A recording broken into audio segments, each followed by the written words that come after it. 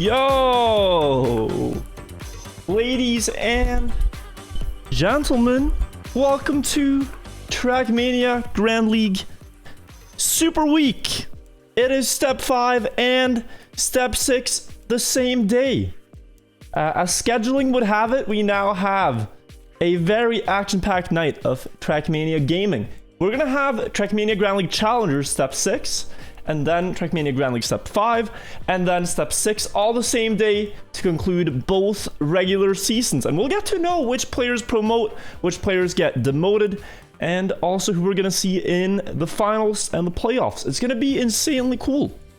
So yeah, indeed, a lot of pressure on one day for the players today, but it's gonna be a spectacle for us to enjoy from the sidelines. We'll get to see, I think, some of the highest level of Trackmania we've ever seen, just because of the pressure going into today. It's almost world championship level, with the preparation you need for a match day like this. Now, joining me for today's cast, I am once again honored to have my Danish compatriot and partner in crime, Janik, to join us for the cast. Janik, how are you doing today? Welcome. Hi. I am doing well, thank you very much. I had a very pleasant long sleep, so I'm definitely ready for today. I absolutely did the opposite and got up for a cup of the morning. Oh my god. How did that go? No, wait, you won it, didn't you? Won it. I got some morning routine going, and I did win the cup of the morning today. So yeah, bit of a different approach from both of us, but I honestly couldn't sleep. I was pretty excited for this. I mean, it is going to be very exciting. I'm just going to let you know, if you're going to play Cup of the Morning on the regular, I'm going to get mad because I won't win it then. Maybe we could play it together, and we could do like a date almost between friends. A date between friends. I mean, we can do that, but we have to schedule it on Tinder first, because that's where I schedule my dates, you know? All right, okay, yeah, I'll try to find you. Guys, we're messing around. Let's get serious here and start by taking a look at the leaderboard going into today, because there's a lot on the line. So we'll start with the challenger match, because that's the one that we're gonna watch first. And if we look at just the overall leaderboards, after the first 5 steps are played, it looks like this. We're using Liquipedia here, so let's see if we can get it on. There we go. Currently, we have Solja in the lead with 3 champion medals and 2 gold, and a very impressive 20-5 win-loss ratio. Wirtual in second, Miquato third, and Link in fourth. These are the top 4 that could qualify to the finals. These top 4 players have all done well, but like I'm looking at specifically Wirtual and Soldier, they've been like tearing up the field. And I think those are both Soldier, Wirtual, and actually Miquato are probably all gonna be pretty safe for the top 4 today. Yeah, I think with 1 step left, mathematically they should be guaranteed to be in the playoffs. But for Link, it could still go awry. Enner is, he has 1 champion medal as well, and only 1 gold. So if Enner today secures the champion medal and Link does not, then Enner could take it away. Also, if Link only gets like a bronze medal and Evon gets a champion, he could also take away that 4th spot. So it could get very close for the final spot there. Wouldn't they be equal then? They would. And I'm not sure then if the tiebreaker is win-loss ratio or if they straight up do like a Armageddon 1 versus 1. But that is something that's in the cards.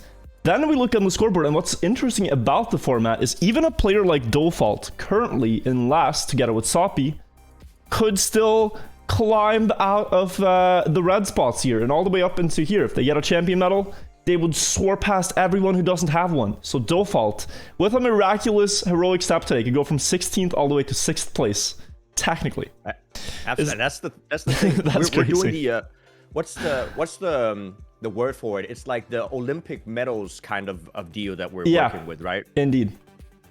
So there's a potential comeback there. Now the players you see in the orange spots here, Darkwix, Tween, and Mika, they would, if the positions remain like this, be playing a promotion relegation match against players coming from the Open League. If they survive there, they'll be back in Challenger, but it's a match you don't really want to end up in. You kind of want to get top 8 here, at least to be safe, and even top 4 for the final. So that's what we're looking for. Some players are going to play for survival. Some are going to play to go to the final and potentially even promote to TMGL. Yes, and that's going to be crazy. Those matches are going to be insane because you know that the TMGLC players are going to be practicing so much to get those TMGL spots. It's going to be like some crazy matches at that point. Yeah, because that's why we're here. That's what we're here to play for. It's to, well, try to get into TMGL. That's what the Challenger League is all about. You want to prove yourself worthy to be one of the top 16 players in the world. We're getting to the point where we'll see, I mean, the top players, so the player who wins the TMGLC finals, they are next weekend, I think, would automatically promote. So at that point, you've made it. You made it to the top. Yes. Also, the matches are going to be starting in just about, what, 3 minutes-ish? Yeah, we're just about to get into it, and we should have the matches ready. I'm not seeing them in the plugin, but we can take a look and see if we get the match data anyways. So I am seeing Rossi, Darkwix, and Nequatro in one match, Snow, Wosal, Enner, and Soppy in another. And we have it's like a little bit of confusion here. Mika, Hedra, Skundir, and Link, and Tween, Soldier, and Avon for the final one. Not sure why there's only 3 players there, but that is what we have. I mean, I can't see it in the viewer just yet. No, I'm not getting it there. Are you getting it? No. Okay, then we'll work with the data we have. I think that second match looks pretty interesting. Snow, Wosal, Enner, and Soppy. I mean, if we're gonna have an upset today, I think Enner needs to start strong with a win on the first map. Absolutely. So let's get ourselves on server 2 and take it from there. I will be jumping in then. Okay. So yeah, guys, if you haven't watched Trackmania Esports before and you're wondering how this format works, we've gone through a couple of different formats in the Grand League, but the one we're playing today and that we have been playing this season is a very exciting, fast-paced format where the players play a best of, well, it's first to 3 points on every map, and if you get 3 points, then you win, and you can go into a winner's bracket in a Swiss format. So basically, what we're gonna see is players try to get 3 points on a map as quick as possible, and we'll open it up on the server here so you can see it for yourselves. We're starting on, I believe it is Tiny Gap today. I can just be 100% sure for you. It is. We are at map pack 6, right? Because this is the finals of the TMGL. Oh, so yeah, okay, yeah. That's the confusing part. We're starting on Knife Edge. Okay, that's cool. So what's gonna happen is we get to see maps we saw in week 1 be replayed as the final maps of the step. And Jaina, can I tell you something fun? Yeah, sure. I looked at the leaderboards today for the records before we started the matches today. And the world record on this map is currently a 104.20. A 104.20. Perfectly flat, set by mine. God. And it is just such a fun fact that they play at like the best pace they can, and you get a 104.20. I just love that. Easy world record to remember. Dude, that's awesome. Also, I do want to, just an extra fact for the people, since I am Danish, that the map was actually made by the Danish player Kiesler. Just true. Extra fact right there. A household name in the Trackmania Grand League mapping scene. These maps are actually built by many different community members who create the maps for the league that we watch such great competition on. But we are actually going live here with the first match, so we are in step 6. This is the final one of the season, and currently going into it, one of the storylines is Enner here, who started the season by winning the seeding event, was the #1 seed going into the season, currently in 5th place in the league, and he needs to get top 4 if he wants to go to the finals and have a chance to qualify for TMGL. In order to do that, he has to beat Link today and secure a champion medal. So all eyes on him going into this first round as we see Soppy flying out here on Knife Edge.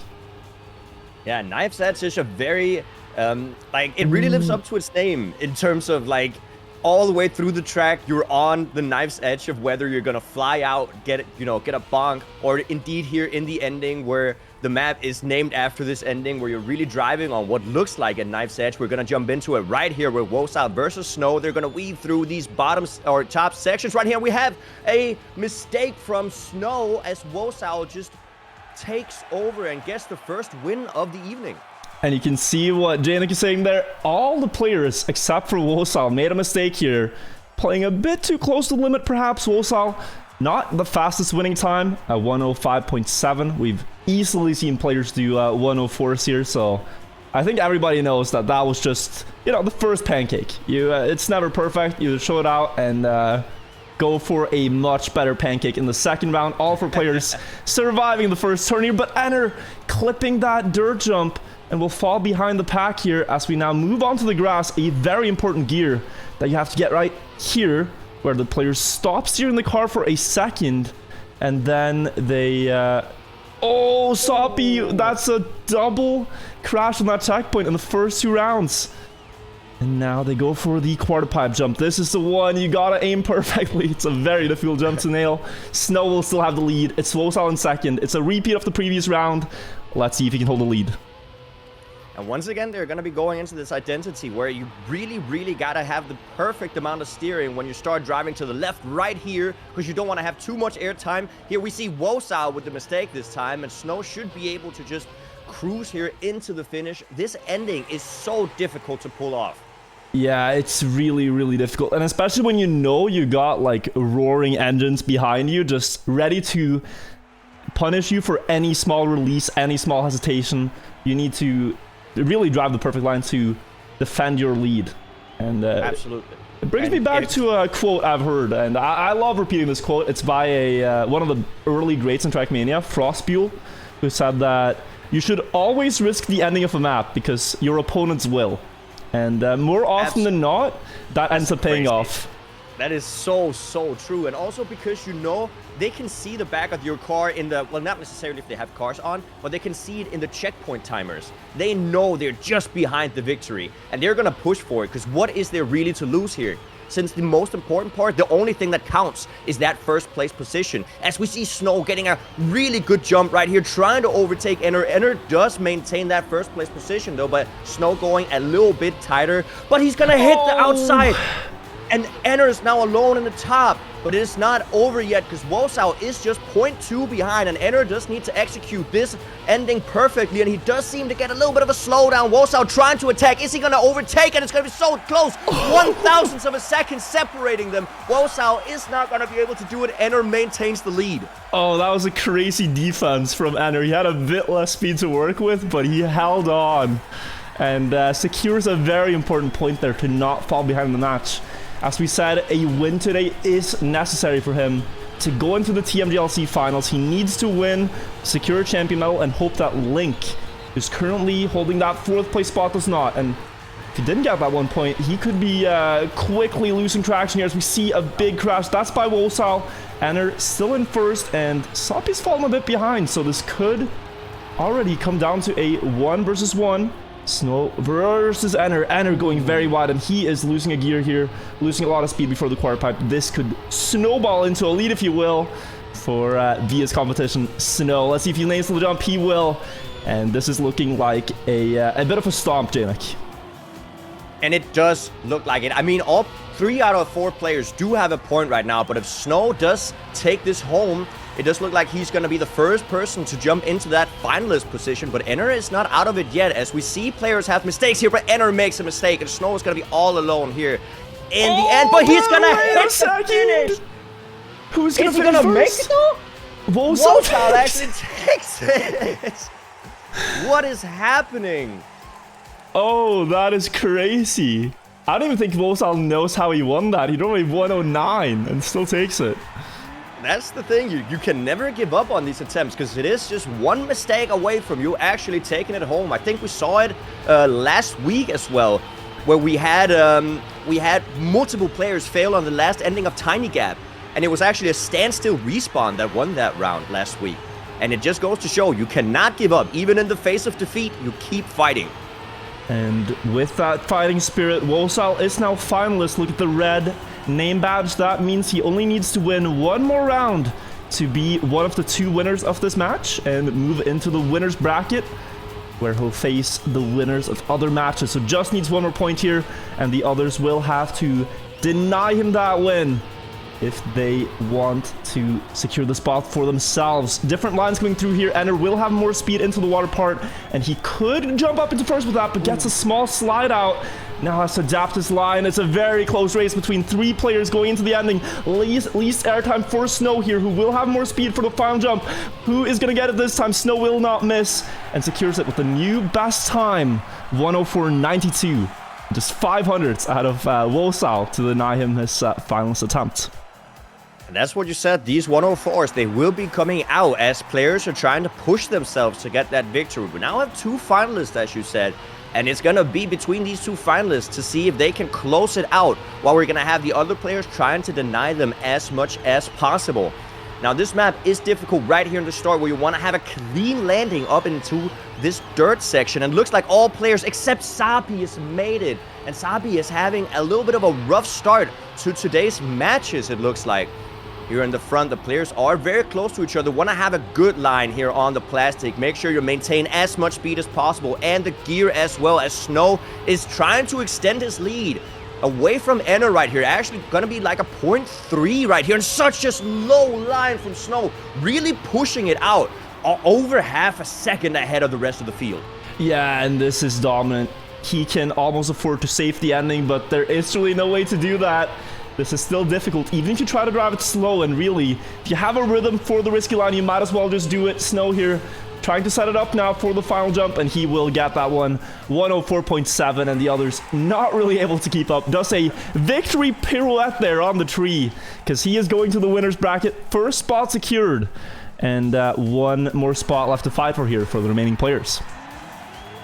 Yeah, and it's going to be Enner and Sapi trying to deny Wosal that finalist win right here. But these are the seeding matches, and you can still get up to the champions fight if you get the top, what is it, top 2 here? Top 3?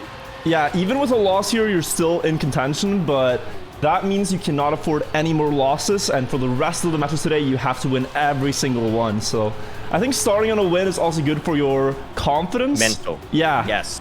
That you know you can do it. So important for Annie here to try to deny Wosal, but he looks to have a great line. The quarter pipe jump, though. Is he going to be able to line it up here? Almost going too low, but that is a beautiful jump from Wosal. 0.4 of a gap now before the ending, but he misses the drift a little bit, and look at the speed for Enner now. Gonna be huge for the potential comeback here through the water part. He's just closing the gap so fast, and he's right on his heels into the ending. Overtaking lead now for Enner, but he jumps too far. We'll have to try to back it up. Is gonna have less speed than Wosal perhaps, but enough to secure a win by 0.2 of a second, and now we have a double finalist situation. And it is going to be between Wosal and Enner here if the previous rounds have anything to say about it, because we have looked at Sapi. Sapi has unfortunately not had the best start and has had even a DNF happen. So we're going to be looking at Wosal and Enner here in the front, trying to fight it out for that victory here on the first map, Knife Edge, as we go into it right now. Oh, but Enner crashes out, and he is left to hope that Sapi might be able to do something, but Sapi hits the wall as well. And Wosal is going to see this on the splits very shortly now. Coming into this checkpoint, looking, where are my opponents? They are well and far behind me, so big opportunity for Wosal to close this out right now. It's really all in his hands. But also, his fate depends on this quarter pipe jump, and he might have gone too low, clips it a little bit, but he's hanging on here, and this is very, very sketchy. The drift will be there, and Sapi's not getting much closer. Still 1 second before the ending. 3 jumps remaining here. The first one onto the side, then on through the checkpoint. He clipped. He had to respawn, and Sapi might just take this one away and save Enner for another wait, Enner sniped What the fuck? There's no way! Sapi going for the safe finish, because he did not think he was gonna make it, and that allows for an overtake. Oh, Wosal has to feel so heartbroken this match. But it is a good secure there for Enner to go all in despite the early mistake, and he's able to take it away just at the finish line. So Snow and Enner are our 2 winners of this match. Yes. Now let's see if we have the plugin up and working. Oh, it looks, if you refresh it, it might be back here, so we can get the next matches up. A while. But guys, that was the first match. Really intense stuff. We'll see if we can get the results of the other matches up as well, so we can tell you about them. But yeah, no, crazy start to a long day of matches here, Danik. Yeah, crazy start, and a few upsets right there, and some rounds that were really unpredictable. But that's what we were saying about Knife Edge. It is really a map where you are on the knife's edge about like either flying out, making a wrong drift, or indeed in the ending where you can easily make a mistake. Yeah, so that was Knife's Edge. We're now going to Heart as the next map, which is a very fast-paced map. It's kind of the opposite of what we saw now. It's not that hard to survive on Heart. It's really just about your pace and about pushing it. So it looks as though Mika, Dark, Evan, and Soppy all lost their matches. Their first ones. We're getting the results as we go. I think we have the 2 winner matches ready. It's Tween, Link, Enner, and Rossi. And it's Snow, Miquatro, Soldier, and Scandier. And looking at those 2, I think we have to go for the Link Enner match in Group 1 to see how this storyline develops now. Because that really is the current battle for the 4th and final spot in the playoffs. Yes. And it might be Link and Enner both winning this for first and second place, which would push the storyline to even... Yeah, that would be insane. Also, that would be crazy. Evon is also not mathematically eliminated from potential playoffs. He would need to win a champion medal today, and currently he lost his first match, so it's something to pay attention to as the day develops, but he has to win all his next 4 matches to have a chance. Also, a quick little thing. We are on step 6 for the TMGL, so it's actually going to be Turnover that we're going to be playing right now. Oh, Turnover. Yes. Yes. But it's also, this Turnover is an amazing map. Either way, we'll see the players fly through the map with speeds of upwards to 600, like on the fastest sections of the map, which will allow them to utilize like mechanics as speed drifting or speed sliding, whatever you want to call it, where they can increase their speed by sliding in a specific way. It's a very good map. And we've seen some very interesting lines here through the weeks of practice they've had on this, particularly for the turnaround parts, the backwards parts that you see here, where the players have to use the ice, turn their car, then turn the car back around to pass these anti-boosters, boosters pointed against you. But also in just the long plastic full speed part that you see Link driving here. Some very interesting trajectories that can gain or lose time, and we'll see how they balance out. It's usually, in Trackmania, a battle between an inside line with less speed or an outside line with more speed. And you have to figure out which one you want to go for. And it's all about the momentum, as you say. If you can see that the next part of the map, you can maintain that speed you get from the exit of the previous section, you want to go for a wider line, preserve that speed, make sure that you can utilize that to snowball through the map. Or if we're looking for a more tight section where you see that the lower speed might give you an upper hand, that's what we're going to see. And it's going to be up to each individual player to calculate that for themselves. But it's really interesting to see in the warm-up here that what players practice is just this part right here. The ending of the map is very decisive in that the speed you carry when you land backwards here, you want to land as straight backwards to preserve your momentum as possible. And that carries all the way to the finish line. You can gain or lose 2 to 3 tenths of a second here, just depending on how much speed you carry into this backwards landing. So that's why Link is dedicating this warm-up just to doing that one jump over and over and over, and I think we'll see Rossi do the same. It's an important part. That's also why this identity is arguably one of, if not the hardest identity to pull off. Because they have to turn their car 180 degrees mid-air to land perfectly with the back of the car lined towards the direction of motion, right? it is so incredibly difficult to pull off, and we're gonna have to hope that the drivers have practiced and are ready for this incredibly difficult identity. Indeed, it's match 2 of step 6 here. All these players have won their first match. Currently, we're looking at the battle between Link and Enner for the final. They're 4th and 5th in the league right now, and top 4 qualify to the Trackmania Grand League Challenger Finals, where the winner gets promoted to Trackmania Grand League, the top league. Also here for Tween, it's a battle for survival, as he is currently in 11th place in the league, and a win today would secure him well out of danger from getting into the relegation matches. So a lot on the line here for all the players in the match. Rossi in 7th right now in the regular season, and could also, with a win, safely secure himself from any harm. Absolutely. So all these players have a lot to fight for. As we go into the first round of the map, we see the players go into this very fast-paced section. I think we already have some mistakes happening as Enner does not get the wall right perfectly. Going into the first turnaround, we see the players, they're going to line up for a little drift as they enter this booster section, because to get the most amount of speed going into the plastic, we're going to see a few different lines coming in here. Will they go high or low on the wall ride? It is up to preference and up to the exit speed that you're looking for, as we see Link with a very good line. He was also good in last week's TMGL on this map right here, and he does seem to take the lead. Yeah, Link with a great line there. Rossi catching up with a bit less speed, so Link will run away with it, but now the turnaround landing that we talked about, you have to land perfectly backwards here with your momentum. Rossi looking good for that one, and Link is a little bit too far to reach, but Rossi did have slightly more speed for the end. Link winning that with a 1:08.45, and that's already a very respectable time. Absolutely. Anything in the 108 is respectable, and it is also multiple seconds ahead of the author time and close to the top 10 world, or your top 20, I think it is, that I'm looking at right here. So very respectable. We're going to see the players try to line up for an important gear in the downhill right here, which is already difficult to get. And that's going to decide, as we said, the momentum and the snowballing effect for this grass section of the map. You can see the players are getting different speeds in the downhill, and they're going to utilize that momentum all the way through this section of the map to try to extend their lead or catch up to the leader going into the first turnaround. Lining it up, Link, unfortunately, with a small mistake, and it's going to be up to the top 3 players right here. Tween, Enner, and Rossi fighting for it right here. Tween going for a really inside line. It's going to end up higher up on the wall, as we see the other players going a little bit lower, trying to get that exit speed from the push and going into the last section, last part of the identity.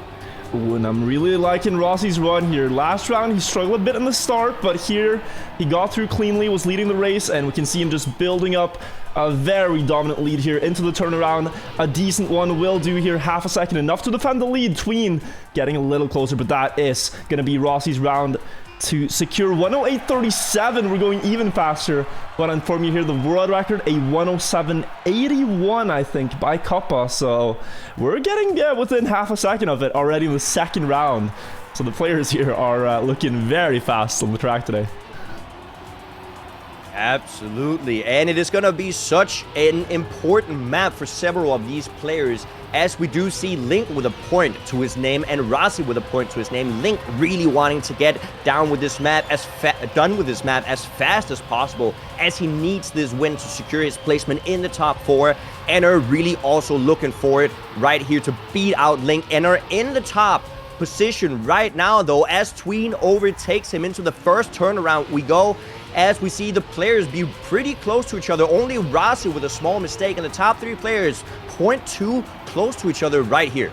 Oh, and Link very low on the wall. It's so interesting to see how it balances out. I think the low line might be a little bit faster than the high line. Link clipping the checkpoint here. Not out of the mix yet. Still actually in the fight. I think his car re-angled a little bit to put him still within fighting distance. Tween will have the speed advantage here. Can Link get more speed in the backwards part? It looks like he's getting closer. Not quite. Tween takes that one away. 1:08.4 here.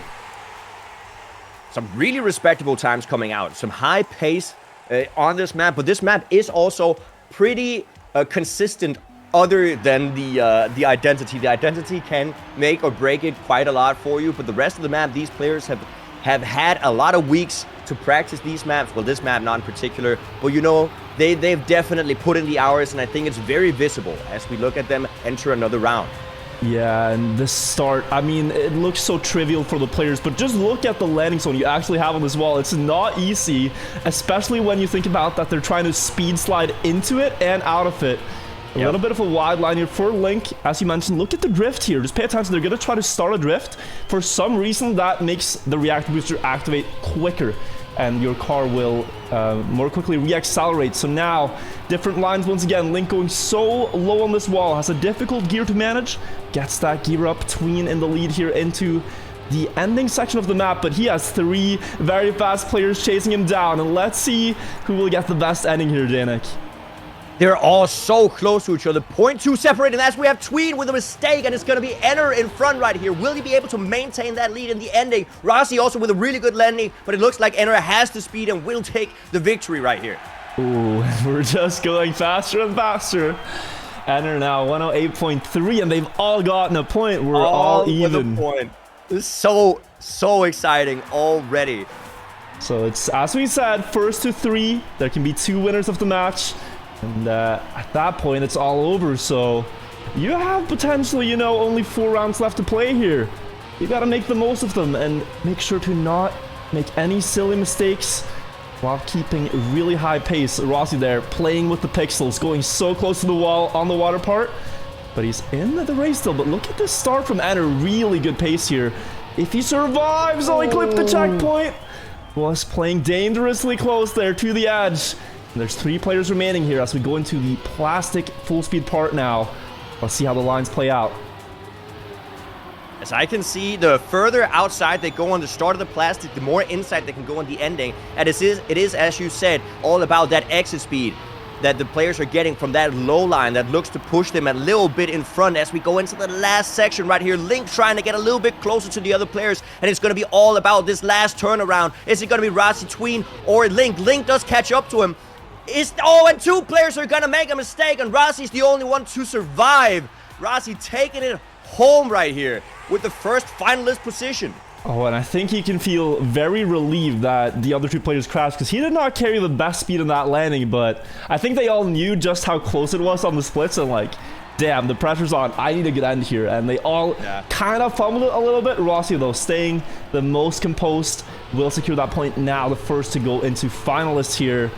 Putting a lot of pressure on the others as we go into yet another round. Enner able to get a bit more speed in the downhill here with the speed slides. You can see a very aggressive approach into the wall ride.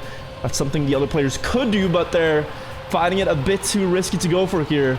But that will grant Enner a small lead. Link bouncing on the blocks here, staying alive somehow. And we still have 4 players in the mix as Enner and Tween look to run away with it a little bit in front though. Yeah, going into the plastic section, once again, they're really close to each other here. Enner and Tween fighting for that lead. Link is still able to make it, though. We have seen him get close to the other players here in the ending with a little bit of a better line here on the grass section. We do see him a little bit closer, trying to inch forward, but it's going to be between Enner and Tween here in the front. Who's going to get the best turnaround? Both of them doing it perfectly, it looks like, but Enner does seem to be able to carry home the victory, and is going to have another finalist position down. Yeah, and he's able to get that just from his fast start, really. Like, he's playing it so risky. He crashed out the round before, and now he gets to the start, and he has such a fast pace that the others need an exceptional end if they are to beat him, because he's just inching out a small lead here. Let's take a look at it from his point of view, see what he does to always try to get ahead by the grass wall ride. So really good speed slide in the uphill there, and now he has a good trajectory to the checkpoint, and then just a really low jump into the wall. This time it goes awry, and he will fall down, losing out on a potentially closer round. That is the cost for the potential gain you might get as we see 3 players remain here. I'm stumbling, Danik. Please take it away here with Tween now in the lead. Absolutely. Tween is in the lead, and that's what we talked about. It's all about pushing it every single place in the map. As you said it perfectly earlier, it's playing with the pixels. You want to go as close to the corners or as risky as possible to inch out every single 100th of these seconds here. As we see Link and Tween in the front here, but both of them getting a little bit of a wonky line into the finish, but they do maintain it. And it's going to be Tween and Link fighting for the victory. Link does seem to have a little bit more speed. He's going to be able to snipe it, but Tween gets a more inside line, and he's going to be able to take it 15 thousandths ahead of Link. And fantastic times by both players. I mean, they drove the best times of the match so far. And you got to feel for Link here, who loses the round while driving a .27. That is something you don't see too often. So now 3 finalists in the match. Link still on 1 point.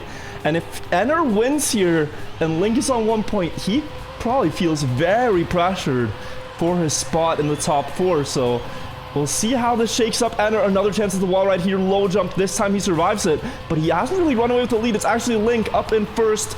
Wide setup for the grass turn will grant him more speed as they land backwards here. And now the turnaround. This could be very important.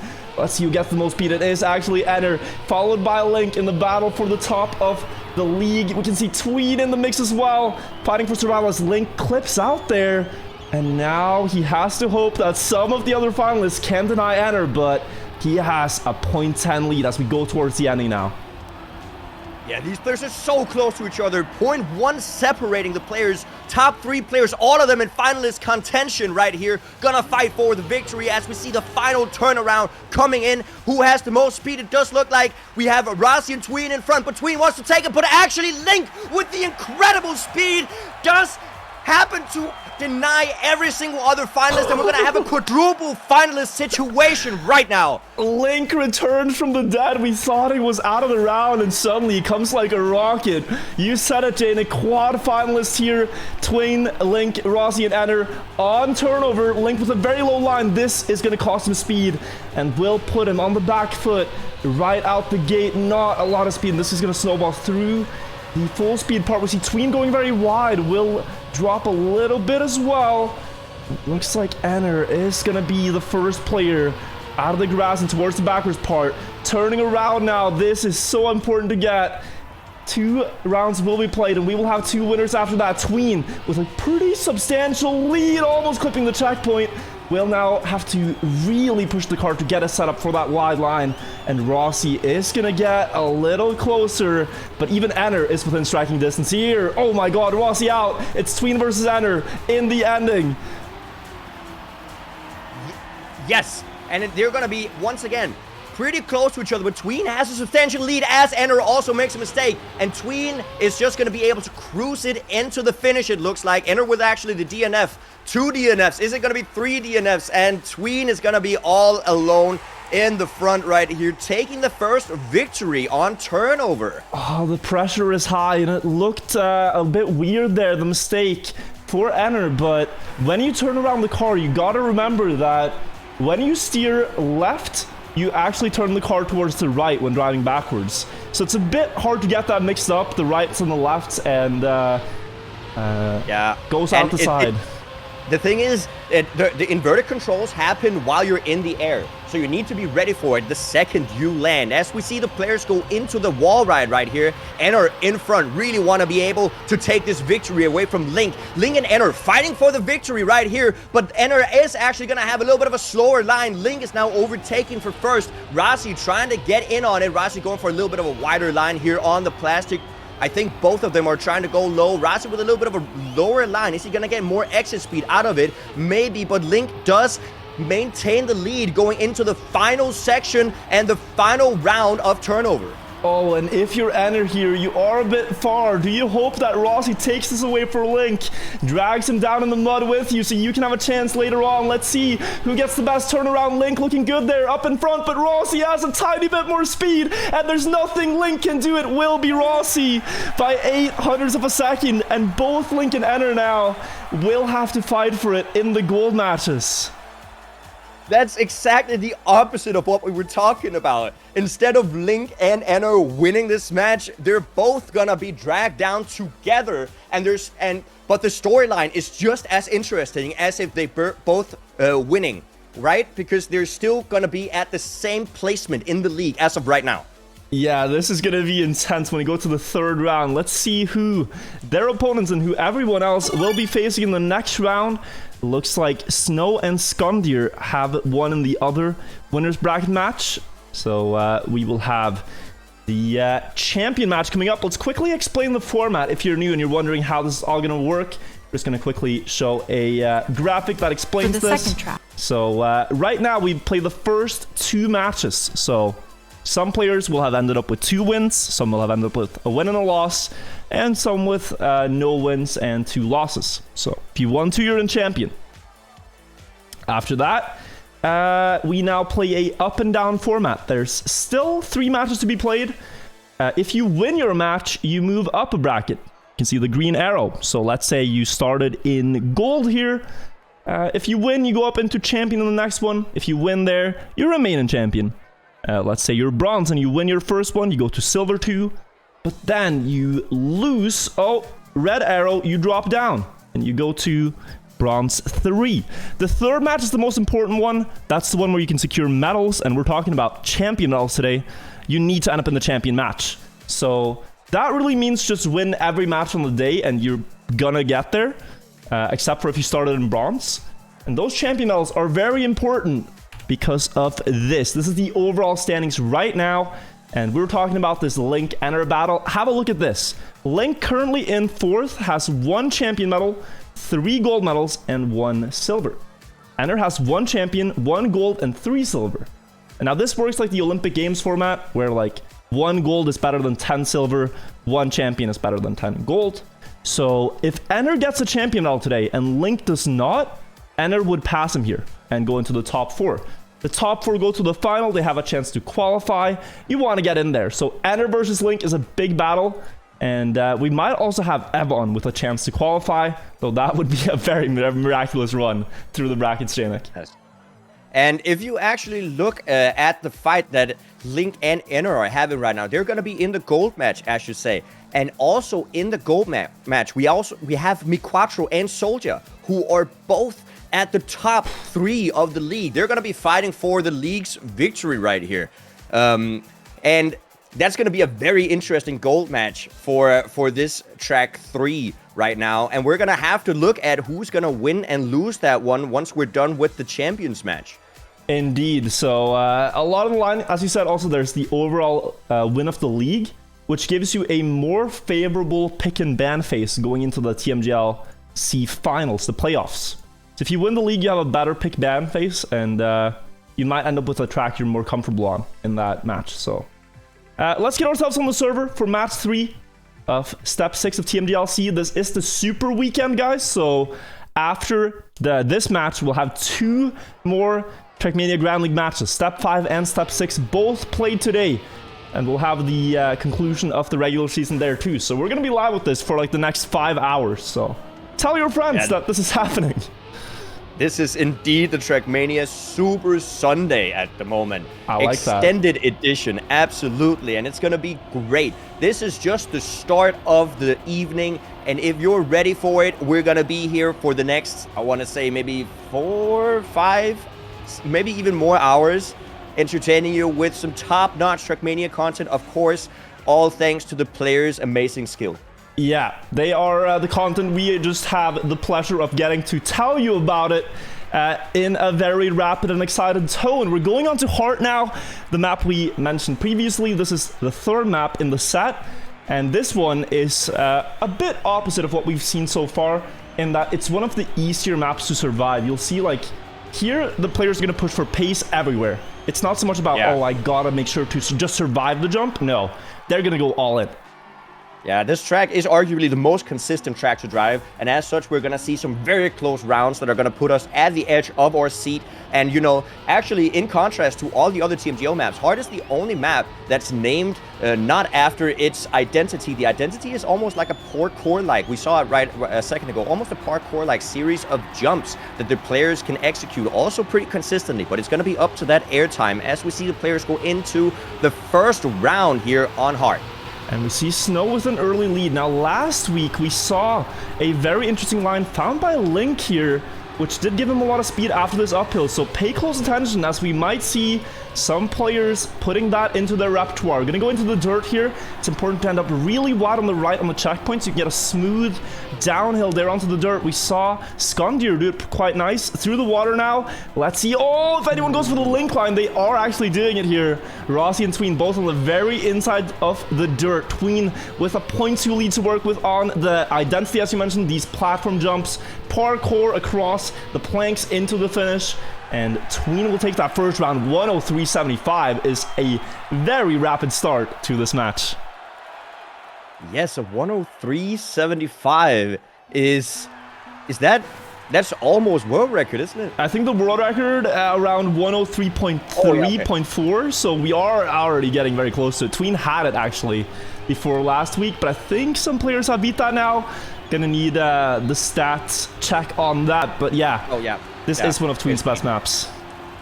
Mime only beat it with less than 1/10 of a second though, so very, very close here.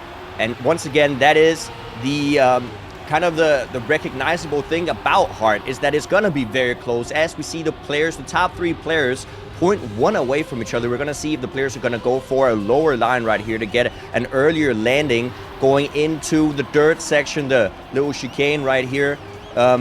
With an underwater section coming up, and the players are gonna get into the dirt line where they're gonna set up for the identity. Going into the identity, little parkour-like obstacle course right here. Snow in the front, Rossi right behind him, getting a little bit of a tighter line right there. But is he gonna be able to overtake him? He actually gets really close, but Snow maintains the lead, winning the second round of Heart.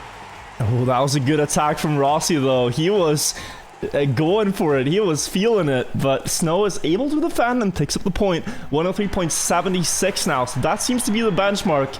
That's what you gotta drive, and for some of the players in the field, that's almost their personal best pace here. So you know, it's like you gotta go all in to win this, because if you lose here, it can be very rough. To get a champion medal on the day, that's a full face plant for Snow.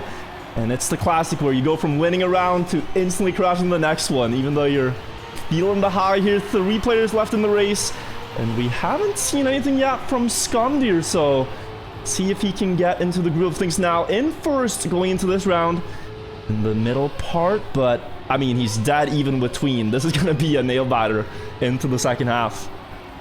Yeah, it's so hard to see who's gonna win it, because they're all gonna be so close to each other all the way up into the identity, setting up for a tight turn right here, downhill on the dirt, getting ready for the first series of jump, as we see Rossi actually climbing his way up to the top. Tween with a mistake, and it's gonna be Skandia and Rossi here fighting for the lead, but Rossi does maintain that lead very beautifully, and he's gonna get a win for himself. 103.71. All right, we're just going even faster now, and Rossi there was actually third at one point. He did not have the fastest start, so we could potentially see a 0.6, 0.5, I don't know. What I do know is that these rounds will be very, very close, because sometimes it can be a bit difficult to adjust to a map, even though you've practiced it. It's like, oh, we're live. Okay, I gotta get into how to play this map exactly, even though I practiced it.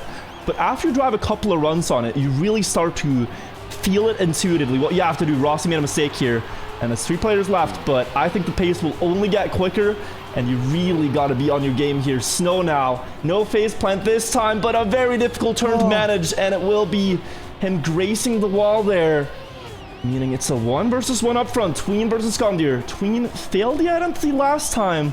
Wondering if that plays into how he's going to approach it now. Perhaps saving it a little bit, allowing Skundir an opportunity to come in to first place before the jumps. Onto the first plank here. Tween indeed jumping a bit wider. Not going to lose too much time from that though.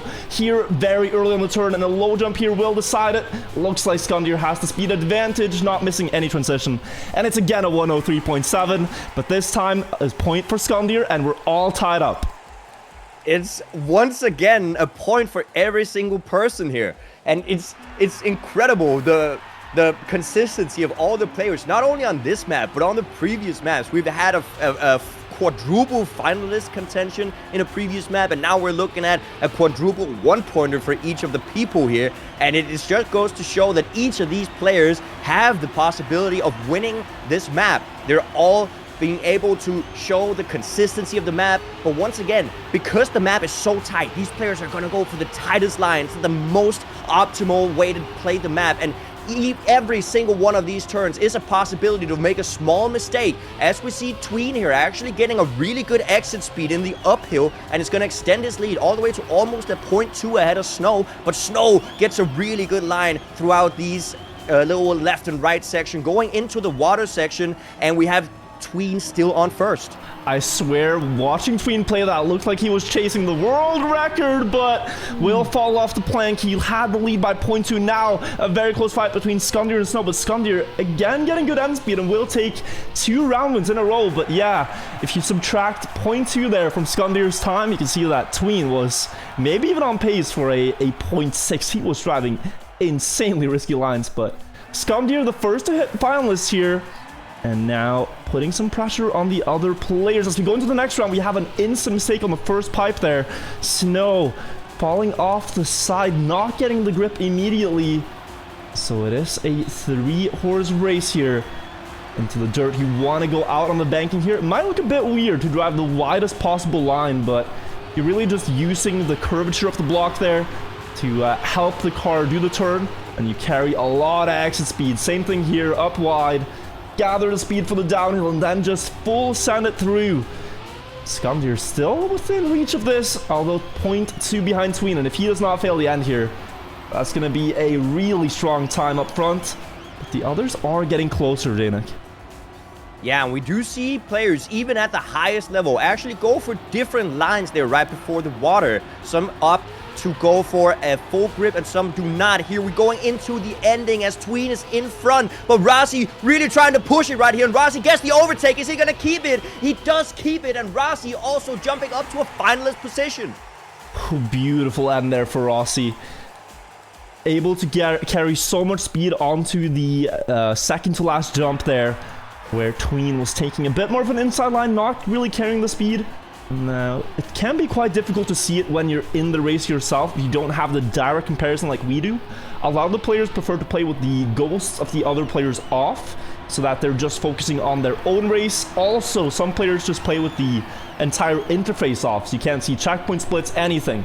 You just want to be in your own mind game, and if you are, it can be difficult to know what you have to do to win. Snow here with a fantastic start, leaving the field in his drift smoke right now. 0.2 ahead though. Tween is gonna show why he is the second place world champion from 2018 on the drifting style on tech, doing those drifts masterfully and able to go right back up to level here before the dirt lines. Now into the downhill. Tween with the best approach on the inside, gradually cutting away at that lead that Snow has, but he's still in front before the jumps now. Snow with good speed in first, Between with a low jump, taking over the lead. They're right next to each other on the planks. Between with that small speed advantage, able to net out a 0.02 difference, and he too will join the others as finalists. This is getting tense, Janik.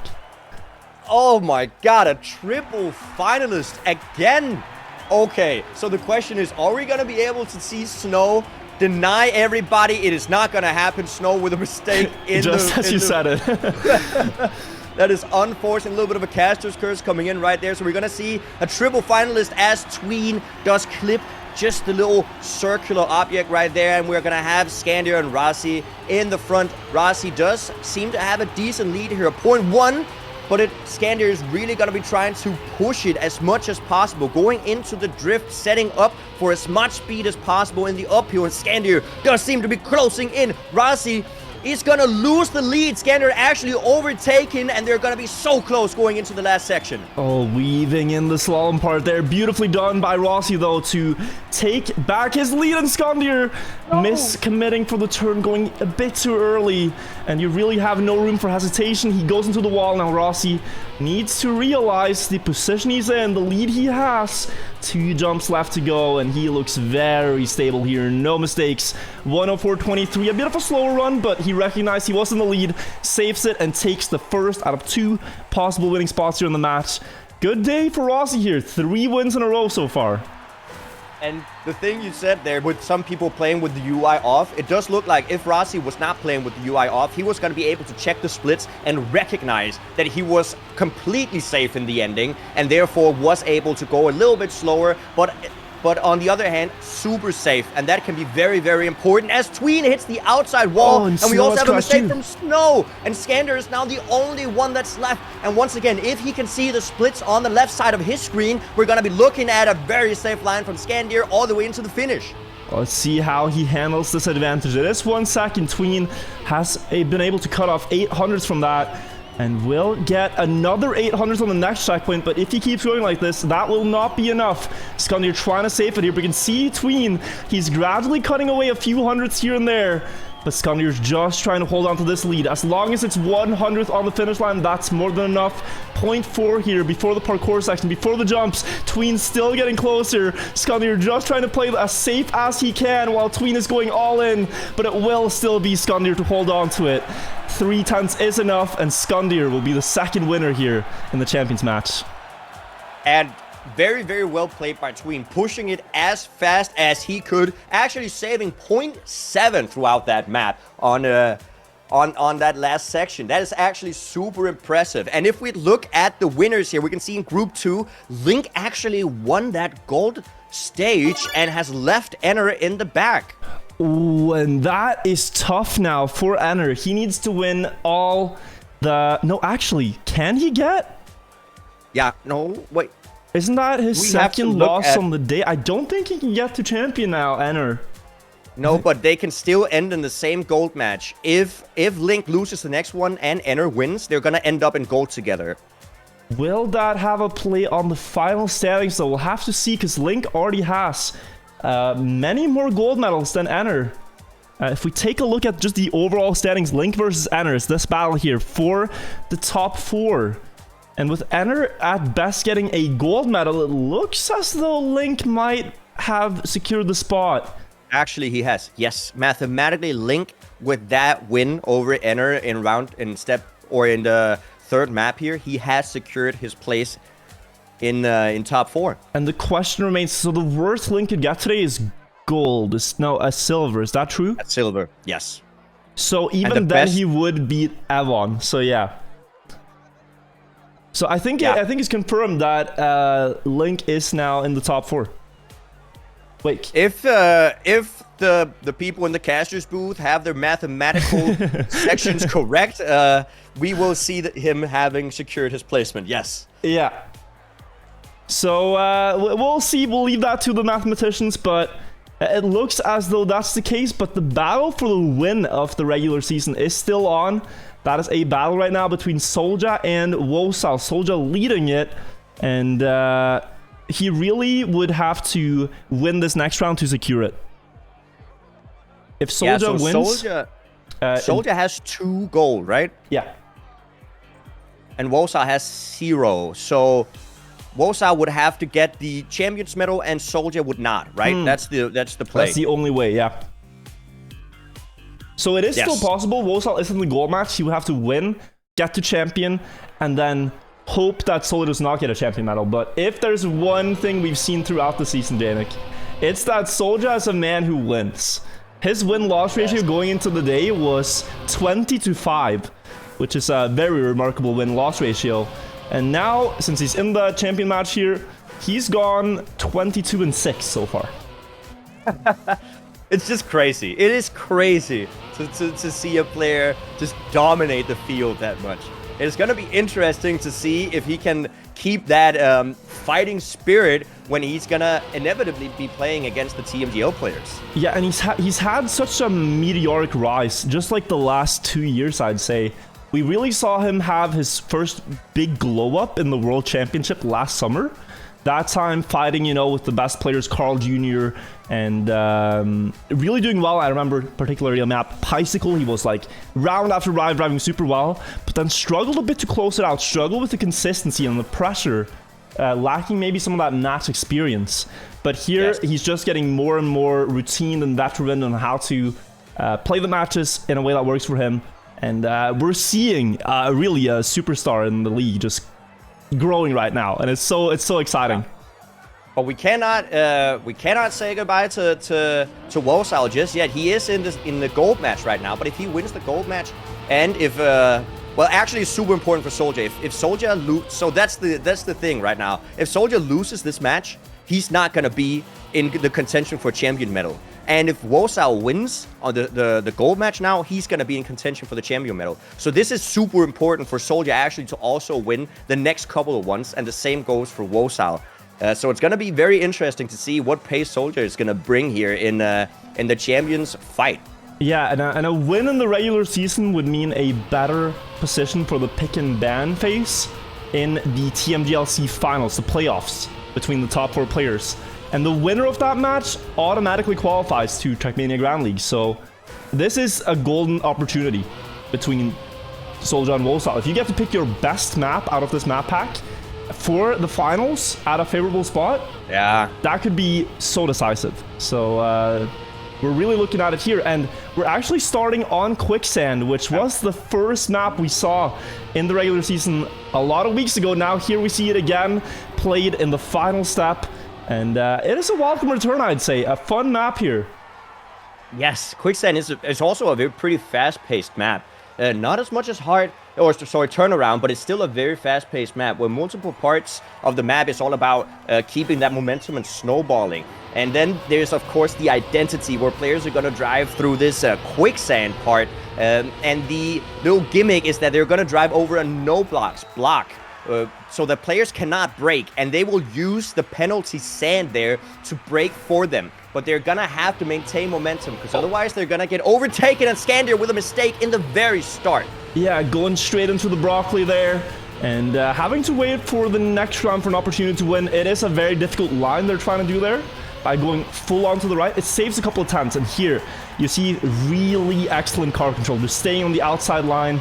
That does build up more and more speed. Now here we're going to go into the downhill. Important to get a good trajectory. Link missing it a little bit. Rossi clipping on the exit.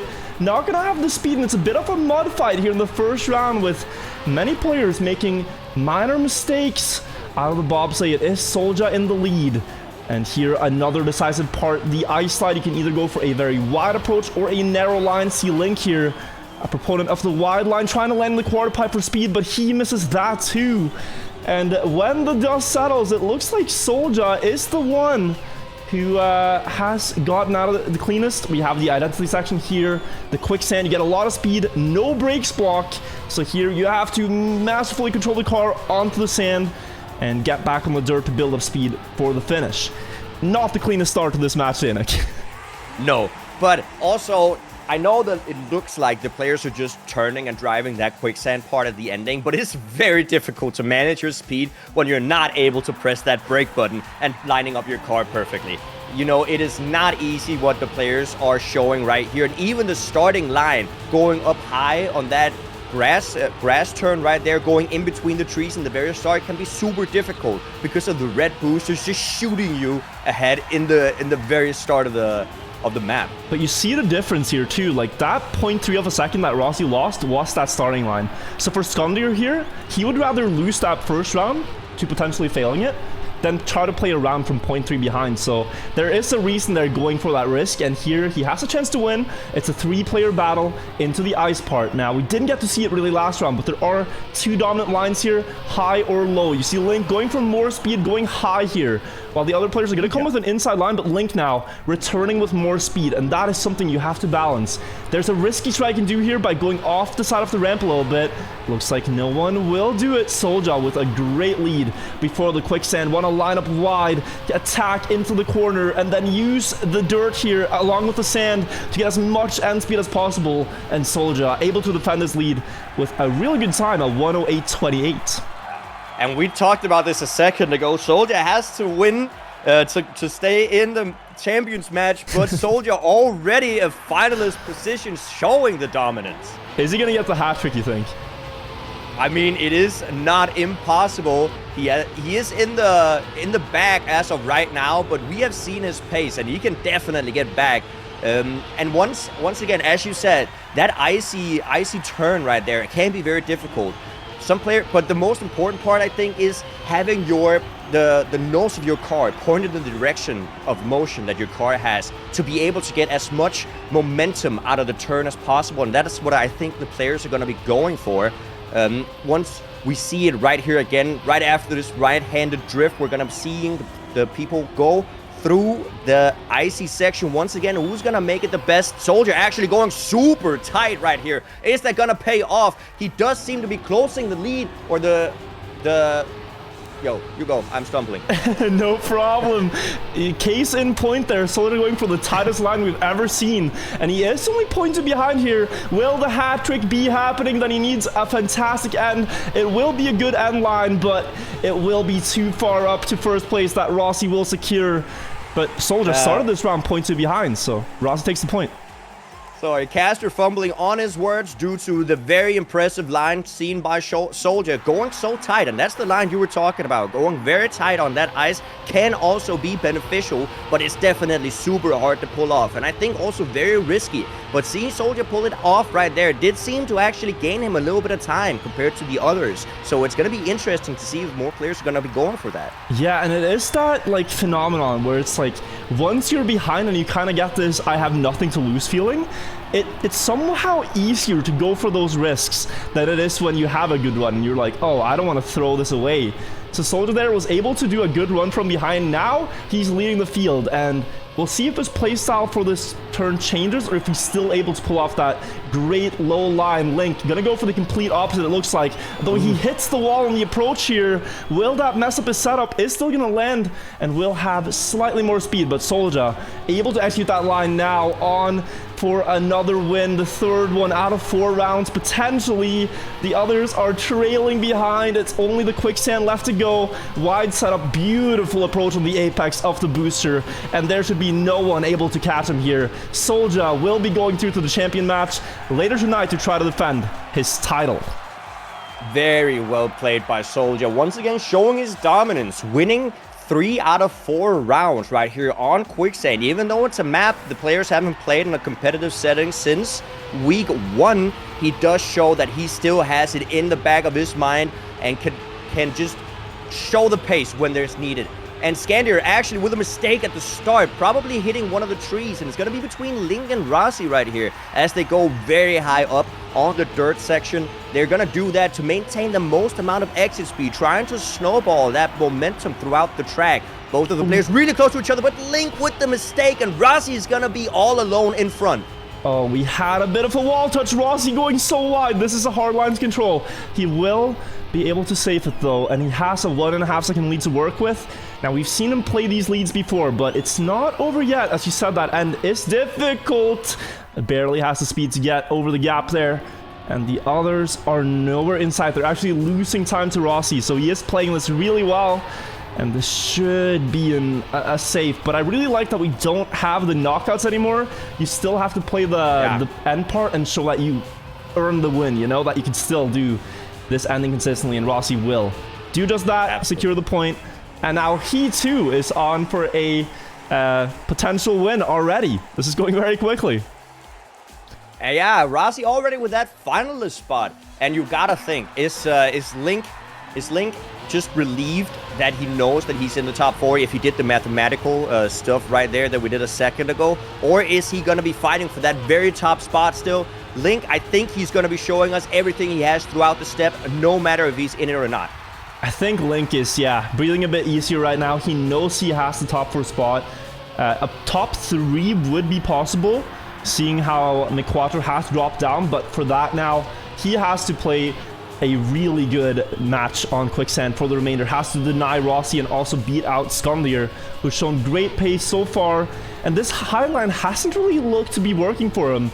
On the ice, the others are slowing down more than he is, and now he does. Let's see if he gets more speed. No, he is still losing that fight a little bit, so it will be tough to win it out in the ending. Trying to land early on the top of the grass downhill to just build speed across the plastic. Skandir with the advantage going into the end. Oh, and Link hits the cactus. That is going to be Skandir taking this one, and a tough job is only getting more difficult for Link if he wants another champion medal and a potential top 3. Absolutely, but you gotta see that Rossi is still in finalists. So Link and Scandier, at least Link can breathe easy that the Scandier did deny Rossi that finalist win for now. But they still have to do it a few more times, and Link has still to win 3 rounds if you want to get the chance at that Champions medal right here. Yeah, and it looks like he's missed the start line a little bit. We are seeing that happen at wall hit as well, and now this will be very close. Either Rossi closes it out here or Skandir joins Rossi as a finalist. Either way, we're drawing to a conclusion here into the bobsleigh. A great line from Rossi there. Good exit speed here. We have seen some players be too fast for the jump, so Rossi angling the car a little bit, slowing down enough to make sure that does not happen. Pushing it very close to the apex. A very early approach to the ice slide. And did we have Skandir missing the slide?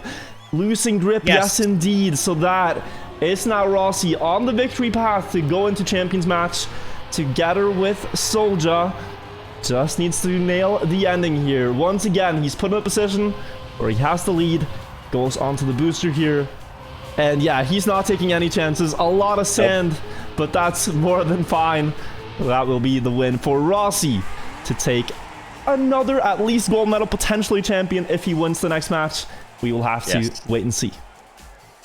Now, if we are fast, we can join in on the gold server right here, where we see Snow having won and Wosao in the finalist position. Now it's gonna be super important for Wosao to win this. Yeah. So, continue. Yeah, the match for the win of the league is still on here. Looks like Wosao has failed this round. He's 2 seconds behind. But as we mentioned, Soldier has 3 champion and 2 gold so far. Whereas Wosao has 2 champion and 3 gold. So if Wosao wins today and Soldier does not, that would put us onto a tie, and I think we would have a 1 versus 1 between the 2 top players to decide the championship. So let's first take this round. Avalon hitting the wall right before the end is going to put Tween into finalist. So this one is getting close to a conclusion as well. It's double finalists. Yeah, 2 out of 3 finalist players at the moment, and Wosao needs to kick it into high gear if he wants to get a place in that champions bracket right here. Does look like Tween is going for the wider line there in the beginning. Is going to lose him a little bit, as we talked about a second ago, while Wosao does seem to be getting a good lead in the start, trying to extend it by going super wide.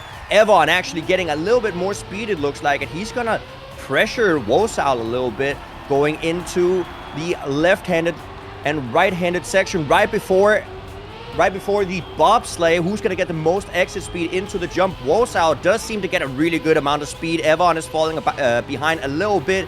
They're going to head into the slide section. Who's going to get it? Are they going to go for the inside line or not? Both of the players actually going up high, and Wosao slides out, it looks like. Evon getting a lot more speed out of that. Oh, and Wosao's winning chances now lie in the hands of Avon, who he has to just hope wins this round. Denies Tween the win to give him 1 final stab at it to take it. Avon crashed here last time. He needs to survive this now for his own sake and for Wosao's sake, and he will do so. It will be 1 last triple finalist round between Wosao, Tween, and Avon. And I have been corrected here. Wosao is tied with Soldier for the champion medal, so just a win would be enough. But let's see now the final round. Janek, take it away. Tween, Avon, and Wosao. Triple finalist situation right here. Wosao is going to be in the lead. Evon actually with a DNF from the very beginning. It's going to be Tween and Wosao fighting for it right now. Wosao with a 0.3 lead in the very beginning, going super wide, getting a lot of speed out of that. And Tween actually with a small little mistake in that line. It's going to be half a second behind, and Wosao just extends the lead as he's almost a second ahead right now. Going into the bobsleigh section, are we going to see Wosao get an even more demanding lead or not? Tween really trying to fight for it. He really wants to pressure that. So we're going to see, is the slide going to be beneficial for Wosao or not? He's going to slide out again. Tween gets a more inside section right here. Is that going to get him a little bit closer to Wosal? Actually not. Wosal extending his lead even further. Almost a second ahead now going into the identity. And I think we're going to see Wosal maybe save it a little bit. He just needs to survive this. And he's going to be in the champions match together with Soldier. This is going all according to the script. Wosal will secure it here and join Soldier in the final for one last match to duke it out for the title of winning Trackmania Grand League Challengers regular season. Snow as well going into the finals, and he, starting the day, was actually among the bottom 4 players facing relegation, but with this final match, he could claw his way out of that. And if he gets a champion medal, he could well be into the safe spots. So that's also something that's very exciting to see Snow with the comeback in the final step here. And that's the thing. Only 5 players in the TMGLC actually have a champions medal so far. So if he does get that one champions medal, he's going to climb himself up all the way to a top 6 situation. That's incredible. It's coming down to this, Janik, in the TMGLC. We'll have the matches reshuffle one moment from now, but until then, let's again just take a look at the overall standings. So the top battle, it is between Soldier and Wosal. Wosal has 3 champion, 1 silver, 1 bronze. Soldier has just 3 champion, 2 gold. If Soldier does not get champion medal today in the final match, and Wosal does, Wosal wins. If Soldier just gets a champion medal, he's the winner. And if none of them get it, Soldier still wins. So Wosal has to hope that someone else in that top match will beat Soldier. And the match will consist of Soldier, Wosal, Snow, and the final player is Rossi. The map we're playing is Icy Jump, right? Yes, Icy Jump. And I think we're going to see Snow really be fighting for it. So you could hope, Wosal could hope for Snow actually taking that victory away from Wosal, or from Soldier, and then Wosal can also get it. And that would put Wosal in the lead, and Snow also climbing his way out of that relegation spot. So that's going to be interesting. Are going to get ourselves on the server here, and let's also have a look at the rankings before going into this match. See what we can deduct from the player's personal bests currently on the leaderboards. The player with the fastest listed personal best is Rossi, a 1:11.23. We also have Wosal with a 1:11.34. And the other 2 players, I am not seeing any personal best listed from Snow and Soldier. I don't think they have their personal best public, so we will just have to wait and see what they're capable of. But times in the low 111 and 110s are like world class. That's what you need to drive here to win the final match. And just talking about, quickly talking about the map itself, it's Icy Jump. And as the map kind of suggests, there is a decent amount of ice in the map. Actually, if that wasn't enough, it's the only map that has an entirely ice identity. But Janik, and we're gonna... I'm seeing something here in the warm-up. There was a line we discussed early on in the season, which is, on this final jump, you see a lot of players land sideways. One line we did see was that you can actually land straight forward, and it carries a lot of speed. It is this fundamental battle between landing forwards and landing sideways. And if I remember correct, I think Soldier was a player who did a 360 there. But that was found out to be a slower strat. We're not sure here, but the last jump, we have to pay attention in the first round and see what they're going to go for. Because there are a lot of possible tricks you can do to save time. Oh, that's going to be very interesting if he's going to go for it again. Let's check out which of the... And, you know, we are talking a lot about pace, but it's also about consistency, as the identity is not easy, guys. This is definitely a difficult identity, and the margin of error is pretty small if you want to survive. If you want to survive the identity in general. The identity also consists of these bouncy blocks, as I'd like to call them, that shoot your car upwards. And it's also the only track we're going to see that those are featured in. So do keep an eye out for those. Oh, Rossi a bit wider in the start, missing the ice slide. But as you said, the first bumper blocks are going to come through here, where you jump into the next part of the track. It's a recurring theme throughout here on Icy Jump. And we see Snow with the best start out of the 4. Now build up a lot of speed in the downhill into the bobsleigh here. and carry it all the way up to the uphill. Want to land while maintaining the gear here. Soldier doing that the best out of the field. Onto the plastics. Wosal is going to clip, committing a little bit too early, and he will just have to crawl his way forward on the track. Soldier here, though, quickly building up a strong lead. And if Wosal wants to win here, that is not what you're hoping to be seeing. But he is maybe getting a little closer to the dirt. Has gained 0.2. Let's follow Soldier here and see if he is doing that 360 strategy. He was doing it very early in the season. Maybe he has changed his way. Lines it up and no, it is. It is the 360 setup. So this makes sense in that he gets rotational momentum when he lands. So the car will want to rotate into the next ice slide. Soldier winning in style here in the first round.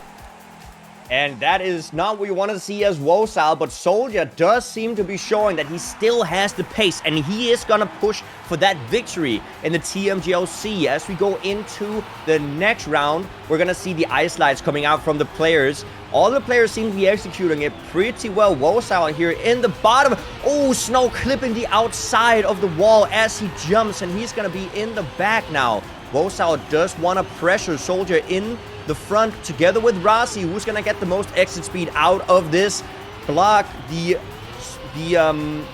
bobsleigh block right here, landing into a drift. Soldier does take the first. Rossi on second. Wosal is a bit behind though. Rossi trying to pressure. Very close jump for Rossi. You have to hope here, if you're Wosal, that Rossi takes this away. You cannot have Soldier be finalist this early. That gives him so many opportunities to close it out.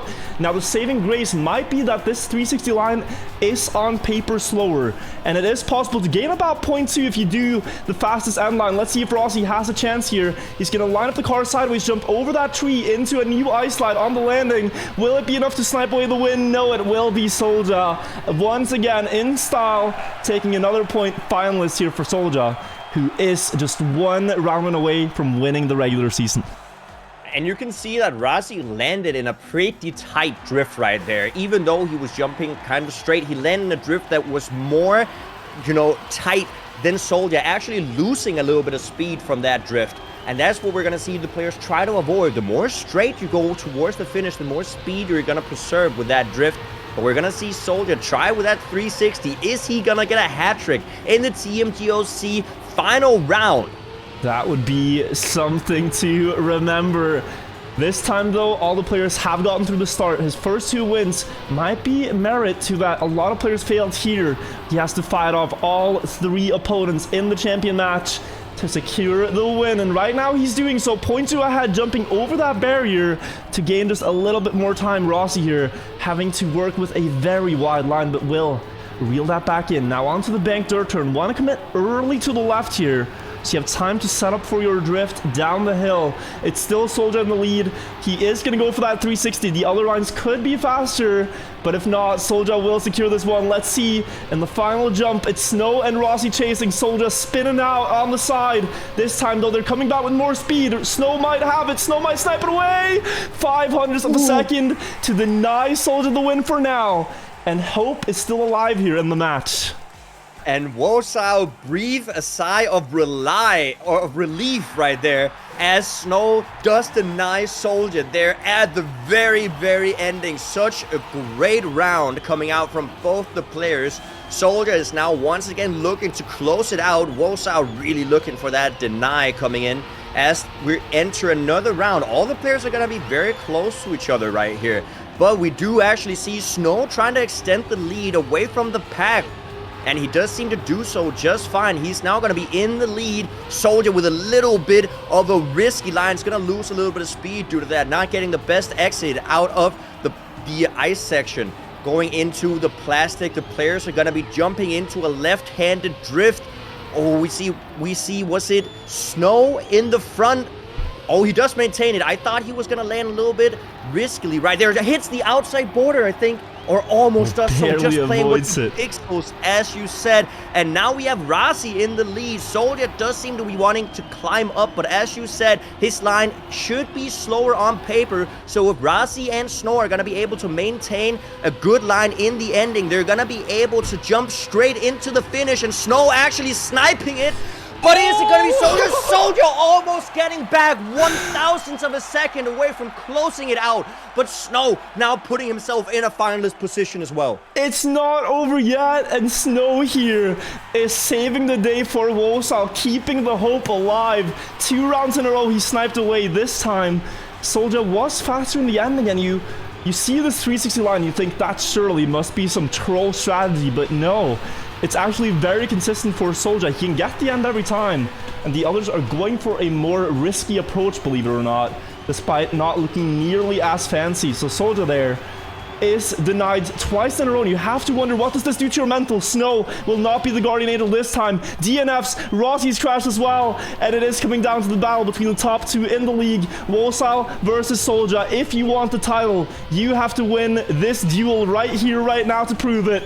Wosal cannot rely on anyone else. He has to beat his rival in the ending of Icy Jump, and you will have the better line on paper. Soldier is still going to go for that same 360, but Wosal cannot lose more time right now. He's right on the border of possibility of making this comeback happen. Into the jump now. Let's see how he sets this up. It's going to go for the straight jump, but landing very wide. This is going to be very difficult to reel back in, and I don't think he has the speed for it. Soldier will be the winner of the Trackmania Grand League Challengers regular season, and we'll see him in the finals next weekend to see if he can go all the way to the top league. Well played, Soldier. Does show us what his consistency can do, winning the TMGLC for us all to see right here, getting first place. But it is not over yet, as we have a very interesting Snow trying to get the second medal, also in the finalist position right now. The only other person who has gotten any points on Icy Jump. And if he does maintain this lead and is able to get the Champions medal, he's going to push himself out of that relegation spot. And it's going to be super important for Snow right here. Yes, Snow fighting for survival. A win here would mean that he's not going down into the Trackmania Grand League Open, but that he will play the next season in Challenger as well. And he's showing right here that he is among the best. Look at this lead he's building up against the other 2 top players here, Rossi and Wosal. Onto the grass jump, yes, 0.3 to work with. Now this turn almost caused trouble for him earlier. Wosal into the wall. Only 1 opponent left to fend off. But the end jump is scary. I mean, just think about it.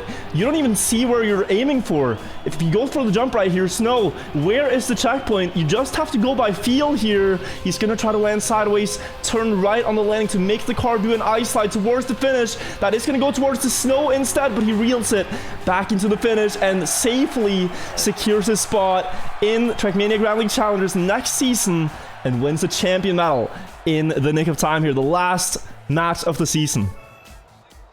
Absolutely, and you would have to think, did Wosal and Rossi not give up in the ending, but they had less to fight for. Wosal was aware that he was safe in the top 4. Rossi knew that he wasn't going to get into the relegation. Snow was the only one that really had to fight for it to maintain the position in the TMGLC for the next season. Oh, but this, I'm just looking at the scoreboard right now. This did something very interesting to the overall standings. So if we look at it on Liquipedia right now, have a look at this. So Rossi was in 8th place, which is the safe spots in the league. But since Snow got a champion medal, imagine he's going to jump all the way up into 6th place.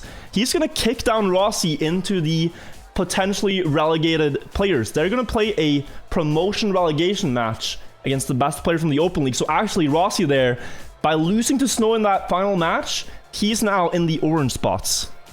That depends if Skandir is not going to get a gold medal. Oh, true, because Rossi got a gold. It might actually be Skandir. Skandir is actually a finalist position right now. Oh, we gotta get back in. We gotta get back in. This is not over yet. There's a triple finalist situation going on here for the gold medal at the moment. We see Skandir is actually up in front together with Enner and Miquatro, but they're all so close to each other. 0.1 separating all of the players right here. As of right now, Miquatro, the only player without any points. The rest of the players are all in finalists. Miquatro actually taking the lead at the moment going into the plastic section. We see him losing a little bit of speed on the downhill though, and we're gonna see Skandir and Miquatro, or Skandir and Link, sorry, in the front. Link really trying to get this win, and if we see him deny Skandir, that's gonna be huge for Rossi right here. Oh, we'll have to see how this all unfolds into the ending. We don't know their lines, but we do know that they're gonna go as fast as they can. Triple player situation here before the jump. McQuater going for the most inside line, barely gonna avoid the checkpoint here. It looks like into the ice slide, but slides too much. Link with the best trajectory, and Link, oh, he actually has the wider line, and Skundir taking the win. It looked like Link had it, but Skundir snipes it on the inside, and he will get that gold medal. Yes, and that has pushed Rossi down to the fight there, to the top 8, I think it was, right? So now it depends if there's a tiebreaker. We'll just have to see. Let's first follow the rest of the match. McQuater with a very difficult task. It could end right here, right now, where it started, between Link and Enner in this gold match. That was the storyline going into the day, and it looks like both of them will remain top 4 and 5 in their spots when they started. But we'll see them here for the last time in this season. In the regular season, McQuater's crashed out, and it is that battle, though Link here with a big advantage. Yes, Link is now in front. It does look like he's going to extend his lead, because Enner got a little bit of airtime on that plastic section, and it should slow him down a little bit, but it does actually seem like Enner is catching up, and Link cannot slow down here as we approach the final identity and the final round of the TMGLC final step.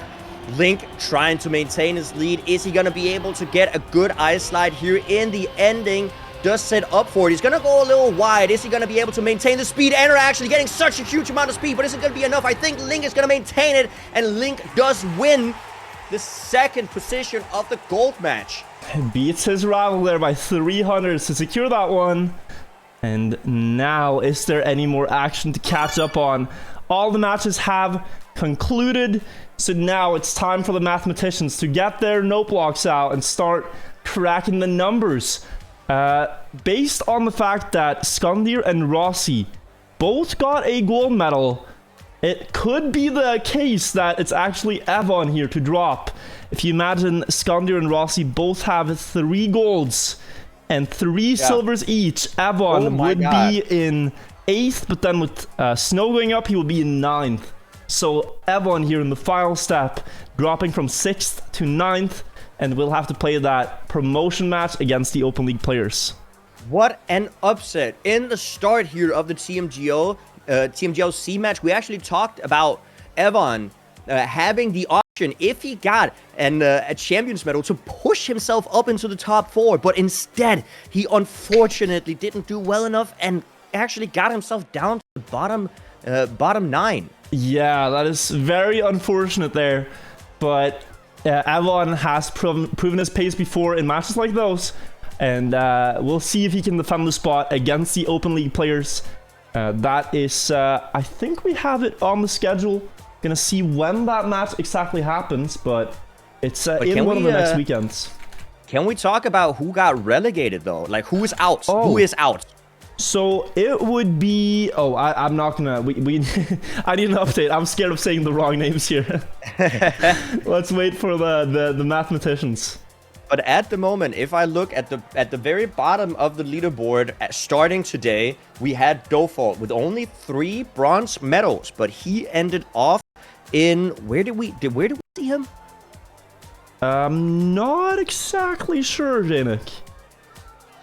I'm currently trying to find the dates here. So, guys, if you want to watch the TMGLC promotion match, Evon and the rest, that is May 8th. So it's in about a month here that they get to prepare for it. Because first we have the finals of each league, and then we have the promotion relegation matches at the end of the season. So it's going to be about a month's time before we know really who promotes and demotes. Okay. But yeah, very exciting. This is the Super Weekday, guys. We have so much more matches to be played. There's a small break here before the next one starts. F5, do we have the updated leaderboard cam? That is fantastic. Let's pull it up. I was just about to say, this is the Super Weekend. So there will be Trackmania Grand League Step 5 in about half an hour. And then Step 6 in about 2.5 hours. Where we will basically have the result of the regular season today with these 2 steps back to back, Janik. And I mean, that's just so insane for the players, right? Yeah, just imagine what's going through their minds. Not only do they have to play out of their mind for the first step, but the next step is the final step. And they have to play more maps than they're used to. It's not just the 5 maps in one day. It's actually 7 maps for these guys that they all had to practice for today's Sunday mega trackmania festival. Like, it's gonna be so difficult for these players. And like the mental strain as well, right? Let's imagine you're one of the players in the potential relegation spots, or you're fighting for the top 8 to go to playoffs, stuff like this. If you lose the first match of the day, you have about half an hour to reset your mental and go for the next one. Whereas usually you'd have a week to practice, recalibrate, find out what was working, what wasn't. Here you have half an hour to prepare. It's crazy. So let's see the updated settings, and then we'll prepare for the next match. But this is the final Soldier 24-6 win-loss ratio to win the season. The demoted players are Tween, Hedra, Soppy, and Dofalt. So Tween... No, wait, this is a tiebreaker. This is a tiebreaker, and that is a scary tiebreaker. Oh my God. We might have a 1 versus 1 between Darkwix and Tween to see who stays in the league, because this is auto demotion. If you... Yeah. I'm not sure how it's broken, but that is a very scary tie. They even have the same win-loss and everything. Yeah, it might just come down to an Armageddon 1 versus 1. I mean, that's going to be super scary for both the players. That's going to be very interesting to see what the outcome is going to be. I hope it's not alphabetical and that TH beats TW. Oh my God, that would be the worst, right? No tiebreakers on alphabet, please, because that's pretty heartbreaking. So we'll see what the actual rule is. It's not alphabetical. I'm messing with you guys. Don't be worried. We'll see what the officials do. But oh my God, yeah, and you gotta feel for this, because this is such a generational shift almost. This match, it's Tween, one of the most established names in the Trackmania competitive scene. 2nd place in the World Championship in 2012. 2nd place in 2018. Has not won the championship himself as far as I remember, but in the last years, with the format change, going to more multi-style, going to different formats, we've seen him kind of fall a bit short of the others. And here, Darkwix, a 16-year-old player from France, might be the one to 1 versus 1 him. And that's one of the things I actually talked to you about this right before we started today. That Trackmania is starting to become more and more mainstream. More and more players are coming into the scene, and as such, we're going to see the pro scene become tighter and tighter, and people are going to fight harder and harder to keep that top spot. And that's why we see all these newer names also jump into the pro scene, and it's going to be very interesting to see what the future holds. Yeah, it's so exciting. Of course, for Darkwix here, it hasn't been the greatest season, but if he can stay into... he's a young and upcoming talent in the league, and a lot of people comment about this when they see the leaderboard, like, how are there so many French players? What do the French players do that they do so well? And really, they're just passionate. It's a French game. The French scene has been growing ever since the start of the game, and I mean, they're strong at the game, but recently we're seeing more players from different regions. We're seeing some American players that have picked up the game just 2 years ago, and they're starting to come up, like Fegley, and we also have an Exotica from the US. We have Mutta from Australia, and there's more regions coming in, but for a long time, this game was heavily dominated by the French. And it still is. And still definitely is. You see French names at the top all the time. But that doesn't mean that it's not going to be more influential from the other regions quite soon, I think. It was sooner than you might think, honestly. Yeah. But if we're going to talk about the next step, because now we're going to jump into the TMGL, actually.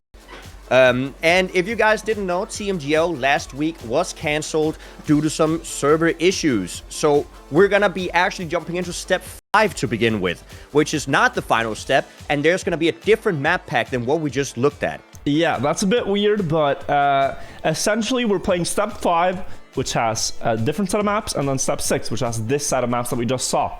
And the 2 maps we're gonna see is Tiny Gap and Bowl to start. And those two, I mean, they're difficult maps, Jalen. Oh yeah, Tiny Gap, yeah, Tiny Gap is all about the precision because there's so many small places where you can make mistakes. But there's also the fact that you have to look at your speed once you jump through the identity. I know you guys can't see the map We can yet, but actually there's this pull it up for you guys. If you give me a second here. But yeah, there's this very, very small, like the map is indeed named after this very small, tiny gap that the players have to jump through at the very ending. And there you have to maintain a precise speed. The players are going to be looking for around 216 speed.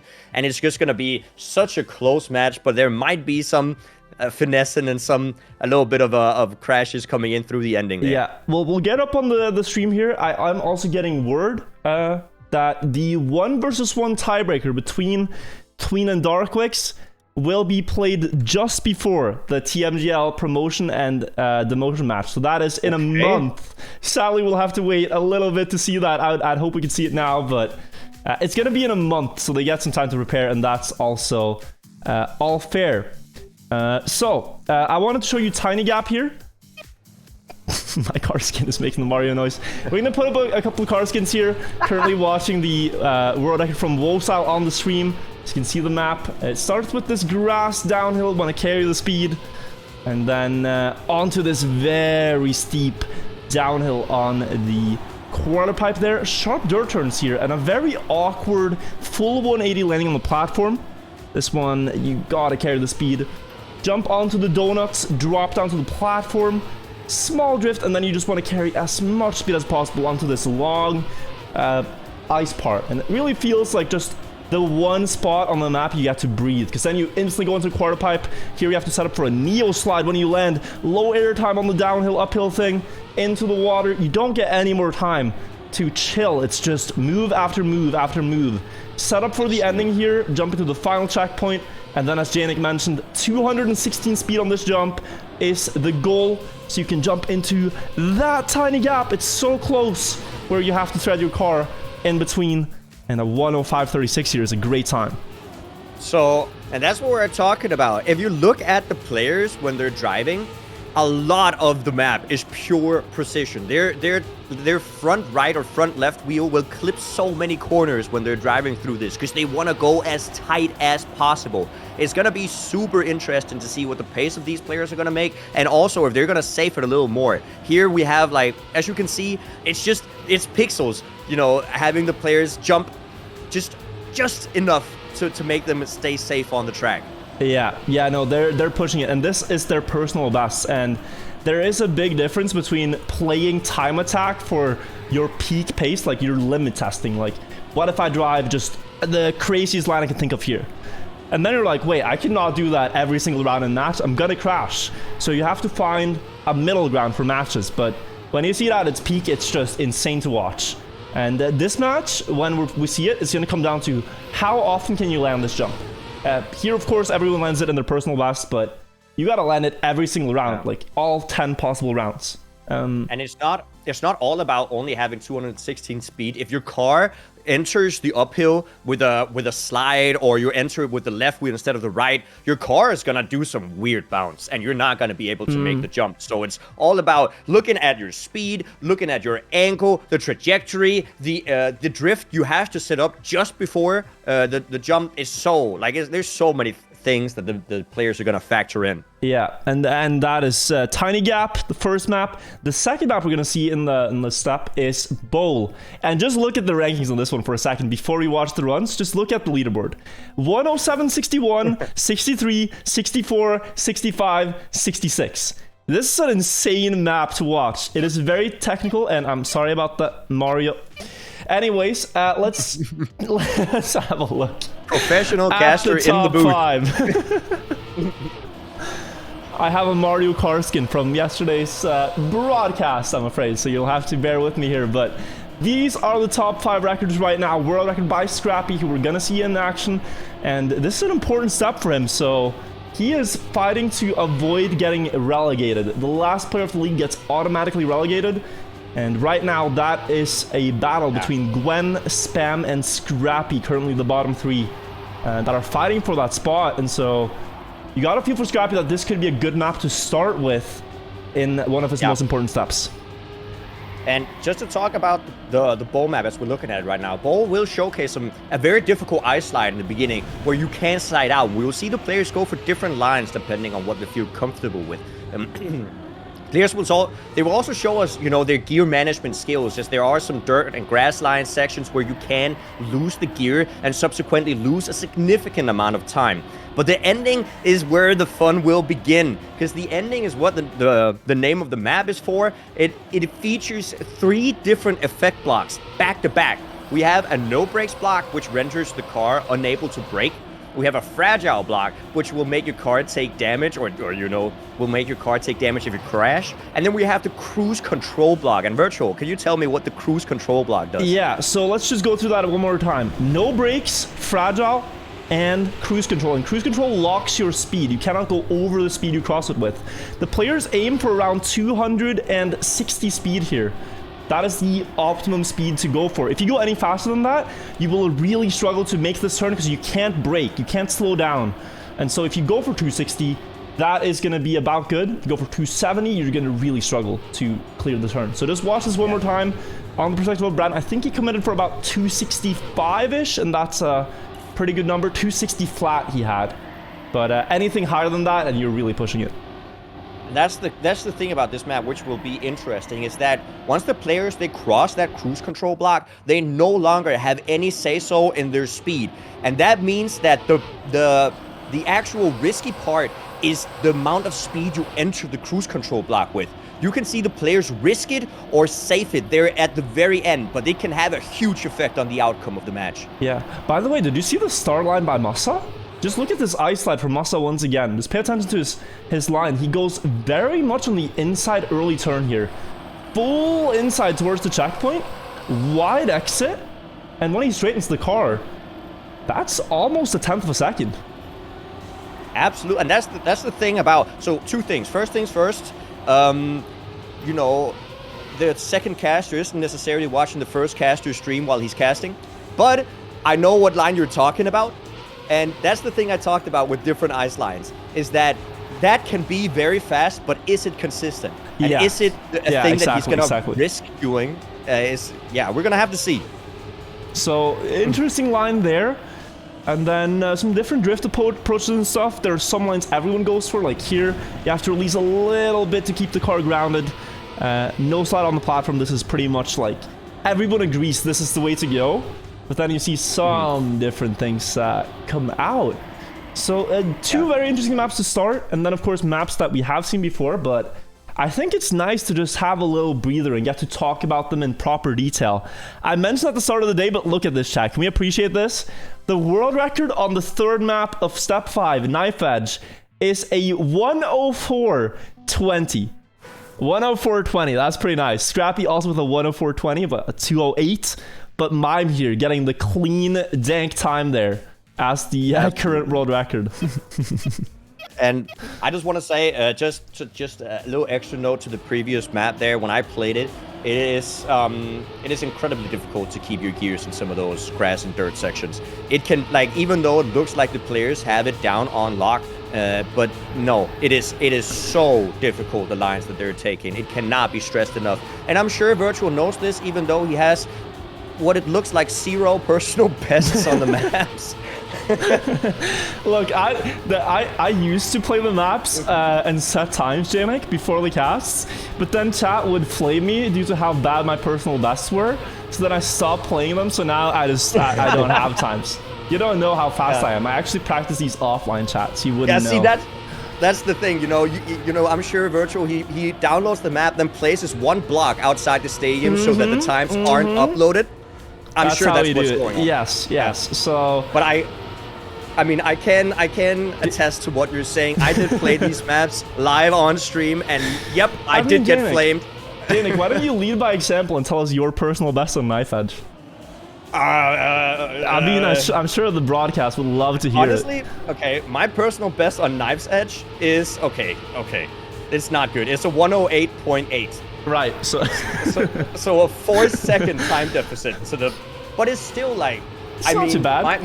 My goal was to get gold on the maps. So I could. It's because, as a caster, I feel like as long as I have an understanding of the map and an understanding of the struggle that the players are going through, it gives me the ability to really feel what the players have felt in their struggle to maximize the potential of these maps. You put yourself in their shoes, really.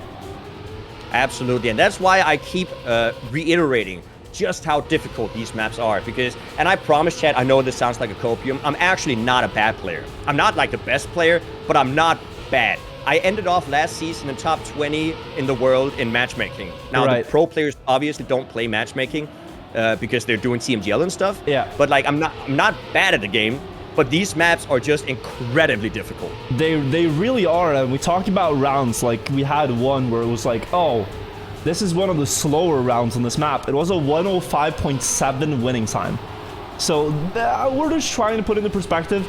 It takes years and years, if not even, you know, a full decade of playing to get to this level. You look at this top list of players, and it's really only Mime that's like a new face, and he's been playing since 2015-16. So like, that's like new in Trackmania terms here in this top 5. The others have been around for as long as I can remember, and I've played now for almost 10 years. So great players, great times, and making this map look not as difficult as it really is. But that's the beautiful thing, and I think we've talked about this before. That's the beautiful thing about Trackmania, that players like you and me and the more experienced players, they can kind of look and recognize all the small details going into all of the different parts of the map. But if you're less experienced but still enjoy the game, you can enjoy these players driving to perfection just as much as anybody else, because it is beautiful to see them execute these maps. And it really is. It's like games like this, and I heard a quote, and I like quotes, Janik, I do. I love a good quote. I heard a quote from the chess player Anand, who's like a previous world champion, one of the best chess players in the world still. And he said, like, you know, chess is kind of like art in a way, where it's an expression of like yourself and your racing lines. Well, now I'm putting it to Trackmania. You don't have racing lines in chess, but it's like in Trackmania you have a lot of expression and execution, and it's just beautiful when you can see how optimal it is. If you played it yourself and you know like how good a certain line is, or a certain trick or a move, right? Absolutely, and I think yeah. No, go on. Yeah, no, you can really appreciate the beauty of a good run. That's what I'm trying to say. Yes, and I think that's why we as casters don't necessarily have to be pro players to cast it, because we understand all of the struggle and all of the finesse that the players are going through, and we can tell you what they're doing. But executing it yourself, that's another thing, and that's what we leave to the pro players. Now, we're gonna share a little Easter egg here with you guys, chat. This map actually has a shortcut that the players are not allowed to use. There's some fastest way only player here in rank 1 with a 106.9, but the actual world record 107.5 by Wosal, a crazy run. So we can take a look at that and see how he beats all the Grand League players. And this is the one with all the plastic full speed lines, different turnaround strats. Wosal really nailing this one. Yeah, this is the one where we said this is quite possibly the most difficult identity of the bunch. And Wosal just executes it incredibly well. No, is this the no, Wosal does it legitimately, right? Yeah, Wosal does not shortcut, even though his time looks as though he shortcut, because he's so far ahead. Yeah. But really just a fast start on the grass. He did like the Enter type lines that we saw. Very early turnaround. And now let's see what he opts for, because he has the fastest time, so we might be able to see like what's the best wildeye line here. Actually quite low. Oh, actually, no. Not just quite. He goes as low as possible. Playing limbo on the wall there. And now jumping over that small edge to go for a very inside approach while still keeping the upper gear. So masterfully executed. I think he's going to take about all the reactor he can, 4 speed in the ending, and then just land perfectly flat backwards and carry that speed to the finish. Yeah, that's incredible. That is so much ending speed right there. That had, you know, the fact is that he knew he was on incredible pace by the time that he landed in the uphill in the ending. It must be so difficult to maintain your cool when you know you're so far ahead. Indeed. And just as we mentioned earlier, driving backwards in this game and turning around like this is not trivial. Just think about it here. you're turning around and now you want to go to the left. You have to steer right to do that because the car is turned around. So right is left, left is right. And it gets very difficult when the car is turning while you land to know where to steer, especially this last landing. Because it's such a slow turnaround that here you land kind of sideways. And just to figure out which direction you have to steer is very tricky. Here too, like you go left or right. And when do you do it? That's something the players have practiced, of course. I am getting yelled at, Janick. I have to show the shortcut, so I will quickly show the illegal route that you are not allowed to use in matches here. But this is the current shortcut from Shimaniel. So what he does is he turns the car around. Wait, no. Does he not? No, he... I thought he turned around for the reactor, but maybe I forgot it. I can't see where you're at on your stream right now because I have a little delay. Line. Where is the shortcut then? The shortcut is at the very ending where Shimaniel was big brain enough to realize that a reactor boost can actually both boost you downwards but also upwards. I remember now. So reactor boosts in this game work interestingly in that if you cross it facing one way, it's different than if you cross it facing the other way. So here you're supposed to get reactor booster down. But if you turn the car after getting reactor booster up here, you can now hover over the boosters that are supposed to slow you down and very legitimately drive into the finish. Yup. So, you know, that is of course not allowed in the Grand League. No, we don't. And you can't see that even in official car sports, you know, cutting a part of the map is like that. It's just not okay. It's just no. But it's still a fun gimmick, and I think if you guys want to do it, and if you guys maybe want to complete the map, that is an easier way to complete the map, getting the upwards booster so you don't have to turn around, because that... And the funny thing is, like, on an earlier version of this map, there was another shortcut where you just instantly dropped to the first checkpoint, got reactor booster up and did the same thing. And they patched it, but there's still another one, and they just said, okay, players, we're not going to update the map, you just don't do that, and then they have it. But yeah, it goes to show the creativity of the Trackmania players, and that's also one of the things that pulled me towards Trackmania at the very beginning when I started playing, is that there's no restrictions in the game. As long as you get the checkpoints, you can drive into the finish and set a time. And players, the creativity is huge, and you can especially see it in the old Trackmania games, just how broken the maps have become. Yeah, I mean, like, Trackmania Nations Forever, that's a game you can talk about for hours and hours and the strats they find. We're going to watch Heart here, which is the map we talked about being a pace map. One of the easier maps to survive, and you really see it in the records too. There's less than a tenth of a second between the top 5, and these are insane runs. These are really, really fast, and even Shamsi there is a player from the Open League. So he's not in Challenger, he's not in TMGL, he's from the Open League and could qualify. Looking really strong on this map. The other players, though, are established names already. But really, we see some different lines. Tween, one of the best players on the drifts here, getting a great start. But then I think Mime had a fantastic water part. I think that was what made this run in the downhill. Let's just see if he comes back into frame. Yeah, Mime had a great underwater part. On the link inside line like the others. And then the parkour part jumping across the planks here. Mime with a slightly higher line, which we've seen results in a little bit more speed. So that's something to look out for. Just a tiny difference. If we look at it from Mime's point of view, we can see, first of all, this downhill. You want to avoid jumping here. It is a little bit faster. If you're able to get a smooth downhill, now you carry that speed into the water and just zoom like a rocket. And finally, we have this. Landing here and going higher up to the plank gives you more extra speed.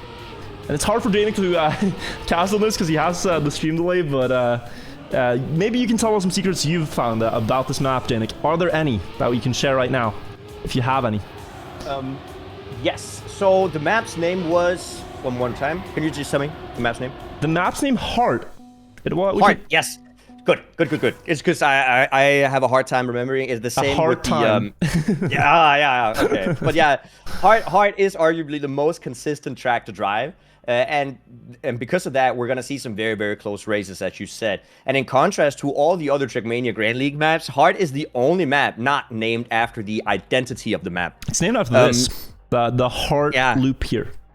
So now, if you guys don't know what the identity is, we can quickly go through it. It's usually categorized as the most difficult part of the map, but just think of it as the thing that you immediately think of when you think of the map, right? It's the thing that the players are gonna usually have the hardest time on, and it's the place where we're gonna see the most upsets. That's the identity. We can take an example, Icy Jump. It's the big Icy Jump with Soldier's 360 and everything. It's like instantly in your brain you recognize it, like, oh, that's Icy Jump, that's the map. They're usually named like that. Exactly. And, but yeah, Hard's identity consists of almost like this parkour-inspired series of jumps where players can gain or lose time depending on the airtime that they get. So, of course, the faster you hit the ground, the faster your car can start accelerating to even higher speeds. So they're gonna, you know, really, really try to risk it right there, especially if they're close. Yeah. So this map will definitely bring us to the edge of our seats because it's gonna be so tight. It really is. And we have some time here to talk about the last two maps where we've seen different lines, but let's also maybe turn our attention to the current standings. We have 10 minutes left until we start with step 5, and that's not going to contain these two maps, Icy, Jump, and Quicksand, so we'll save those for later. We already have our first 5 maps. Let's take a look at the current standings and see what we might expect from this this first of 2 steps, a special here for the occasion. We have 2 steps played in one day. Right now, this is the standings. Going to pull it up on stream. It is Carl Jr. leading the league with 1 champion medal, 3 gold, 15-5 win-loss. And Carl Jr. is known, as you guys might know, is known as quite possibly the best Trackmania player to ever play the game. It really is, yeah. I mean, he's the GOAT. 4 times world champion, 3 times Trackmania Grand League champion. He didn't win the opening season of it. He did not win the previous season because he wasn't that motivated with the format. But every other season he has won in Trackmania Grand League, and he's looking to win this one as well. But I think one of the most interesting parts of this overview, as we can see right here, is that so many players have a Champions Medal, and nobody has 2. Yeah, and so it can really all flip in the... I mean, it can flip in the final step, or this one right here, where if someone gets that second Champion Medal, they could really already then be the winner of the league. And I think it speaks to, as you said, like how close it is, how many players at this level are able to win the Champion Medal. You see Grenadi with 3 golds, haven't gotten one yet. If he gets one, he's right up into second. And then also some surprises with players like Pack, who won the previous season, one of the fastest players that we know on pace, yet to win a champion medal. Offie was in the world champion final in the Trackmania Grand League playoff finals last season, yet to win a medal. It's very interesting how this is all shaped up. Yeah, and just to tell chat, the TMGL is a little bit different than the TMGLC. The top 8 players are going to qualify for the final phases. Then the top 9 to 12 are going to clash for a final spot in what they call like final chance setting. And then 13 to 15 will face off against the TMGLC top 4 players that we just saw. And then the last spot, top 16, or not, well, the bottom spot here, is unfortunately going to get eliminated. And it is tough to say goodbye to any of these players from the top league, because it all feels like they belong, you know? It all feels like they've played incredibly well. And like the difference between winning and losing rounds here is just a few hundredths. Like that's what separates it. But currently that bottom brawl is between really the players here that I've yet to got a gold medal. So Binks, Offie, Scrappy, Glenn, and Spam. Can all fight for that, and it can flip in the last moment. Spam was actually last in the previous season, and then in the final step, he got an incredible performance to clutch it out and avoid any chance of relegation. Could do the same here. We know he's capable of it. We're also looking at Gwen, who I think is just one of the fastest players, but we haven't seen him get that consistency. Scrappy as well, we saw him on the world records on some maps. Has the raw pace, has been struggling a bit with, I think, the mental game of playing if he loses a match. He's a very momentum-based player. If he wins, he feels amazing. He's moving, you know? But if he starts losing like one match or something goes wrong, it can quickly result in like 3 crashes in a row. And that's a problem he's been having. But the mental game is so difficult, especially when you're at the top of the game. Like these players, even though you might see a little bit of a difference in their points, all of these players are at the top of the Trackmania game, like at the very tippity top. And it can change, as we said, with only 1 Champions medal. Such a huge difference. Even maybe a gold medal could make a huge difference. So I want to make some predictions here, Danik. Who do you see taking the first 2 champion medals in step 5 here? Do you have a prediction? If you had to guess. So I will say that, okay, so I'm looking at it in my own eyes, right? If I had to be 5-head big brain about this, right? Then I would use step 5 as a visual on who is going to be both the best paced, but also just to not warm up, but you know what I mean? Like get into the flow of it. Because I think that a lot of the players, if they push everything they can in the first step, you have the option to take the second step for yourself if you've saved the energy for it. You know what I mean? Right, yeah. So I think the first step is going to be where we see a lot of the players really fight it out to get an early Champions medal. And we're going to see, I hope, to see some of the lower bottom players that I know have practiced. So I know that Spam and Scrappy have practiced so much the last week for this Super Week, and I think they're going to be pushing it a lot. I'm hoping to see Grenady with his wheel push it up there as well. Yeah. But I don't have a exact prediction on who I think is going to take it. I'm looking towards Pack tonight, I want to say. I think Pack has a lot to prove in that he had a very rough start to the season. And this should be a format that actually suits him really well, but he's just, I think, really hit like a reality check in the amount of practice he needs to put in. So I think Pack now is a contender to take this first one. Also, I think betting against Carl Jr. is always a bad idea. So if I had to guess here, I'm going to say Pack and Carl take champion medals in the first one. I'll go and say Grenady and Mudder then. Okay, then we have our predictions. Feel free to make yours, chat, whoever you think is going to take them. We are starting up here in just 4 minutes, so we'll go through the servers that we have and we'll find our opening match. Take a look at it. Yes. Does the match thing work for you? Try to reload it and let's see. I'm noticing my... Wait, yeah. Yes, I can... It works. I just noticed I can shake my camera if I tap my foot on my floor. Oh, yeah. Yep, that happens to me. I've dropped my camera before because of it, so be careful. I was just tapping my foot. I was so excited, and I noticed I'm shaking my entire floor. It looks like an earthquake. But it is exciting, right? That's what we're saying. It's super exciting. It is exciting. I am excited. Looking at the matches, let's go in here, and you guys can see them yourselves. Chat, we have Carl Jr., Aurel, Grenady, and Uffy, Mudda, Kappa, Papu, and Scrappy, Mime, Otak, Pack, and Gwen, and Bren, Mussa, Binks, and Spam. What are we feeling, Janik? You have a preference? So just looking at the times on Tiny Gap, Mussa is very high up in the rankings. So is Scrappy and Bren.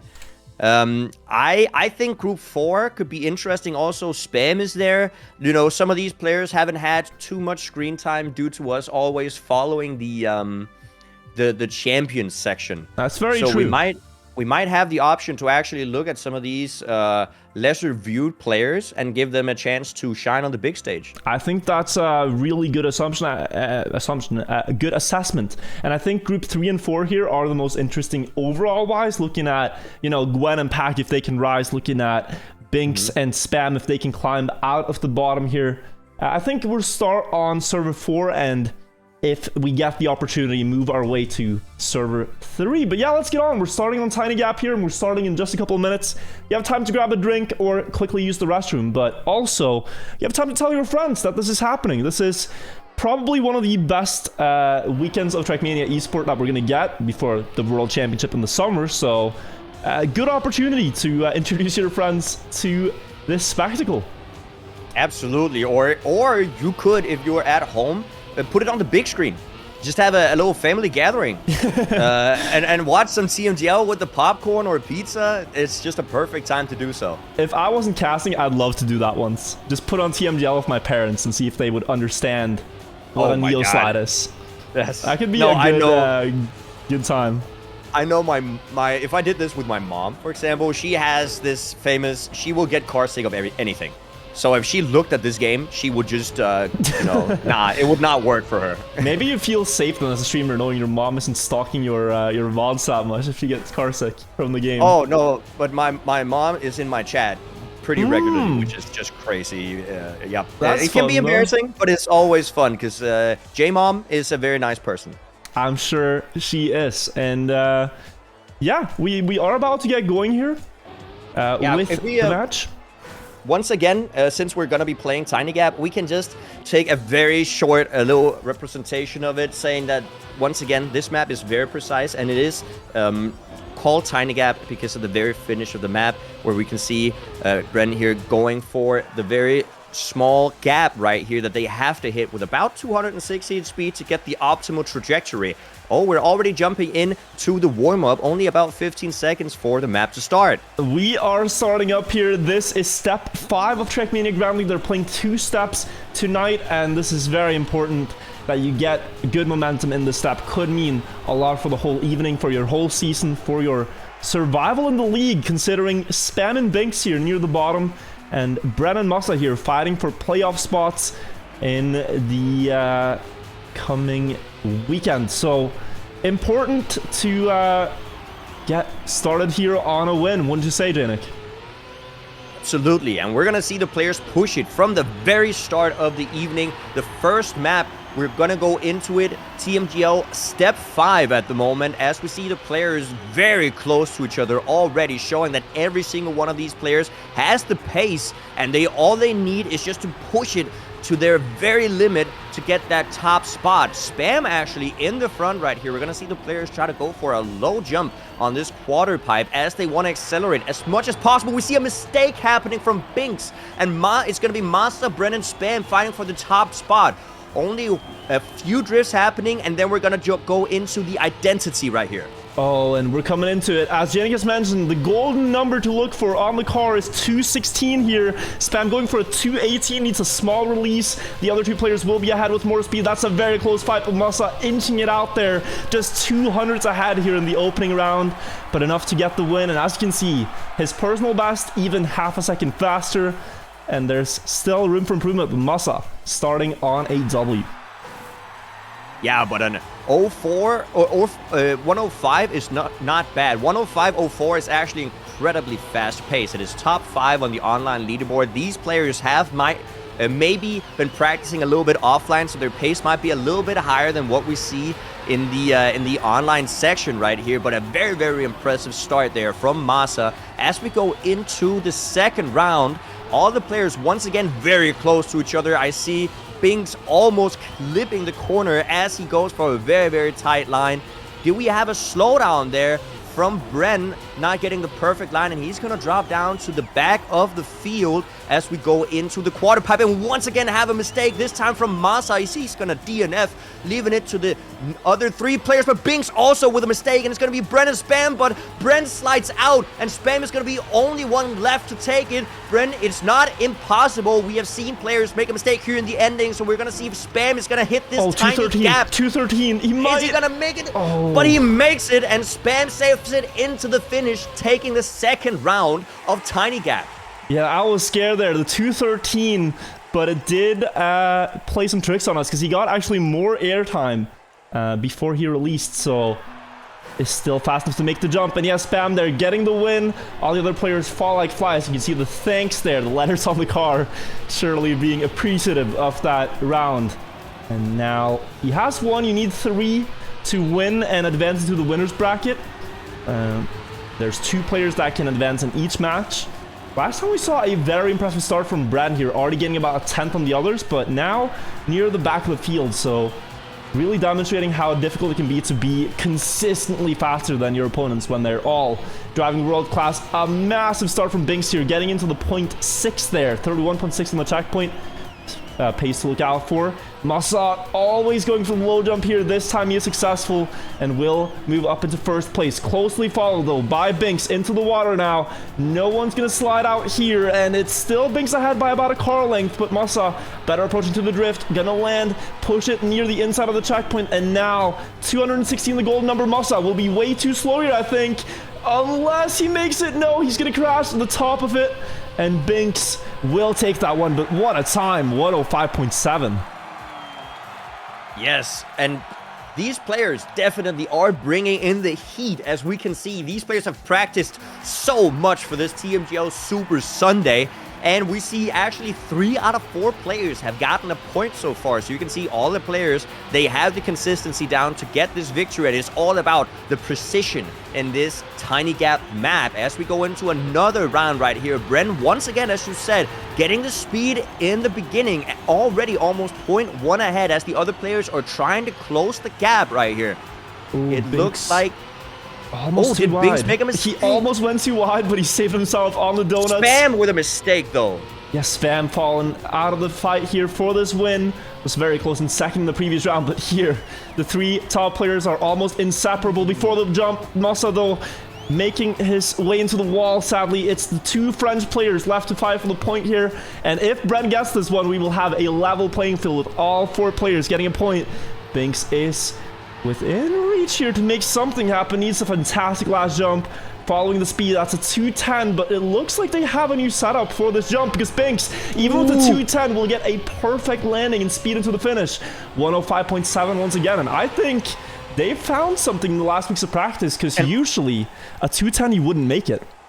And that's the thing, right? If you guys don't know, is that the more you accelerate in the air, you actually get more forwards momentum. You do not want to be releasing in the air. You want to make sure you release before a jump and not during the jump. And the players might have found a way to push their car more forwards to be able to accelerate more during the jump and get a faster trajectory into that tiny gap.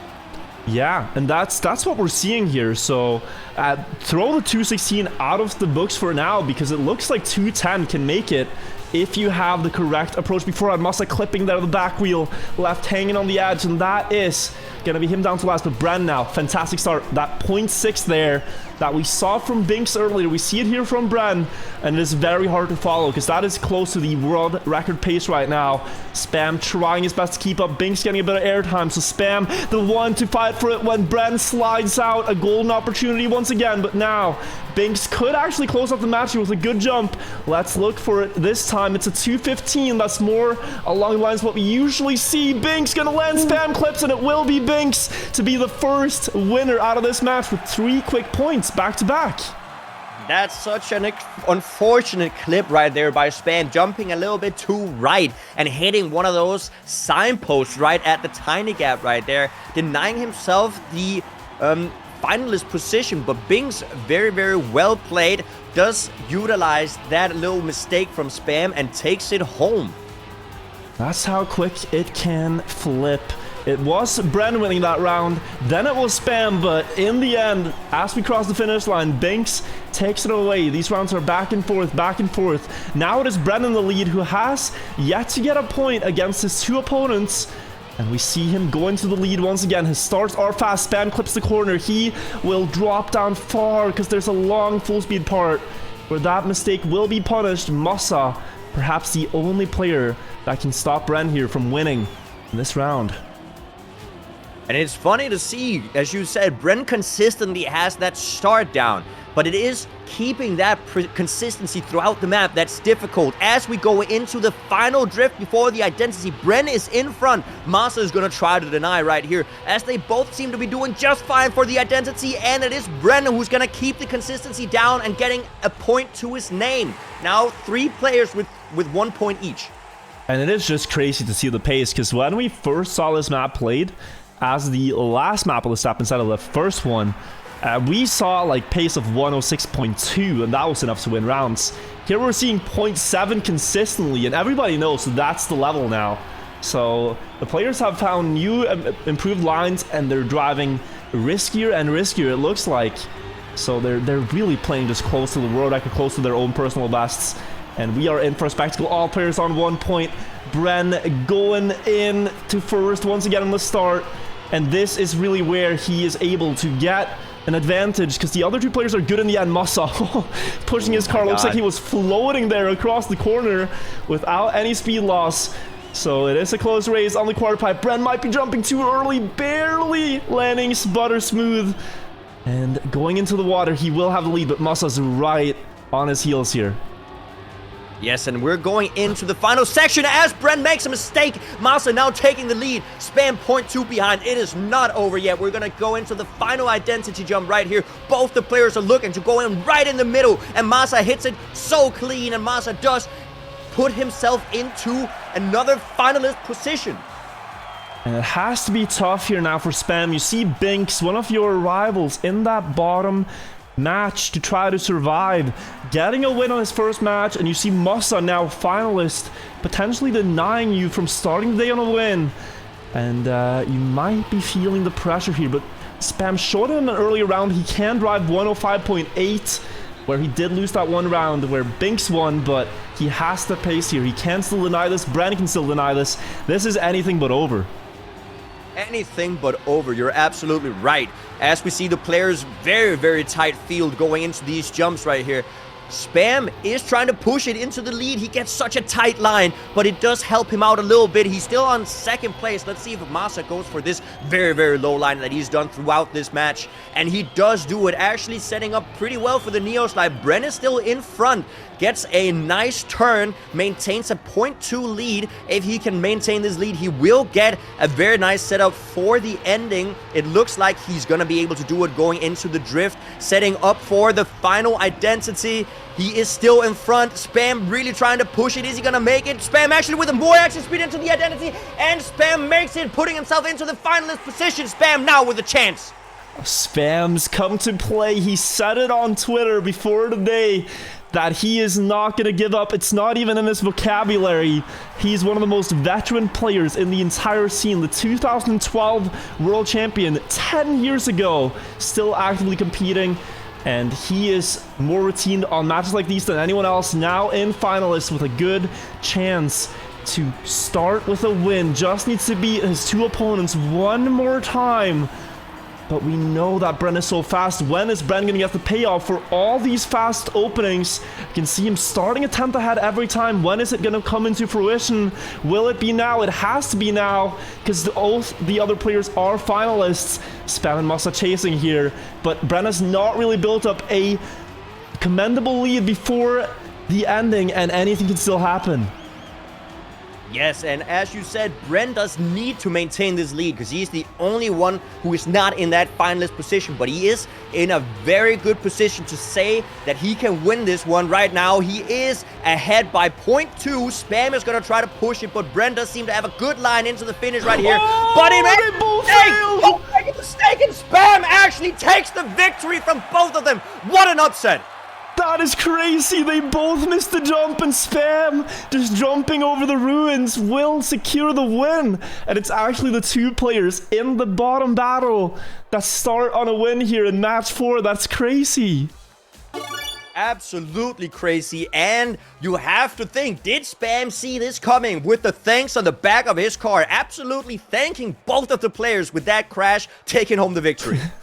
Yeah, absurd start to the step here. We see in Group 3, the one we were following, Gwen and Pack, who are near the bottom of the scoreboard as well, both starting on a loss. So that is good for Binks and Spam here.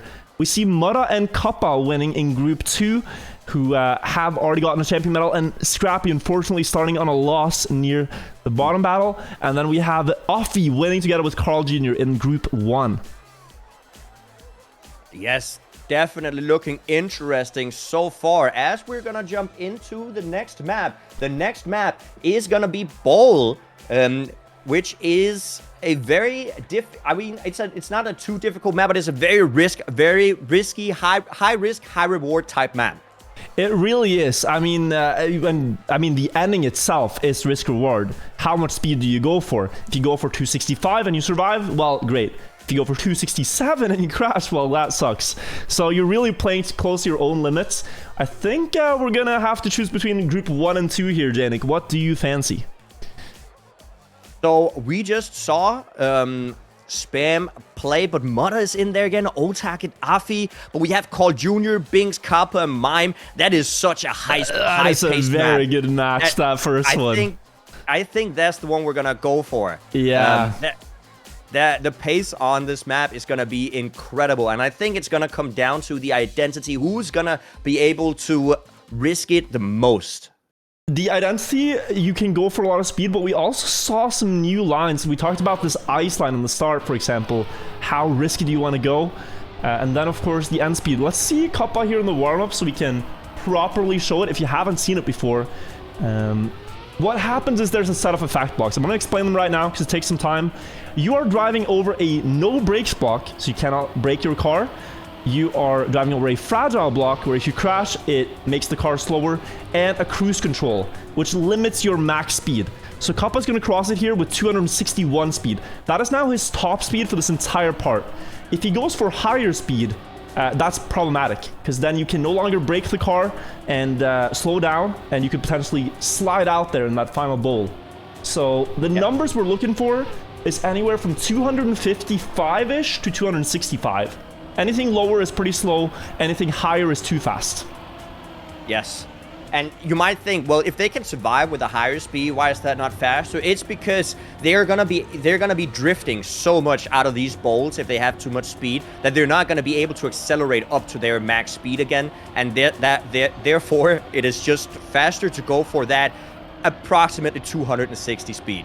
That's the sweet spot they're aiming for, but just look at it, like they don't have a lot of time to set up for it. Look at Mime here and just try to think about, okay, I'm coming into the end, I'm going at over 300, and I need to slow it down to exactly 260, and then you need to slow down as late as possible so that you drive fast, right? That is very difficult to time right.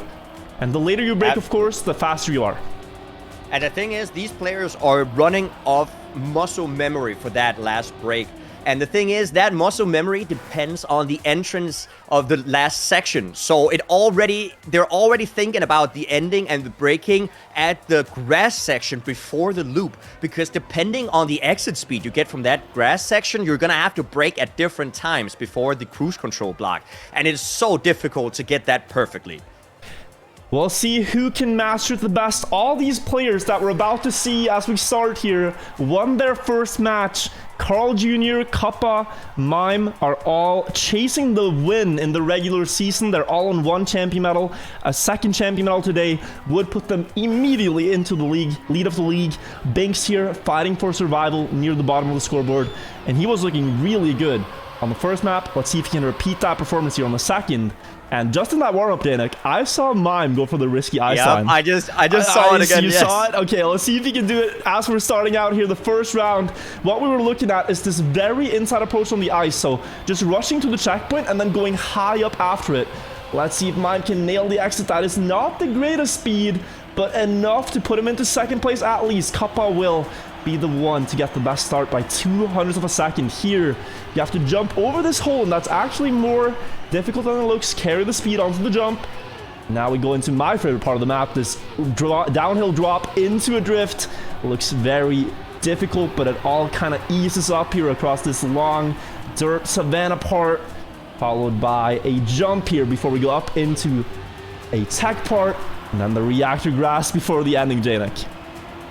Yes, and here we have the players try to maintain the upper gear because they want to exit with as much speed as possible. And if you gear down, you're going to lose that exit speed. And now the players are setting up for this last break before the identity. Are they going to hit it? 267 for Mime. Carl 271. Carl is too much, I think. It's going to be so close, but Carl actually makes the first turn. He's going to make the second one. No, he flies out, and Mime is going to take home the first victory on bowl. And a 107.89. That's a great winning time for Mime to start, but there you can see Carl. We already saw the 271 on the block, and you know after seeing this map a little bit, that's too much. You cannot survive the second turn.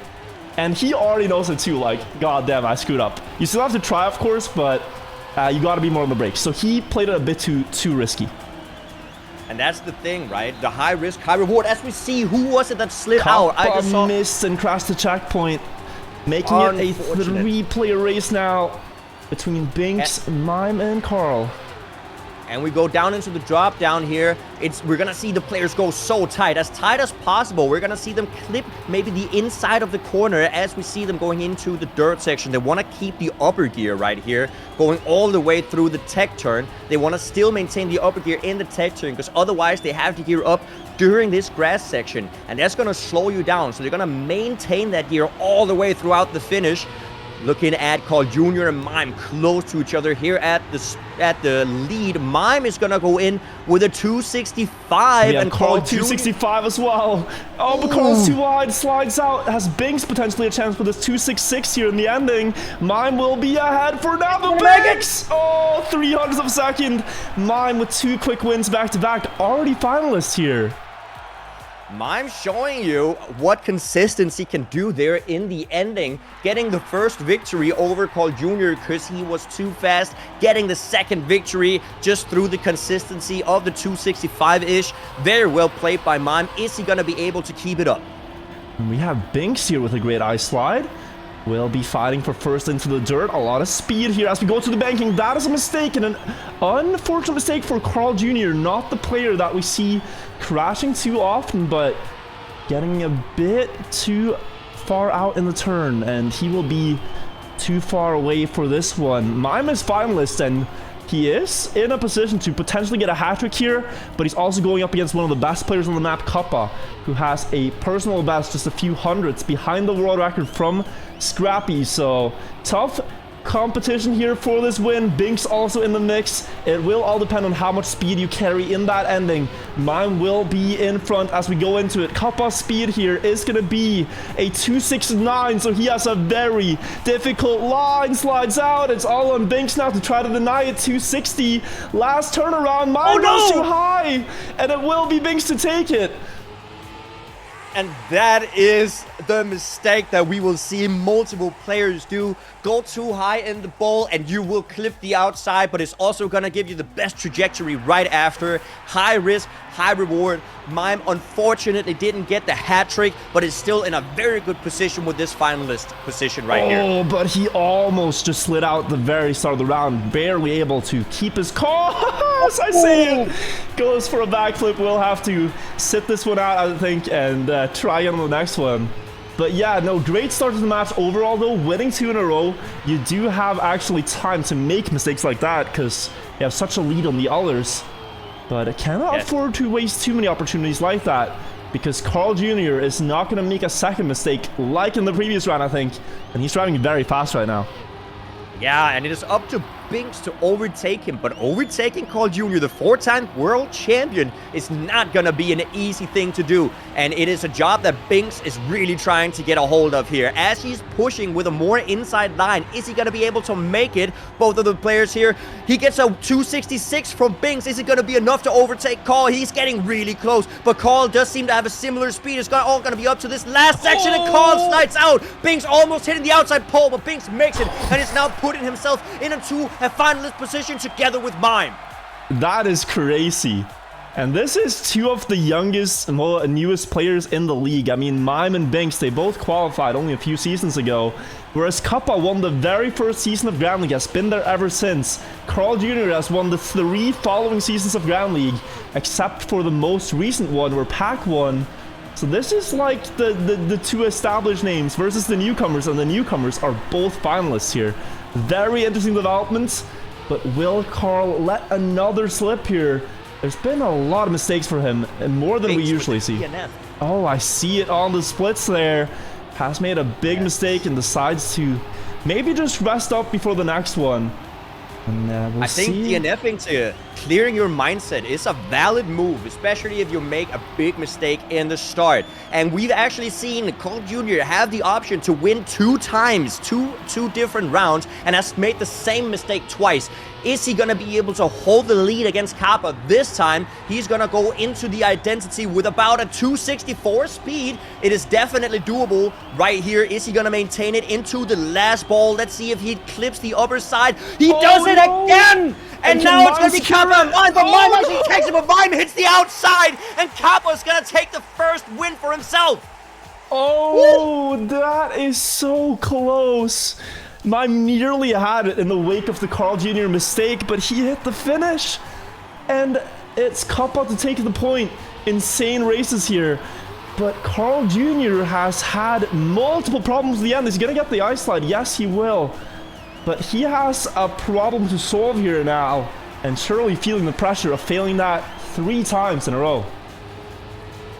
Definitely. And these matches are just so incredible. As we see Kappa flying out, unfortunately. And we also see Binks with a little bit of mistake. And it's going to be Mime and Carl Jr. Is Carl Jr. going to be able to do the ending of this map perfectly this time, as Mime is a little bit behind and he needs to be able to deny Mime, because if Mime wins this round, Mime is in it and will have the finalist position on lock.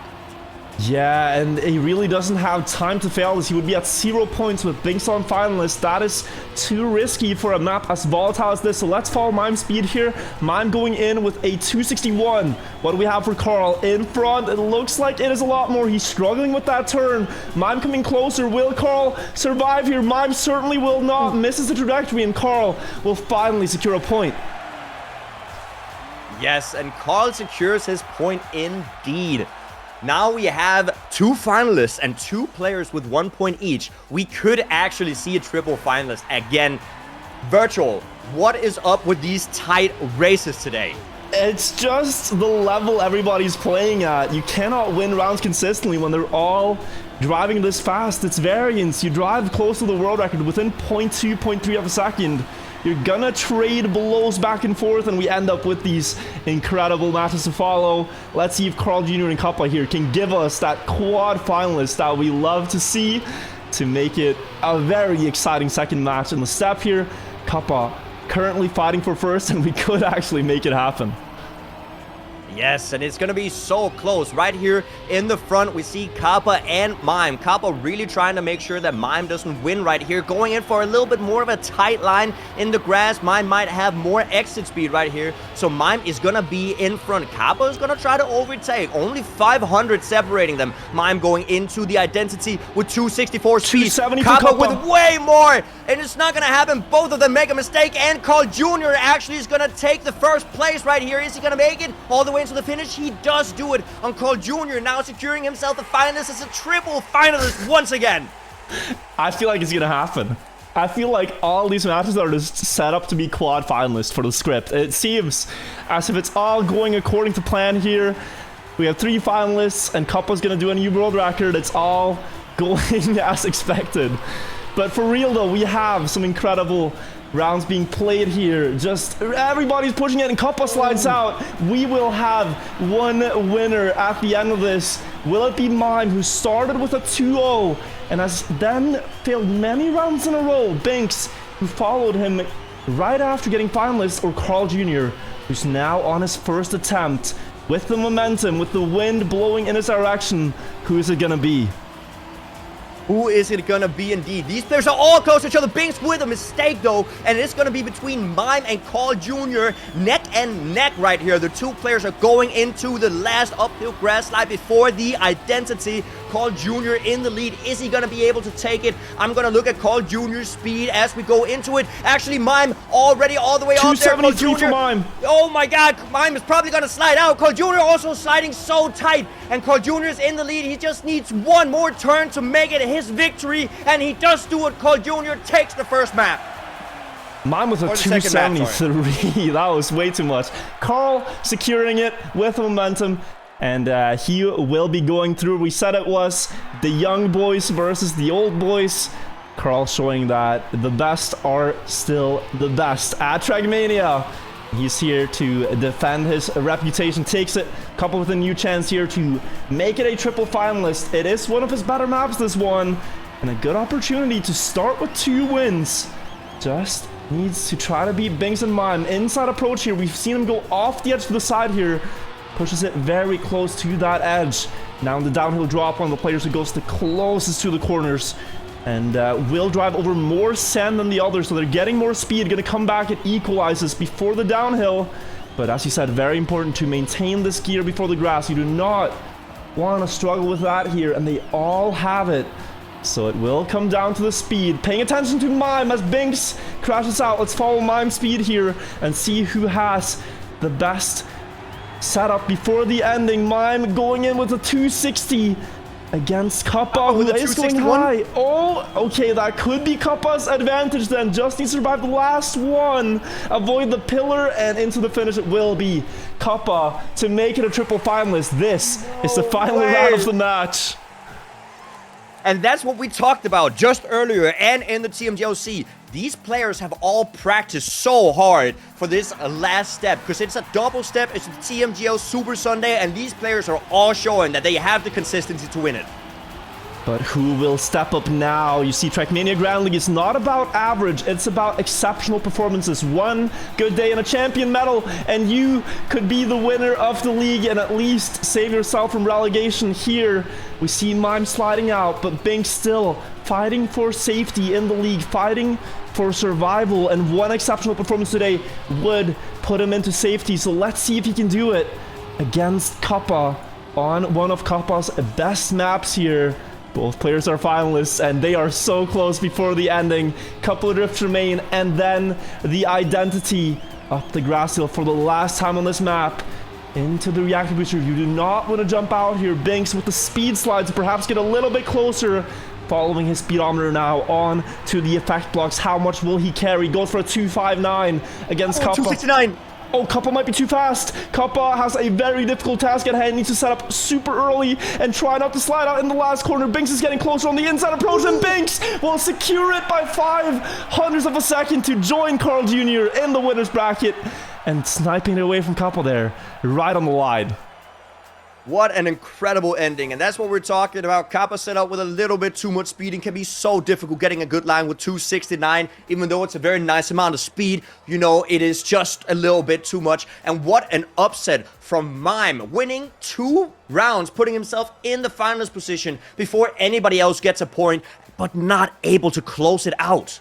And it's very interesting. Muscle talked about this. It's like, you could win any rounds, but you at max, you play 10 rounds per map. And you gotta make sure that you play well in all 10 rounds.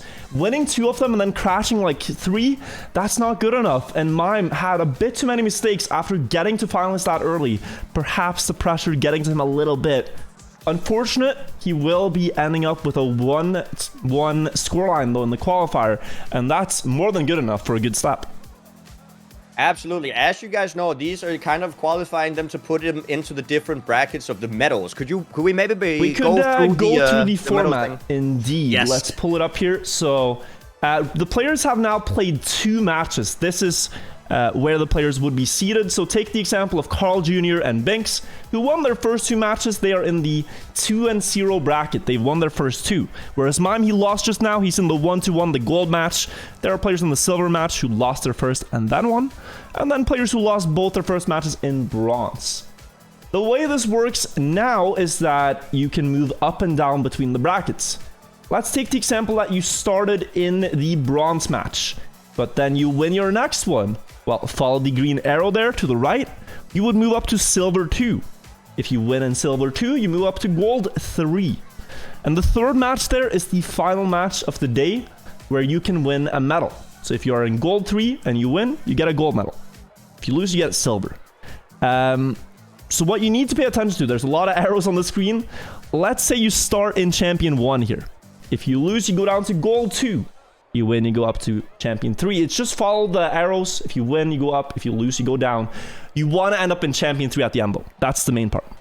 Yes, and that means that all the players in the champions match, gold match, and silver match are all still able to get the champions medal. But Indeed. It's just more difficult if you're in the silver match than in the gold, for example. Yeah, you have less room for mistakes now. You've already made a mistake by losing a match, so you have to win the rest of the matches. Yes.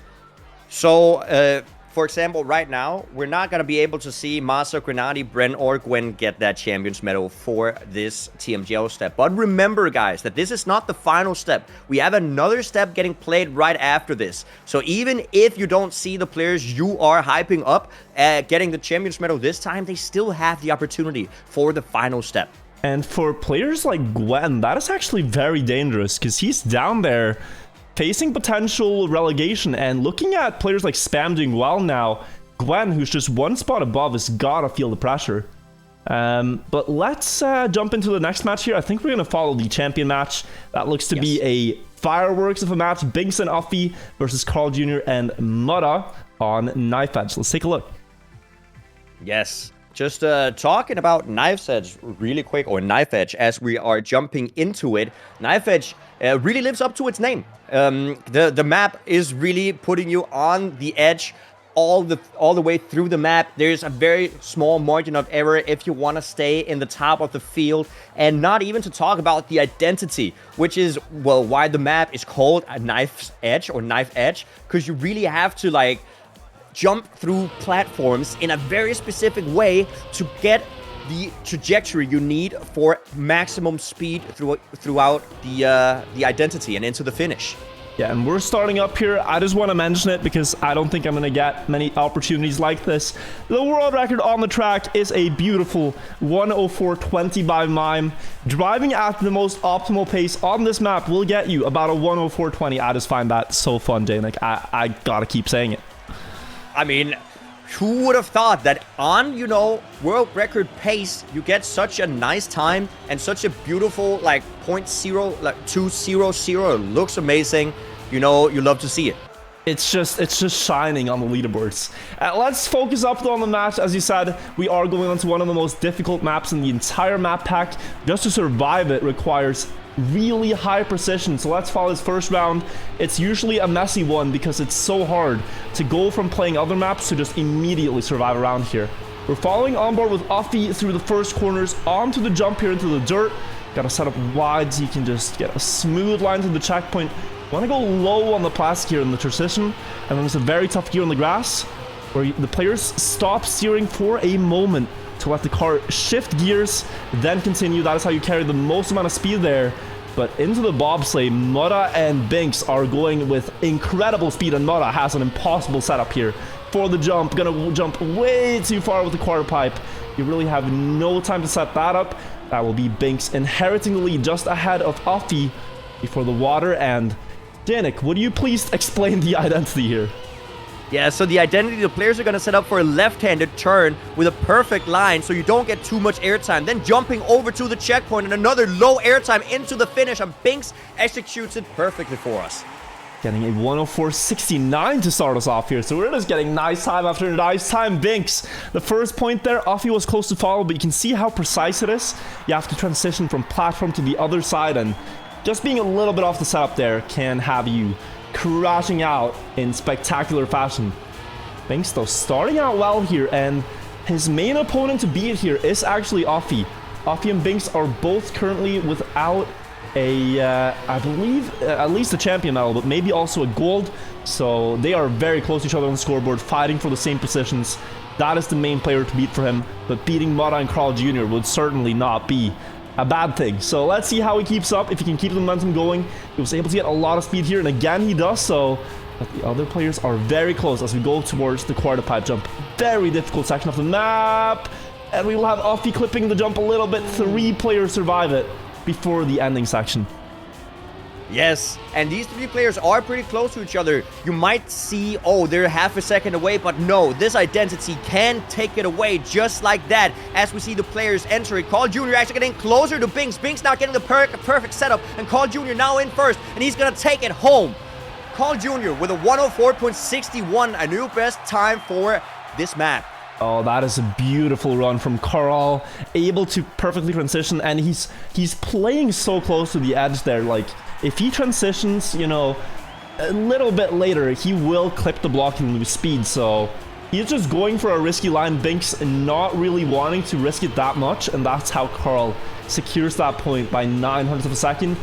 First to 3 points is the rule, and you can very quickly here, if you don't get into the rhythm, have it be over before you know it. Offie and Mutta now under a bit of pressure. Mutta having fast starts, but him and Offie have both fallen to the quarter pipe jump once, so let's see it here again. Now that they are leading the race, going towards it, you have to set up into the bobsleigh turn early, get a low trajectory, and then just steer a tiny bit to set up the car for the jump. That is beautiful from Offie, but also from Binks, who appears in first place and now going to push it down with a lot of speed. This could quickly be Binks in finalist if he nails the ending. and a finalist position for Binks would be huge. But Afi with a little more speed tries to overtake, but he's going to get a little more airtime. But he's so close, and Mudda's going to overtake, and they're neck and neck, but Mudda's going to make it, and Mudda takes it home with a 104.51. What an exceptional identity from Mudda. Beautifully demonstrating how it's done there, how it's not over until the finish line. We think it's a battle between Afi and Binks, but Mudda coming in like a freight train with just incredible speed to take it away and make it a very even match here. We almost have all the players on 1 point each, and looking at Afi's pace here, we could very well have that after this round. Yes, that was incredible. The pace is just gonna be just so hard to maintain through that identity. Now the players have seen the other players do the identity now, and they're gonna have to keep up the next couple of rounds as we see the players be very, very close to each other right here going into the plastic section. It looks like everybody sets it up nice, but Carl Jr. with this speed, he is gonna go a little bit closer to Binks here in first. 0.1 separating them. Who's gonna get the lower line? Carl Jr. with such a low line is gonna be able to extend all the way up to first. Maybe has more exit speed though, and is he gonna be able to challenge? He is. The top 3 players are gonna be so close to each other going into the identity. But all eyes on Mudda. He had a fantastic jump last time. This time it's Carl with more speed, but more air time as well. And Mudda will be able to defend that first place if he lands the second transition. And oh, he clipped the door! No! And it will be Carl Jr. clipped the grass rather. Carl Jr. sniping that away as Mudda lost time by crashing into the final block. Unbelievable. Wow, and Carl Jr. now puts himself in a finalist position. What an identity there as well. Carl Jr. showing that pace before the identity is also important. Now looking to the next round, the players are going to be very close to each other throughout this first section, but are we going to see anybody make a mistake through this transition up to the dirt section? It can be very hard to get a low landing right here. Carl Jr. gets a little bit of a wider line, might lose a little bit of exit speed going low. All the players are going to be neck and neck, less than 200 separating them. Carl Jr. is going to be a little bit behind, but it does not matter because he pushes it on this plastic section, actually making such good exit speed. Is he going to be able to overtake for first? Binks is going to be a little bit behind with a little bit of a clip, but the top 3 players are going to be so close in this last section. Carl Jr. with a mistake. Carl Jr. losing that round there. His first attempt at the finalist spot. Mudda now in clear first, but it could just as well be Afi who gets the perfect identity. It's all about the setup on the right side here, pushing to the left for low airtime, and Mudda gets that one. Afi rather getting closer to Mudda. Is it going to be enough? He is getting very close, but Mudda defends it, and what a time! 104.48. 600s away from the world record. Very well played there, and now we have Afi or Binks with Mudda, sorry, on the scoreboard. Yeah, Mudda losing with that potential. Finalist. He lost that previous round just in the end, but he comes right back, showing he is not faced by that, going into finalists together with Carl. And they are looking very poised here to go on through. They're both players who have champion medals already, and a new champion medal in this step could already secure you the win of the league. No player has 2 champion medals yet, so that's what they're both chasing. Great speed on the plastic here for Carl. You said it previously, but he really goes for a low line speed slide across, and you can see he was 0.3 behind, but he is right there now, fighting for first. Mudda jumping very low, but perfectly lands on the other side of the jump. All 4 players actually fighting for this one. It's the closest round we've had yet. Going into the ending, this is anyone's game. Let's see who does it the best. Yes, going into the identity, all players are so close to each other. Mudda getting such a good line right here, and he maintains the speed, but he clips the finish, and now Carl Jr. is going to take it home, getting that first finalist position over with. Oh, Mudda, it's back and forth. He misses one, he hits one, he misses one, he hits one. At least the pace is there. That's what he has to tell himself. But yes, Carl Jr. very well played. The time he drove was exceptional as well, a 104.5 there. But Mudda has to be feeling confident that at least he is fast. It's just to not let the pressure get to him. He still has a gap to the other players. Binks on 1 point, Afi on 0. And if Afi takes a round here, that's still perfectly fine. He still has some breathing room. But right now, in last place, starting out this round, has to hope for a good line to the plastic here. He's a bit more on the inside than the others. Binks hit the checkpoint. That's one down. Now Offie with less speed. Mura is going to maneuver up into first if he can land the jump. Very low. Beautifully done though. And he leaves Offie a bit behind here. Mura, surely third time has to be the charm on the end. 2 failed attempts. Can he land this one? And he might indeed be able to if... yes, he gets the first part. The second part, all he needs is one more jump into the finish, and Mura takes the second victory on Knife Edge. Well played. And he really demonstrates how this format is about consistency. You give yourself enough chances to hit that finish and get the first place, and you will eventually break through. And he and Carl Jr. will move on here. Offie and Binks move down to the gold bracket now. In a very interesting turn of events here in Group 2, Spam is now in finalists, trying to push himself up into that challenge or champions medal. What a hero story it would be, just as last season. Spam in the final step and final 2 steps here. If he can make it, Otak has already won. Mime is finalist together with Spam, and Kappa is on 0. If Spam wins here, he would go up into the champion match for the next one. That is better than he's gotten all season long. But he hits the wall here. And now he has to hope that Kappa beats Mime to give him another chance.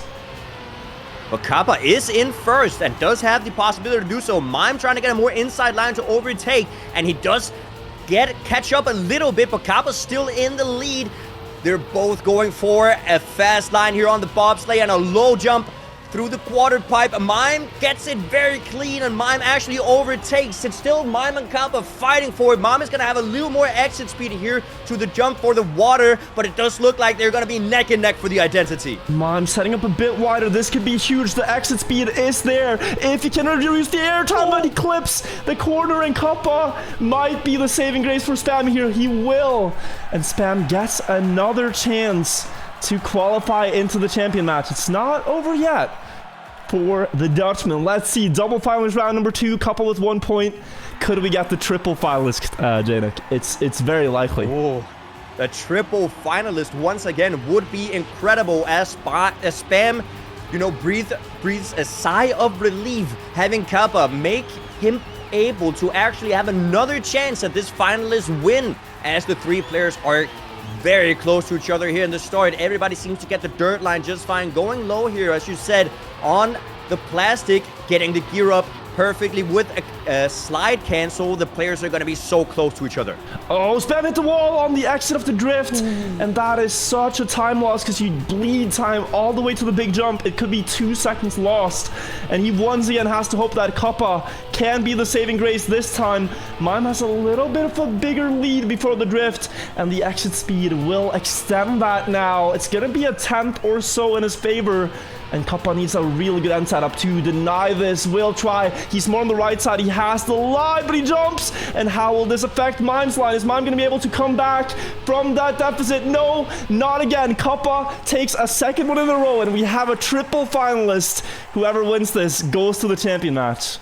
I cannot believe how many times we're going to see triple and quadruple finalists tonight. Already has happened multiple times, and I cannot believe the pace that these players are driving with. Going into the very final round of Knife Edge, is Spam going to be able to pull through Mime and Kappa? Kappa now with the momentum in his back, won 2 rounds in a row. Is he going to be able to make it a hat trick to win this map? Let's see.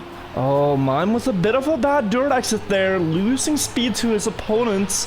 And he will not be on his ideal trajectory. It's going to be about a 10th before the drift. Very low line here. Is he going to get through on the other side? He will. But Kappa has the exit speed, and Mime flies out. Mime will not be winning this one. But Kappa, we said he was the savior, but perhaps he is the opposite here, as he might be able to take this win away from Spam with a 3 in a row against 2 finalists. He is in the lead here by over 5/10 of a second, and just needs a good end here to take it away for himself.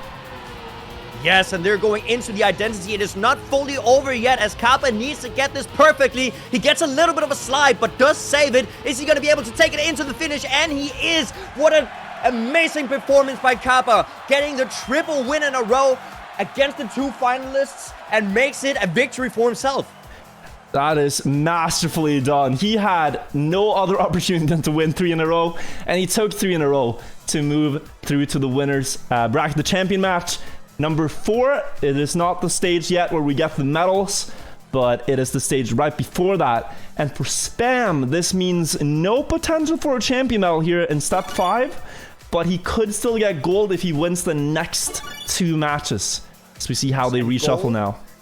Gold is still huge. That is really big. Still huge. If you're in that bottom battle for the relegation spot, a gold medal would do you wonders. Let's actually pull it up here before the next match begins. Yes. Going into the step, these were the current rankings. You see Carl Jr. was leading the league with 1 champion and 3 gold. The format works in an Olympic medals type of way, so 1 champion medal is worth more than 3 gold. You can see, for example, Masa here. The most powerful medal you want as many as possible of. So a gold medal for Spam, who is right now in last, would put him above Binks in 12th if he just gets 1 gold. And that would put him out of the 16th and final spot, which is automatic relegation. And you really want to avoid that. So there's a lot on the line here, even for a gold medal. Definitely, and that's what we're gonna, have to pay attention to. Gwen as well. Actually, all the top from 12th to 16th, that gold medal is gonna be important for each and every one of those, and we're gonna have to see what the night brings for those guys. But do remember, they do have another chance in TMGL Step 6, which will be happening right after this step due to some server issues from last week. Now we're gonna be heading into Turnover, the next map in the TMGO step, and Turnover is an incredibly difficult map. Yeah, and then just before we touch on it, just to touch on one more thing about the groups, look at that gold match. That is Binks, Uffy, Pack, and Scrappy, and they are all 4 players that are near the bottom of the scoreboard. And for 2 of them who will inevitably win that match, this could be the really big day for a comeback, because they're going to go into champions. So whoever wins that, it could be a saving grace here today. But yeah, Turnover, absolutely. Let's touch on it. It's a high-speed, full-speed map almost, with 2 very difficult backwards parts. Yes, and just to say, just a little bit extra, Carl Jr., which you predicted would win, and Mutta, as I predicted, are both in the champions match. So just saying that casters can also, be future tellers, just letting you know. We make the show, Janik. Whatever we say is true. Or opposite. Yes. False. We jinx the players. We have the superpowers in this match. It's really either or. Yeah. but yeah, talking about Turnover, it is really a high-paced map. The players are gonna fly through all the way upwards. Wait a second. Is Kappa turning around the other way? I did not see that. Maybe, but that's the thing, right? These players have maybe practiced some lines that we don't know of offline so that the other players cannot steal the lines. And if Kappa has found a faster way to do this, that's gonna really help him out in this map. I'm sorry to keep interrupting you, but I just noticed that, and now I'm thinking, is this faster? Is it known even?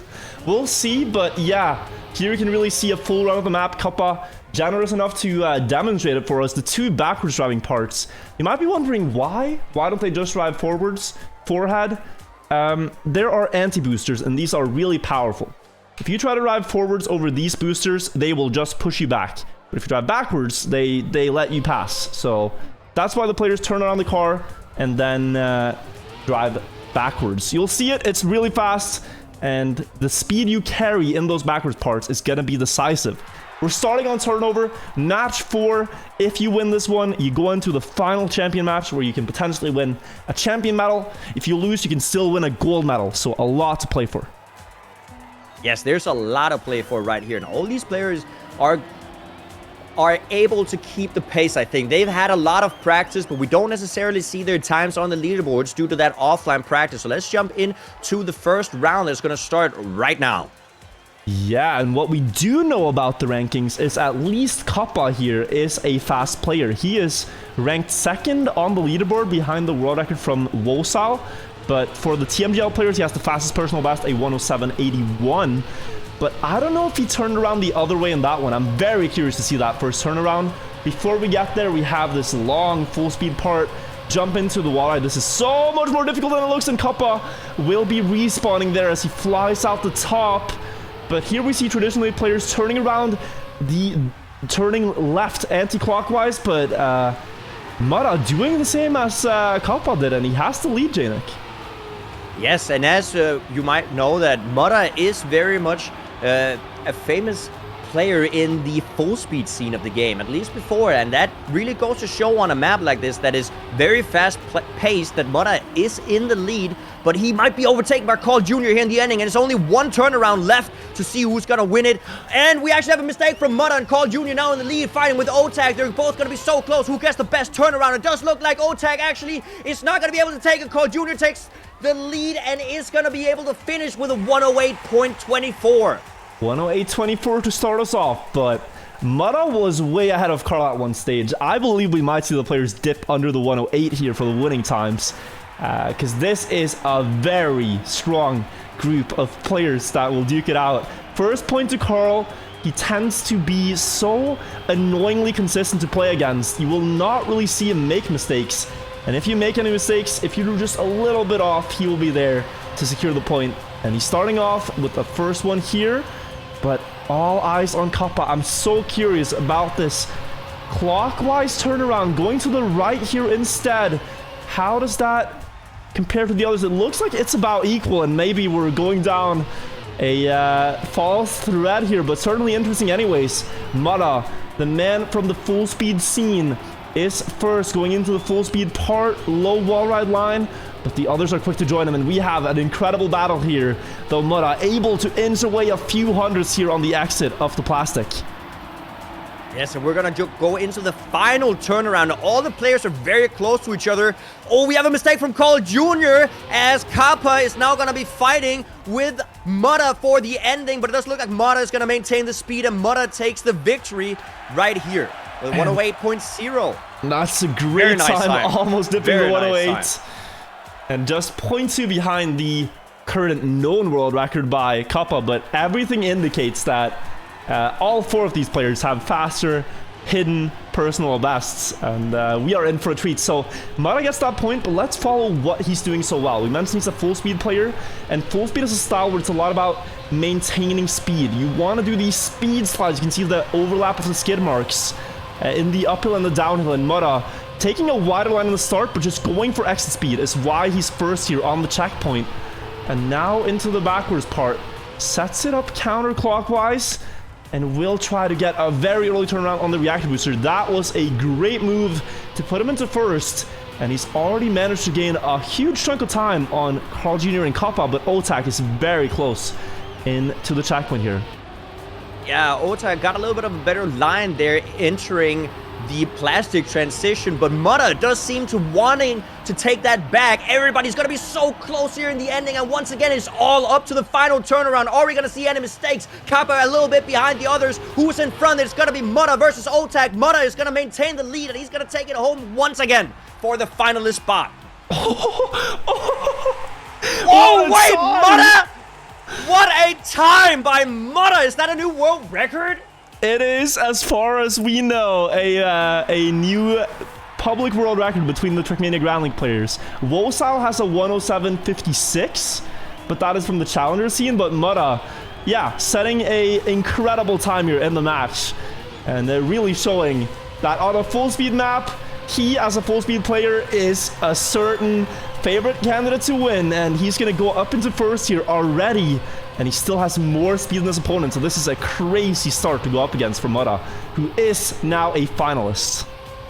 Yeah, and you can see it, every single option he has to do that speed slide that you talked about, or the speed drift, he's gonna do it as he sets up good and wide for the plastic, trying to go low here to get the most exit speed out of the wall ride. Kappa is trying to inch closer as we have the other players with smaller mistakes right here, so it's gonna be up to Kappa to deny Mudda that finalist win right here. Kappa does get an overtake, but less exit speed. It is once again gonna be all up to the final turnaround. Mudda is gonna be in first. Who gets the most exit speed? Who's gonna get the best turnaround? It looks like Kappa is gonna be a little bit behind, but is he gonna be able to take it? No, Mudda is gonna maintain it, and Mudda is gonna take the first victory on turnover.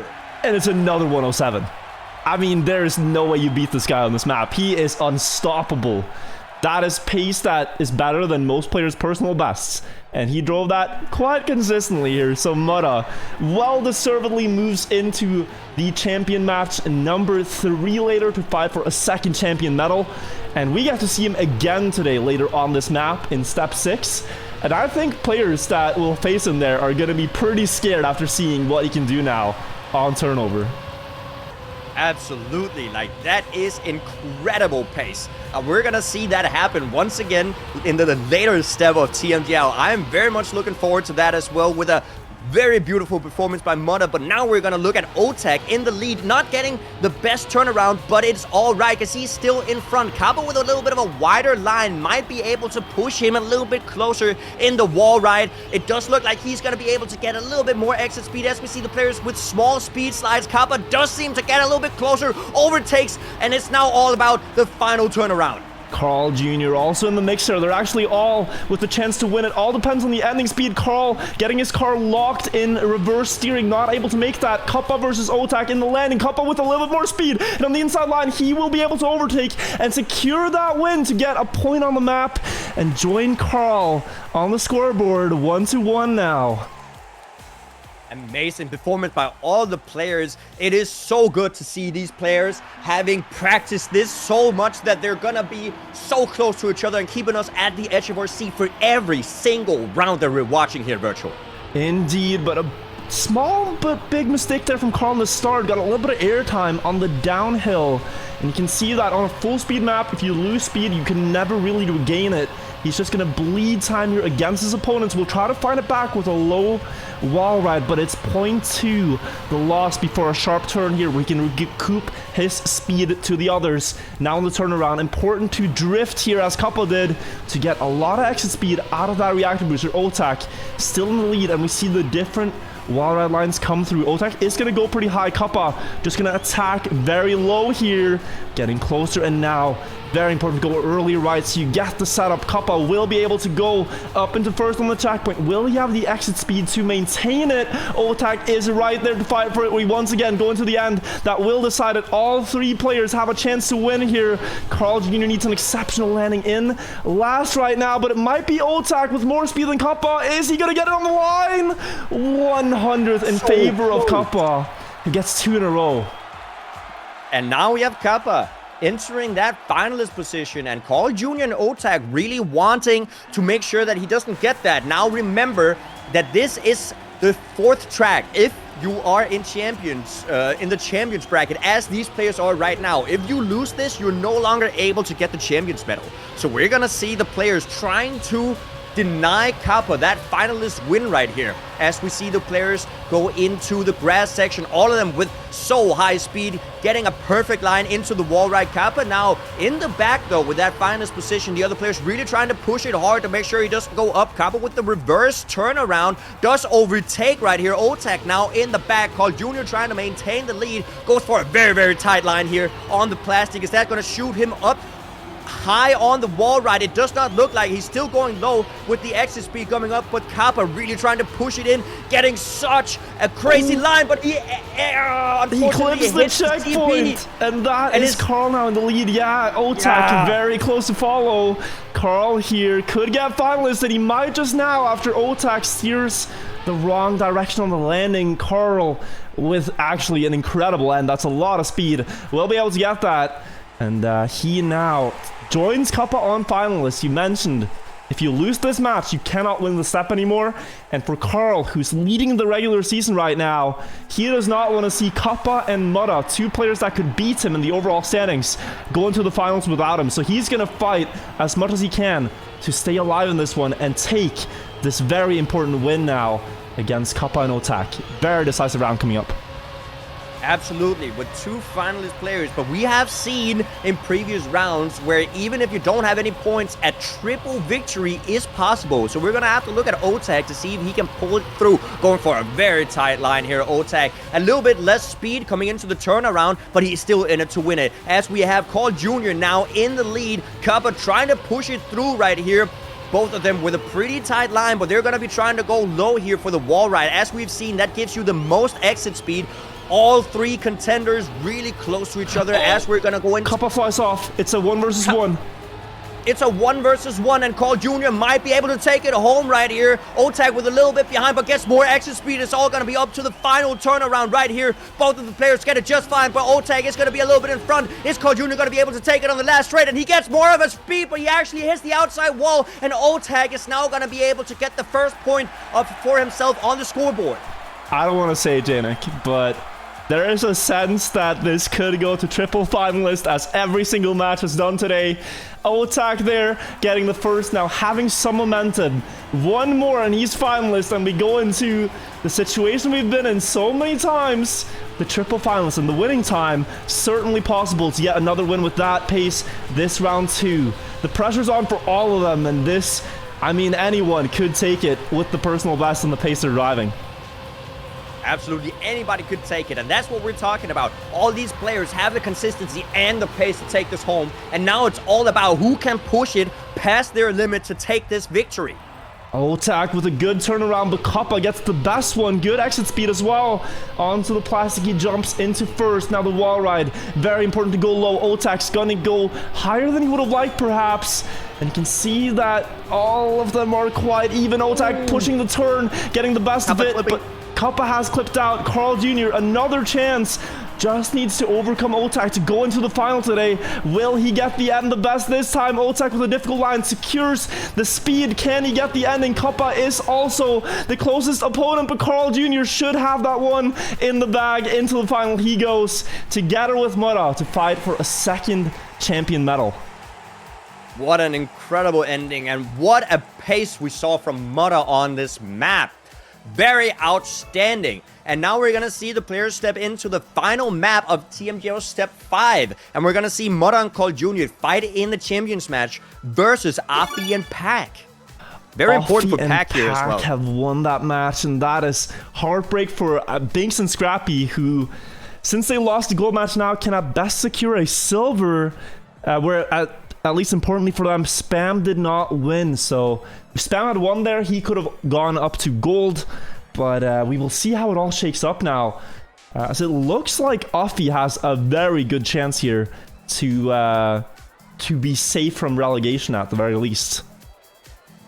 Yes, and I think you said that Pack would be doing very well today. And I think your assessment was correct right here. As he jumps into that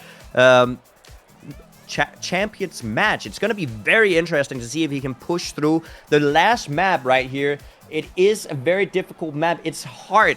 The reason it's difficult is because it is so consistent. A big difference between this map and some of the other TMGL maps is that this map is going to be so tight, because the consistency of this map it's pretty hard to make huge mistakes. So the players are going to be so close to each other, and it's all about pushing the very, very tightest lines, going as fast as possible, and that can make you make some mistakes. And the problem here for a player like Spam is very consistent, so he's good on the maps that are difficult, but on easier maps, players often play riskier than him and are able to get more pace out of the map, and it's very tough for him to win on maps like this. So being in last right now in the season, he kind of has to hope that Scrappy and Gwen lose to Grenadier and Binks in Group 3 to have a good fighting chance in the final step played right after this one. We're playing 2 steps tonight, but we're starting with the gold match. Before we go to the champion one, we will have gold between Kappa, Otag, Mime, and Bren to see who secures the gold medals here. Important for all of them in the overall standings, but I think especially Bren here, who has he started the season the strongest, and a gold medal here as well would then put him up actually into second right now before the champion match is played. Absolutely, and that would all be matches huge. are at the same time. Oh, wait. Okay, so we're doing it differently. All matches are at the same time, so then we're doing champion. Okay, in the previous steps, it's been, but I guess it's for time, right? Because we're playing so many matches. Yes. Yeah, but that makes sense. Just you know, adding to what you just said, if Bren gets that gold medal, he's gonna be able to actually push it very high up towards the rankings in the next step of TMGL, because he will be tied in terms of actually in front of the top 2 players in terms of gold medals. Like Mudda and Mime only have 2 gold medals, and if Bren gets that second one, he has more silver medals than the others, and he might actually be able to push up to second place if he gets a champion's medal in the next step.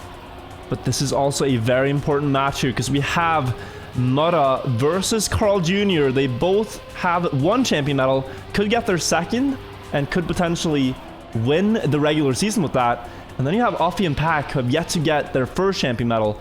And for Pack, this is a golden opportunity because he was one of the favorites to win this entire season. When we saw the new format, we were like, yeah, that suits Pack. And then he started the season like down at the bottom of the scoreboard and wasn't really able to keep up. And then he's had some better pace. He was, able to get silvers. But really now, champion today would be a massive comeback for Pack, who is the defending champion of TMGL. He won it last season. Absolutely. And I think it's also important to say that the players, Carl Jr. and Mutta, are on the top 2 of the leaderboard as of right now. And if they make a champion's medal, they are safe. Absolutely no way that they can get out of the top 8. And as such, those players are also going to try to push their hardest to win this. Exactly. It could shake up either way. I know Offie has been pretty frustrated as well, has had some good runs, but also them just falling apart at the wrong times. I mean, he was second place in the playoffs last season in the finals against Pack, and also played excellently that regular season. So I mean, if both of them get a champion medal here, then we're in for a treat, because then 10 players have one champion medal and only 8 go to playoffs, and the other medals will start to matter. The last step will have huge impacts on the scoreboard back and forth. But also, as you said, Mutta versus Carl Jr., this could decide the season. Let's take a look as we go into Heart, the final map. It's first to 3 points, and they're going to go blistering fast here in every single round. Yes. So 10 seconds, we're just gonna have a small little 10-second break before the map actually starts, and then we're gonna go through the first round here, where we're gonna go through a little bit of the map. But just to break it down, the map is very consistent, and we're gonna see the players be very close to each other going into the first round. We have a small pipe here in the beginning that is not gonna bring any real change to the placements here. As you can see, the players are going to be super close, going into a couple of tech drifts, getting as close as you can to that circular object, and going very, very wide on the dirt to maintain as much exit speed as possible, as that speed can snowball through a little bit of the track here. There is a little gear on the grass section, getting into a bold turn, setting up for a very fast drift, because you want that speed for the uphill right here. And into the uphill jumps to the checkpoint, we have the dirt part. First a slalom weaving between the pillars, and now you want to go very far to the left to keep the grip in the downhill. Into the underwater part is gonna pay dividends for Offie up in first. Very inside line here on the dirt downhill. Will put him up into first. It's only 0.2 of a second between all 4 players. Offie going off the edge as he clips the corner. Same for Carl Jr. And it's Mutta versus Pack in the end, but Mutta has more speed onto the final 2 bridges. It will still be Pack, though, holding on with a 1:03.67. Already kicking off with a faster round than we saw in the entirety of TMGL Challengers. And that is just the opener. Yes, and Pack takes home the first round, which is very important also for his own mental here, showing himself and the players that he is able to keep that pace up right there with a 1:03.32, as you said, a very, very, very respectable time right here. As we jump into the second round, the players are going to be neck and neck once again. Let's see who risks it the most for the most exit speed. Once again, Pack is actually in the lead, getting followed by Offie and Carl Jr., but they're getting left behind a little bit. Almost 0.1 down to Offie, getting a little bit of a tighter line. Is he going to have less exit speed? I think so. And Mutta actually sliding out. Unfortunately, Mutta is not going to be able to take home this round right here. As we enter the last section of the map, the players are going to be setting up for the identity here with the water turn into a downhill dirt section. We're going to be jumping into the identity. Pack crashed. He had an insane pace of a round, but he crashed the wall. Carl Jr. has made a mistake as well. It's Offie up in first by quite a big margin, and on the last jumps, he will safe this one through. But that was a 1:03.84 for Offie, and Pack was well over 2 tenths ahead. So he was almost on 0.5 pace before the crash. And that's what you said. Pack does seem to have this you know, play style down where you really need to risk and get so top times every single round. Let's see if he can pull it through once again. And many of the TMGL players have talked about this. Like Pac, he used to have such a dominance on the scene, had to release here, falling a bit behind. He had to have such a dominance where he could be able to play matches without practicing too much because he was just so good on pace. But this season, everyone shows up, they're full trained, and he's not able to keep up unless he too puts in the same hours of preparation, and he has done that these last couple of steps to show that he can be able to keep up. Onto the uphill here, he's actually not out of the fight for first here, but he has a very difficult job to do if he wants to win, because gaining 0.2 in the end here is almost impossible. Gonna get a clean downhill to catch up to Carl Jr., but Offie is still far in front. It's gonna be very tough. Close battle between all four as we go onto the parkour part, the first plank. Pac maneuvering the field up into second, but Offie's still far ahead. Mutta will try to get first as well. Last jump, Pac going too low, and in that battle for first, it's gonna be Mutta by 4 thousandths of a second. Insane. What an incredible ending, and Wirtual, once again, 3 out of 4 players have won a round. This pace of the players and the consistency that they're bringing on today's Super Sunday is just incredible to see. It really is, and I think it comes down to you see what your opponents are driving and you know, okay, I can do a 0.6. Let's get it on. Let's dance. Mutta here hitting the wall sadly, but that is what it takes to get a couple of 0.6 runs. You have to dare to drive close to the walls in a few rounds, take some mistakes to win these rounds, because you're never going to win with a 0.9 here. You have to play at world record pace to have a chance. They all know it. They're all going for it, and it's a joy to watch. This time, Carl Jr. and Pac are the ones with the best starts to the round, but we've seen Pac get so much speed in this downhill. Carl into the wall, and Pac will do that downhill line. Offie now is going to be quite far behind before the dirt. 0.24. Can Pac hold on to this? Offie has a decent amount of speed onto the uphill. He's getting closer. Pac trying to hold on. Offie tried his best, but yes, Pac will indeed hold on, and he's already finalist. One more round for a champion medal here, which would be a massive comeback for Pac in the season. Absolutely, that would be so important for Pac, and it would add another person to the roster of people who have that champion medal. So not only is it important to Pac, it's actually also important to Mutta and Carl Jr. that they can deny Pac that champions medal, because the more people with it, the more dangerous it actually is to fall down out of the top 8. Indeed, it's all coming down to these last 2 steps, and believe it or not, there is a universe where Pac can still win the regular season despite being near the bottom of the scoreboard right now. 1 champion medal here, 1 more in the next step would maybe do it if the right players do not get a medal here. Pac very close to the walls, but that small moment of danger will be a lot of exit speed in the part after here. Now the dirt slalom. Look at Pac here setting up for the downhill. This time it's not as good as prior rounds, and Mutta and Offie are in the lead. Offie actually matching Pac's pace from the previous rounds, so this is very fast up front. He has struggled a little bit with getting the right setup for the end, but this time he will have it though. Mutta is on such a comeback that he will be able to snipe it away, taking the win with a 0.69 and getting himself into finalist mode. What a nice ending there from Mutta, putting himself in finalist and showing you just how much of a difference those low lines and low jumps they actually can make in the end day, pushing everything he had, probably because he could see that he had to on those splits on the left side of his screen. And you know, you just see the players with the incredible amount of pace, and even though they have that pace, they can push it even further in the ending. That is such a joy to see the players be able to play this fast. A lot of pressure put on Offie and Carl Jr. now. They are falling behind on this match, and Pac has shown that he has been driving the fastest. He's driving the fastest right now, and he could very well close this out and secure a champion medal if no one is there to stop him. Carl is the closest, but he is a couple of hundredths behind, and Pac has this downhill that he tends to do well. This time gets a bit too much airtime.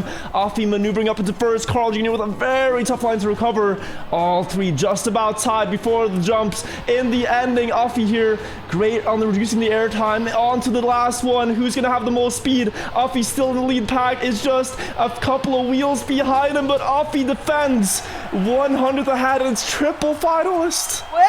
What is happening with the triple finalists? It's every single match we're seeing triple finalists. These players have the consistency down on lock, and we're gonna see the players fighting for it right here. Carl Jr., the only person without a point, and he's gonna be looking to deny the 3 other contenders 3 rounds in a row. Let's see if he can actually do it going into another round. Triple finalists. Let's see what is gonna happen. Carl Jr. is looking to defend, currently in P3. Offie and Pack ahead. Pack with a very, very nice lead going into the drift, trying to set up for as much exit speed here for the uphill jump.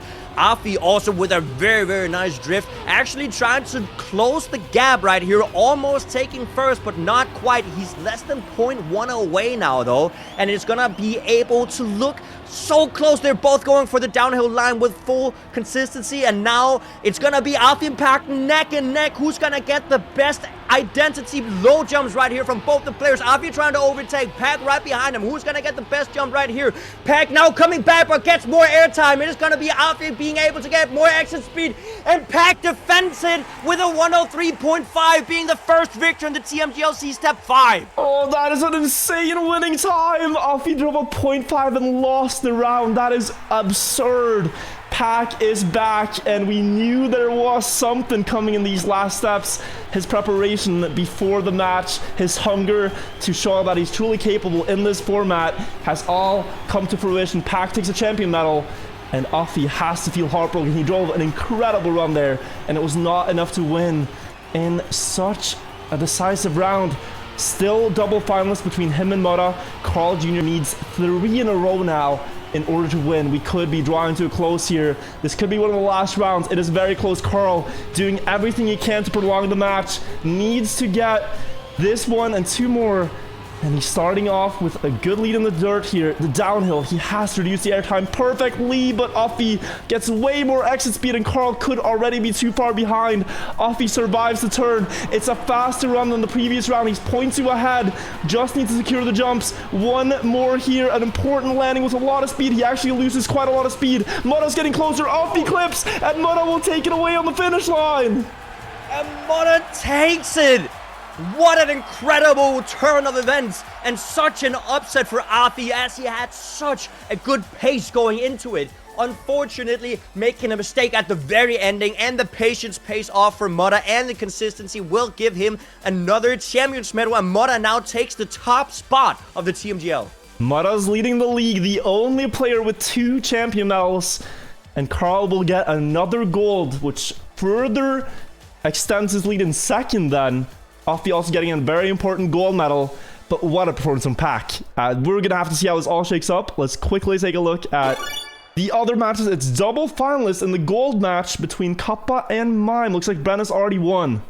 See if we can watch this. They're heading into the final jumps right here. Identity time. Mime is in front. Kappa trying to deny. They're both finalists, but Mime seems to be able to take it. Kappa with a mistake, and Mime is gonna take it home for himself with the winning time of 103.8. Well done, Mime. There we have it. Just got to see the last parts of that. Brenna, as we mentioned before, took that very important gold medal that will put him further up the scoreboard.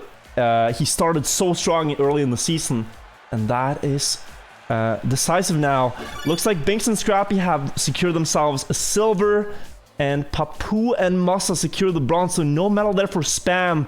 And now he's really at the mercy of getting at least a gold if he wants to stay in.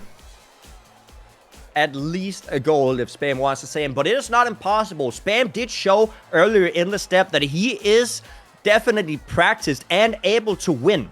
Spam did do really well in the first couple of maps, and maybe he's gonna bring it in the next step. So do remember that TMGL Step 6, the final TMGL step, is gonna be happening in just a moment. Yeah, it is. We are gonna first get the updated standings, have a look at all the implications of that. They are playing just 2 steps back to back, and the crazy thing for the players now is like, okay, you lost. You get 40 minutes, or about 30 minutes even, just to refocus up for your final match. It's still not over, but are you able to come back from a big loss? Can you reset mentally in just that time. That's sounds crazy to me. Yeah, and that's, you know, but it's also they might have some big brain tactic and deciding that the last step is where they're going to be pushing it. Maybe they've practiced the other, because there are other maps in the other step, right? So we're going to be looking at some other maps in the next step, and maybe the players have practiced those more, hoping that everybody put it all into step 5, and now they may be fatigued for the 6th step, and they're going to be hoping that they can utilize that to push themselves up a bit. It is not over, not by a long shot. Yeah, we're currently waiting on the updated Wikipedia page. I can quickly show you what it looked like before this step, but with Mutta winning a champion medal and Carl Jr. not getting one, that means Mutta is now clear first. He's the only player with 2 champion medals. Mime got a gold, he's up at 3 golds. Carl's at 4 golds, Brennan's at 2 golds. So they will be your 2nd, 3rd, and 4th place in the league right now. Also Pac, just look at this. Getting a champion medal finally. He was 11th, but that one champion medal will put him now ahead of Masa, who has 1 champion, 4 bronze, I think it is. So Otak was able to get, I think he got silver. We'll see how it all shakes up. It's hard to remember all the scores, but also unfortunate for Spam, who did not get a bronze medal, so he's still here. I think that's going to be very tough to come back from. F5, it is updated. All right, let's take a look. We have the final standing. So Mutta ahead of Carl now. Mine and Bren. Rel still in 5th. Kappa in 6th. Pac in 7th and Otak in 8th. What's important is that the top 8 players do go to playoffs. You're guaranteed a spot. There's a 9th playoff spot that the players from 9th place to 12th place will have to fight for. And then the players in 13th to 15th, they will have to play against challenger players to defend their spot. To prove that they can defend their spot. And the player in last in the league is automatically demoted. So as it stands right now, that would be Spam. But just a gold medal here would instantly put him into at least partial safety. Yes, and I think gold medal would, it would secure almost, you would almost be 100% safe that you're not going to be fully relegated, right? Because it would mean that Bing, Scrappy, and Gwen all get gold or better, and that's going to be very difficult for 4 players on the bottom to all get champions in gold. That's going to be interesting. Yeah, it almost looks like Uffy is safe here. There is a universe where he's not, but Uffy might have just secured himself at least into the orange bracket, the relegated to promotion match bracket. With that gold. I think the only universe would be if Gwen and Spam both get champion and Scrappy gets a gold and Binks gets like nothing. Like that would, well, Binks and Scrappy would both have to get gold. It's crazy. I think Uffy is almost safe. It would be crazy. Binks, Scrappy, Gwen, and Spam are potentially then the players that are fighting to survive, right? That are fighting for that last spot. And if chat was unaware, Wirtual does live in a universe out of 1 billion universes in his mind that exist. All of them exist, apparently. So very interesting. There's a lot of universes, Janik. What can I say? The script I have, though, has the... I can't spoil it yet, chat, but it's a good one. We prepared a good script for this one, all right? Trust me. Anyways. Okay, so... Yeah, so can we talk about the new maps right here? Because they are two new maps. Let's get into the game, Janik. I do say that it's new maps. It's actually not new maps. It is the 1st and 2nd map of the TMGL. So step 1. So the first couple of maps are making a comeback in the final. It's Quicksand and Icy Jump. So let's go on to Quicksand here. This one has had quite the change. I remember in step 1, the world record we talked about a lot was like 108 flat. And then now they're driving this 107.7 pace, which is insane. And then Icy Jump is a really cool map as well to end on. Absolutely. And both these maps are actually very difficult, especially Icy Jump, I think, with the identity. But talking about Quicksand, because that's going to be the first one that comes up. It is making a comeback from the very, it's the very, very first map that's gotten played through the TMGL. and the identity of the map is why it's named Quicksand. Can you talk a little bit about that? Yeah, so we're watching the top 5 ghosts on the map right now. The current world record 107.75 by Masa. We'll see it in the end, but in the start here, there is one line the players do to get a lot of speed. Into the bobsleigh, you want to carry a lot, but not too much speed because you can't actually jump too far. To the checkpoint here, we have seen players face plant it. You see mine pushing it quite close. Then on the ice here, there are 2 dominant lines. There's one where you slow down a lot and take an inside line, and one where you go really high up on the quarter pipe and get exit speed. So they balance out just about. Mime here went for the wide one.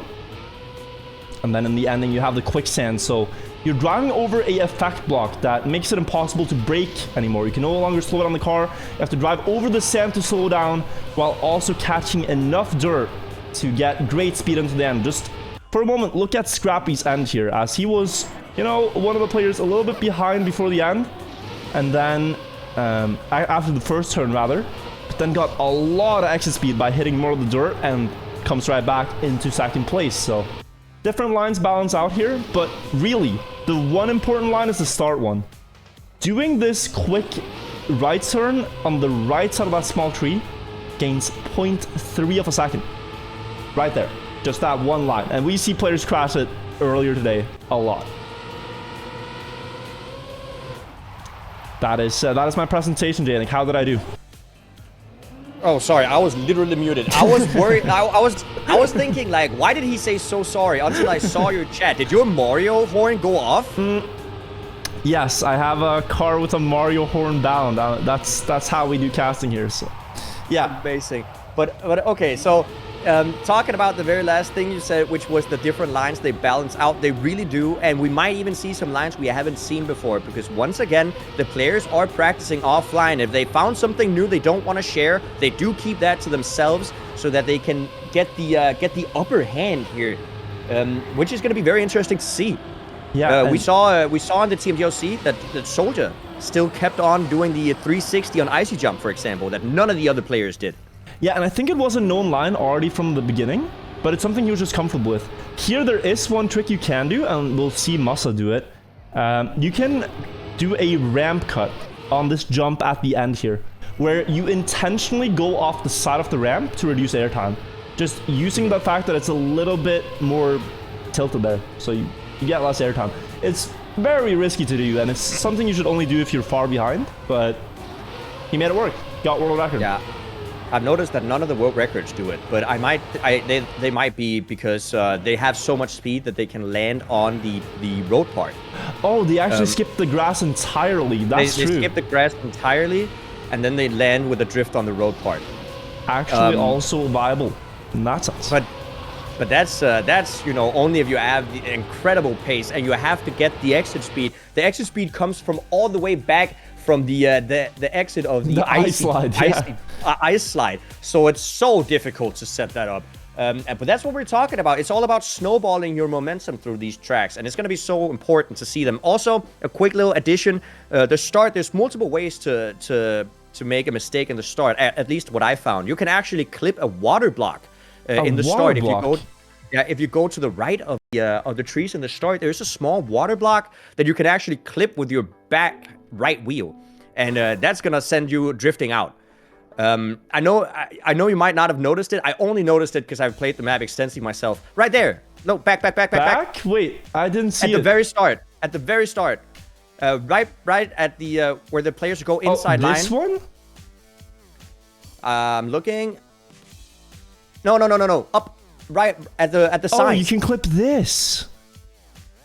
Yes, I you see can it. clip I that. didn't even know that was there, to be honest. No, I didn't see it either until I played the map myself, and I was like, wait, are my wheels watery? And then I had to, as Cam 7, and there's a water block there. That's the problem, because if you clip this, you have water wheels for the next turn, you're doomed. You're actually doomed. Yep. You have to reset. So yeah, you want to go high to this corner, but not touch the water. That's actually a very important detail. But I don't know. I haven't seen any of the players do it in the previous step in the TMGLC, but it might be doable. I don't know. It might happen. Indeed. And then we have Icy Jump, which it's one of the best maps. Really, it's just a great map. Oh, absolutely, and it's highly technical. And it's the first, the first surface of the TMGL back then that. Oh, did you Mario Horn just do it again? Oh my God. Okay, going further than that, it's the first map of the TMGL that actually introduced the plastic surface. And so there's three things it does. It's the first map of the TMGL that introduced an extensive plastic surface. It's the first map of the TMGL that has, and the only map of the TMGL that has the bouncy block, and it's the only map of the TMGL that has an icy identity. So it's a very unique map in that sense. You're very right about that. And so you see the players here, they go down the plastic, and you have to stay in the upper gear. If you steer too sharply there, the car will drop a gear and you'll have to gain it back. That loses your speed. So you have to be very finessed on the plastic in order to not drop the gear. And then you of course have the ending here, which is the big icy jump, and you can see it on the distance there. You cannot see where you're landing. Like, you're going for this jump, you do not see the checkpoint you're landing at. You kind of just have to aim based on feel to go as far right into the checkpoint as possible, do an ice slide, and then land. And there's there's several approaches, but let's first talk about the standard approach, which is what most players here do. If we remove mime from the equation, what the players do is they jump, land a bit sideways, steer right on the landing, and then do another ice slide to the left. This is cookie cutter standard stuff. But the mime line, and I think we call it the OTAC line, I think he was the inventor, if you will, of this line, is to jump and land just straight forwards. And what you do instead is you ice slide the second landing rather than the first.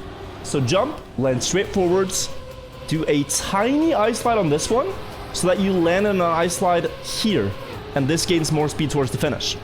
A bit of a different setup. And if I have the replay here, I'd show you the wicked soldier approach, which is the 360. But yeah, so that's the difference. And it's not all about pace here. It's also about what the players are comfortable with, because it is such a difficult identity that if you do the regular line, the one that you showed that everybody does, if you land in too much of a drift, like a too heavy angle, you're gonna lose speed on the first drift going into the second part of the identity. And if you go for the mime line, you might be able to avoid doing that altogether. Yeah. So it's all about, well, first things first, it's about pace, but it's all about the consistency as well. Indeed. And the consistency will be key. We saw Soldier go for a slower, wicked 360 approach that was working for him more consistently than the others. One interesting line I want to share here, which exists, but it's sadly slower. It would be so cool as a spectator, and probably terrible as a player. I'll show you. It was found and by Grenadi, but sadly, you can't really use it in match. Let me pull it up here. It was insane. I mean, like, if this was played in match, it would be a spectacle. He found it a month ago. I'll just pull this up. It was on Twitter. So this is the same map on the plastic part. You could go up the loop here, keep the upper gear, flip down, and carry the speed. And you would be very, very fast. But sadly, it is slower than just driving it as normal. Have you seen this before, Jane? No, I have not seen that. That is incredible. But I think this gives some insight into how much the players actually research the maps and try everything. Because you kind of have to try everything. You don't want to have inferior strats to your opponents. And if stuff like this exists, like, you gotta the question examine is, it. would it be allowed? I think so. I mean, is it a shortcut? I don't know. I'm no good judge on that, but this is one we've had crazy lines in the past too. So yeah, and I for one think that stuff like that, because it would be approximately the same pace, but you just do a different line because you lose time by driving up a wall that you didn't have before, but you gain time because of the exit speed. I think it should be allowed also to just showcase some of the creativity and some of the wicked stuff you can do in Trackmania to the vaster audience, right? Yeah, and I remember one map which had a crazy strat they allowed, which was incredible to follow. It was from last season. It was called Grasshopper, and I'll pull this up too. This was found by the player Ince, where on the identity of the map, you could do this right here, and this was allowed in match. Bumper into a bug slide 360 to keep going. whereas the intended route was actually just to jump and drive normal.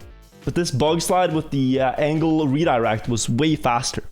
And we saw that last season. So sometimes the maps have crazy tricks the players have to do, which were unintended by the mappers, but they make for a great spectacle anyways. Absolutely. Now, how long do we have? We have about 20 minutes before the step starts, right? Yeah, I think it would be good to take just a quick 5-minute break, honestly, and just, get some water. I gotta get a bite of food, but we'll start at 8, guys. It's in 20 minutes. We'll do a quick be right back. If you want to watch some wicked shortcut replays from my younger days of playing, I have this screen. Enjoy some old school virtual driving. We'll be right back with you guys.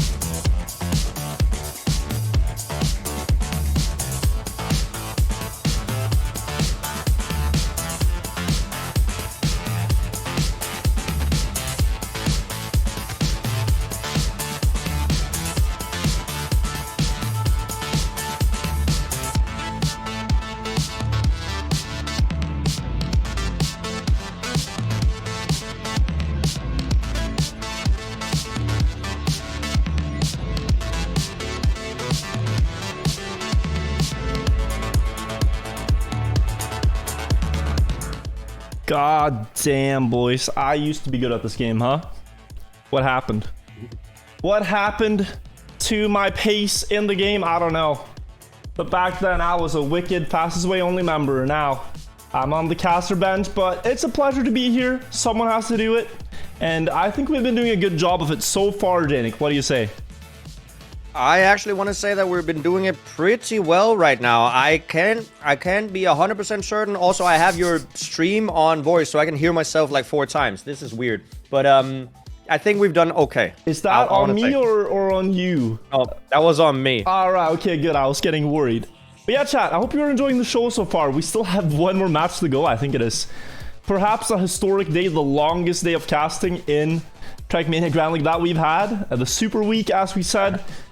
Because of server issues last weekend, we're playing Step 5 and Step 6 this weekend to decide the entire season. And it might already have, we might already have a potential winner with Mutta securing a champion medal there in that step and now putting himself into clear first on the current scoreboard. Now, I don't want to change the subject too much, but I did send you a very nice photo on Discord, just letting you know. Oh, well, let me pull up the very nice photo.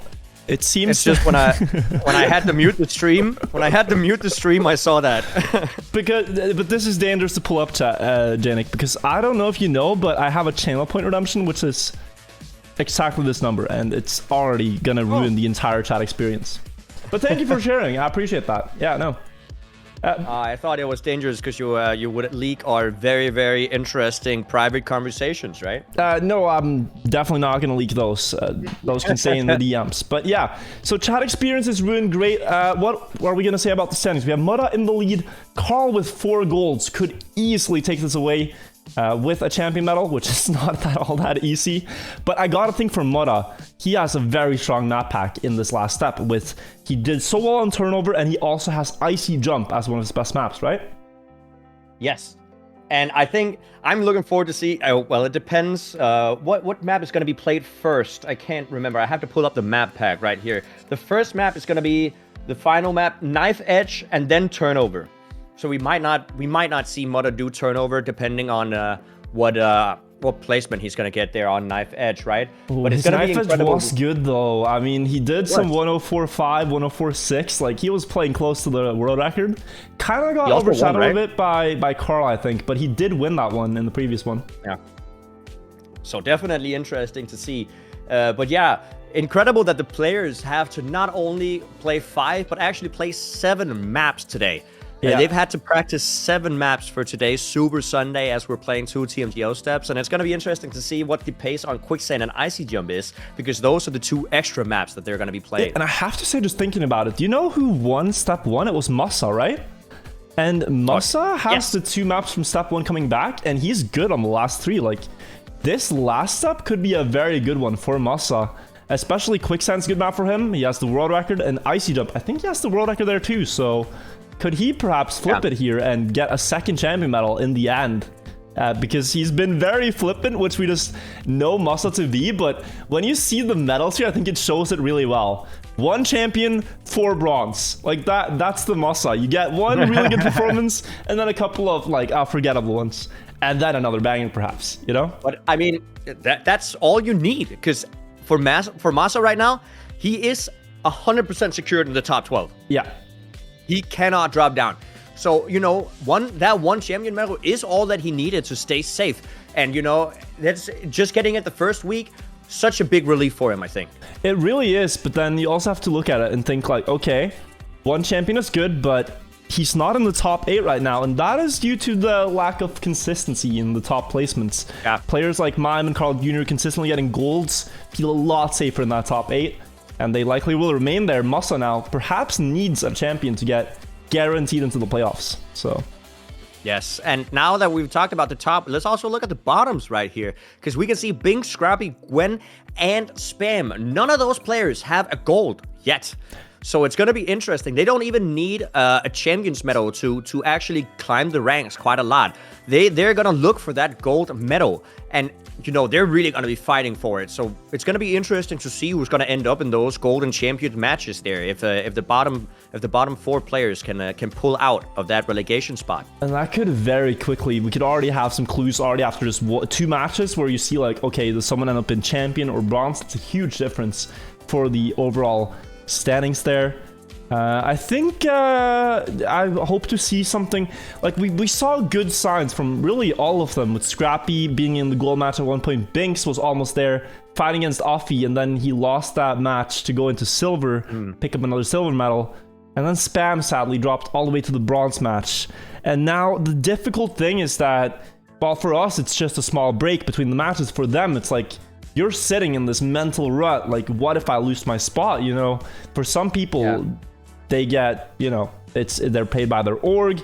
That's stressful. You have sponsors, and you also have a big fan base that you want to show, like, I belong here, you know? You want to prove yourself. But we are gonna have one player be relegated. That's the format. And we have to see who can prove their worth right now and that they deserve their spot in the last step.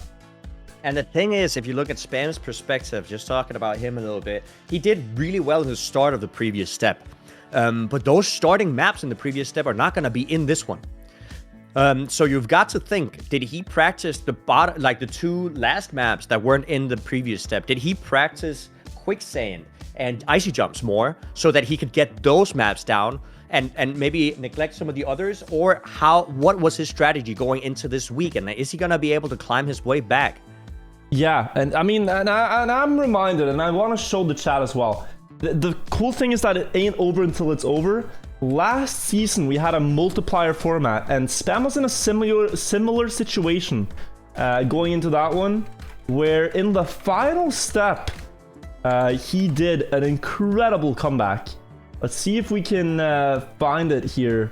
Was it actually step 8, which was the final one? I think we had 8 back then. Yeah, I think it was that one. Oh, let's see. There is this one.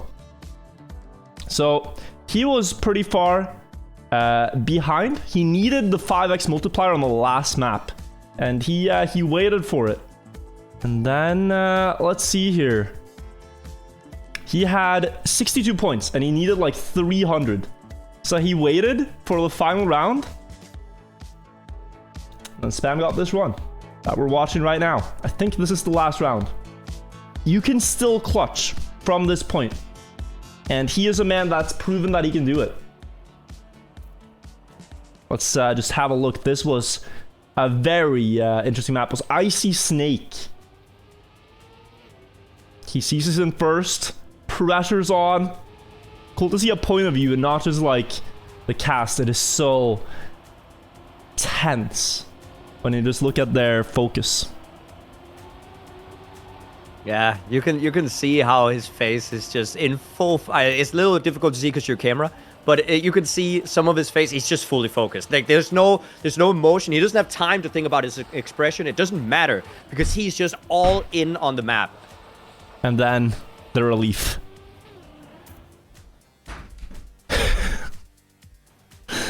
A beautiful moment in the Grand League last season. Running out of the room. Everyone in the in-game chat is freaking out for Spam who gets it. And look at the points, right? With those points, he climbs out of the relegation matches. And actually beat Carl Jr., who had to play a relegation match. But that was because he wasn't really motivated. People were doubting Carl back then. And I think he's proving everybody wrong this season, which is also cool to see. Some Trackmania Grand League lore for you guys. It's always nice to follow the story, right? But that's what it's about. People meme it, but it is about the stories that we see unfold throughout a season, the things we're able to pick up on, and you know, the backstories of all the players.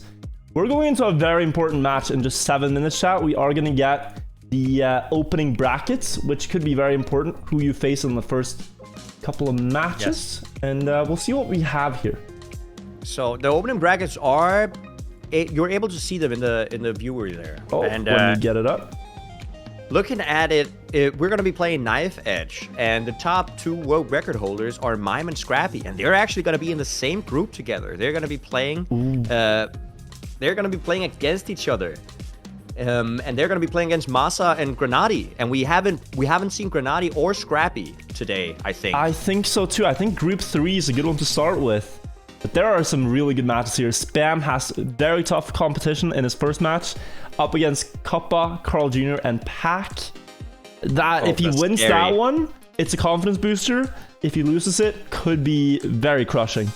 I mean, to be fair, that match looks so scary to enter. It really does, yeah.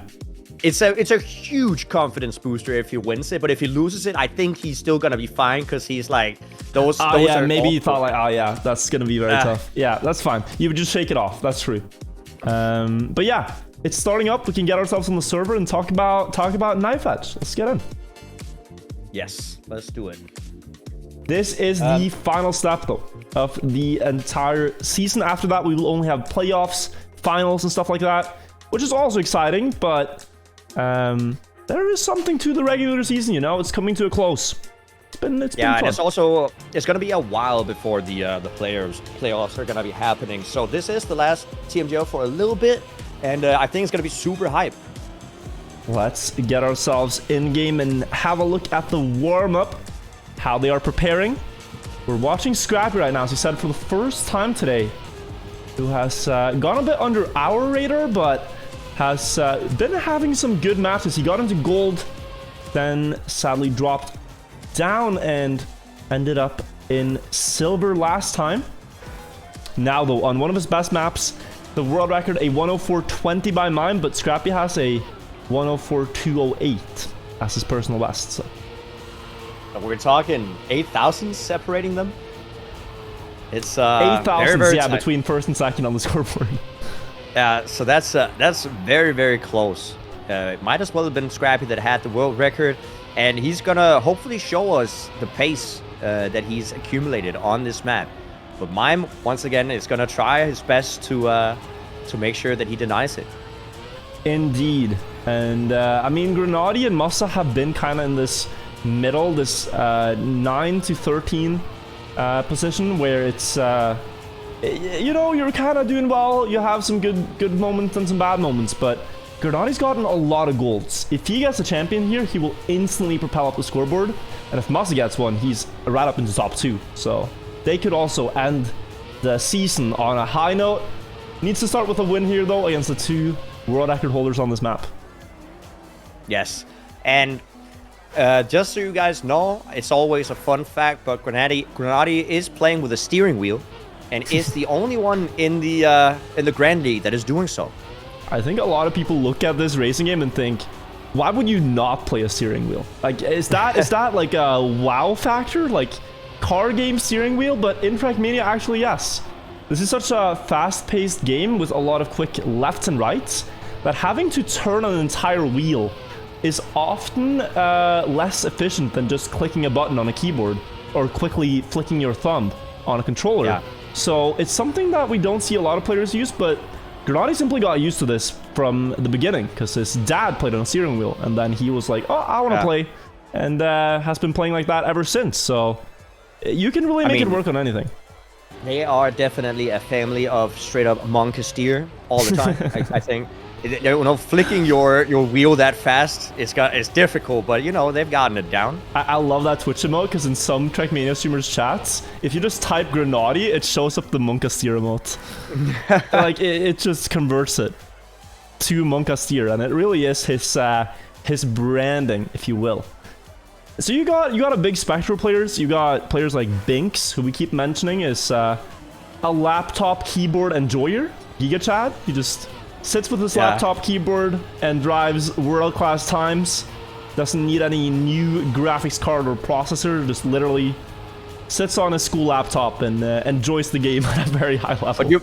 But you've got to think, right? Would he propel up higher? Like, would he become like a better player if he bought like a 240 hertz monitor at 3080 GTX and a good keyboard? Okay, so like, Yeah, I have a vision of this from the speed typing community. I tried to learn to type fast for a while, and there's a big importance in which keyboard you have when you type fast, right?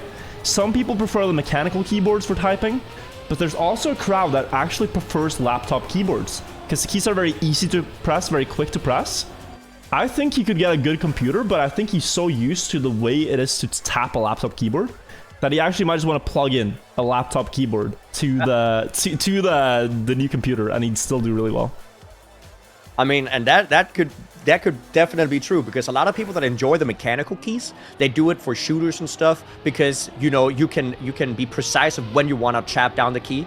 But in Trackmania, it's more not about when you want to tap it down, but being fast at doing it, because you know you have to do it at that point, right? So a laptop keyboard might not be too bad. And just like the really strong feeling for how much a tap is. Like when these players play, they don't think about what their hands are doing. They look at the screen and they think about how they want their car to move. It's not so much about what your hands do. That's automatic. It's more just your hands are an extension of your brain, and you are forcing the car to do what you want it to do, like how you envision it. And if you get to that point with just one type of keyboard, switching to another can be really hard. Think of it like a Xbox controller player going to PlayStation controller. It's I was just about to say it. Like, I tried to switch to an Xbox controller because I know that there was some compatibility issues with the PlayStation 1 with binding some of the keys. So I tried to switch to an Xbox just because I've heard people do it, and it was just impossible to play. Yeah, like you're so used to something else. Yeah. Because then you have to actively think about what your hands do, and you fall out of the rhythm. But we are getting into quite a match here. This is Step 6, the final one of the season in Trackmania Grand League Spring 2022. It's been an eventful season, but here we are with the final 5 matches to decide everything. Currently, as it stands, Mura's leading with 2 champion medals. A lot of players have 1 trailing behind him, and there will be a battle for the top spot in the league. There will be a battle for the top 8, who goes to the playoffs. And then also a battle for survival between the players in the bottom of the field. Currently, one of them is Scrappy among the bottom 4, facing potential relegation. But Spam is the player in last place who really has to make a miraculous comeback. But the reason we're watching this one is we have Scrappy and Mime, 2 of the fastest players in the world on this map, with 1st and 2nd on the leaderboard. And Masa and Grenadi also great pace throughout the day. We're going to see all of them duke it out here. First to 3 points wins. I've talked enough. Janik, if you please, take us through this first round. We are going to see the players be really tight here. The map is called Knife's Edge, and it is because you're on the knife's edge of crashing all of the time. As we see the players go into the first jump right here, we're going to see them try to go as close as possible to the bottom, and Grenadi almost clipping, but he does maintain the speed. Mime on first, currently the world record holder, and he shows why, but Grenadi with more exit speed, actually overtaking, going into the identity. The players are gonna try to get a perfect left-handed turn to not get too much airtime. Grenadi showing it just fine, and he looks like he's gonna be able to take it all the way home, winning the first round of TMGL Step 6.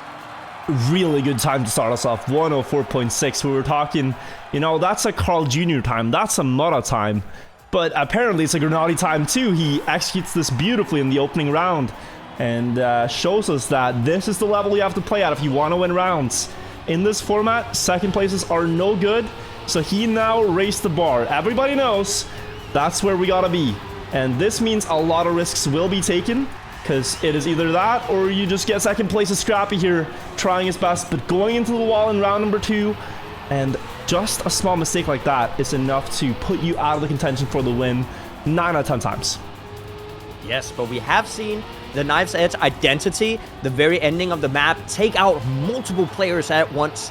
But as of right now, it does not look like the other players are getting any closer to Mime. Mime actually double clip right now. Masa with an instant DNF, and Mime, Grenadi is now actually in front of Mime right here, 0.7, and they're gonna go into the final identity. Is Grenadi gonna take it home here? Oh my god, and Masa DNF, that's something you never want to do. You think it's all over, but there is a small chance. However, Grenadi's looking so solid here. He's not gonna miss that jump, and he will take it, but I think perhaps Scrappy could have had a chance. And maybe there was also a chance for Massa, but it's 2 quick ones for Grenady, who's now finalist already.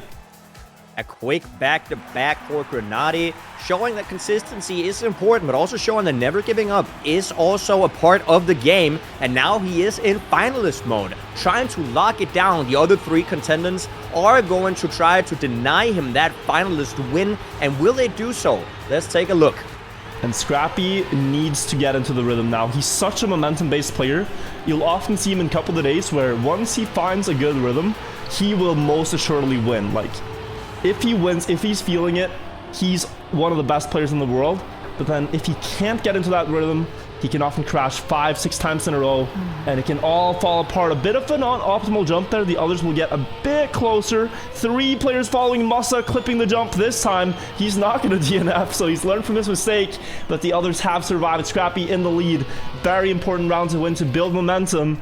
Mime is right there to take it away if anything goes wrong in the end. Any small mistake, a bit too much airtime, clipping the block perhaps. Oh, Mime will make a mistake as well. And Scrappy will... Oh, he's gonna miss the ring! Oh no, what's gonna happen? Scrappy is respawning in this time. Massa will go for the safe finish. Scrappy takes it.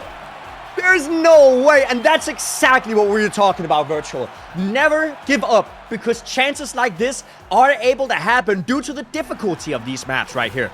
The identity, the Knife's Edge identity, really, you are only a Knife's Edge away from making that mistake, and Scrappy is showing us that it can happen. He luckily was able to pull through and still make it due to the other players' mistakes as well earlier in the round, but nothing is a given, and you can never give up. Yeah, and I think Scrappy's mental would have deteriorated if he hadn't won that. I think it was such an important thing that he got that, because a mistake like that, a potential win thrown away right at the finish ring, is very, very hard to come back from. But he's in the fight now. He's gotten a point. Lost the gear there on the plastic and loses speed to the others. So perhaps not going to win this one. Grenady way too low, sadly, on the quarter pipe. And it will be Mime now, extending his lead as Massa takes second. More speed from Mime into the water part.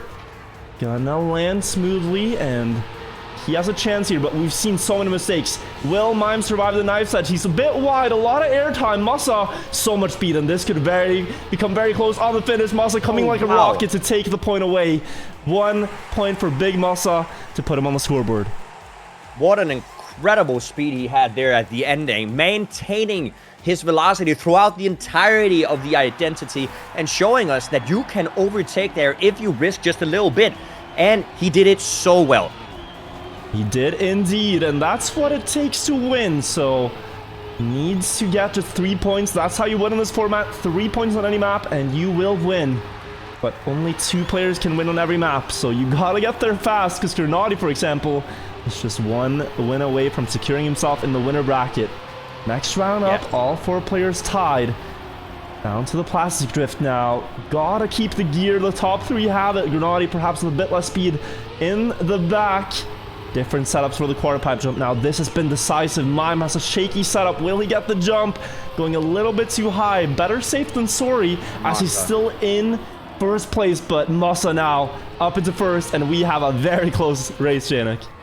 Yeah, Massa getting such a low line on the jump, showing you just how much speed you can get out of that. And now it's Mime and Massa going into the final section. They're both getting the identity so well, and they're going to be neck and neck jumping in, but Mime actually getting less airtime, and it's going to take it home with a 104.57. What an incredible time by Mime, and what an incredible ending. Mime now gets his first point on the scoreboard. And I don't think Massa believes that he lost with a 104.6. Like, that is insane pace here. But he's going up against Mime, who feels a bit like a young Massa in some ways, where he has this incredible pace, but he's also lacking a little bit of that consistency and restraint to not always go all in. So you'll often see Mime win a round and then crash like 3 on his way to get there. But when he wins, it's always a good time. So Mime, 1 point on the board now, needs another for finalist. And with the momentum in his way, could maybe chain 2 together. Scrappy, though, a lot of speed across the plastic. The quarter pipe jump coming up now. Everybody trying their best to set up in time. Mime going very low, but that will pay off as he gets a lot of speed. Massa too high. Falling behind, but it's still Grenady in finalist, in first place, with a great opportunity to close it out here. Yeah, and Grenady is trying to close it out as he is finalist. Oh, Scrappy hitting the outside, and Mime also with a little bit of a mistake. But Mime is going to try to close it in, but Grenady seems to have it down, and Grenady is going to be the first winner of the Knife Edge and indeed of TMGL Step 6. Oh, Grenady going through, and this puts a lot of pressure on Scrappy in particular. Mime and Musa are quite safe, at least for staying in the league. Mime will almost assuredly get into the top 8 and the playoffs. But here for Scrappy, this is a battle for survival. He needs now, in the wake of Grenady finishing, to perhaps be the first player to get to finalist, have the most chances at closing it out, and seize one of them to go to winner's bracket. Musta's crashed. This is a good opportunity here. It's him versus Mime now in a 1 versus 1. Yes, and once again, all of the remaining players have 1 point each, as we see Mime with a mistake, and Scrappy is going to be all alone in front. Is Scrappy going to be able to follow through and actually get the point for himself? We have seen Scrappy make a mistake at the ending of the map, crashing into the finish, but hopefully he's going to be able to keep his composure all the way through the map, going into the final jump before the identity right here. Masa 1.4 seconds behind, but it's not over yet. Scrappy has to maintain his lead right here. Is he gonna be able to do so? Beautiful jump here in the start. He does get through the CP without a problem, and he makes it into the finish, keeping his cool, and is now going into his finalist position. Yeah, really good save there for Scrappy. He is a player that plays with the interface on, so he's constantly looking at the splits and checking where his opponents are in there, recognizing the lead, not going for anything too risky, taking a bit of airtime and securing it. Is a very mature way to play out that round. He's a finalist now, needs to start on a win to secure himself in the league. And let's see if the others are able to deny him. The pace has been around 104.6. He drove a 104.9 to win that. Very low on the transition, but it pays off. Gets a good setup now for the drift onto the plastic. Good speed as well. He is going to be in first before the big, decisive quarter pipe jump. Question is if he can land it better than the others. Masa with the lowest setup and the highest jump, but Scrappy clipped a bit, and it's Mime now to go into the lead, and he also could very quickly get finalists as well. It is all coming down to this Knife's Edge identity. Once again, Mime in the lead though, holding the world record. And he's going to show us how you do it, but he's flying out. And Scrappy's now going to be able to overtake, but Masa is right behind him. He's going to be able to make it, but Scrappy's really trying to hard to keep it, and he does so. Scrappy winning his finalist position and getting the second victory on Knife Edge. Very important for Scrappy to start on a win, to make this comeback happen. It hasn't been the greatest season, but that is what you like to see if you're a Scrappy fan. He gets to win. Mime and Masa being beaten there. And if we look at the standings for the other matches, all of them have concluded. Looks like Pac and Kappa have won in Group 1, Mudda and Gwen in Group 2, and Bren and Offie in Group 4. So Spam there not winning that one in Group 1 as we talked about, but perhaps, you know, shaking it off. It is a very tough group to start with, but he has to win the rest of the matches now. Yes. The next map, though, if we're going to look at the map pack, is going to be Turnover. Now, we've talked about Turnover multiple times, but we're going to be talking about it again, as it is one of the hardest maps, in my opinion, to be consistent on. And it's going to be very interesting to see what the players are going to bring in terms of their pace once again. Indeed, and importantly here, we also see Gwen, who is Spam's closest competitor for that final relegation spot. He actually won his match, but he has a very tough match up front with Scrappy, Brett, and Pac. I think that second group, though, getting to watch Mudda, Offie, Kappa, who we already know are fast, paired with Grenady on Turnover is going to be a treat. So I think we'll get on to server 2 here for match number 2.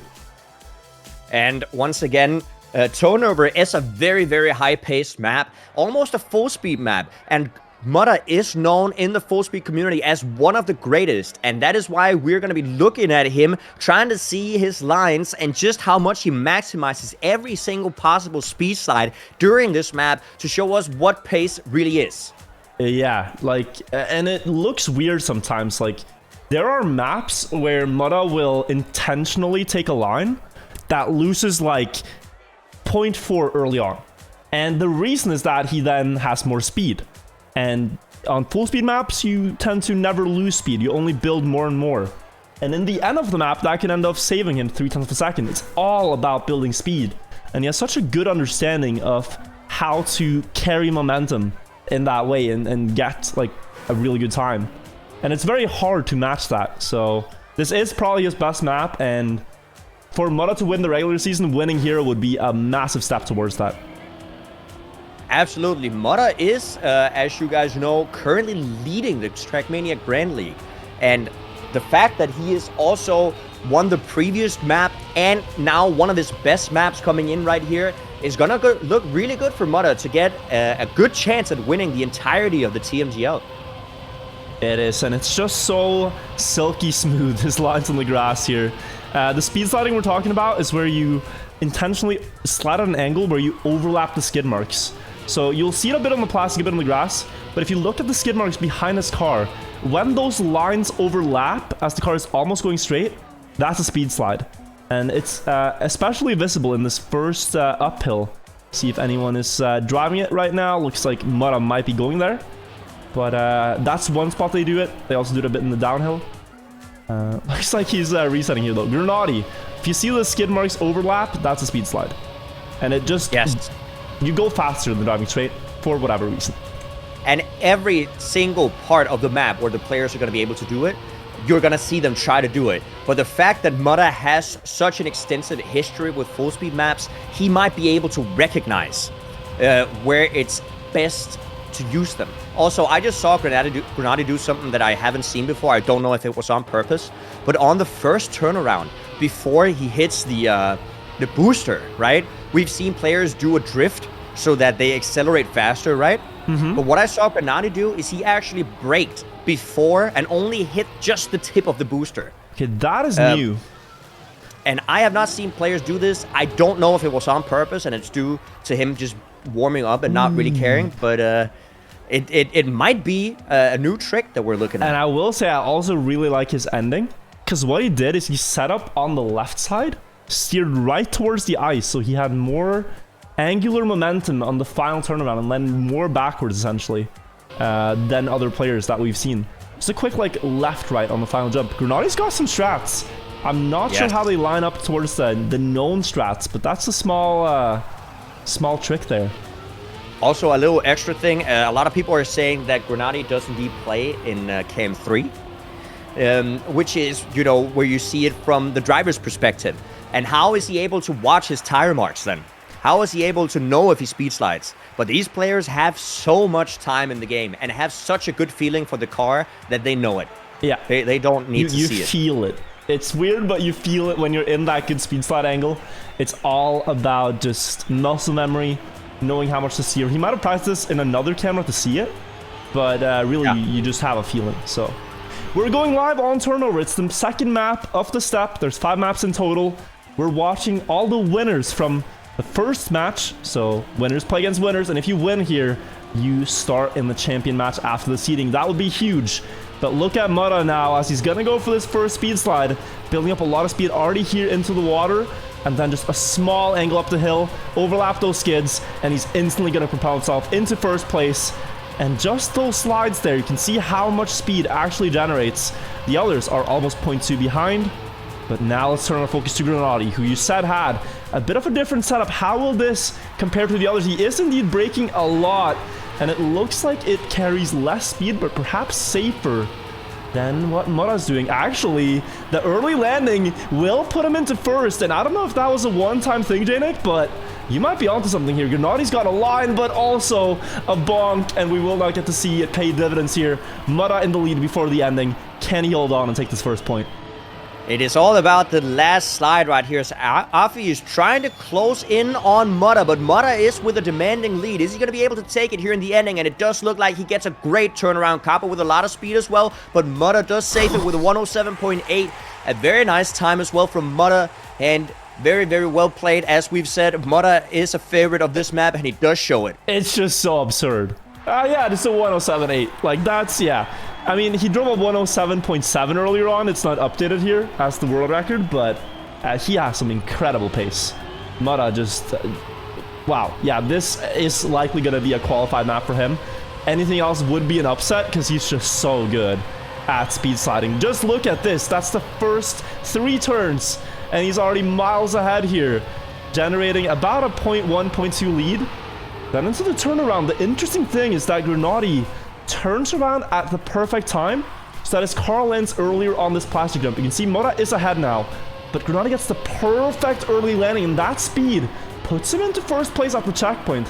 But then he's forced to go a little bit wider, and Mura comes back. It is such an interesting problem to see which is actually the fastest on paper. They're dead even in this race, and Mura has managed to get a small lead before the turnaround in the ending. Will Grenady be able to challenge this with more speed? Perhaps. No, he goes into the block. Kappa the closest to challenge him, but Mura is going to land a perfect 180, and with great speed into the finish, he will clock in at a 107.57. Oh my god! Okay, he deserves to qualify here. There's no question about it. That is 2 times back-to-back TMGL steps where Mura has made a world record happen on turnover.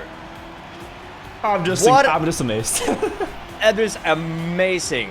But, you know, just to go back, like, not to take anything away from Mura, because that was just truly incredible, but just to go back, as you said earlier, the fact that the players, they can recognize that a slower line will pay off in about 7 seconds or something, as Grenady is doing right now, is just the extent that the players go to analyze the map and try every single different line. Oh, Mura with a mistake, and it's not going to be able to close down the finalist. But you can see the Grenady line right here. He goes slow there to go faster on the plastic blocks, and he's able to recognize that a slower line will pay off in the ending. Go slow to go fast. I know it makes to not much sense to a lot of people, but to Grenady, he has found the line and is now in the front going into the final turnaround. And this time, he's going to hope to not steer the wrong way. Does not crash the block, so he has a great opportunity to get this. And you really got to get the points where Mura does not have a chance, because this is going to come down to that second spot. Kappa getting a bit closer, but it is too far. Grenady takes that with a very fast time. A 108.04, not quite a Mura pace time, but a really fast time for anyone else. So crazy to see. That's half a second slower than what Mura just drove. It is just incredible pace that Mura is showing us. I'm going to be looking at Mura right here. He's going to be showing us the lines that he probably did just a second ago. Go with a little bit of a speed slide, then an inside line right here, trying to set up for as much exit speed as possible, and just look at his speed slide. He's gone. He's gone. Yeah, he's gone. From the rest of the field, he's going to set up for a tight line here, trying to get as much exit speed in the turnaround as well, but he is almost 0.2 ahead of the rest of the field. And is he going to be able to keep that extension on, is the question. We will see Grenady perhaps get a little closer, but we know he has a strong end too, so it's not like you get anything for free here. Mura is 0.2 ahead already. Let's see how he does this. A bit late on that turn perhaps, but staying on a decent enough line. Will be able to keep the gear and keep the lead as well. Last turnaround, set up, go all the way back on the boost. They're both going to do it. Mura just needs a good turnaround to close this out, and that's going to be... Oh, wait a second. There is someone that's coming really fast, and that's Grenady to take it away. Mura not getting the good turnaround, and we will get at least the joy of watching him play this one more round. And once again, this could be an upset here, because Grenady is now also in finalist position, and he only requires Mura to do one more mistake, and then he might be able to take the win. But it's gonna be such a tough fight for Kappa and Afi if they want to win this match, because they're looking at 2 players, Grenady and Mura, that are definitely showing the pace right here. Yeah, and I think it's very important for Grenady that he picks up these rounds where Mura is not winning. Because when and if Mura finishes, he will already be finalist by then. So he set himself up really well. Look at this though. Mura speed slides actually just before the turnaround. Something that not the other players are doing. And by that, he gains almost a 10th in the backwards driving. So that's another just like small detail that's really hard to spot, but it's part of the magic that makes Mura go very fast here. Now another speed slide after gearing up, just getting these small speed slides wherever you can, and they might look insignificant, but you can see on the splits that they're clearly not. He's 0.3 ahead. Last turnaround here, second chance to close out finalist, gets all the speed he needs. Will he get the turnaround?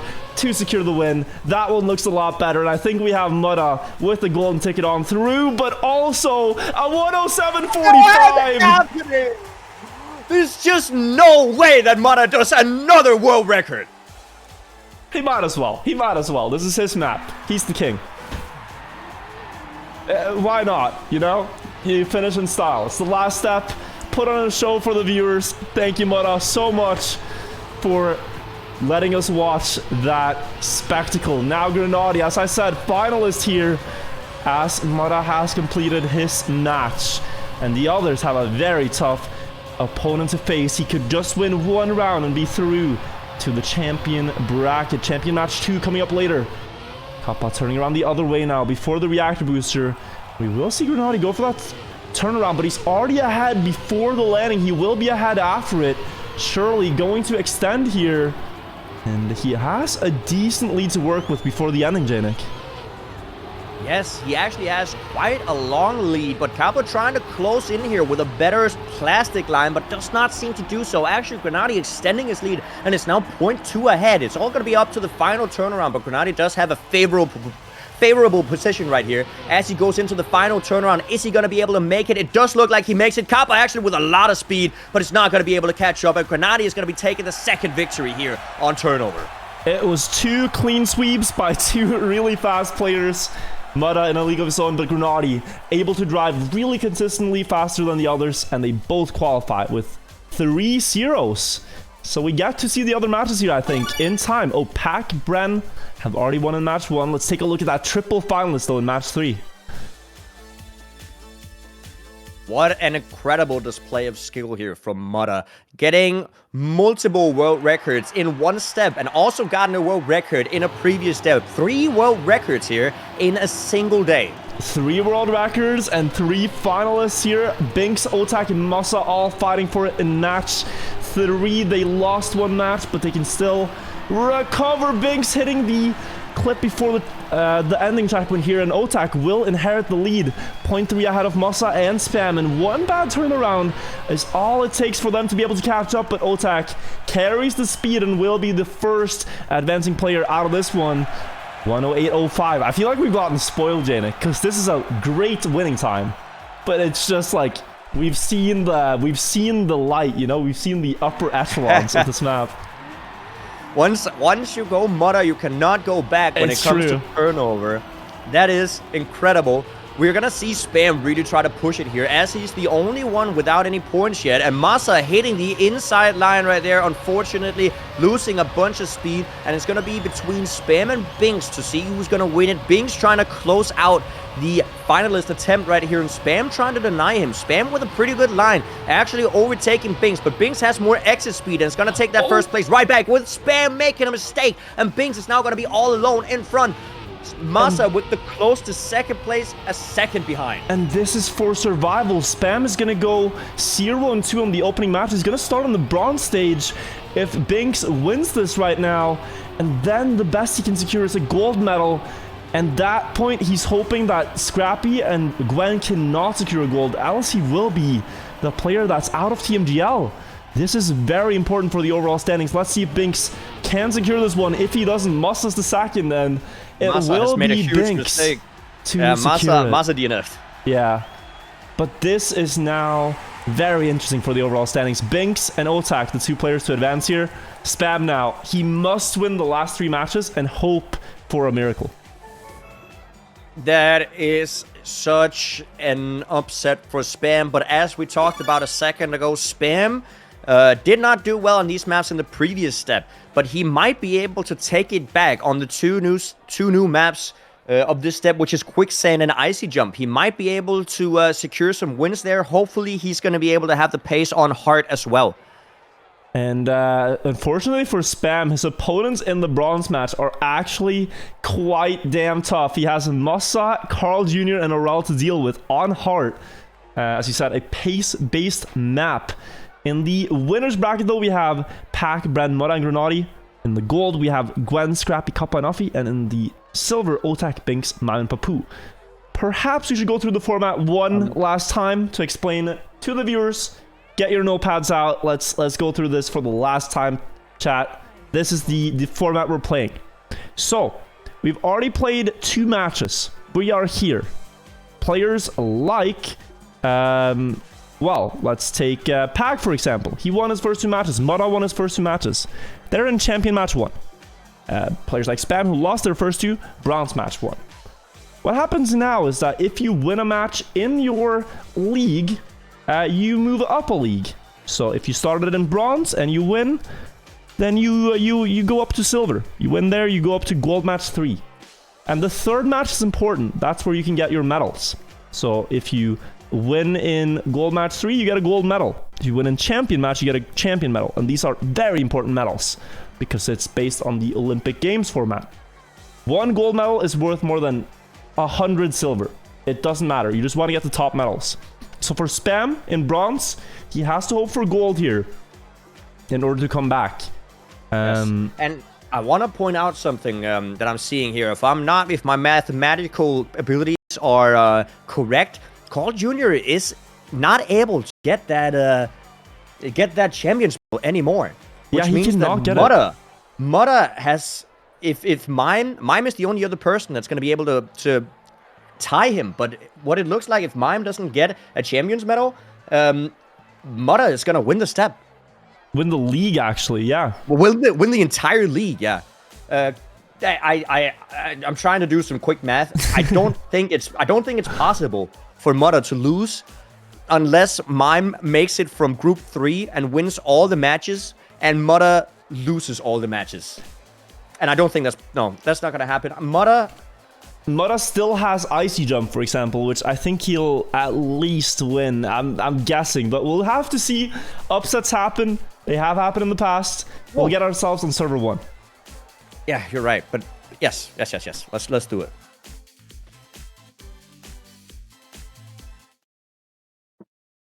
And this is map 3. Heart to be played. And Heart is one of those maps, as we've talked about before, in contrast to the other maps. Heart might and arguably is the most consistent track to drive. And as such, we will see the players be very, very close in these races. And that's going to keep us at the edge of our seat for every single round, I think. It really will. And I mean, we saw Pack here be driving monster pace. This is a good map for him. Mudda has won here before as well. But we're really looking at also how can Grenadi and Bren do. How can they keep up?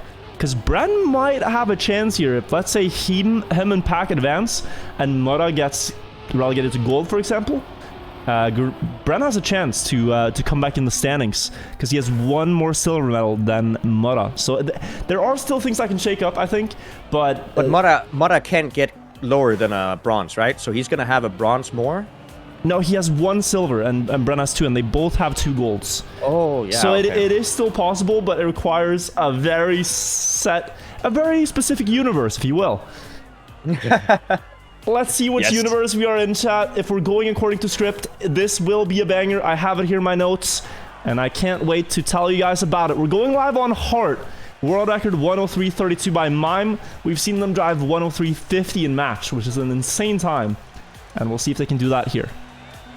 Yeah, you never know. We might see another world record being driven here on this map. The players are practicing these maps offline to make sure that they don't show the pace they have to their opponents.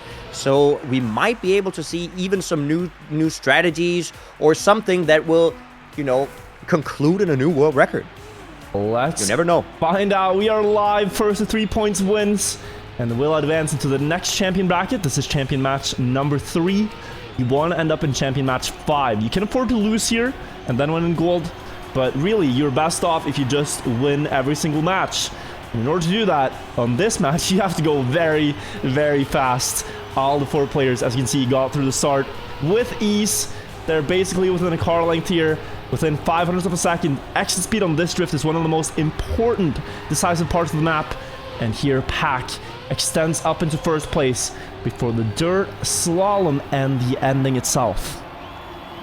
Yes, and they're going to be going into this underwater section where they're going to be setting up for a wide turn, trying to go as inside as possible, and then for the downhill here, going into the identity. We're going to see the first jump right here. Mutta is in front, Pack with a mistake, so Mutta is going to take the lead. Grenadi right behind him. Is Mutta going to be able to maintain the lead? It looks like he is, and he's going to be jumping once, twice, directly into the finish. What a time. And what a time! Only, what is it, 600s behind world record. What a great display by Mutta. Don't tell me he's gonna do it again, Janik. Don't tell me he's gonna do it again. What has Mutta had in his drink before this step is what I'm wondering. He's got pace in his car. I'll say that as he crashes, though. The classic commentator's curse, but seriously, a 103.3 in a match is crazy. Yes, that is incredible. I mean, I'll have what he's having, right? Right. But right now, it's between Pack and Grenadi. Pack in the lead, though, trying to set up for most exit speed here. Grenadi really going close to the wall, almost not making the jump, but he does make it with a lower line, actually landing a little bit before, but he's going to hit the outside wall, and Pack is now going to be all alone in the front. Mutta is the closest one, 0.8 away from him, though, but he might be able to see it. Never give up here. Let's see if Pack is going to be able to make this identity his, and it does look like he makes the jumps just fine. He knows he can save it a little bit, so getting a little bit of airtime does not matter, and he gets it all the way into the finish. Pack is going to take the second round. And it's so interesting when we say safe it, and then we still see them drive within like pixels of obstacles, but their vision of driving safe and our vision of driving safe are clearly different. Because what lines they're comfortable driving is incredible to watch. Like, they can go a couple of pixels from a wall, and that's no worry. That's like a, you know, bit wide of a line there through the turn. Like, this is the level we're at. Pack safing a 103.8. Incredible pace. He takes a win there. Needs 2 more for the finalists. For securing the match, hits the wall, though. And with Mutta crashing a wall as well, it's Grenadi versus Bren now. The 2 players without a point yet, so we could have a balance in the match here, Janik. They're both tied up before the middle ending part. They are both tied up. Now let's see if they can keep the pace up, because we have seen a 103 and a 105 being driven. But as I say that, Grenadi unfortunately hits the outside wall, and it is now all up to Bren to see if he can once again get this identity down without any huge mistakes, and it does look like he does it just fine. Almost sliding out, almost hitting the bottom line right there, but it does look like he just maintains the speed and is going to be able to take that first place position. That was close. That was very close to going wrong. Really close. Yeah.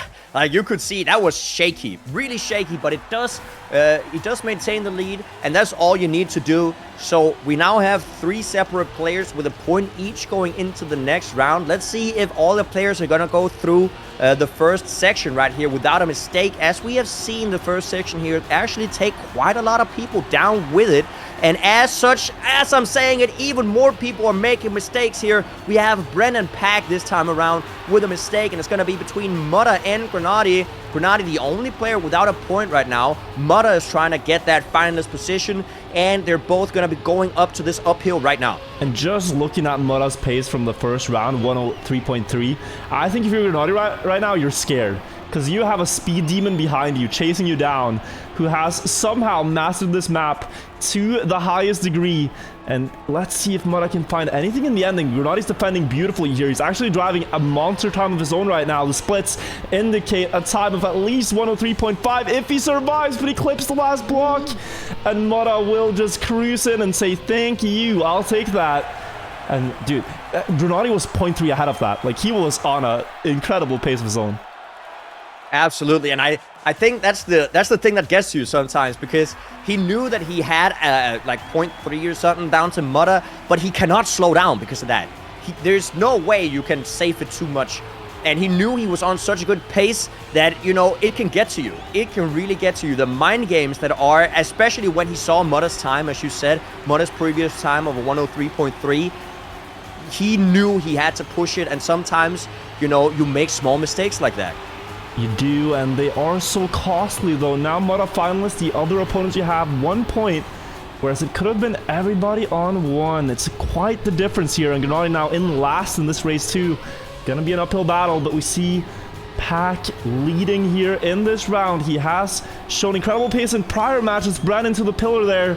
Will drop down into last. Pack leading by a car length into the water part. Mutta with a great approach. Can afford to take that inside line we've talked about to get into first place. Low jump onto the first plank. Now setting up for the last part. Mutta just carrying a lot of speed, but he clips the wheel and Pack swing back with more speed and will snipe it on the finish line. No! Will not snipe it.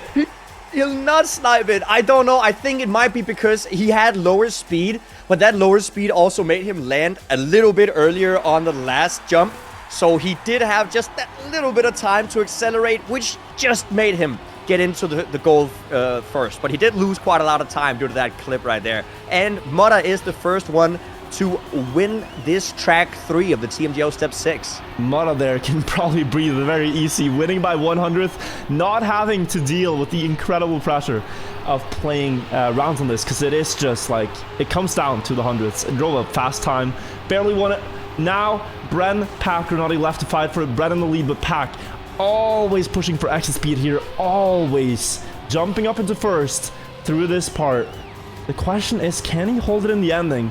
The entry to the water part here has been problematic. The downhill, this time it's super strong, and he will fight Bren for it. Bren giving the pillar a little bit of a fight as we see Pack now fast paced. Does he recognize that he can afford to save this? Pack usually drives with the interface off, so might not know that it is not close at all, but he takes it. 103.5, because why not? And he's finalist. What a great time as well there from Pack. I just noticed that Pack gets a lot of exit speed in that uphill. You just as you said, right? But that exit speed actually makes the slalom part on the dirt a little bit more tough for him, as he needs to drift just a little bit harsher. And it actually gives an opportunity for the other players to gain back that time that they lost on the uphill. So it all is back and forth going into this round. Pack is in front. Gennady really trying to get a point, but as I say so, he hits the outside line, and it's gonna be between Pack and Bren. And Pack is in a finalist position right now. Bren is really trying to deny here, trying to get that exit speed that Pack is getting, but Pack is just flying in front. Is Bren gonna be able to overtake, or is he gonna stay behind? And it's not really that Bren is driving slow here, it's just Pack is on a really good pace. This is seriously fast here. Bren's gonna come back a little bit into the water, but he has a difficult line to deal with. Pack's driving the fastest splits we've seen all match before the ending, though he has less speed to work with. Bren's getting a bit closer, but onto the last jump, a little bit of airtime will be fine, and Pack secures this one to go in to another winner's bracket here. 103.46, incredible pace. Absolutely, and Pack is kind of catapulting himself up on the TMGL leaderboards right now. Very nice to see the pace coming from Pack today. And I'm sure he's feeling the momentum from the first win. He could get 2 on the day, which would be incredible. That would maybe put him up in the top 2. If we look at the overview for the other matches, we see there's match number 3 still ongoing. So let's take a look. Yes, and Papu is in finalists. Binks and Mime with a point each to their name, and I think they're in the middle of a round right now. They're coming up to the ending. We have Papu in the lead just out of Binks, who clipped, so that is Papu winning and actually securing the match as we speak. Papu and Otak winning this one ahead of Mime and Binks. And we mentioned Mime potentially sniping away Mutta's win. Well, guess what? He lost now, and Bren also lost. And I think that means there is no one left that can take away Mutta's win of the league. And talking about the wins, let's look at the complete opposite. Spam, unfortunately, losing the 4th match. And I'm not 100% sure, but it's going to be really difficult for Spam not to get that final spot in the league. People are saying it is over. I don't know if it is yet. Is there a universe? Well, Gwen just got into the champion match. The worst you could get is silver.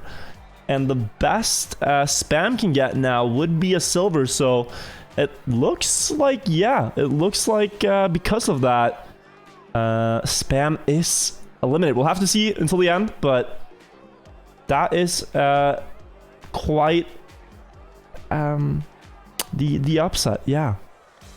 Yeah, that is the upset. And, you know, all you can hope is that Spam keeps pushing it through, getting that silver medal for posterity. Never too late. Always fight your hardest. Never give up. And also, if he is going to play the Challenger season next season, I think we'll see Spam still, you know, going all in, trying his best. And it is a bit weird to think about Trackmania Ground League without Spam, because he's been such a household name in the league ever since its inception 3-4 years ago now. So yeah. We will see. But that's what we talked about. The Trackmania scene is growing, and it's growing, and people are pushing the times further and further, and the pace is just getting higher and higher. It is so difficult to stay in the top rankings now. Yeah. But we will follow the champion match and see how it all ends up, because Gwen right now could also make quite the comeback story for this season. He is down in 15th, but a champion medal here would put him at least into the top 9 with Massa there.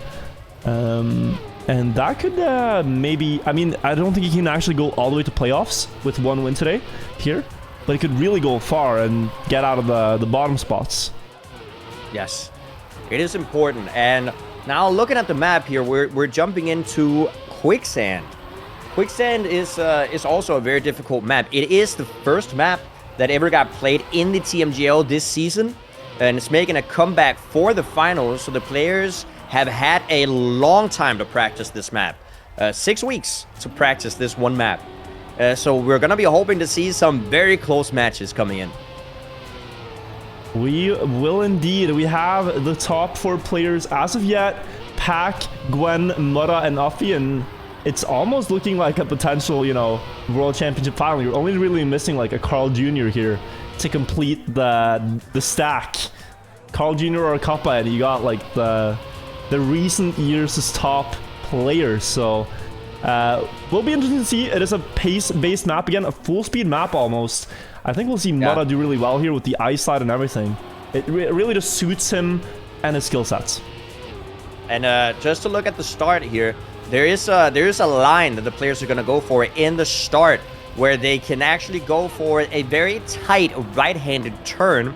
That's gonna, what did we say, 0.2 or something, that's gonna save the players if they go for it. But it is so risky, and we're probably gonna see the players go for it because they know the pace. The 0.2 is just not something you can say no to. You can't afford to lose it. And you saw Gwen do it right there. It might be hard to spot. I think he's going to try it again here. So it's just a quick left tap instantly right on the boosters. You could crash there. You could crash the trees. But if you get right off the trees, then you have a better setup for this downhill. More speed into the wall ride. And you carry this just all the way through until the dirt turn. So you have about 6, 7, 8 seconds of full speed driving until this turn. And when you cross the freewheeling, you even have that speed all the way to here. So it's like, you just gotta buckle up and try to do that precise movement. It will pay off. Absolutely. And also in that dirt turn, there's a freewheel block, which means that the players cannot accelerate. So the players are going to try to go for the most outside line possible to maintain that speed and snowball it through the rest of the track as well. Indeed. This is very much a momentum-based track where the speed you get from one section gets carried over to the next section and so forth. So it's definitely, if you can find somewhere to get just a little more speed, it is worth taking. And we're starting the season, as you said, where we ended. We're back on Quicksand for a repeat. And last time we saw this, I cannot remember how it went, but we have the top 4 players so far in Step 6. Duking it out. The winners go on to the Champion Match 5, where you can win a Champion Medal. The losers here will go into Gold, where they can still secure a Gold Medal. So let's follow here the very first round of Quicksand, and we already see Gwen having a very difficult line to save. Will hit the wall, but that is the price you pay for the risky line. Sometimes it goes wrong, Offie into the wall on the outside dirt, and it is Mura leading the round here on a momentum-based map, as perhaps the best momentum-based player in the world from the full speed style. Yeah, and he does show it going into the first bobsleigh section right here, and he does maintain that lead, almost 0.2 behind. Is he gonna extend it? Yes, he is. Pack really trying to push here from behind. Who's gonna get the best drift right here? The ice slide. There are a few different approaches you can take. Mudder going really low, but is it gonna pay off? Is he gonna get more exit speed? It does look like he is, extending his lead even more, and Mudder shows the dominance that he has in these high-paced maps. Going into the final identity, they're gonna be able to use the sand here to slow down, as we see Pack with a mistake, and Mudder is gonna take home the first round. Oh, wait! Wait! What happened? Mudder actually he crashed turtling at the ending, and Offie is gonna be the one taking it. What happened? It was all just but secured. And the full panic of realizing, oh wow, my car is not finishing. Offie takes the point. That is unbelievable. Even the casters in the booth took a while to realize what just happened. My brain stopped working. That was not processing what just happened. But yes, Offie will get a freebie. And Mudder now, how does he recompose? Well, luckily for him, everyone else has crashed out. And perhaps he can get a free point of his own here. Gwen is still maybe in the mix. Almost like Mudder just got fire in his eyes, and he just said, that is not gonna happen again. I'm gonna show you guys just what pace I have. Just one more round. And he is already a second behind Gwen, who is in top 2. All about the pace right here. Gets the ice slide. Is it too low though? Playing with fire, going as low as he can go. But he gains 0.3 of a second with that jump. And this is again fast pace. Gonna barely turn around the corner into the last checkpoint now. And into the last part here. He's just as fast as the previous round. Not going to risk anything here. Just going to take a bit of sand into the checkpoint. And, well, believe it or not, he got to the finish. Yes. We can never call it too soon anymore. I feel like I'm going to wait until the very moment the car crosses the line. Mudder gets the point, though. That has to be one of the biggest caster's curse I've ever done. We have a broccoli incident for Gwen, who has crashed the start now for the 3rd time. So very rough opening here on quicksand. And that's what, like, you gotta risk it, but it's so scary. Mudder is coming back into the round with good speed on the outside dirt line, but here we finally have a very close race between 3 players, Pack, Offie, and Mudder into the bobsleigh now. Mudder's gonna get a very steady line with a lot of speed. He has to release here, else he's gonna hit the checkpoint. But he makes it through with a bit of airtime to spare. Into the ice slide we go, all 3 players level. We see Pack going for the most inside line. Offie coming with the exit speed from the outside line, but Mudder actually going up into first. And into the end, we still have such a close race here. Let's hope that no one gets cursed this time. Yeah, going into the identity, Pack is in front here. Mudder is going to be trying to push. No, actually, there's a mistake, and Mudder is now in the lead, but he's getting overtaken once again by Offie, who's flying into the finish. There is just such an incredible, back and forth here in the ending with quicksand. And due to a lot of series of events here, Offie's actually ended up as the first finalist, despite a couple of mistakes. He's been getting through and winning 2 rounds here, and that was a big mistake by Mudder, but Offie also hitting the wall here. They are going to such extremes to risk the start. Actually, 3 players crashing out now. And why don't we have Pack crash the wall or something for the 4th? Because this is just such a chaotic map here. Pack, the lone survivor, forced to play a round now for about a minute without making some mistakes to secure the point here. Yeah, quicksand has definitely been a map that takes down some of these players multiple times. Gwen also hitting the CP right there, and Pack is now going to be even more in the lead all alone here. The 2nd place is also still going to be Gwen, but more than a 1.5 seconds behind. Pack only needs to secure it. He did not get a lot of exit speed here into the jump, but it does look like he's going to be able to even extend his lead, almost 2 seconds ahead, and all he needs to do is get this identity. But it's not over yet, as we've seen. Yeah, he did actually crash here a couple times before, but here just realizes there's no point in risking. Just get to the finish, get the point, get on the board, and then we go again here. Offie finalists, Mud and Pack 1 point each, and Gwen This is desperation hour. You gotta survive the start. Like, this series of movements, it's hard, but he needs to get it now. Gets the first turn, and the second one looks good for Gwen.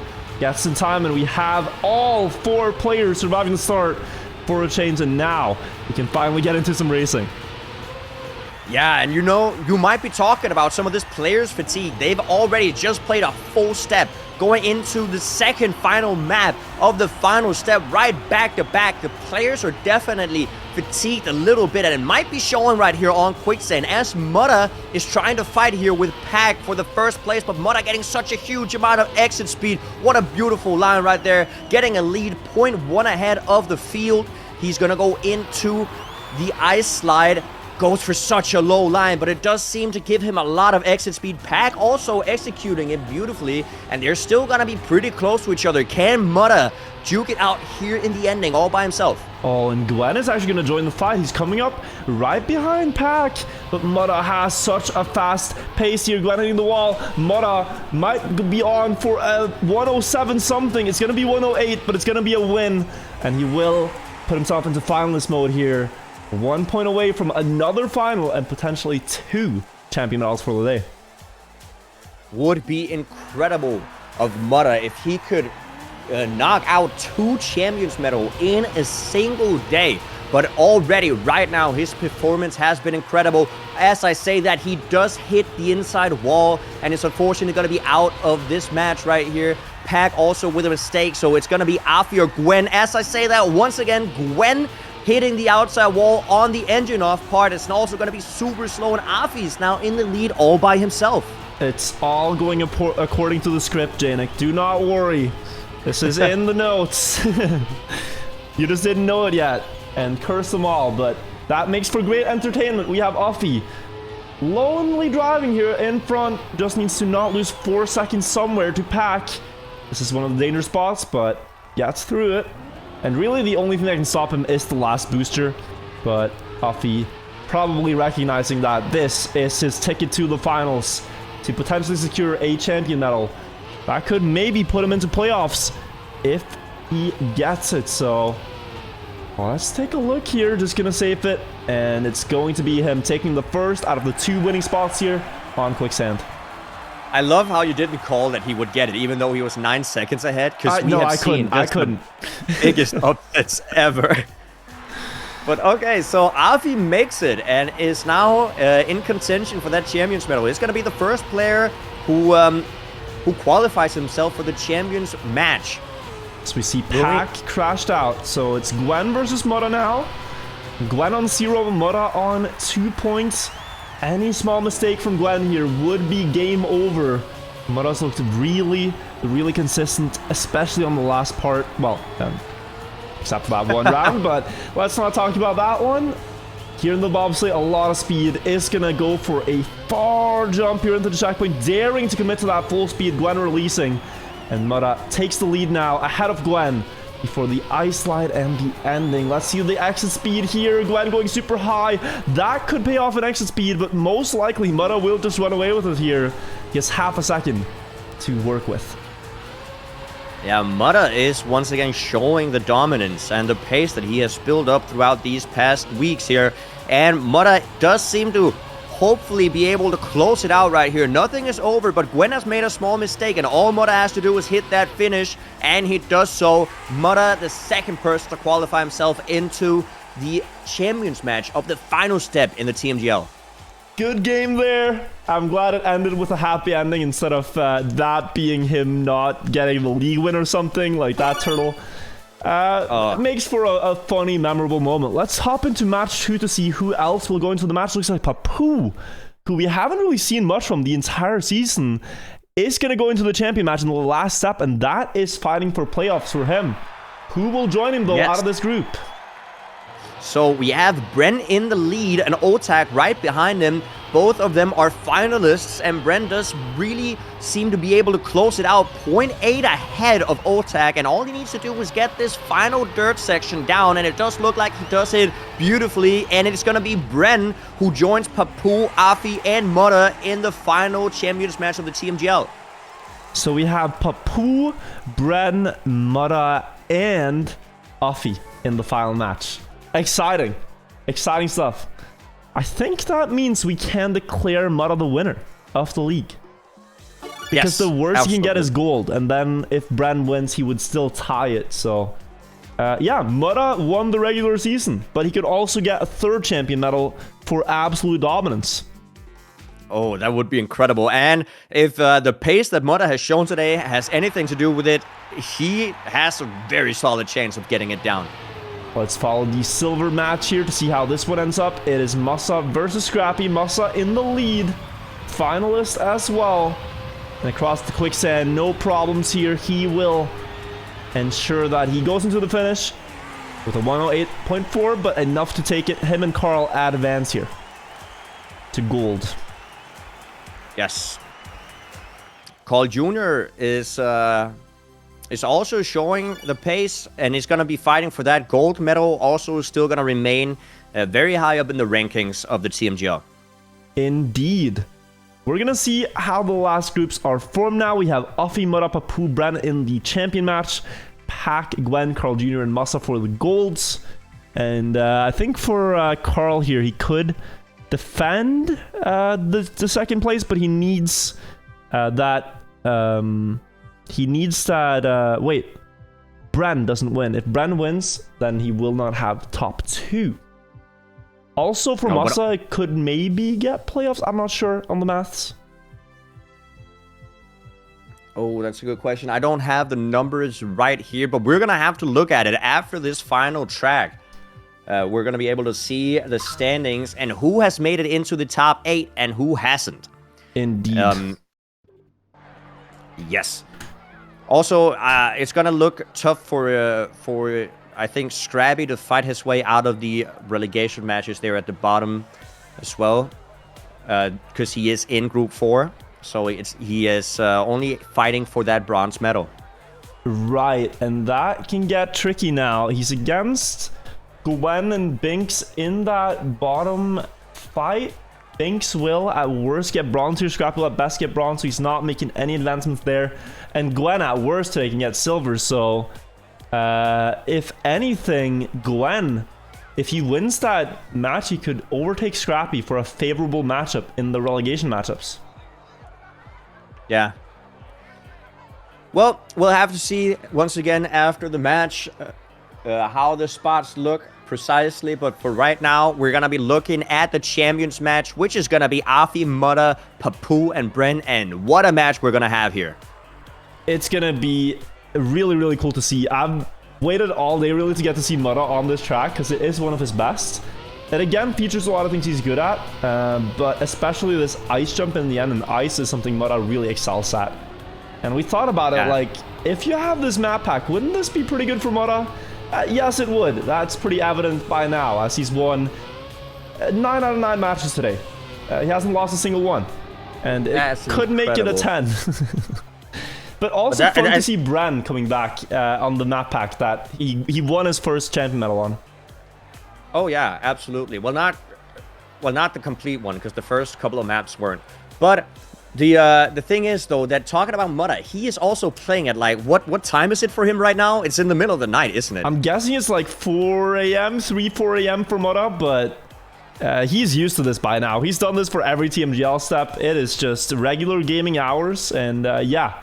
But it is in the middle of the night, 5 a.m. in Australia, so I think that's really cool. But what's also cool is that usually his parents actually wake up to watch the matches this early. So he has their support as well. Oh, they might be watching right now then. Indeed. Right here. So hello. You must be proud. Mudda is doing an incredible step. But yeah, Icy Jump, just to talk about the map here. Icy Jump is a pretty unique map for several reasons. It's a highly technical map, but that's not the reason. The reason is that it's the first map that features a pretty prominent plastic section. It's the only map that features some very interesting bouncy blocks, as I call them, or bungee blocks, or whatever you want to call them, that shoot your car into the air. And it's also the only map that features a full ice identity. So it's a very unique map in that sense. And hopefully the players have not forgotten how to drive this. And you can see Mudda doing it here in the warm-up. That is the identity part. It's the icy jump, and it's got its name for good reason. That's a very tough jump to aim. Up to the top, we can see Papu go for it here. The problem with this jump is that you don't really see the landing zone. You see just a bumper, and you kind of have to feel where the checkpoint's going to be, how you're going to land the car into an ice slide, hit the second bumper, and realign towards the finish. Not easy to do. Mudda has the world record, and he's really, really good at it. Yes. So it's just going to be interesting to see if he might, again, you know, show paces upwards of the previous world record, or maybe even beat it, because he's beaten the world record 3 times so far today. He has, and he could very well do it again here, I fear. Let's take a look as we're starting up on Icy Jump. This is the final map of the season, so get some hype for the players you're rooting for.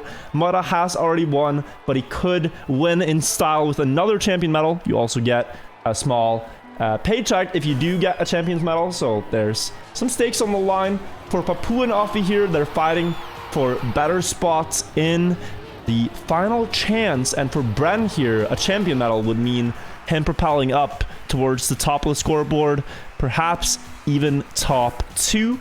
So let's take a look as we start on Icy Jump. Yes, it is the final map of all of Trackmania Grand League at the moment, for the steps here at least. And Mudda does take the lead at the very start, getting a good ice slide, and he's going to propel himself in front, getting a nose down to try to get more acceleration time on the ground, but he's going to lose a little bit of that speed as we see Papu trying to get that first place. Mudda, though, with such a long jump, and he's going to be able to maybe take a little bit more of a better approach into the plastic, but it does not seem to be able to do so, and Papu actually overtakes for first. It's a very good back and forth here between Papu and Mudda as they get closer to that identity. And it is... we are going into Papu's domain here, the dirt. Papu is a master of the dirt style, and he's won many dirt tournaments of the past before the styles became mixed up here into the ice, though. This is where Mudda could win out. He is about 0.2 behind, but let's watch the ice slide, because Mudda is going to work his magic and get a lot more speed on the final jump to easily take that one away with a 1:10.96. We're starting strong, Danik. And that for is Mudda, we're ending strong, too. It's such a good time. Mudda is definitely showing the pace. He does also hold the world record, but I mean, it is still incredible pace being showed here in the rounds. 5 a.m. for Mudda, and he's gonna show us just how much he's practiced here in the last week. Just make it a 10-0 on the day. It would be the storyline. Mudda coming back the last step to win the season. It's funny because there's a format explanation of the Trackmania Grand League where the player Foxtrot with the Australian flag makes a miraculous comeback in the last step of that imaginary season and wins it. And Mudda is really pulling up a Foxtrot performance here so far. Needs one more, though, to make it to 3. Bren and Papu here are going to fight him for as we go into the dirt. But look at this wiggle Mudda does on the jump there. Gets a bit more speed, just gains 500. It's tricks like these that throughout the day have gotten him to win so many rounds, and he could very easily win this one because he is within fighting distance on the last jump. Yeah, and if he gets such a good identity once again, he can definitely overtake. It's all about the final jump going into the identity.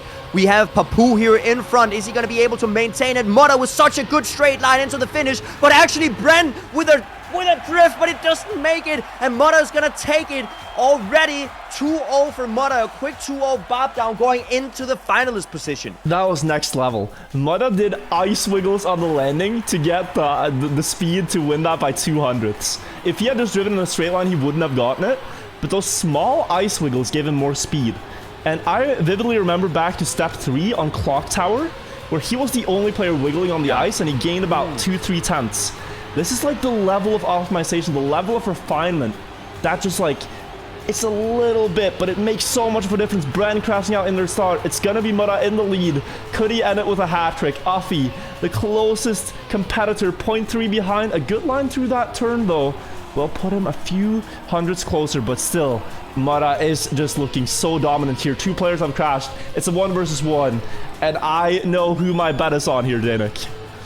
Yes, Mutta has shown us some incredible identities so far, and all that stands between Mutta and a hat-trick in the finals is this last identity. Going into it, he is 0.3 ahead of Afi, and we're gonna see if Afi is gonna be able to deny. Afi is gonna have to really risk it here in the end, and going into the identity, Mutta is in front, but he goes so tight, and he actually clips the CP, and Afi is gonna be handed the victory right here. Mutta not able to take the hat-trick, but nothing is over yet for him. And Mutta almost had it there with the last jump. He goes a bit too much on the inside line. Was actually close to the world record phase, I think. But that is a point for Afi now in the wake of a mistake. And we go again. So it's not over yet. And we're not going to call it too soon. But the way Mutta's playing right now, it almost just feels like a matter of time before he closes out his match. And we're starting to think about who might take the second medal. But for all we know, if he crashes a couple more times, suddenly Afi or someone else could take a champion medal right under his nose. This time, once again, jumps up into the lead, gonna land wide, gonna carry the speed to the plastic. Very important part to just maintain the speed and most importantly, keep the gear in the downhill. Does that beautifully, and you just see the Australian penguin flying up ahead of the others. Speed slide on the downhill to extend it. It's once again a dominant lead. Really, the only thing standing between Mutta and the win is himself. Absolutely, and we're going to be able to see if Mutta will get this final identity down. Once again, he has another shot at winning. Papu is going to try to go close and risk it a little bit, but Mutta goes for a super inside line. Is he going to be able to make it? He does not hit the CP this time, and Mutta with such a straight line into the finish. And I think Mutta is going to be able to say that he is the victor of TMGL Step 6, and indeed all of the Trackmania Grand League steps. 3 champion medals, 2 on the last day. Dominant performance, 10 out of 10 wins on the day. You can't really say more than that. Just good game to Mutta. What an incredible performance. What an incredible performance to close it out on. 3 champions medals for Mutta, 2 of them on the same day. And he's gonna win the TMGL season. But it's not over yet, as we have 3 contenders still trying to get one of those champion medals to, you know, catapult themselves up the leaderboard. Yeah, and Afi was able to get that 1 point when Mutta failed. We saw Granati be able to qualify on turnover, much in part due to securing those rounds where Mutta failed. And here, Afi has a little bit of a lead to work with overall, but also in the round. Good speed on the downhill, good jump on the bumper. But Papu will make it an even bigger lead as he clips the checkpoint. Will he make that jump up? It's so far, and he will not. Afi now about to realize what a lead he has, and this could be a potential finalist spot for him. Yeah, all he needs to do is get this identity down, which is easier said than done. But as you said, Afi does play with his UI on, so he is able to see these splits, and he knows that he just needs to hit that finish for him to be able to take this into the finalist position, and he does do so beautifully. We are going to see Afi enter the finalist spot against Brennan Papu. What an interesting turn of events. So Afi finalist now. This would put him up the scoreboard. The question is how far. Currently 1 gold, 2 silver, 2 bronze. A win here might put him above. It would actually put him above Otak if he does not get a gold. And that could be playoffs. So Afi here with a chance to go into the top 8 if what I'm seeing is correct, but we'll have to see it to the end. Before we're able to make such calls. Right now, Bran in the lead to play denial here.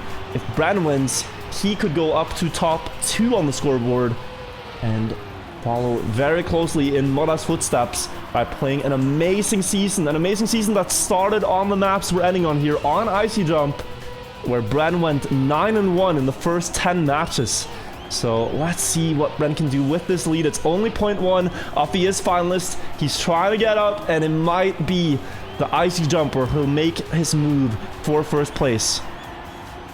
Yeah, and Afi has shown that he's able to do a fast-paced Icy Jump right here, and Bren is gonna go to see if he can deny him. Bren with a little bit of a mistake there, I think, or not. That's just the line that Bren is going for, and Bren does maintain the lead, denying Afi the victory right for now. And he takes it. Bren gets a point. 2 more for the win. We play to 3 points. That's why this is so tense now. Say Papu gets a couple of points as well. Then we really have a match on our hands. But into the next round here, every detail matters. The ice slide, that's already a 10th that Bren was able to gain there with an inside line, the bumper. You have to land wide on this dirt turn and then also go very far left on this jump because it tilts the car down again so you land early. They're thinking about every single part of their run, everything they can optimize to gain just a tiny advantage. Papu with great exit speed on the bobsleigh. Good landing zone. He's going to go up into the first here perhaps before the plastic, or very close to doing so. Clipping almost though, but keeping the gear and keeping himself alive in the fight for first, barely jumping over the obstacle. A tight inside line will do it. He has inherited the lead, but the others are so close behind Janik. Before the end, anyone could win except Papu as he crashes. There's 2 players left in this race, and Bren needs to deny Uffy once again here. And I think he still has a very, very big chance to do so, but Afi really is trying to pull through. Bren once again with that different line, landing a little bit earlier, trying to get a very smooth line into the finish, but Afi looks to be able to do it. But Bren with the ice slide gets more exit speed, and Bren is once again able to deny Afi that victory. 3 mere hundredths of a second is the difference. They're both finalists now, and either one of them can win, or Papu could get a point and deny both of them. Let's see what happens here. This is one of the final rounds of this season. Uffy with a great ice slide and dirt turn early on. Bren has made a mistake. There's only Papu left to try to deny him here. Uffy could very well win this, but Papu showed great pace. He had a great bobsleigh line and also a good landing area afterwards, and this is where he's gonna gain some time on Uffy. Will perhaps move up into first here. But now we know Uffy had good dirt lines and also a really solid ending. So we'll see how this shakes up. Currently, Papu has a very small lead to work with. Yeah, and Afi now with the 3rd attempt at his finalist position, trying to close it out. And Papu is the only one standing in his way. We're mere moments away from the identity to see if Afi can close it out or Papu can deny him. It is so important for Afi and the mental here to get it down right now. Papu with a really inside line, and is he going to make it? He is going to make it. Papu barely making it, but Afi with more exit speed, and is Afi going to be able to overtake in the ending? And he is! And Afi is going to be the 2nd victor of TMGL Step 6. Oh, that is so important. The heartbreak if he doesn't get that, but the margins are in his favor. Uffy takes the champion medal in the final step, and I think he'll go out of this one smiling, because that is definitely safety in the league secure, but it might also be a guaranteed spot in the playoffs. We'll see how the final standings look like on the scoreboard. And also, there are 3 other matches ongoing. Let's see if they are still played or completed. They look to be done. Not getting them here on my plugin, but if we have the results. I mean, as far as I can see, my plugin says they're done. We have the winners of Group 2 is called Junior and Masa. The winners of Group 3 is Binks and Granani. And the winners of Group 4 is Scrappy and Kappa. Ooh, okay. So Masa got a gold medal. Now, I think Uffy beats him because Uffy has 2 silver. And he also beats Otax. I think Uffy got top 8. I think Uffy barely secured the final playoff spot. That would be huge. With that win, yeah. So we'll have to look at the standings. Step, but guys, we really hope you enjoy the cast of Trackmania Grand League. This is the regular season done, but there's still playoffs and the finals coming up. We have the schedule here of matches. You can see April 10th is the day today. On April 17th, we have TMGL Challengers Final, where we get to know who the player that's promoting to the Grand League will be, and also a match between players to get into the playoffs.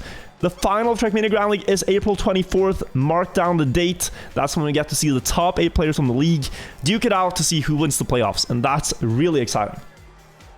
Yes, and if the pace here has anything to show for it, the final chance as well as the finals are going to be incredible pace. Now, the final chance is obviously the players trying to get into the finals as well, and they're going to push it to the very, very limit. But also the relegation matches against the TMGL C players are going to be incredible because they don't want to get knocked out of that TMGL spot. Yeah, no, you want to keep it for all it's worth. And unfortunately, as we saw, Spam did not have the miracle comeback step, and he will be relegated. This is not the updated standings, but with Spam not getting a big medal here, he's gonna be the last player in the league and is gonna go out of TMGL for now.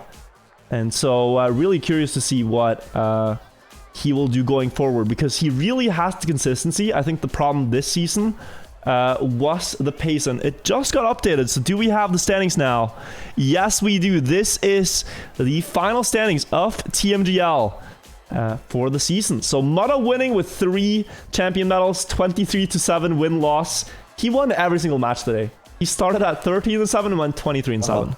That's crazy. Carl Jr. got 2nd, Brent 3rd, Mime 4th, Afi up to 5th actually with that last step. So went from 12th to 5th.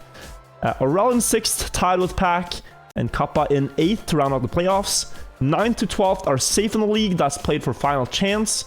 And then 13, 14, 15 will have to face the players from the Challenger League to try to defend their spots. And Spam in last, automatically relegated, unfortunately. So unfortunate that Masa, even though he won the first step, was not able to keep his position in the top 8. But still able to play for that final chance, though, which is always good. Yeah, indeed. But what an eventful season it's been, Janik. I was hoping perhaps of shooting Mutta a message and hearing if we could perhaps get a quick few words with him. Because it would be cool to hear his perspective on that amazing match day.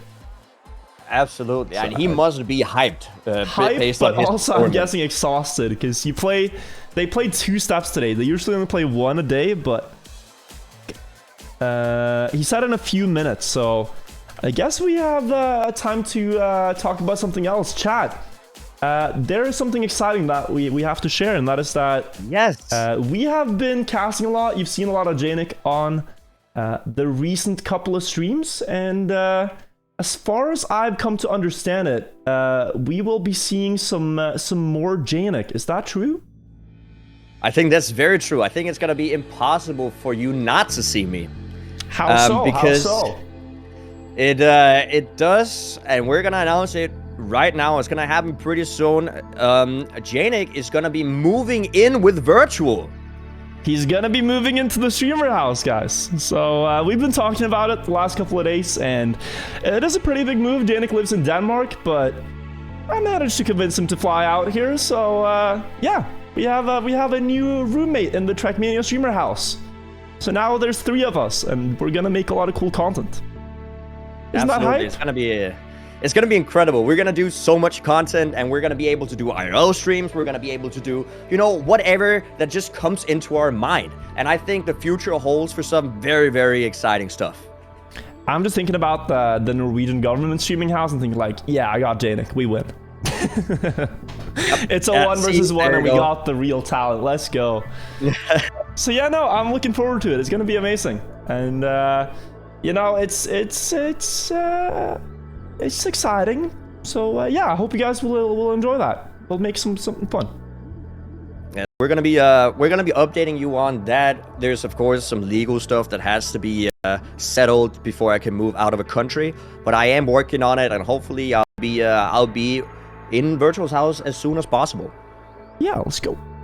So that's really fun. I've also, I gotta say, just enjoyed casting duo so much more than casting solo, and I think that's a dynamic that's been working out a lot better, because just casting so many rounds in a row with just one voice with no one to talk to, it gets pretty difficult, but it's been such a pleasant change to have you on board for the cast this season, Janik. So thank you for stepping up. Yeah, I mean, thank you for having me. It's been such a pleasure to cast, and as far as I can tell, Chad and everybody is being so supportive and helping me get better, helping me do casting on my own stream, so they can, you know, they're helping me with what I can do better, you know, there's constructive criticism, all that stuff, so I can be the very best caster as I possibly can be. And thank you, Wirtual, of course, for giving me the opportunity to do something that is incredible. I mean, you already have the background. I don't know if you guys know, but I've seen Janik freestyle rap, and he's got some pace on his enunciation of words. So perfect transition to a caster, I gotta say. Thank you guys for all the primes, by the way, and all the new follows. I see they're just like running in. If you want to watch the next step, do leave a follow. I'll be live with it next Sunday.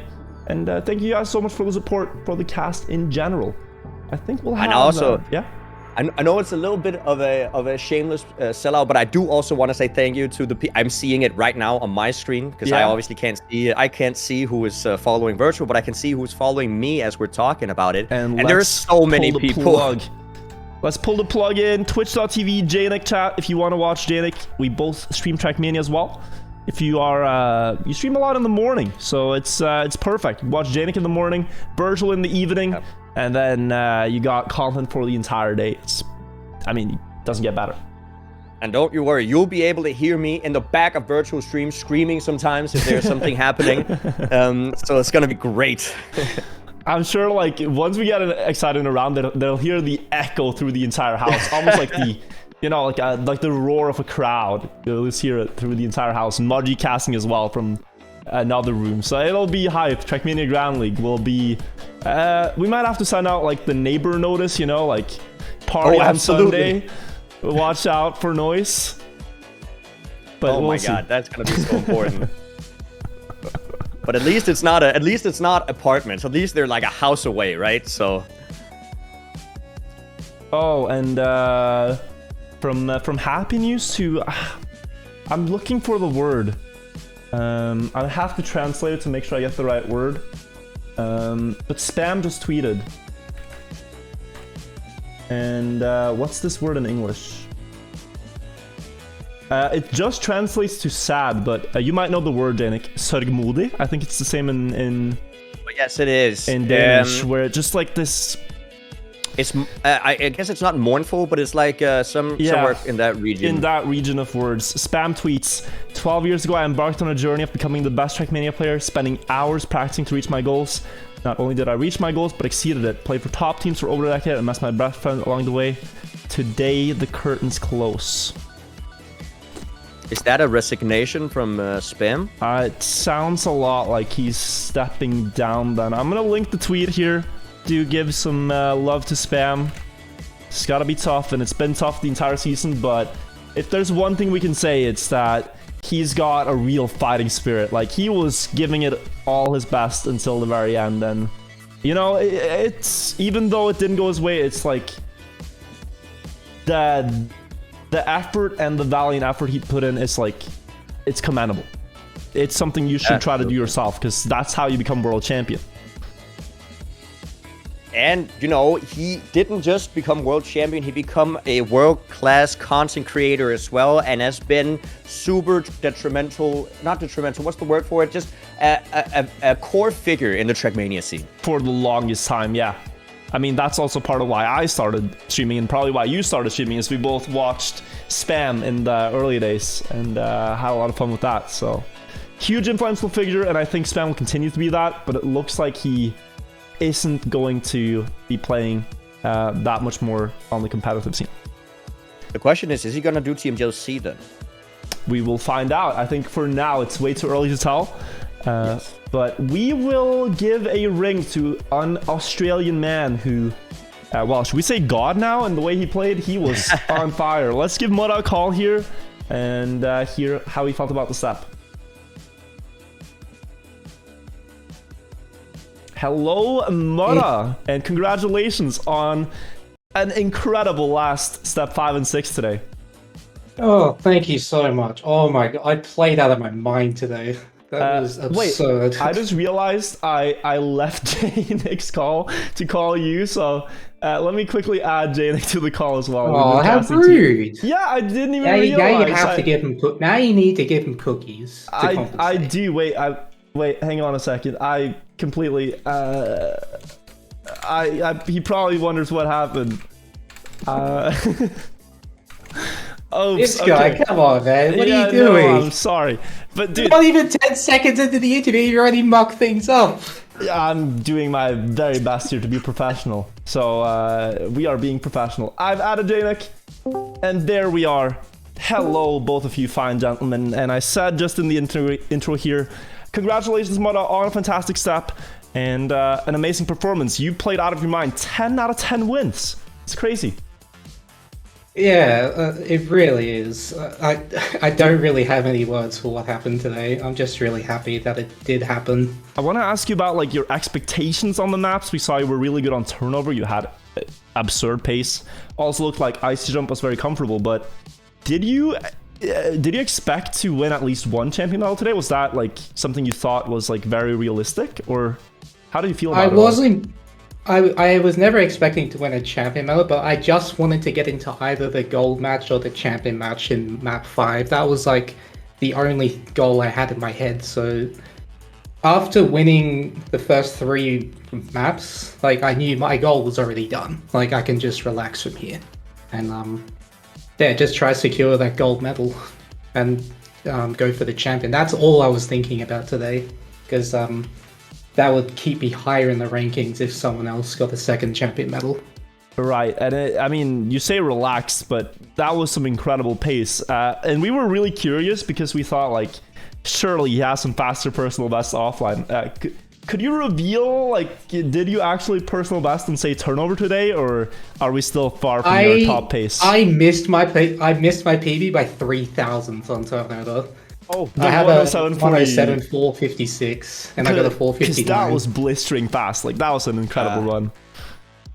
Yeah, it was so stupid to do that in the live round. I kind of want to ask. And the funny thing is, like, not even 2 days ago, I was so tilted at the map because I just couldn't finish a round. I don't know why, but then it just clicked yesterday. Like, oh, thank God. Just in time.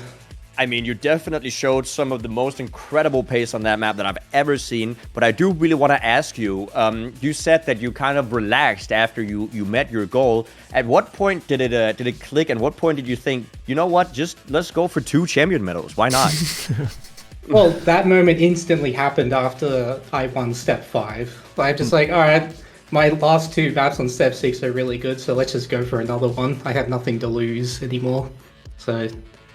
yeah. And that might have actually been what, like, because like at that point, if you're able to relax even in such a competitive setting, if you're just able to execute things and no nerves really play a role as much, that helps, right? Like if you're able to relax in the setting. Absolutely. Driving when you're relaxed definitely improves your consistency, improves your pace, because you're not thinking as much, and it's often better to drive without thinking too much. Like, you can say that about a lot of things. Like, overthinking really is it can be a demon, that's for sure. Yeah, for sure. So now looking forwards, you are safely in the playoffs and you will have the top seed, but how do you see yourself doing there? It's a bit of a changed format. We're going back to the one we played in World Cup, I believe. And how do you feel about that now on the maps? I think we're using the same playoff format that we used last season. Like, pretty much what we're doing now, but with 9 players instead of 4. Yeah. Sorry, yeah. Yeah, honestly, I feel good on all the tracks. I think Water Glide is a bit questionable. I'm not sure why that got into the map pack, but I should be fine on that after the practice. Yeah, good maps. Good format, not much else to say. Just gotta give it my all. Also, we had a question earlier. Were your parents watching this one? Yeah, they got up at 2 in the morning to watch this, so thanks, Mum and Dad. That is so awesome. Because we shouted them out on stream that if they were watching. That's great. So, well, I mean, I know it's like late, you might just want to go sleep, but if you're going to go celebrate, then go celebrate with your parents and be very happy for an amazing step and also season, Mona. Congratulations. Thank you. And also a huge shout out to Phoebe for being such a wonderful friend, former coach. Just being a wonderful human being overall. Yeah, shout outs to Phoebe. That's all I can say. All right. Well, Mona, thank you so much for taking the time. We're not going to keep you up much more, but have a great night and well-deserved rest. And yeah, we'll see you in the playoffs. Yeah, thanks for having me. Don't forget to give J-Nick his cookie, all right? I will give him his cookie. I don't know if you heard, Mara, but he's moving here, so I'll give it in person, actually. Ooh, okay. I want to see that. I want to see a clip of that. Right? Yeah, okay, I'll clip it. I'll give it in person. But yeah, have a great night, and thank you so much. Thanks for having me. Bye-bye. All right. Okay, I think I will keep streaming a little bit. I built a bit on my map today, chat. I want to show you. But I'm also very tired because I kind of didn't sleep that much. What are your plans for the night, Janik? You gonna do anything fun? I didn't really have any plans. I think my main concern was basically the TMGL steps and being ready for the cast. After that, I guess I just didn't think about it. that's I mean, but you thought about the most important thing and you got through it. So absolutely. But I can leave you to your stream and your content creation as always, and I will be probably getting ready, packing some stuff down because I do have to pack quite a lot. Let's go! I can't wait to see you in person. That would be great. All right, well, thank you so much for joining me on the cast. Chat, give a huge shout out to Janik, and also if you haven't, gonna again link it that you can follow him on Twitch. You'll be live tomorrow morning, I'm guessing. Yes, I'll probably be live tomorrow morning. So do come by and say hi if you want to. Thank you all for keeping a tone and welcoming me on the cast. And thank you, Wirtual, for having me. And I will see you in person very soon. Thank you so much, Janik. Have a great night. Bye-bye. Bye. What a fantastic man. What a fantastic day. Chat, do you want to see my new map? I fixed it. I saved the disaster I built yesterday. We were trying to build a couple of day map, and it might have ended up a bit difficult. But listen, it's so good now.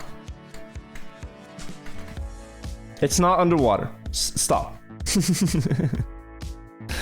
It's not underwater. I wanted to say thank you to all the subs.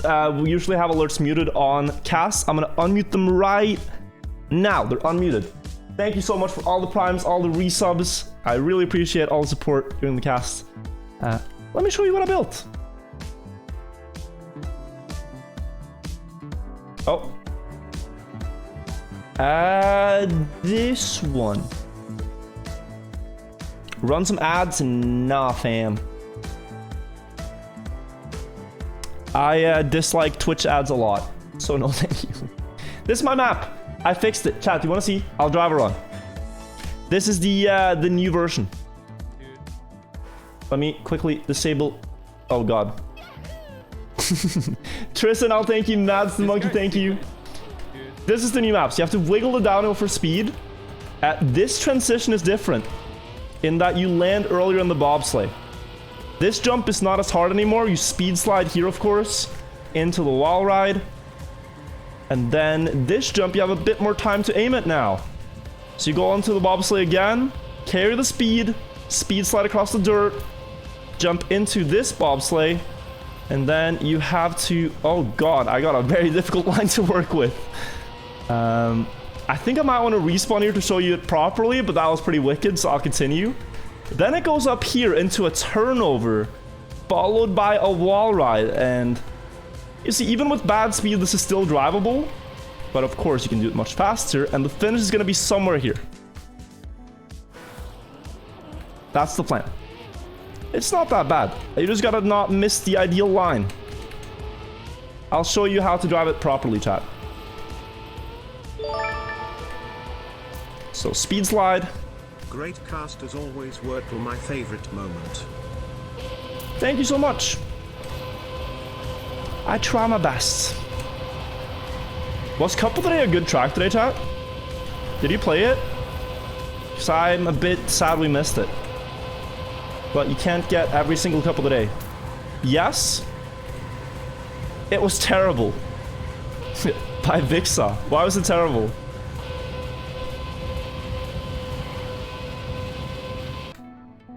Check the map. I want to show you guys this though.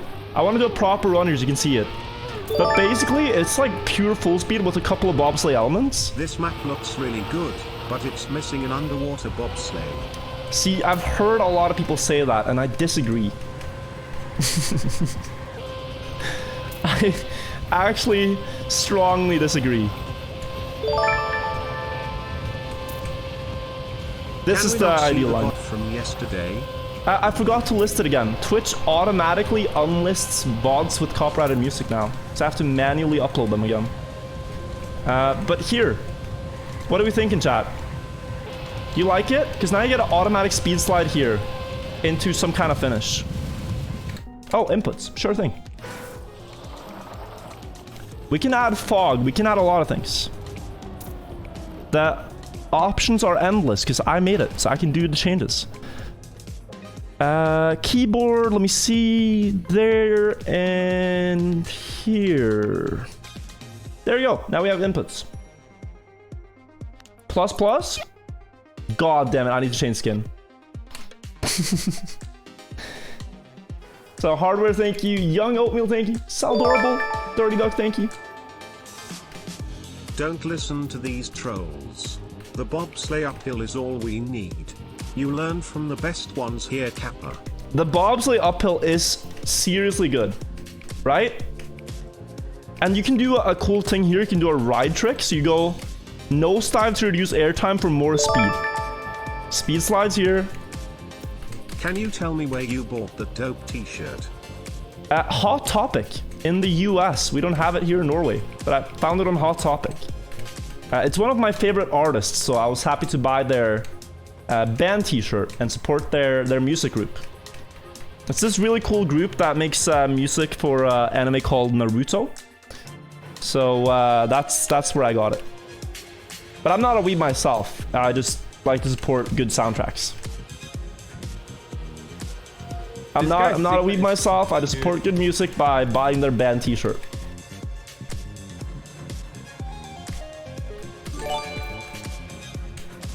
Discovered you recently and probably watched over 100 hours of your content in the last month. So wow. Here is the well-deserved Wait, payment. that's... Okay, well, first of all, thank you, Potofate for the $100. Oh my god. And Maji, thank you for the raid. I hope you had a good cast. I'm showing chat my updated map today. I hope you like it. I like it. Thank you, Potofate. That's so kind. $100, 100 stones. Thank you. This is the update. So look, it's a earlier transition here, so you land earlier. This jump is no longer very difficult, but it's still smooth. Speed slide for fun, for skill level. I do a ride trick here by reducing airtime up in the bobsleigh. Another speed slide. And then up in this bobsleigh. Stay high on the wall, get the reactor, pull you down.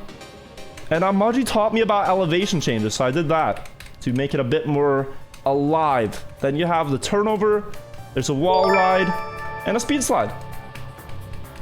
Great cast today. Also, the map really could use something underwater, like a bobsleigh.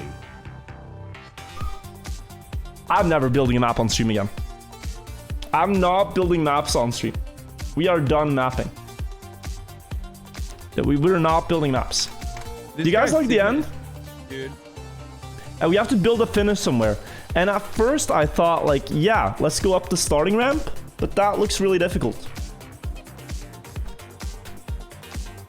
Scenery competition with community. There will be so many man hours into that and only one will win. So I don't know. Dude. Like what I thought about is like, this is a multi-lap start. So you could maybe reach that, but you don't really have the line for it. So it feels very forced. So I thought about doing something else. Kaidoxic, thank you. And Dakmar, thank you. And Exatira, 1,000 bits, thank you so much. Suki, 6 months, thank you. Fuck, dude. The end is the least good part, in your opinion? It's about consistency, though. That's what I'm very scared about. Like, let's say you got a bad start like this one. I lost about 40 speed here. You need things that are drivable. So if I try to make like a big jump, if I try to make something that's too crazy, players will not have enough speed to do it. I got rated IRL. What do you think? You like it? Can I test something? What? Theme is underwater. Okay, sure. Can I test something? Yes. Wait, give me. I'm showing chat my map. I'm gonna test if something is double respawnable. Nothing is double respawnable. I haven't built the respawn paths. Should I? Do you know how to do that? No. Do you need help? Not yet. Good elevation and Hello, smooth hello transitions. guys. But something cold sliding what did you want to underwater, check? Was the perhaps checkpoint? a 'Cause, bobsleigh like, I underwater made- would make okay. a fantastic addition. Wait, what the fuck was that? Wait. Ooh. So I want to test, right? Because I made this, so this is double respawnable, right? Because you... But you didn't make it! But I can just place a booster somewhere else and spawn you there. Why doesn't your... You're in... Wait. Wait. What? No, I was gonna... Okay. I was gonna place my car there, but the enter didn't work. You were in a run already. You need to go out of a run and then place the car there. Why do you got... Oh. Why... How do you... Why do you make... You have done... You're... Okay, this is just weird. Wait. You're weird. Why can't I double respawn? Oh, okay. Never mind. Why are you... It's very loud. You can have the microphone. Don't scream in my ear. Am I screaming? I'm sorry. Yes, you were very loud. Your keys are weird, but... Okay, I guess it is double respawnable here, but that's just strange. Yeah? It's double respawnable, chat. Okay, well, we'll see if I can do the wall ride thingy. Stop! It's not done yet. But then you need help, right? Can I help you? I feel... The magic mapper Moji? Why are you double respawning here? You clearly have the speed. Stop. You do not need to double respawn. I'm testing! You do not need to double respawn. That is mean. Wait, I'm Oh no. Oh no, I lost so much speed. Oh, no. what a shame. Oh no. Oh no. Okay, get out. Okay, get out. No, but oh no, you can't make it. Do you need help making them double Wait, didn't you say you wanted to make this map together? I did, but then I got such good ideas on my own that I didn't need your help. Oh, so you're gonna make the scenery all by yourself? See, no, You're making the scenery by yourself? And getting the cup of the day all by yourself? Making scenery? See, that's where I might need help. So what about I build the rest of the track and then I send and then... I'm not gonna put my name on a track I think is trash. This is a beautiful track. Did you call it trash just now? There's no sand even. There's no sand. I specifically avoided using sand because I know that's a no-no. If I can help you with like a little bit of the track, I'll do the scenery. Deal? How many blocks do you want to place? No, that's not how it works. Give me a number. Any ice slide No. Sheena in the star? Do you want my help or not? Well, it depends on how many blocks you're gonna place. I'm gonna change what I deem is necessary. That could be the entire map for all I know, and I'm scared. No, I'm not gonna do that, but I'll be nice. How many blocks? No, I'm not, okay? I'm not negotiating with the people that don't want to negotiate. I'm... Come back to me when you want to work together, okay? Alright. No worries. By the way, you didn't want me to join when you announced that Janik is moving here? No, we planned it for the... I could have, but... Yes. Oh, woo! He's moving! Bye, chat. Chat, let me know when he's ready to, like, work together. I can help him with double respawns, or else you're gonna figure it out yourself. Thank you. Bye-bye. Bye, I think chat. you clearly need Bye, Roger's Maggie. help. She probably knows how to build underwater bobsleighs. Damn. Now she makes me look like the villain.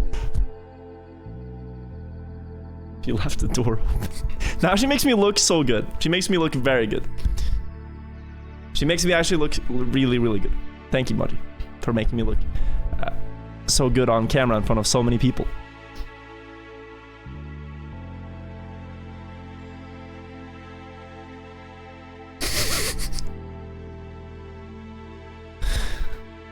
It really is a pleasure that you wanted to join the stream for a little bit. I appreciate that. And you had many good ideas, so we'll talk about it. How about an underwater bobsleigh? We'll talk about it, chat. Underwater bobsleigh, how about no? But thank you for the 3 months.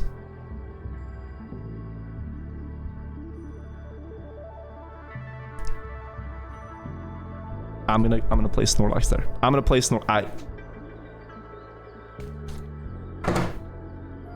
This guy Sigma is good.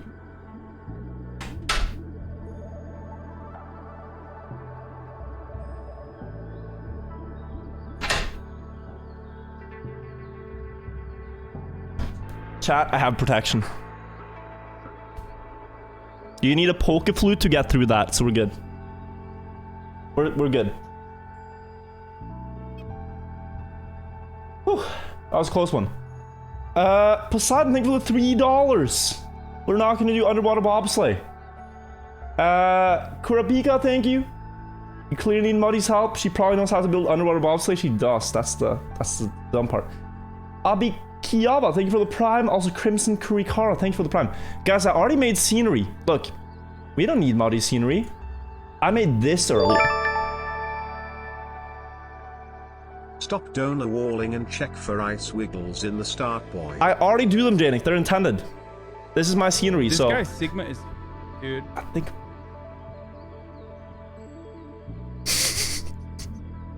Wait. I just had an idea. I just, right now, had a good idea.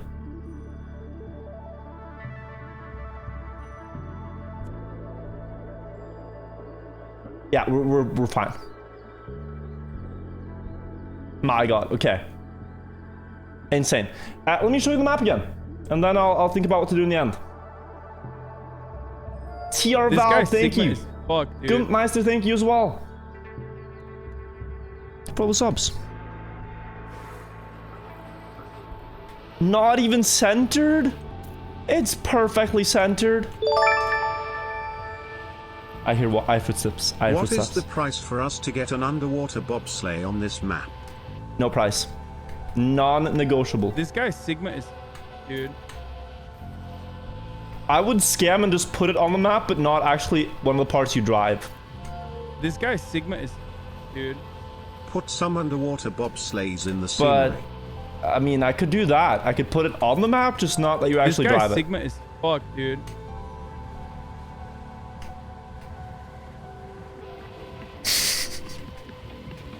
The pillar is not floating, chat. It's perfect. Welcome to the vibe.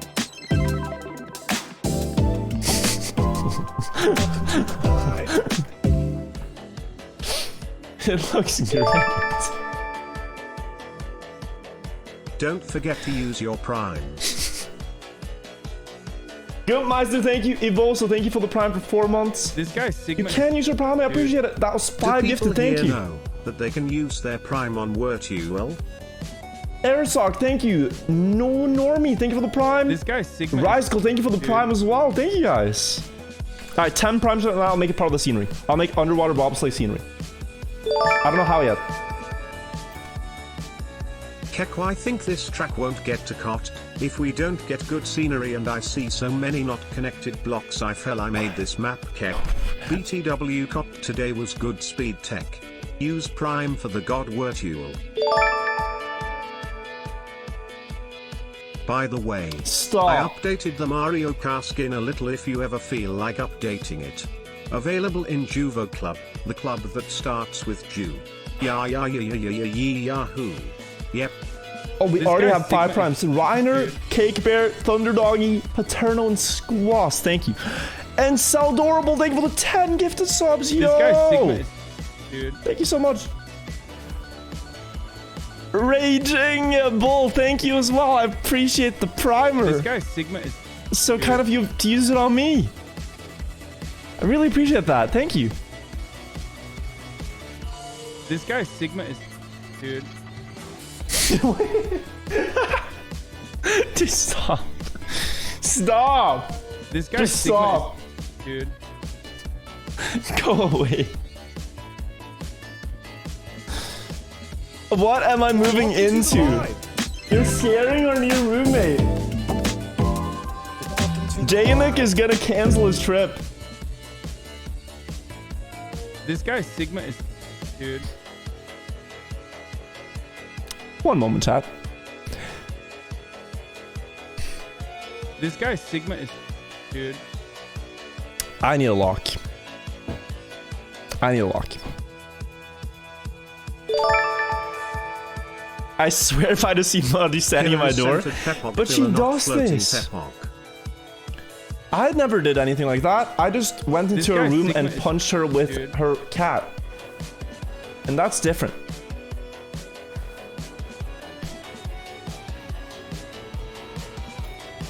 It was a plushie. Plushie. So I'm clearly Terry Skinner be daily more hostage friendly. situations. I'm clearly the more friendly streamer.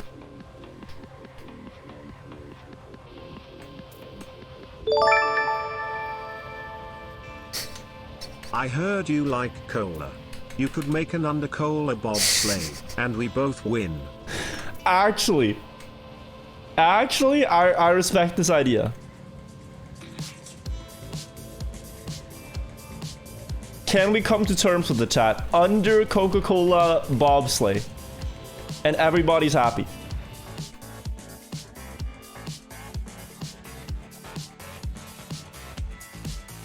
Okay, I have an idea for the ending.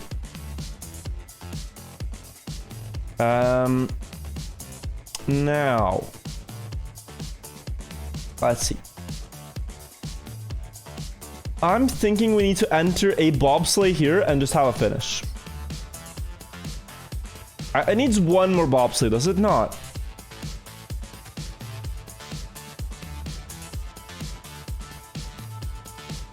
One more. We've had a lot of bobsleighs, but we can do one more.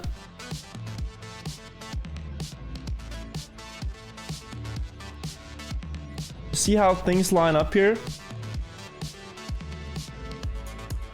I wonder what this looks like if you... Isn't this a pretty good bobsleigh entry from flat to like tilted? It is. How far is that though? I need more checkpoints, by the way, because this is really shortcuttable right now. But I really love this part. It looks scary, but it's really not that difficult. If you just look at how few inputs I'm actually doing.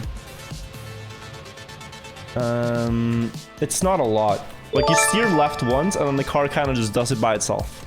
It will just look like you're driving under super dehydrated urine. I don't think it's the way to go. Looks like it's more here that you end up.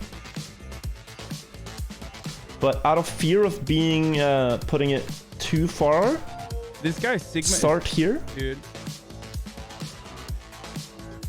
And can I go one more? I'm not sure how smooth that will be, but I wanted to see. Wait, is this gonna clip the top? Oh, I think it gets past. Just barely.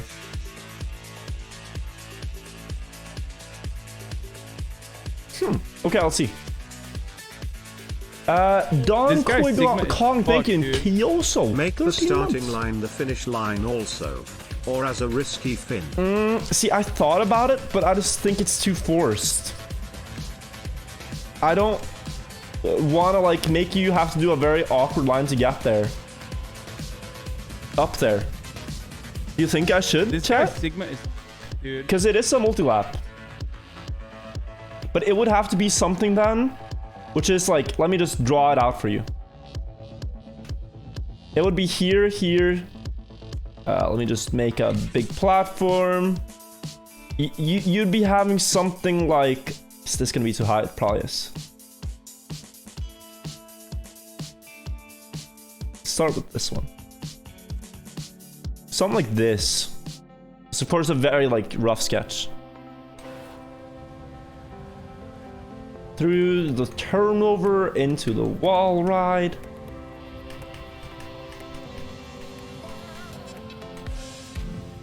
And then finish. Thoughts? If you get a very early downhill here, you're kind of fine.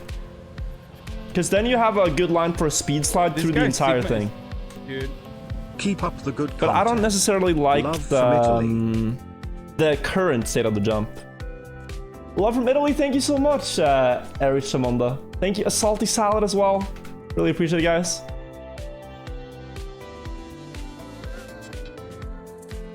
Add ice wall to the start. One idea I had was to go behind the finish, but you can't really do that. It's kind of too high up. This guy's Sigma Wondering is... if... Yeah, this will jump too high. But what if you do this pretty late? What if you do that like here?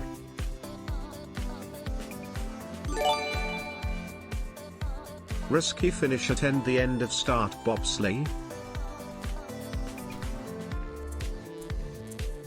Oh, okay, disgusting. One sec. Can I get that here?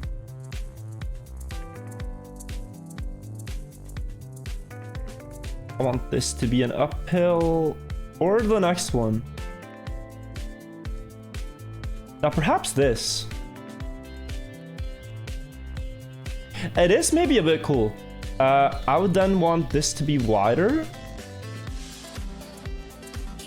Okay, let me just try. That's high, but the thing is you jump so late that I think it balances out.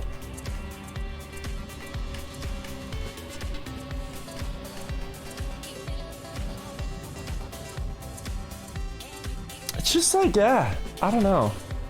Maybe with good scenery, it can spice it up a little bit.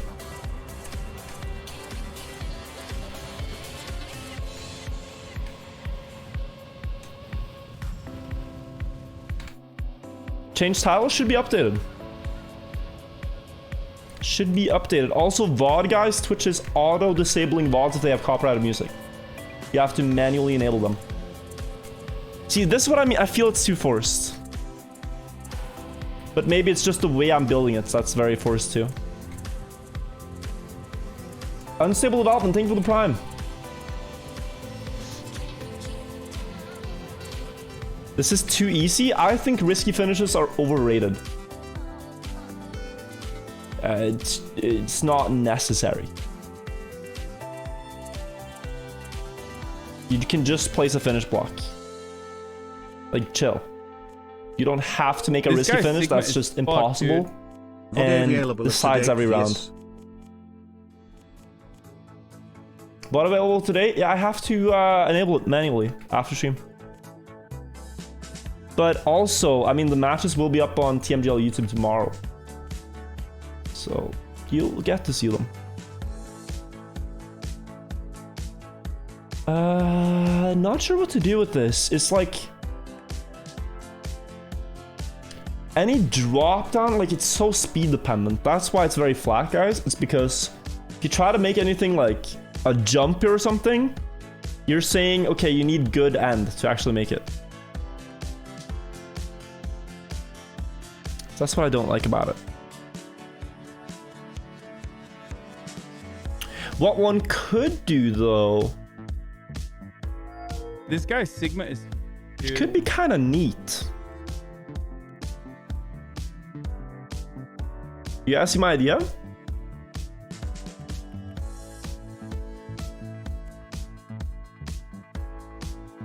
Oh, this doesn't line up. Ugh.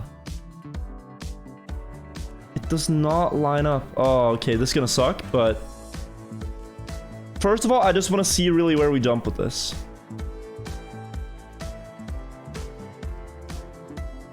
I'll try to save it. Wait. This looks disgusting for now. Let's just try it, though.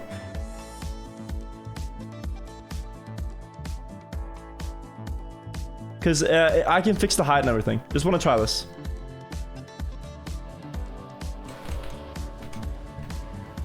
Ski Boy, thank you so much. And Broken Tomato, thank you as well. Appreciate it, guys. Whoop. Yeah, maybe not. This guy Sigma. You'll jump very high, which is fine if there's a finish. It looks lovely. Why, thank you, Otterwhelm. That's very kind. Here I went too wide. Risky fin? Flipping off and going to the multi-lap? Do you want that? Do you really want this, chat? No. Stop. Don't ruin my map, alright? I'm trying to get a couple today.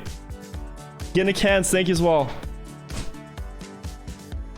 It's like anything I do with this is very antithetical to the rest of the map in style.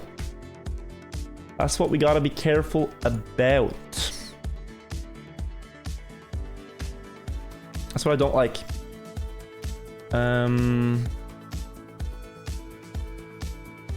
That's fine. Needs a final bobsleigh. I feel that too, you know? I like that idea. The question is, so just thinking about it, I entered one bobsleigh like this. I feel the map needs a 360 loop that goes around the brown floating area. You don't have enough speed for it. It would be very hard to build a loop like that, like a very long loop. You need like 800 probably. I entered one with this block. What's the best way to, and then I had one just jump. I want to have a fourth new transition to a bobsleigh. What I haven't done. So that we're not just reusing ideas here. And what I thought about was that uphill that we never really got to try. This one. Was this one? No, this one. And then we tilted it up for a potential uphill part.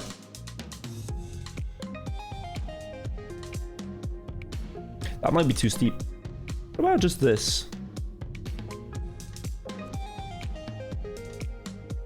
And especially if it feels like it's all narrowing towards this.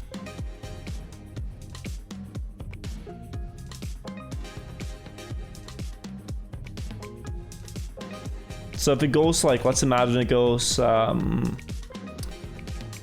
something like this, right? You feel like you're getting towards that. Like this is what you have to get out of the speed slide. It's a bit wide. I think it's Today more actually was my there. First cup of the day ever of a track compared to yesterday's on stream. Lol.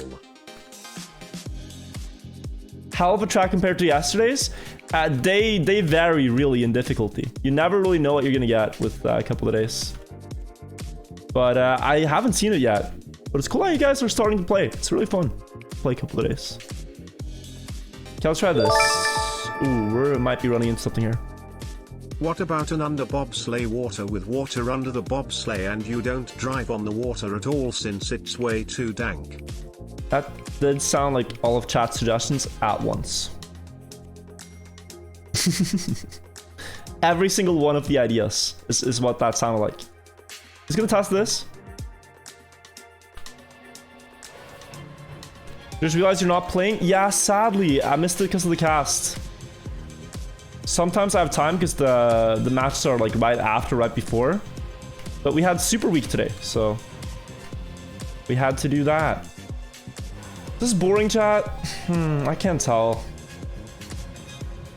I can't. It's hard to walk the balance between boring and easy, because it is pretty easy.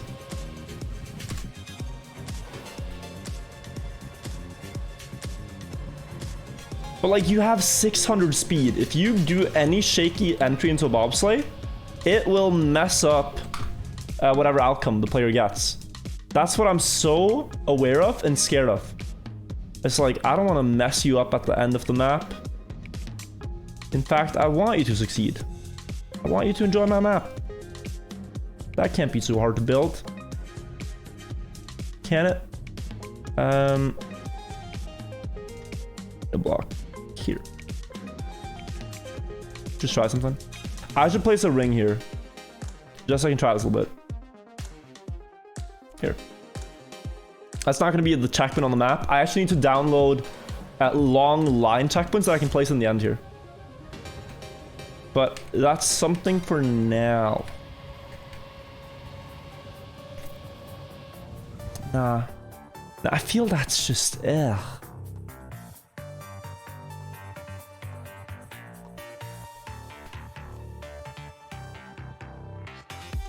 Undo.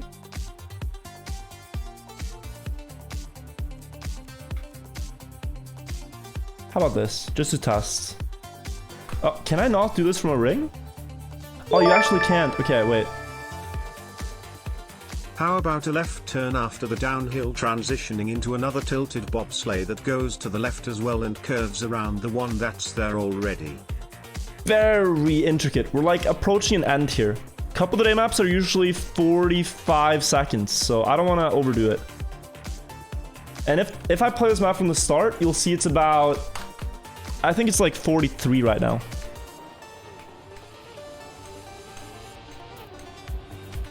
So this is the map. Sadly, there are no bobsleigh loop blocks. At least not officially yet. On my face. I am gonna make the stripe checkpoint. I just don't have the item downloaded. Can I do it? We can do it later. I'm just testing. I'm testing. This looks so weird. I'm testing things, okay? It's not a finished product.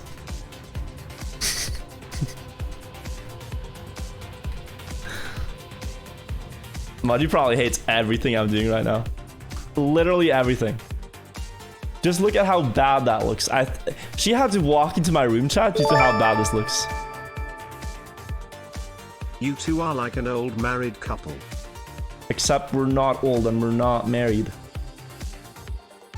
So, except for everything, then yes.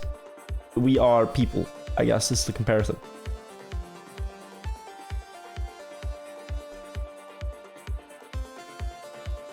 Try yet. Not a couple either, no.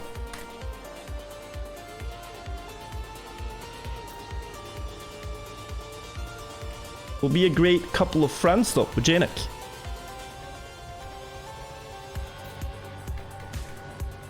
You downloaded line CPs? I will. I will get them. It's just everything in due time. I think I'll download them at the same time I download scenery blocks so I can make a beautiful map. But if you look at this in its current state, chat, couple today, yes or no? What do you think?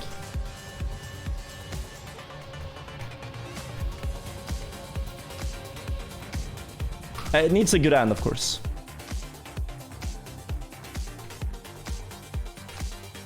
I wonder if the people saying no are just scared of bobsleigh. My objective here is to make you enjoy this. Even though you have terrible judgment.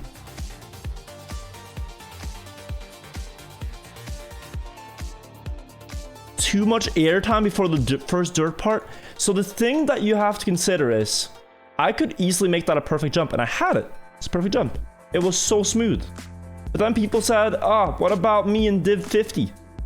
And I realized, like, yeah, I'm a Div 1 player.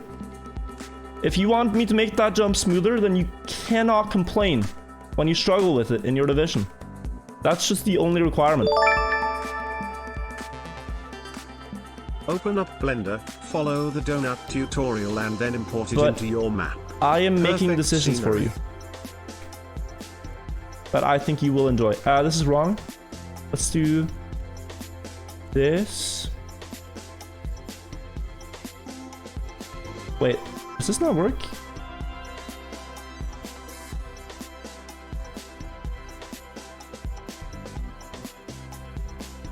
Beautiful. Looks like a crown. Just like Twitch Prime logo. So this will be the Prime section of the map.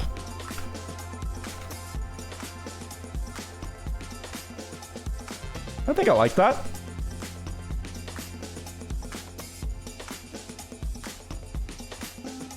Ooh, I actually have a good idea.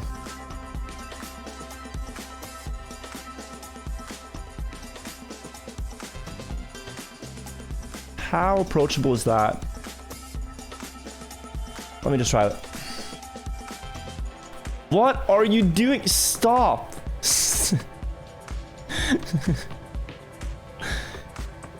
Can I build my maps in peace? This is my mapping time with chat. I'm having a good old jolly time with chat right now. I'm actually seeing where I'm going wrong. The prime needs to be one to the right. It needs to be... Yes, yes, yes. Maybe... No, I like that. I like that.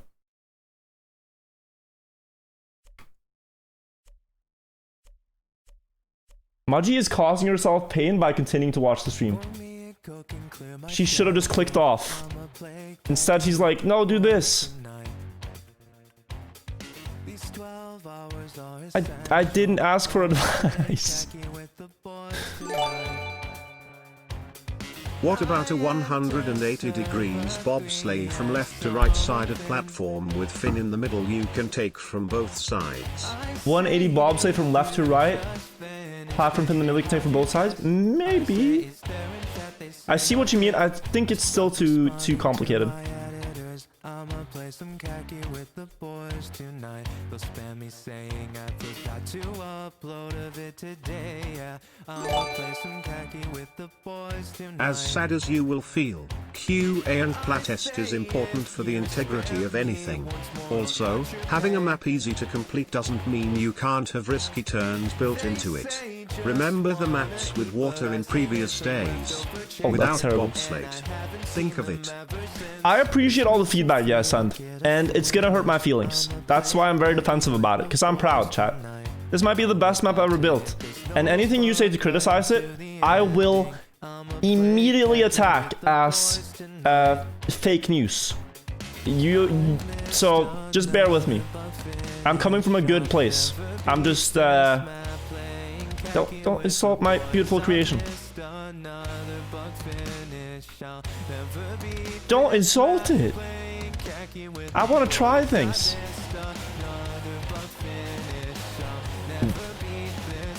Did you just say, ugh, what is this music? Look at the chat room, they're all dancing and you're saying, ugh. Your taste is off. Your music taste is way off. Literally no one but you. But that's fine. What do I do with this? Can I do something here already? I feel like I'm in a speed slide, right? I just gotta think about it. I'm in a speed slide. I want to keep that speed slide going. He probably prefers the original version. Good deduction. I think that's it. I think he just enjoyed the original from Buckley a lot more. I think he got it. Okay, I wonder. If we're gonna try to be creative, let's try to be creative, because maybe I'm just thinking too flat right now. They want risky finish, make a wet wheels plastic bug slide. Still looks okay for a full speed map. Still scenery will be the deal breaker, just so you know. Just do it, make your dreams come true. They want risky finish. Yeah, no, there's too many ideas. Too chaotic stream. What I want to do is, this looks awful, but, can I fix this? Just make it look kind of similar.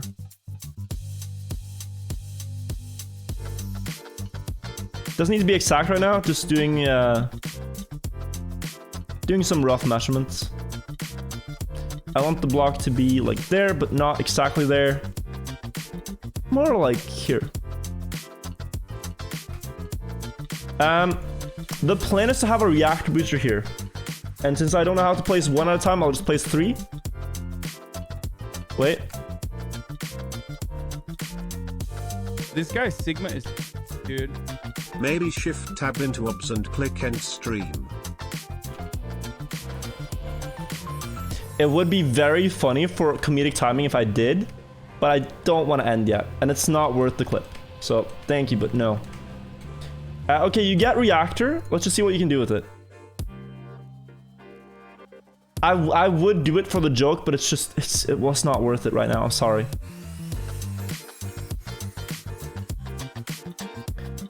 Is it too spicy to make a sausage jump here? Because these jumps are kind of nice, chat. Like, these are pretty cool. IMO. And with a reactor, you'd basically fly over it. It's the plan. If I show you.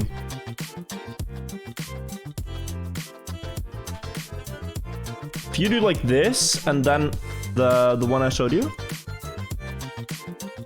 You are so fast that you probably jump over, like, let's say an obstacle here.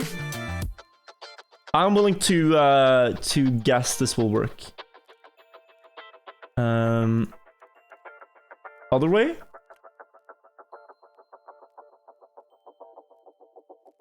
Something like that? Maybe. Let's try.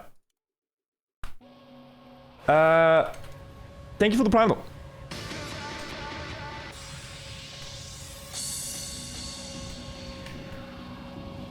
Down? Huh. Oh, we jump far. And actually, this is too steep. But yeah, reactor will work. I underestimated how far this actually takes you. This guy's Sigma is fucked, dude. Is it cool, or do we just abandon? I'll try one more thing.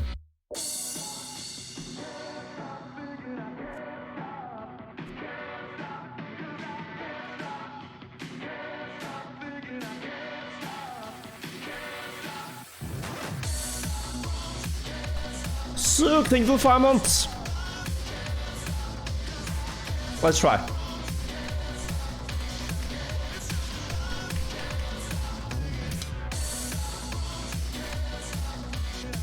That's pretty close.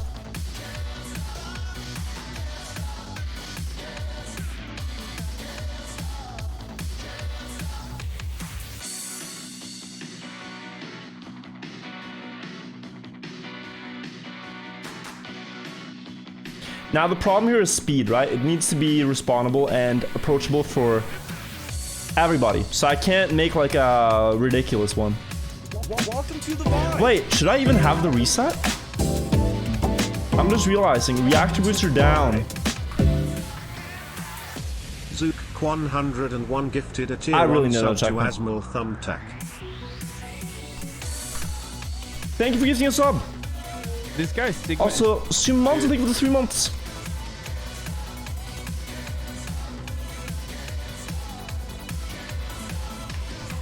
It feels weird to do such a big platform into one road. But maybe it's good. Maybe this has to be flat. If it's gonna be anything, it's gonna be flat.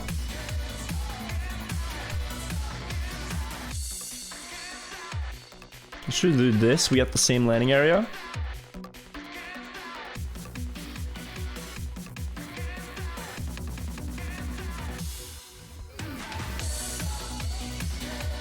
And if you keep reactor, you can do some cool things out of that. Just don't want to ruin my map though.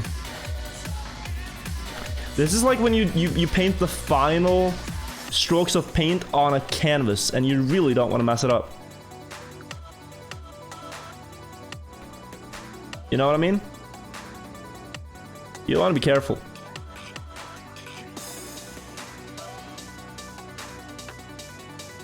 Let's just see what we can do with it.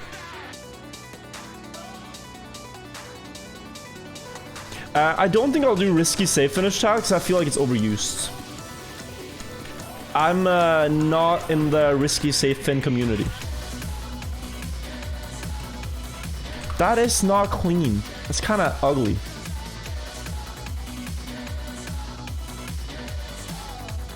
It's kind of ugly.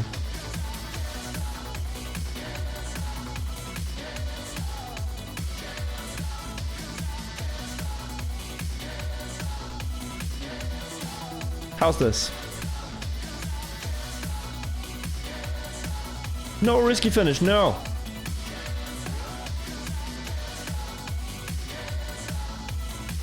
Oh, let's just try this. See? This is almost done though, the track route. Then we just gotta make it respawnable, add scenery, stuff like that. See this, yeah. The rings make this a lot more difficult than if I just had like a big reactor booster gate there. That's on me, I'll fix that. But if you line up middle, that's smoother, that's less ugly.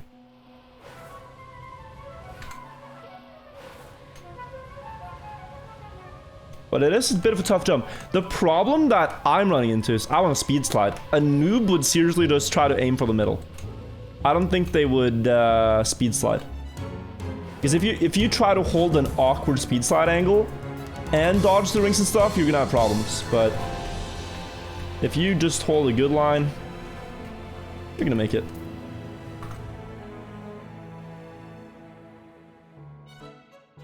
Alright, now there's no good uphill block here. You have these, but these are bad.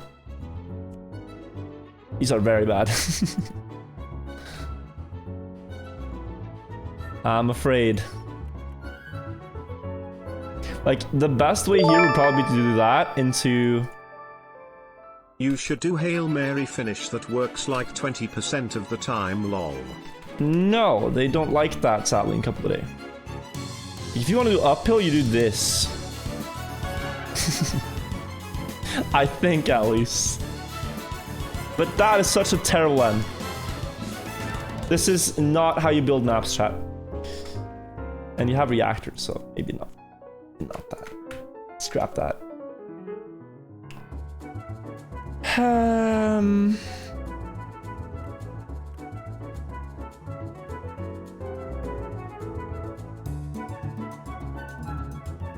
trying to think. Do I like that even? I don't know if I do. I don't know if I do. Can you turn down that music? No. I'm jamming. I cannot. You better jam too.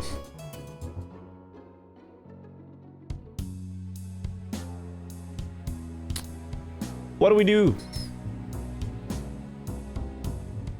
I don't know. Let me just look at some blocks here and see if I get a spark of inspiration. See what I can do.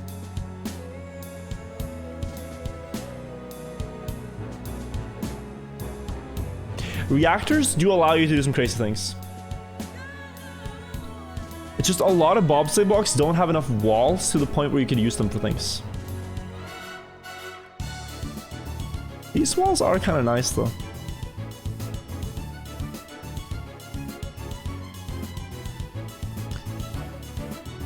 I have a wild idea that I'm willing to consider. Because I just mentioned walls. And what happens if you take two bobsleighs like this, sideways? Duno's bug only risky fin as a criticism of risky fins would be great for WR abuse later. You get this. Give me a second.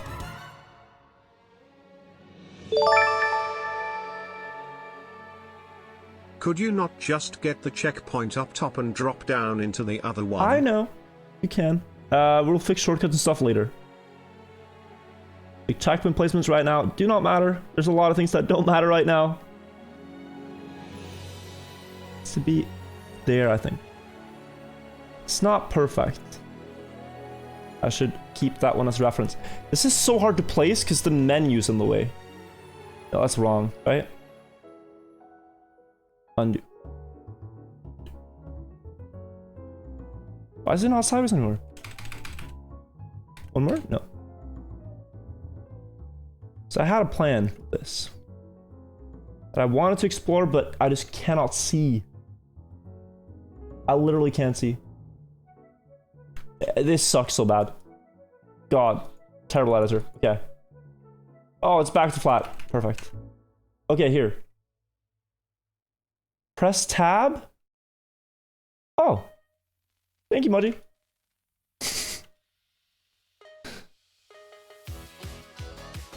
Wait. I'm keeping it. Okay, one more. Line it up.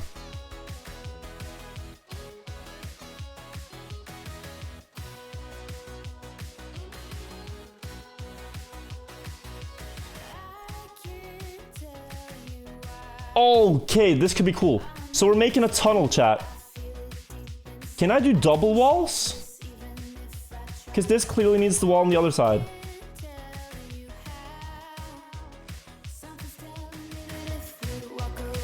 How'd I...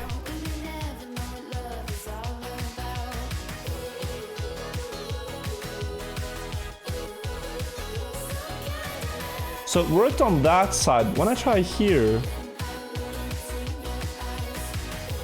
it connects wrong.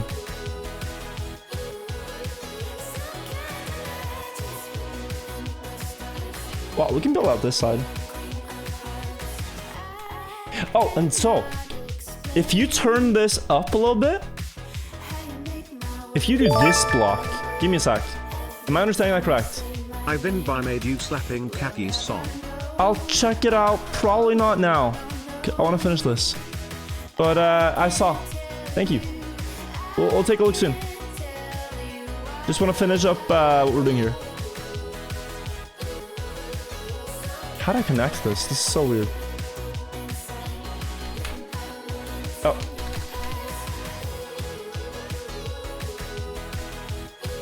Doesn't this work? So now imagine that both of them were like this. This one is weird though. Oh, it's cooperating with me. Am I creative now, chat? Every rooftop talk, every stolen kiss, every late night walk, every secret wish, every second chance, every time we danced underneath the lights. You could actually make a loop. You could legitimately make a loop with this. I'm seeing it. Wrong way.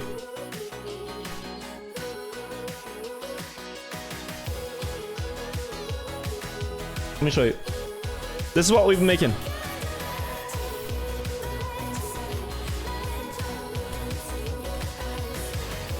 Oh, God.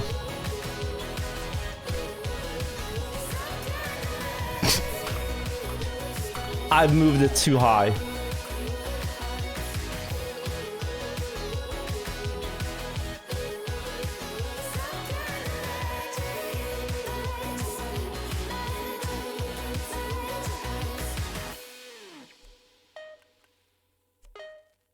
Oh. One closer. Pause champ. Pause champ. Please work. I don't think this is gonna work either.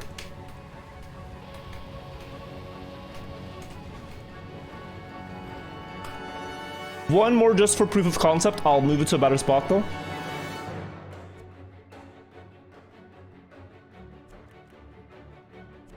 For proof of concept.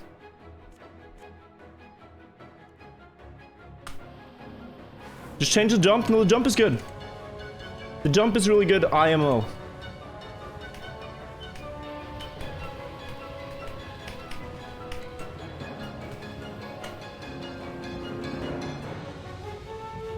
And then the finish is somewhere up here.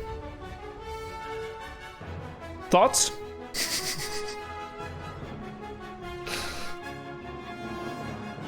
Maybe we need to change the end. What I could do...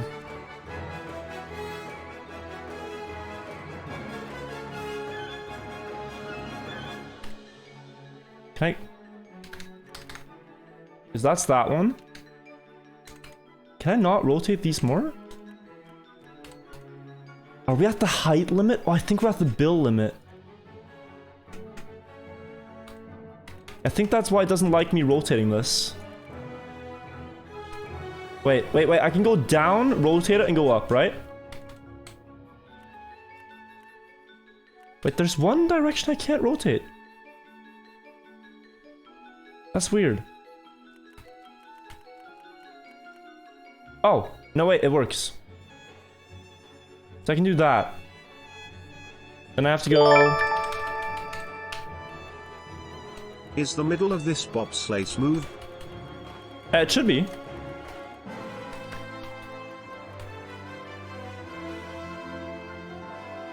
What do you mean?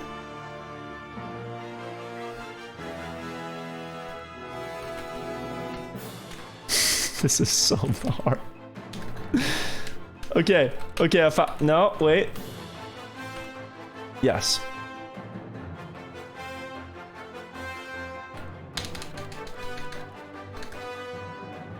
Am I not understanding basic geometry? Okay, wait.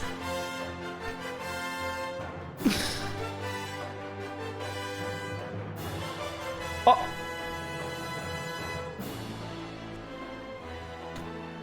That's wicked. We got there, chat. Let's see if it's smooth, Yuval.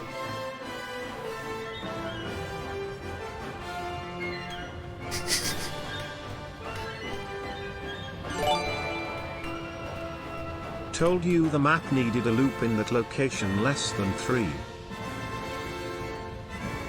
What do we think? Is it not pretty cool?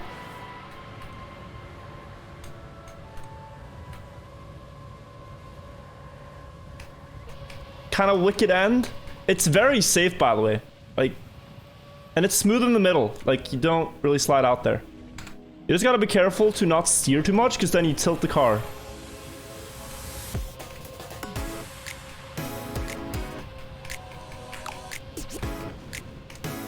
It's like here, you just gotta make sure that it's centered. Needs a risky finish? I don't think so. I don't like risky finishes that much. I like them, but people overdo them. People overdo them. Like, there's way too many. That's how I feel.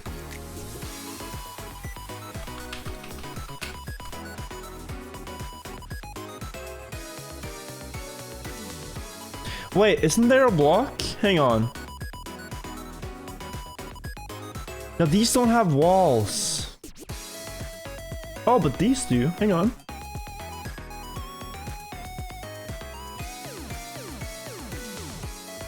That's not... no flat parts. No flat part.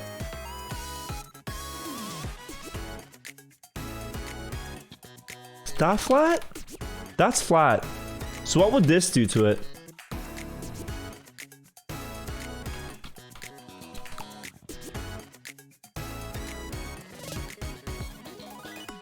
I'm just thinking. Could this be cooler?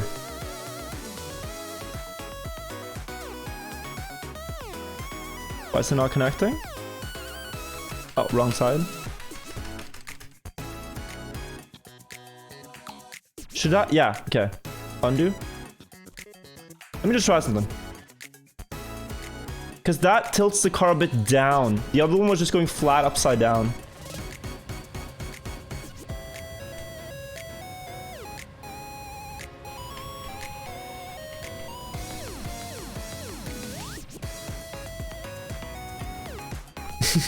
It's a bit too much down, perhaps. But I think that's a cooler loop than the other one.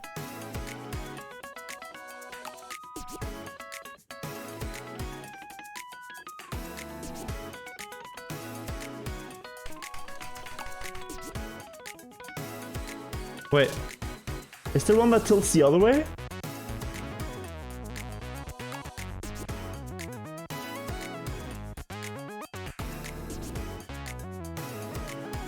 Should be, right?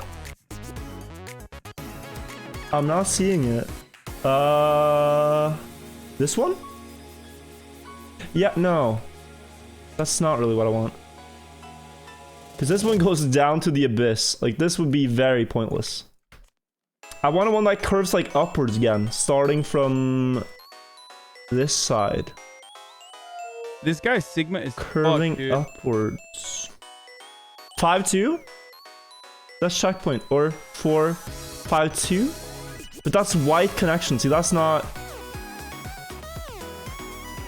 it either. It needs to be like a black connection, but up. They're separate, but these ones only go down, it seems. Wait! No. That could also be cool. This guy's Sigma is... Dude.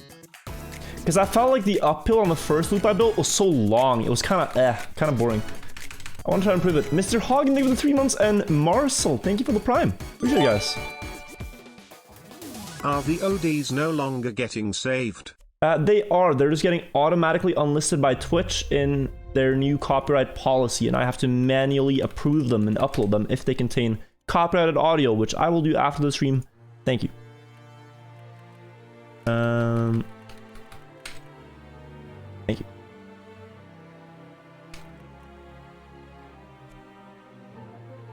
This one goes a lot up. And what now if you added this one?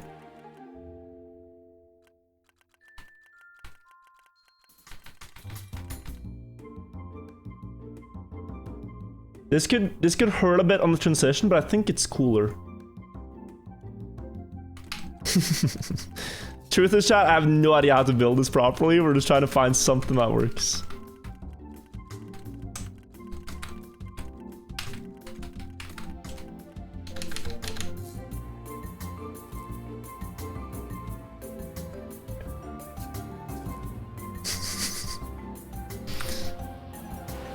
I forgot there was a third geometry.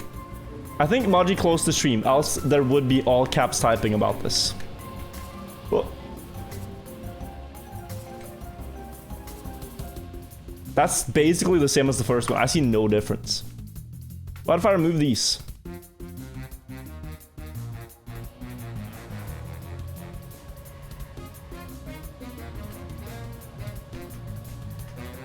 It's so hard to just build a cool finish, man.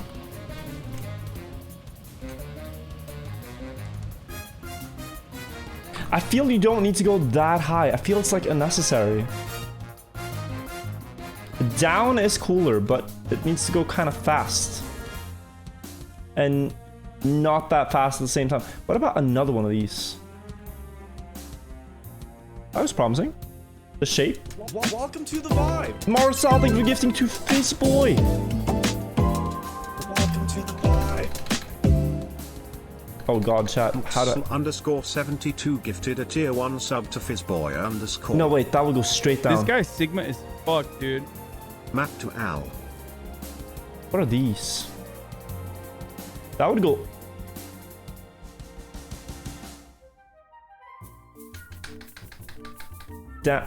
down as well. I'm struggling to decide.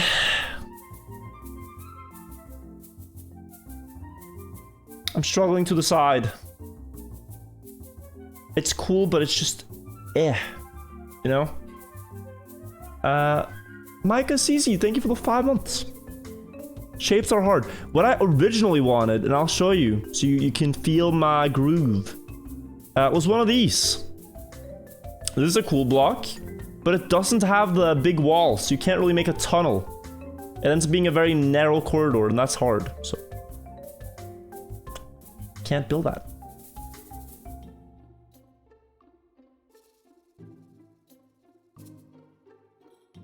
Kind of have to use the ones with walls, chat.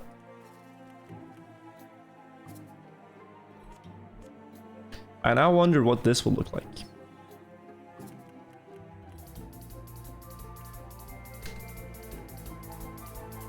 This way.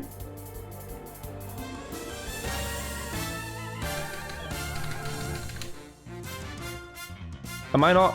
Oh, see. God, man. It's that one. That one? There. Okay. Let's try this.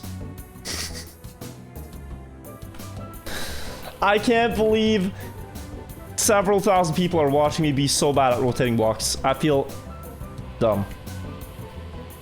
But maybe that makes you feel less dumb, and that might make me a bit happy. That's cool. Dude, that's like a rocket.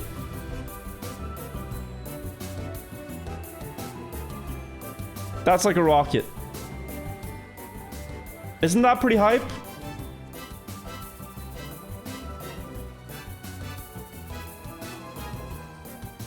Rocket into the finish.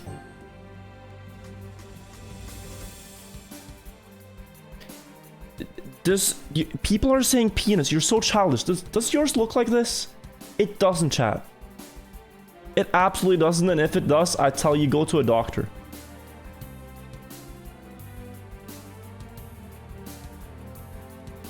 And if it does, I have a Snapchat.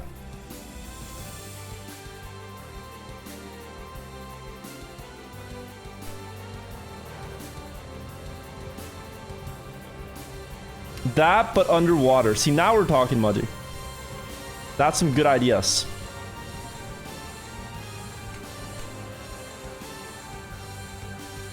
Question is where, though? What would we end up with?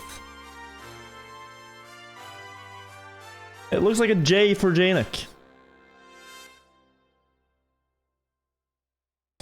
I'm struggling. I'm seeing just a potential fin like right up here.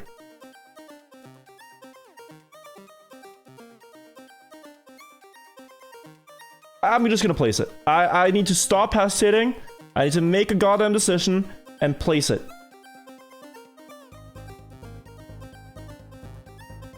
This is a bit off center, by the way, but we'll fix that. I also need to download custom items so I can do this better.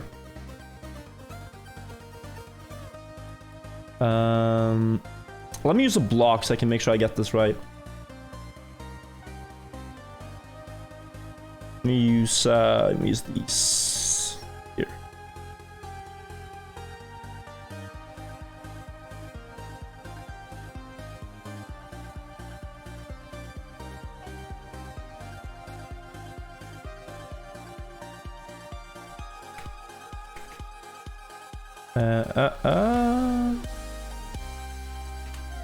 This guy Sigma is, dude.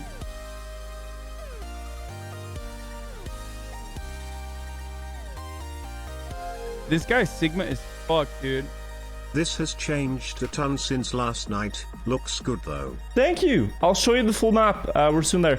So that's gonna be center. I just need a thing that I can line up with. We're gonna use these.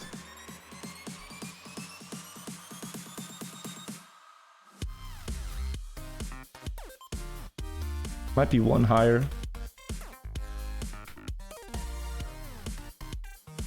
Here. And we line up the ring.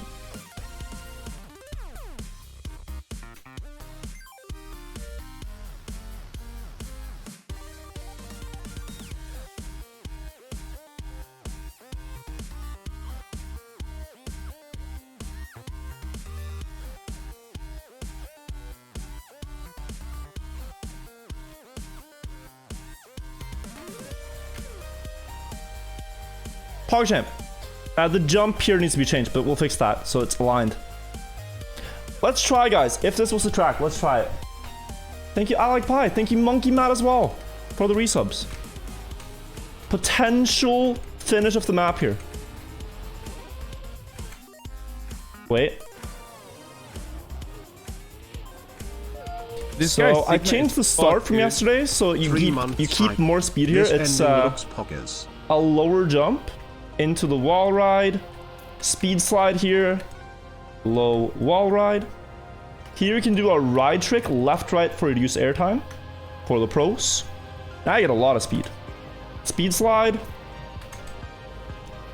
bobsleigh up, reactor catches you so you don't fly out, speed slides here, and then wall ride combo into this wall ride, down, speed slide,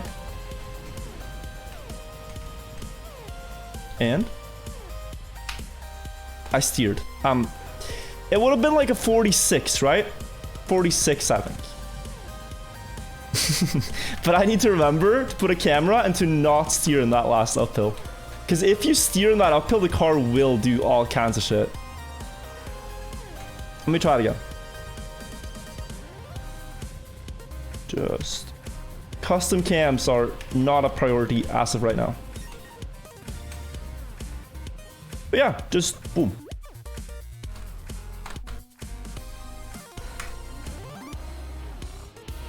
You get time to line it up. Do you get enough time? The problem for me right now is I've built it so poorly that the rings are blocking your trajectory. The rings are not going to look like that. It's just going to be... You get the entire downhill to line up that jump. You'll be fine. I'll just make like a reactor, like, laser strip. Can you do that in the game now? Or is it items? Where you make like a laser? Because I want a laser.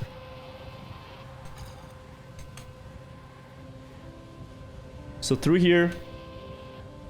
Oh, that's wide. But that's fine though. Line up middle. And just finish. Also in game, and line checkpoint is in game. I don't think they had a line. You can use ground pads? Dude, I'm so stupid. You can literally just... They thought about this. They literally thought about this exact block. Wow. Who would have thought?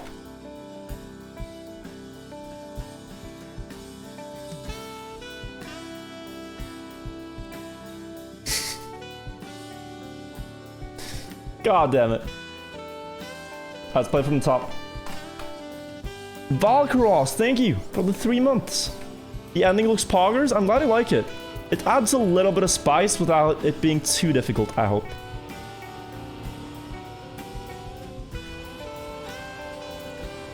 Because that's the line I feel like I'm walking on is. I want to make it cool, but I don't want to make it too difficult. I want bobsleigh and I want full speed. So far, I think I've done pretty well on those concepts.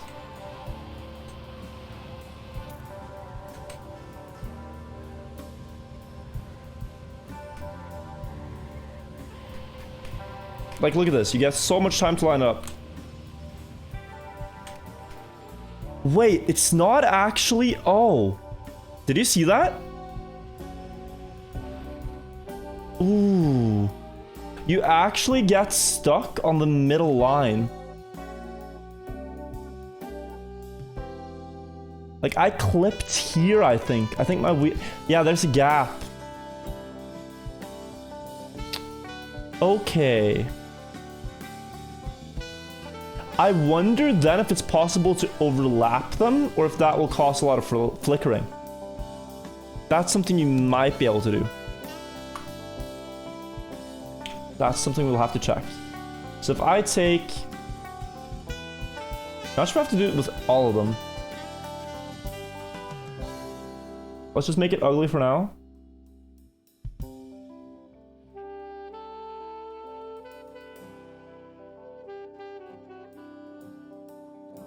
Is it here?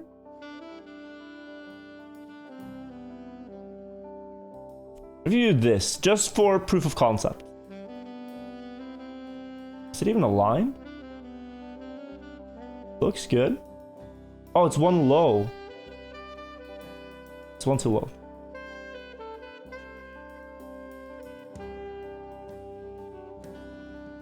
Wait, it starts there.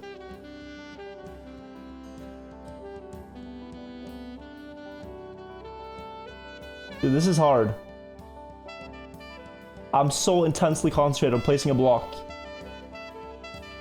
There. Boom. Banger. And then this. And I need a checkpoint just to test this over and over again. But first this. Thanks.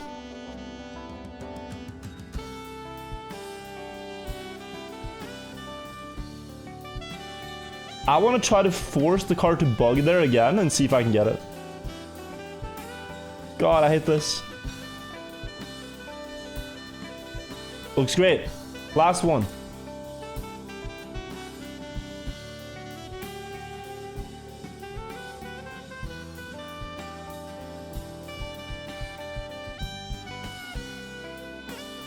I cannot place this. Okay. Let's place a ring right here. Guys, it doesn't matter right now. We just need to test this. Chill. It does not matter.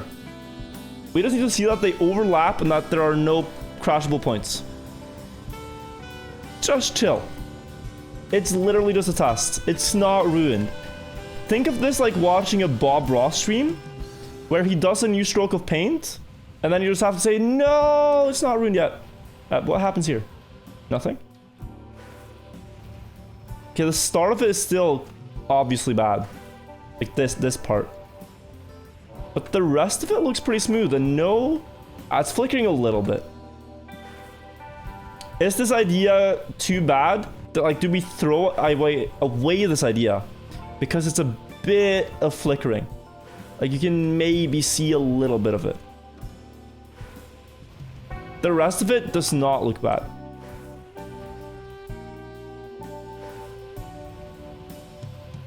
Could you also just do it on one side, or would people hate me for that?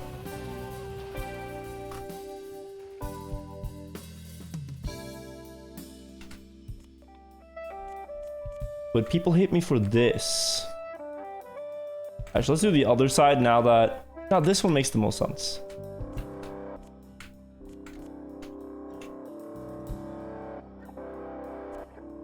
This one makes the most sense. Connect it.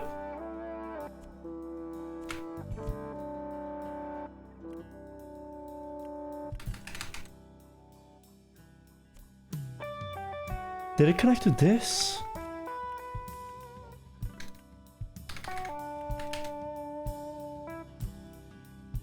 Test.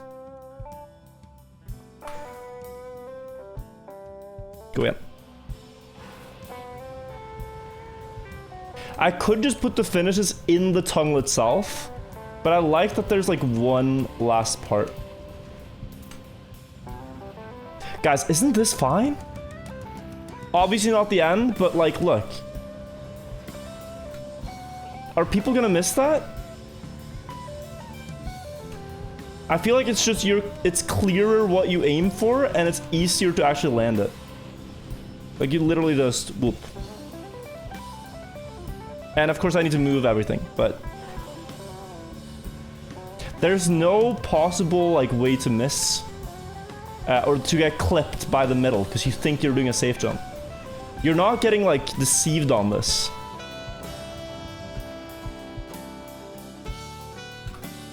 You're so screwed, did 20? I'll line it up for you. Look, right now you need to jump a bit to the side, but it's literally just gonna be a straight jump.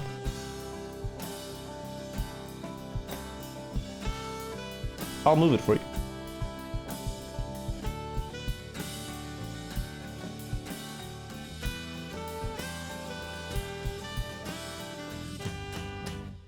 Alright, arrow it? No.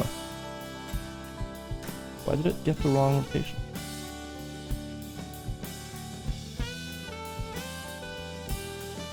Yeah.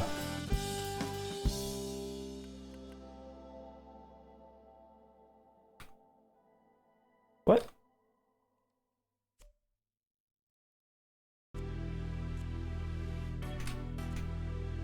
Boom. Boom. Boom. Boom.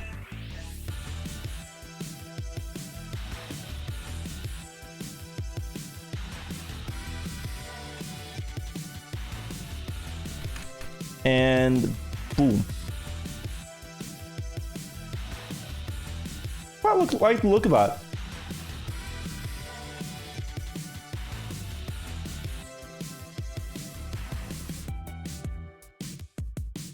We moved it right. Wait, we moved it here. Ish. Doesn't need to be perfect right now. At a top straight, I think this will be fine. We'll find out.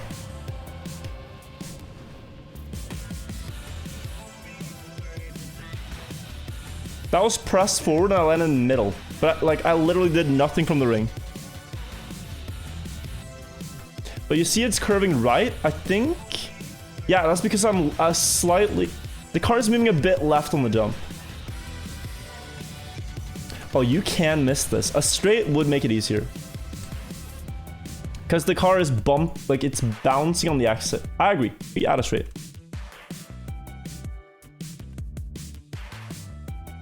But was it one of these? Or was it another one? Like, did we do a diagonal? I think we did.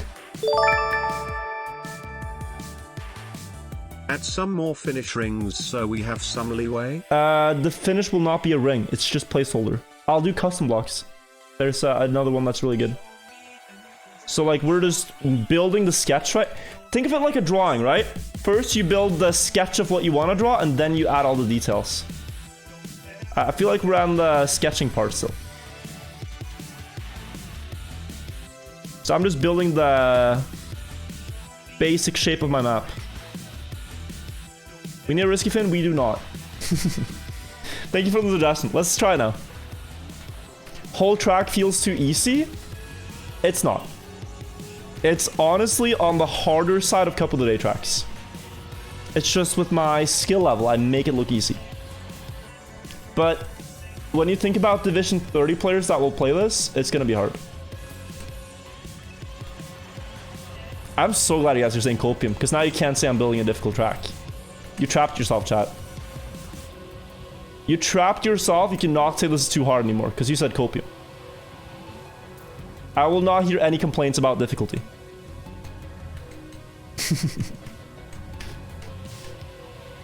Aerosol thinks it's perfect track of the day difficulty. Okay. Oh, ring is misplaced. Is it? Straight line. It's slight. You see, you have to go slightly diagonal.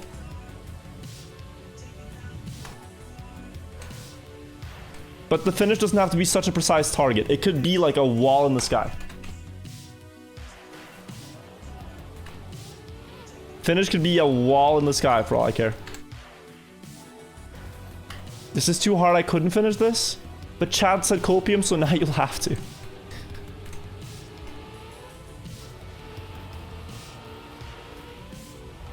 This is the final version.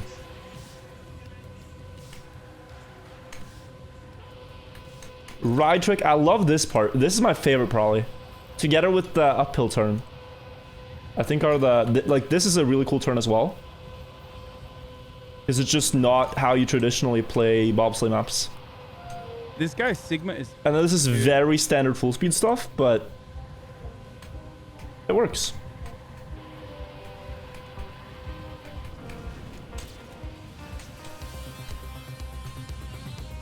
Yeah, the finish is bad, but that's a 45, 46 second track. You can get 45 on this.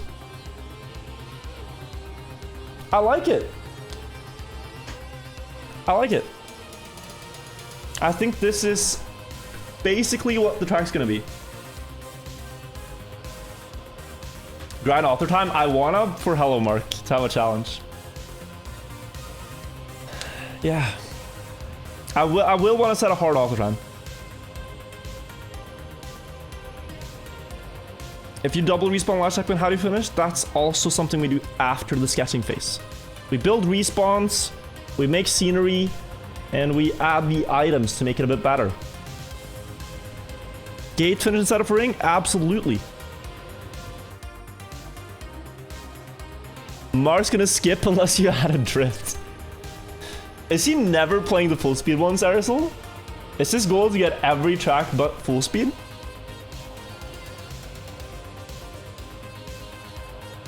Like, he just wants everything but full speed. Oh, really? Has he given up on, like, chromas and everything? I didn't know.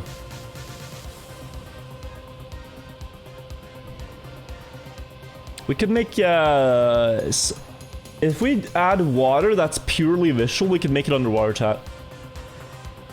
Mark won't play this much? Damn. Why today's VOD from your Twitch is missing?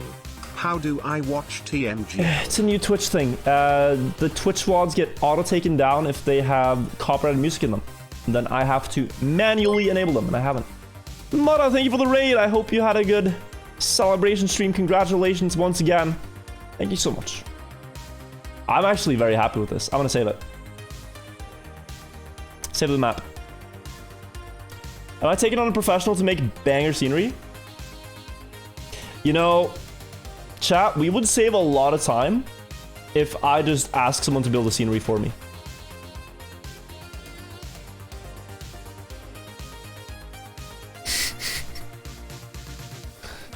I'm so lucky to have such good friends.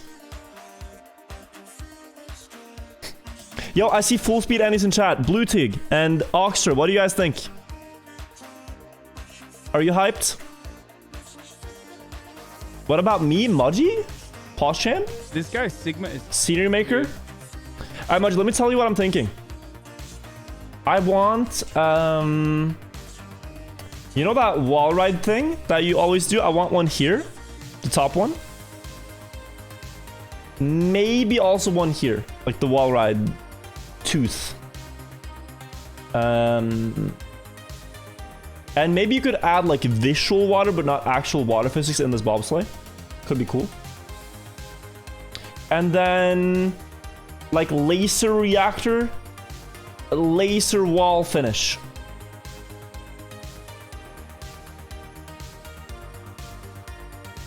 Isn't that cool? I said you want... Yeah, and I do. I think you make great scenery.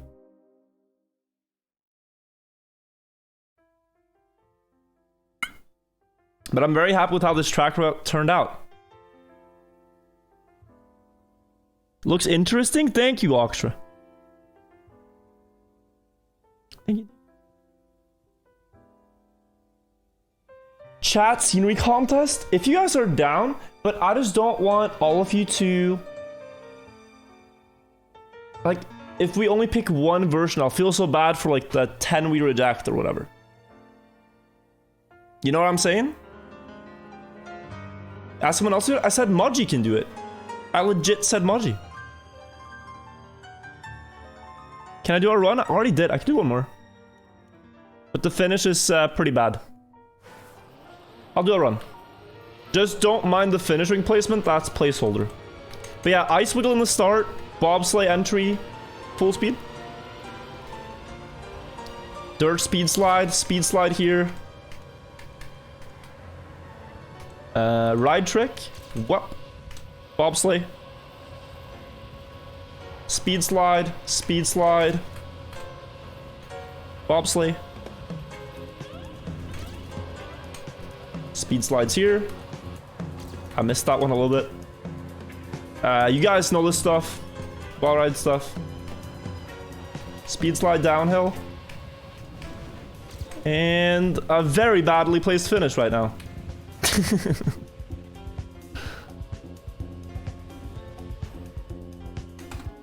Moji has a very good aesthetic sense, yeah.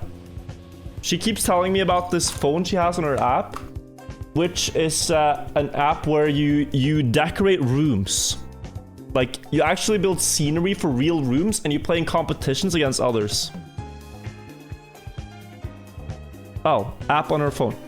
And she keeps winning like scenery contests against other normies. Like, you have to decorate a room. Okay.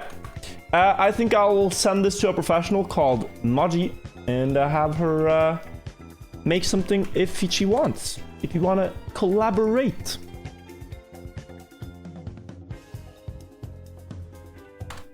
Okay. Playtest, I'm gonna keep it. I think one thing I'd dislike about a couple of days is if people have played the track before. So I think also just not having people play the track before is a good thing. Do we play the Mario map, chat? For like an hour. I'm not gonna go to bed too late. I'm pretty tired, but we could play the Mario map. Pyromania, thank you for the Prime, by the way. I missed to say that. Thank you. Is it Mario time? So Yuval updated the Mario skin. He said he had a new one. Update from Mark. He was told you're building a F's tote and he said, man, why would he do this? It's for the propeller gang, Mark. I'm building it so he can learn full speed. Oh no, he's gonna dislike me now. Oh, and I thought I was good friends with Mark. Mario map. We played this yesterday, chat, and we almost got a world record, I'd say, but our personal best doesn't really reflect it. Yet. Yet being the keyword. I have a 659. The world record is 558 by Hazard, top corner. And I'll do a test run of the map first, just to get into it.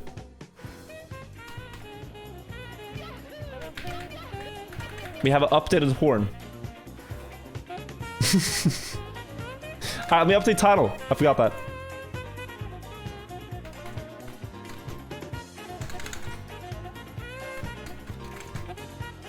Okay, let's go. I thought you were second, so I fell down in the final part literally before the finish at like 620, but I didn't get second place. But I got second place in spirit. Change skin? I'm using the Mario skin. What do you mean change skin? We're dressed for the occasion. Oh god, someone has the clip. Yeah.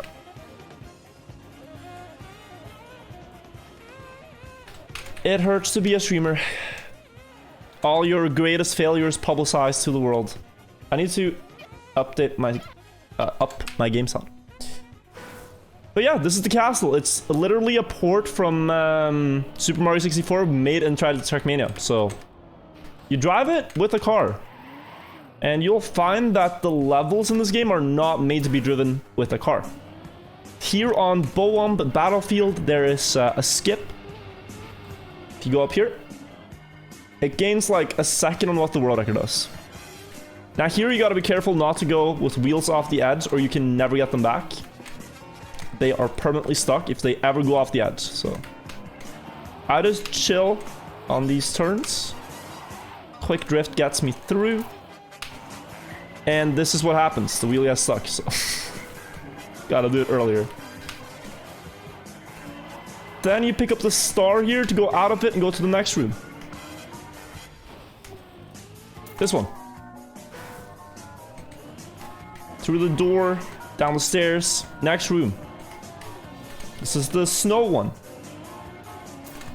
And it's the penguin race, so it's an ice slide. You have to slide down the entire thing. This guy Sigma is... Dude. Do. It's pretty wicked if you haven't seen it.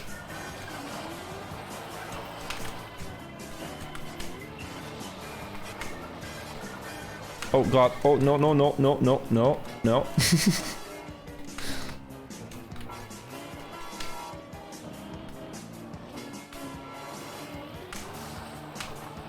Okay. Then you go here. Thank you, chat, for cleaning the ice. It's very slippery, though. You can chill a little bit. It's like... It's very, very slippery.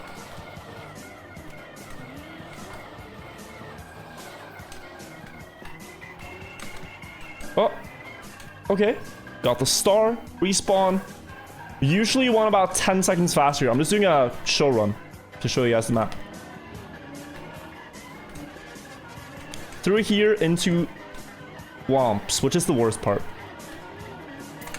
So first you have to go a little bit right, go up the block, and then you have to balance here. I hate this so much. Balance, get the front wheel around the corner, and then maneuver so you can climb up. Here, climb, get across, go around and up, and now you have the virtual skip. You gotta go onto this plank, and you can clip here to go directly on it. That's the virtual skip. Up here onto the block. Okay, we get to do it again. Beautiful. Oh. You actually wanted to stay on the right side though, like not transition to the other side. Okay. Up here. How much time does it save? Compared to what Hazard did, probably like 2 seconds. But Hazard is a slow one, so let's say 3 seconds with a perfect virtual skip I can save there. This is a bit dank, you just gotta climb the tower. There's a star on the top. Right here.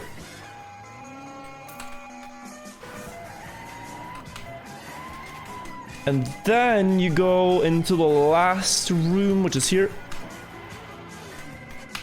Also a difficult snow part. Loving the music? Well, thank you. Here. This is first a pretty hard transition, and then ice slide here.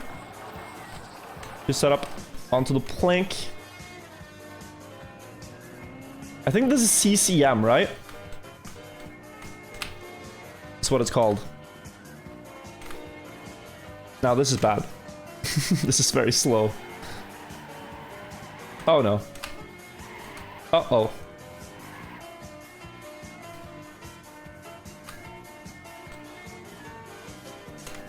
Oh, not bad.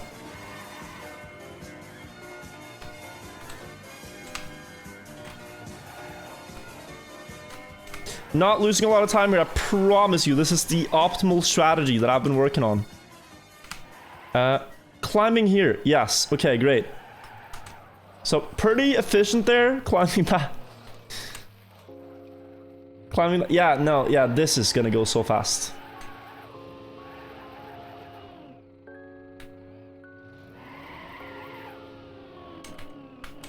What is happening? Okay, onto the bridge.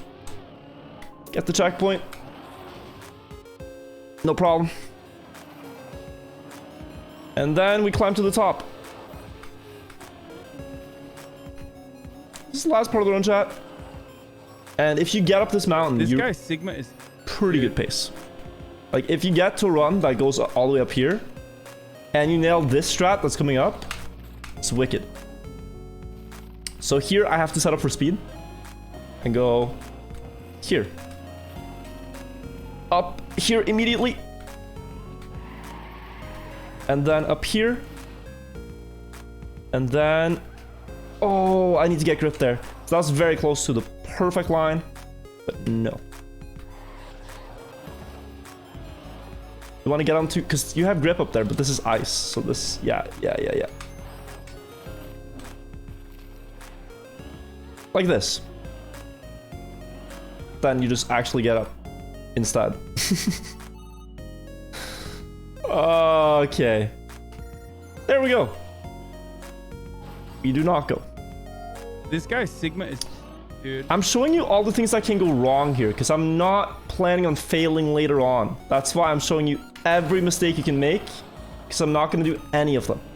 So now you get that there's a perceived difficulty in beating this world record when it is in fact free.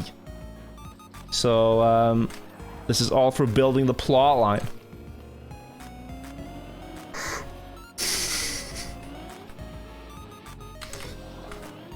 Oh no, I fell. Oh, that's very difficult right there.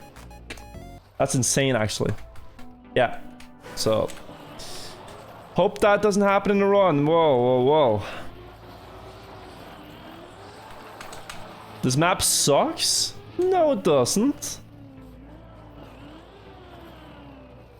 It's just unique.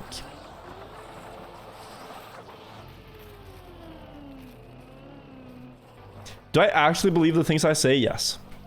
This guy Sigma is... Dude. Irony is not part of my work. vocabulary. I am fully serious all the time.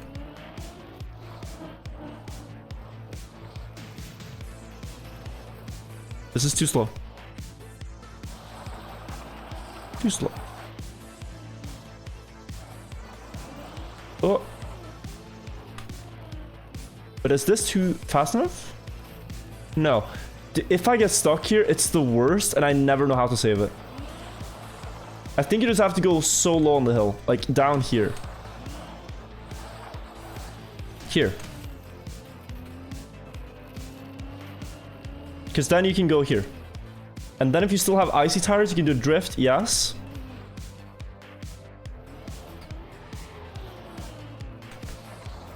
See, like, you just want to YOLO up there somehow. That was very risky. That's the last checkpoint. Now it's left. And you go to the Bowser stage. Oh. Thank you, Demoxify. Thank you, Felix. And thank you, Mr. McShiny. Maddie as well. Here's just one right tap to go on the bridge.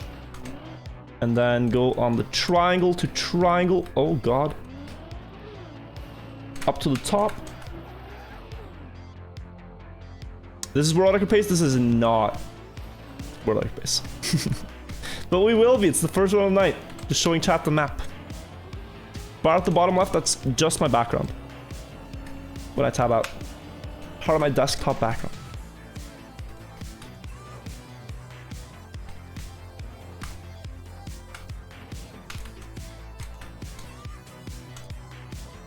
Okay, and then here.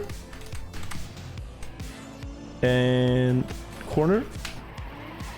And this part is also difficult. It's like a... Yes. Oh, gear. Yikes. Need to keep the gear when you transition there. And... Oh. Into the finish. Should be a sub 10. This is where I landed upside down though, with like 620 yesterday.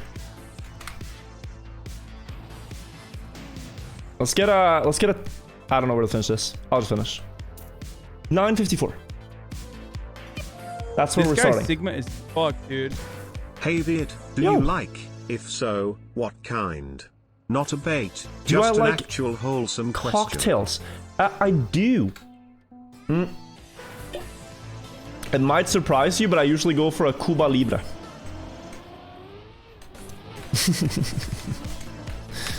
I also like mojitos. I think they're pretty chill.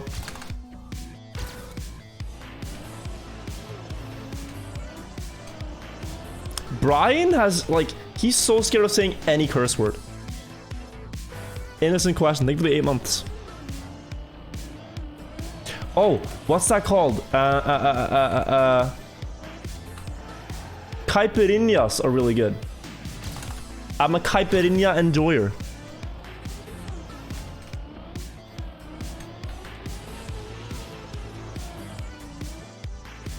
They are amazing.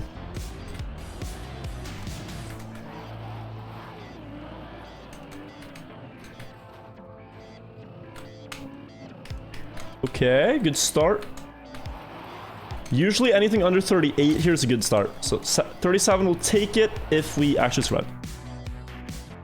I should not reset over that though. Gin and tonic gang? I'm alright with gin and tonics, but they're... Usually I don't like things that are too bitter. Bitter tasting. Sour candy and stuff, I usually prefer sweet. Usually prefer sweet fruit instead of sour fruit. That's why I'm red apple gang. And yeah, just in general.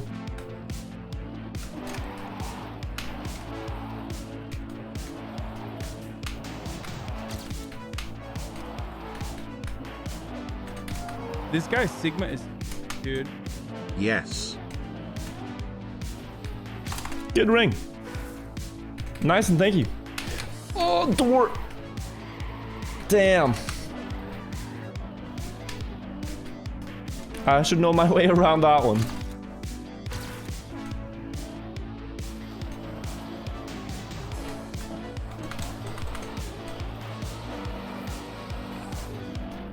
Okay, ice slide time. I wonder how fast Mika could do this. Don't you guys wonder if Mika tried to optimize this segment?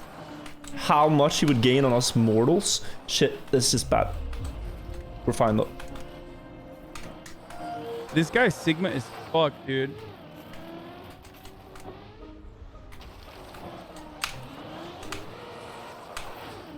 Because like you can go for crazy lines like that. It's just so bumpy that it's very hard to predict how the car will act. That's what I'm struggling the most with here. Is having the foresight to see what it's gonna do. This guy Sigma is, dude. Oh, thank you guys for the primes. One sec. This is a decent run. The world record has 205 here. We're at 207.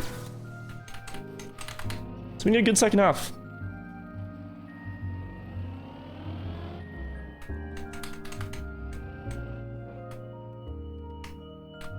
Oh. Worst part. We'll try again. Alumium, thank you for the sub. Ron Cena, thank you for the prime. Where can I find this? Just search for Mario on TMX. Should be the top map. Afronaut, thank you for gifting a sub. We'll just have to try a couple times. Gifted a tier 1 sub to Liam Marie. They have given 3 gift subs in the chat. That was not like god pace. Like I wasn't attached. I'm not sad about losing that one. If we get like a 205 there though, that's better. Like that's more like painful to lose.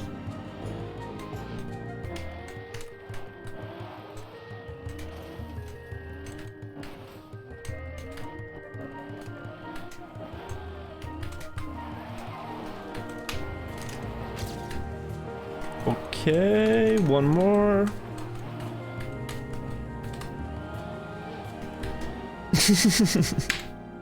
Again.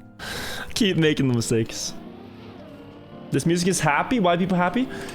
It's Rush Garcia. Really, really good composer. I'm a big fan.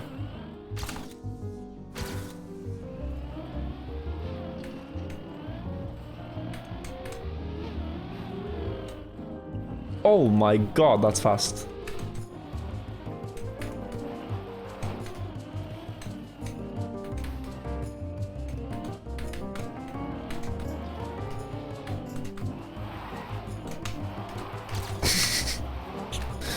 Pretty insane checkpoint time.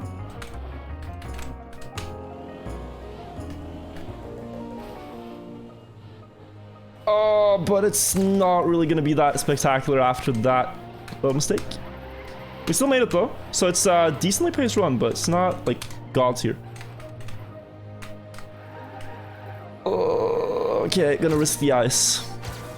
35.2 was insane.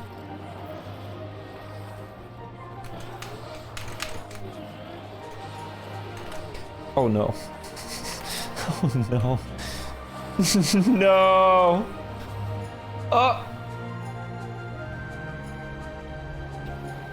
Wait, is that a setup? Guys, hang on. I'm on the ice cave right now.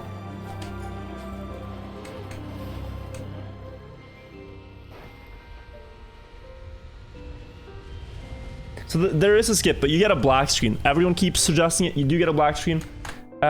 Putting my back wheels, though, off the edge actually set me up really nice to drop down here. It's just I did not get across this to get to the star. It's not at the point where I need to try that to get world record, but something I could try at some point. For now, it's pretty beatable without it. But it's a good run to beat.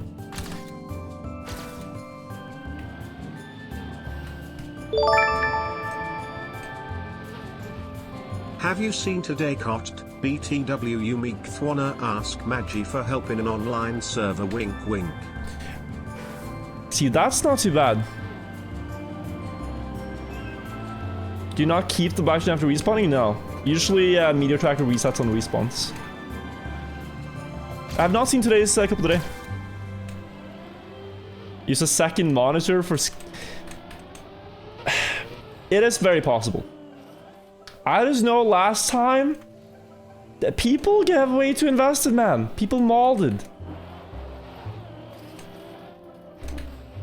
But they only molded when I did it, even though people have been doing it for a long time before me. I was not the first to spectate myself, nor the last.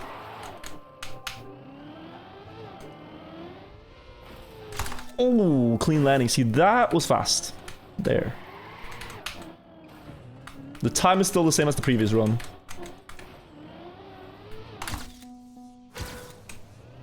Okay, let's go.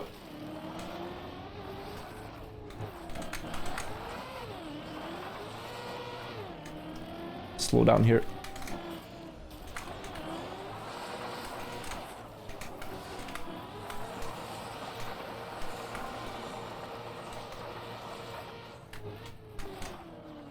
Oh.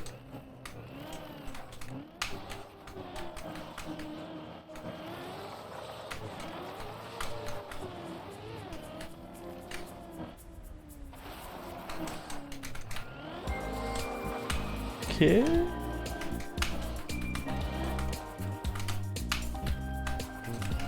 Oh, I lost the gear, but I barely got it in time.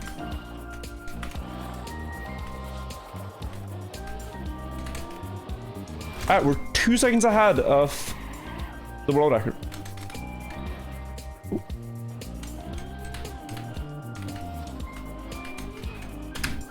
Oh.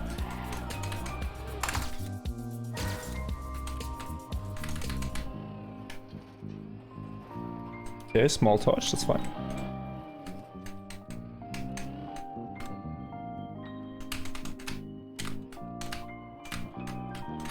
Worst part, chat, worst part.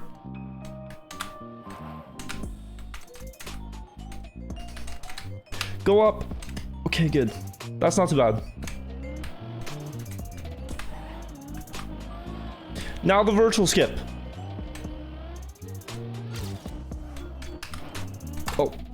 Oh. Second try. It's still pretty fast, but it's not god tier. Let's see what we can make of this.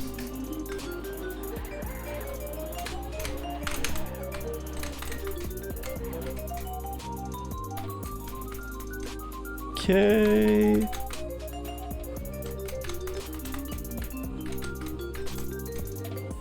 Okay, that's a bit slow. Oh, this is very slow climb, I feel. Oh. Okay, 323. I think we're still within reach here.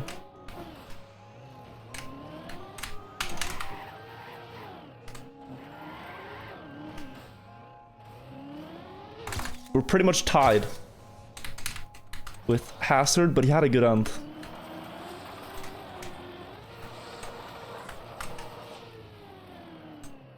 Get the wheel up. No. Okay, fine. That's like 5 seconds. We need to rush.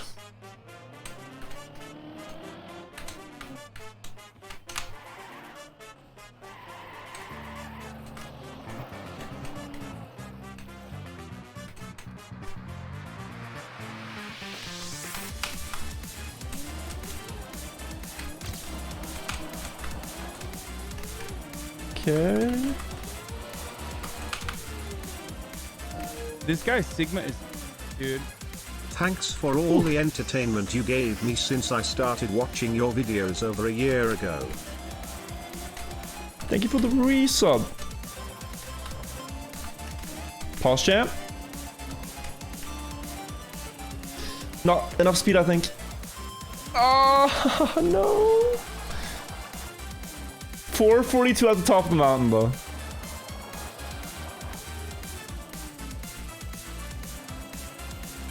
This part is very difficult.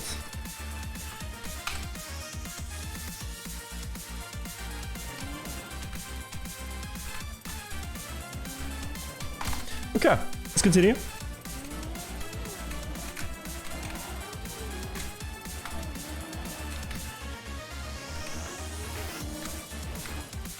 Let's take a split here. So 5:18, 5:19. Just see our pace for the end.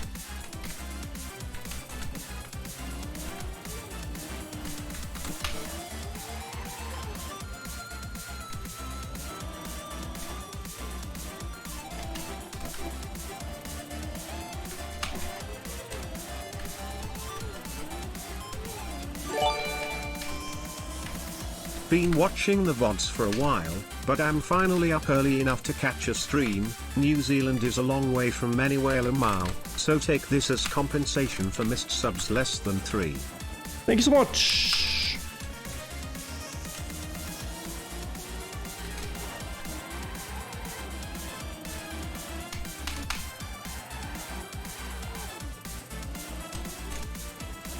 Oh, that's a pretty good end shot. Wait, did I even get up? Oh, dude. I clipped the block. I don't think I have the speed for this. I literally can't get up the stairs without going down again, because they're...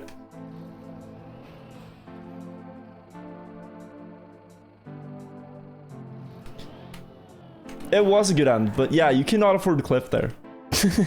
But anyways, like, it's guaranteed second place. That's not the problem. What's my pace here, though? Like, I was going up with like 6:17. I think the end takes a little over a minute, the last stage. I just want to check hazards to see that for comparison. At 5 minutes, where is he? This is at like 4:51. You can't see it behind my keyboard. 55, 56, 57, 58, 59. Yeah, you should be able to get there in under 5, and also beat the end in under a minute. Oh, he just jumped to it. Okay, that's actually smart. Aluminum, thank you for the $10. Chris, thank you for the 7 months. Oh, you mean this bar? Oh, this is the Ghost Scrubber plugin. It's you can skip in a ghost to see what it's doing when watching it. I just want to see how he did the triangles. He's rushing them a lot. Oh, that's so good what he did there. That's really fast. The last triangle. And then I just need to carry a bit more speed when I go here. Because then I don't clip the thing and I can make it up. He had a very good end. Strat for the end. Waiting with the air brake. Okay, smart. Jaw throw, I think it'll 2 months. Fuck, dude. Welcome back. That was good though, chat. I think I can beat this. I was ahead of it for a long time. I even had some mistakes, like the double respawn on the virtual skip. These are the times you want to aim for after a track to ensure WR. Okay. Track 1, 0:45, track 2, 1:50, track 3, 3:10, track 4. Wait, I'll check it. Brian is reading it so weird. 5:50. Brian is reading it so strange. Oh, I clicked up. 145, 150, This guy's 310. 310 sounds very Sending fast. good vibes your way, go Viet. I had like 323. I don't know about that one. But maybe it's right. Maybe that's where I lost a lot. Thank you, Drawscope.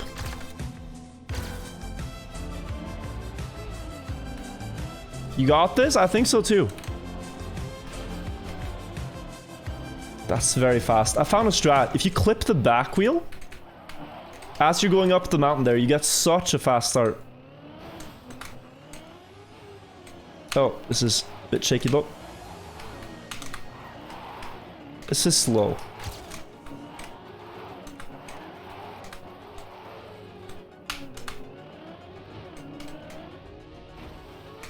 Oh! Tough jump. Go, Virtual, thank you. I'm trying my best. Oh, that's fine. Totally not going to come back to haunt me when I miss world record by 0.2.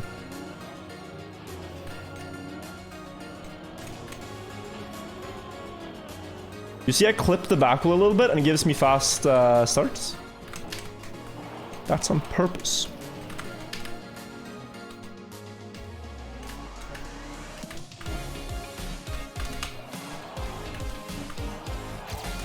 $35.4.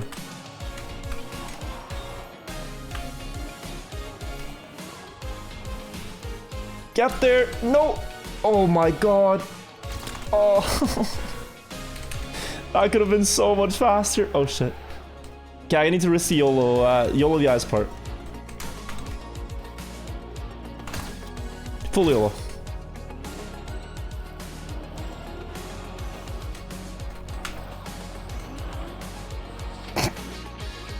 Nice. Very nice. Already get the weird nose jump thing? Yeah, exclamation mark Dragon Eat if you haven't seen the clip.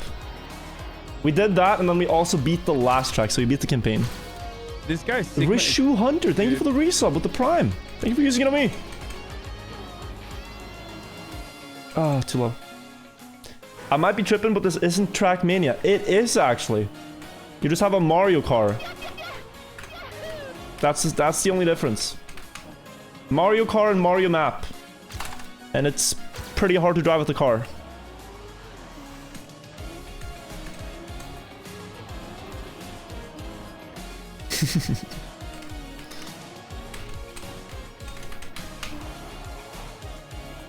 Oh.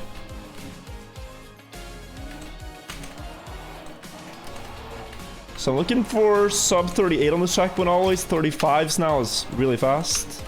That seems to be the new standard. Get there! Get! Oh, okay, dude. Oh, I got it! Oh, shit. Why do I always lose like 5 seconds or right before that star? If the car just gets it immediately, I'm so fast. But no, it's always like a terrible landing there. Maybe I'm consistently doing something wrong in that jump.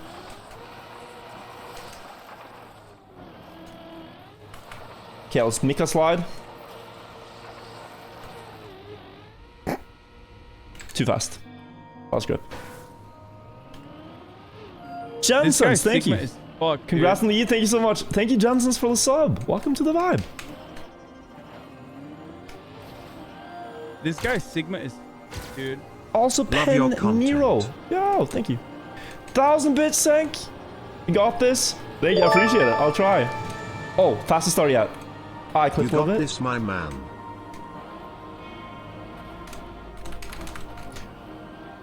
This No. guy's Sigma is, Go. dude. Okay, we're fine. This could have been a 34 if I didn't get those small clips everywhere. Oh, that might be good. It's not. Score them, thank you for the prime. When will TMGL VOD be available? They upload it tomorrow on YouTube, and as soon as I'm done streaming, I'll just check the copyright thing. And if it's good, I'll upload it. This guy's Sigma is fucked, dude. What's good, Viet? How Yo. come your recent broadcast VODs aren't showing up on Twitch anymore? Yeah. This makes me sad. Good luck with this. It's not something intentional. It's just Twitch has added a new thing where they will Welcome to the automatically unlist a broadcast as soon as they detect copyrighted material, like a song. And then you as the streamer have to manually publish them yourself. So that the responsibility is on you. If the copyrighted VOD is up and a rights holder is mad at you, Twitch can then like say, ah, your fault, easy ban. So you have more responsibility for what you publish as a creator. Because everyone can run it to an accident, so. I just have to publish them after. Is my goal to get world record? Yes. That is exactly right. Oh my god, what is this? Okay, still fast. Hey, 34.5. Need fast to start. That was so smooth. Oh.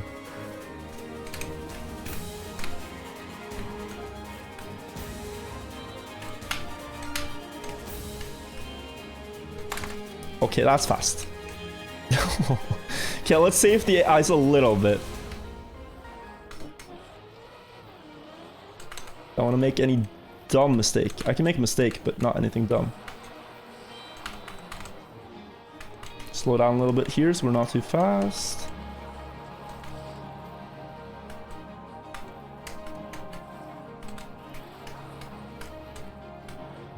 This guy's Sigma is, dude. Oh, I was too fast. I was trying to do a really good 360. This guy's Sigma is fucked. That was dude. fast. Jens, thank you for gifting a sub. Baltimore, thank you for the 9 months. Sosenson, thank you. And James Carr, thank you as well. That was an insane start. 43 on the star. Also 53 on the next one. Really, really good. It's about like consistently getting good starts like that. But look, I clipped the back wheel here, and it kind of tilts the car the right way. And what I also saw is if I do this transition from the right side, it's smoother. And if I just touch the plank and go full speed, that tends to work. Here I clipped the back wheel though. But this is again a 35, even though it probably should have been slower. Yeah, okay. It can go very fast. Nice it came through. Yeah, I just can't really read alerts when I do runs. I have to read them after. So I can focus. Any false strats on the ice map? There is, but you get the mapper tried to prevent it by making you blind when you try to shortcut. So if you fall down, there is a chance you can skip it, but it's very slim.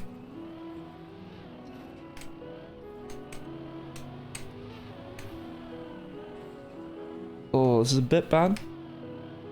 But yeah, just again, like right side. Here, smoother, plank, and then that's very smooth. I'm starting to understand chat. 35 flat.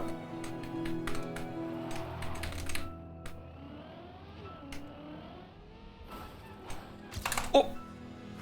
Lucky star grab.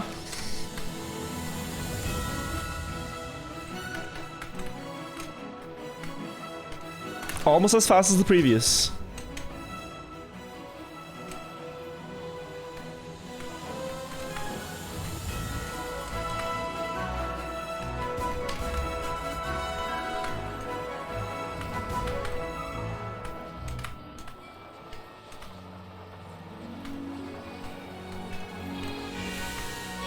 Let me slow down more here now.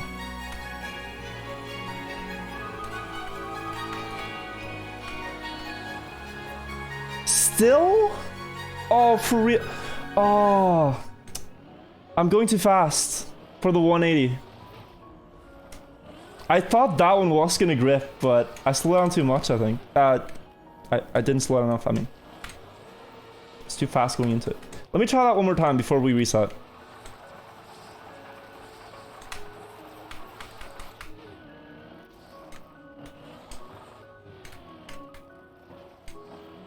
Lower. Of course, now it works. Damn it. This is never gonna grip. Oh, it is? Oh my god, I risked so hard.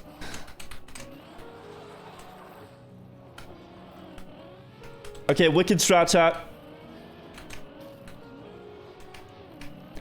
That might actually be a thing.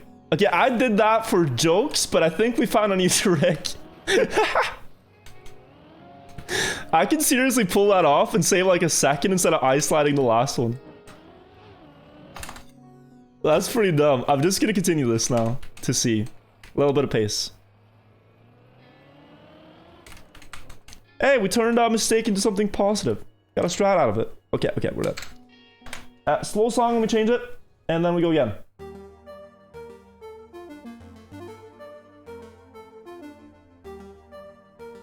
Yeah. Do you need club to play this? You only need standard. The map is called Super Mario 64 on Trackmania Exchange. If you want to try it. Oh.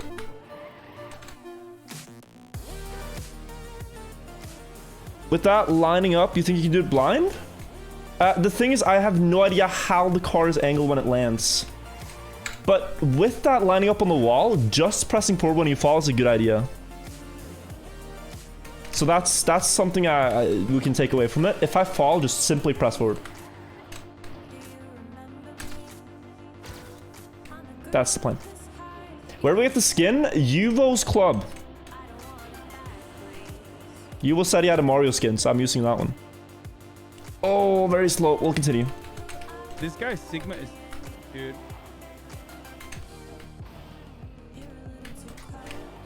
Whew.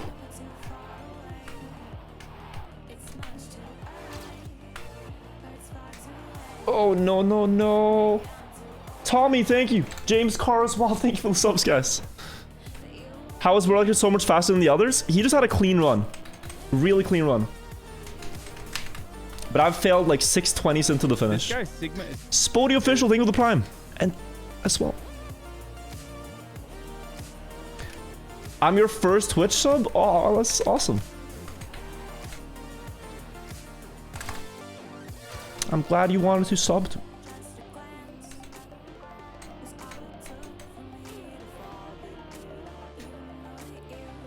I felt like during the cast today, I thought of a genius line that I saw in the chat, and I was like, yo, all the Mime fans out there, use your prime to support Mime. I was gonna make a chant, but I felt it was a bit too shameless, and I might get some flack from Nadeo, so I stopped myself.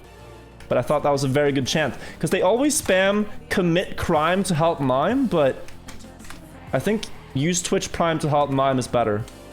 Personal pref. I think that's a better chant.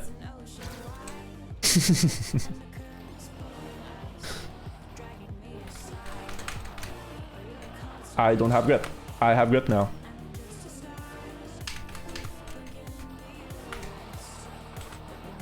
Okay, I'm very curious. Can I survive it this time?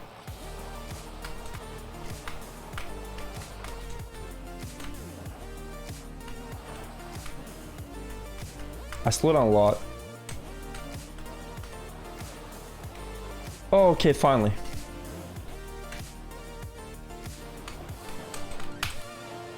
Whew. Good, that has an edge. That's tilted towards me. Okay, strat.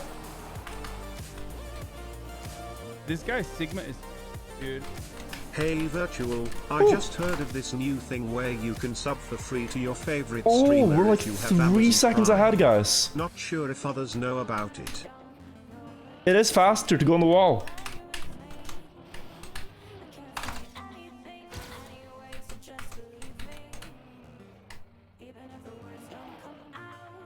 Okay.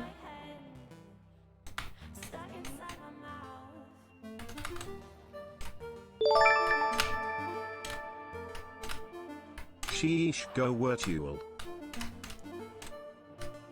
Okay, climbed it. Now the virtual skip chat. We need this. We need this right now. One shot.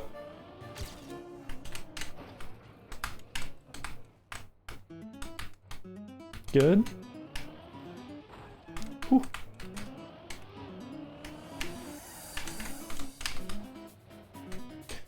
Okay, this is fast.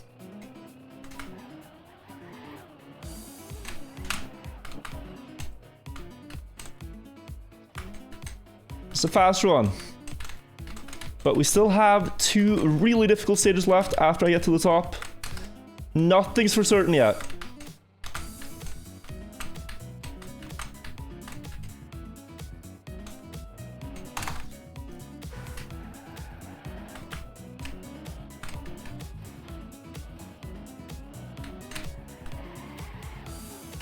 Oh. Oh.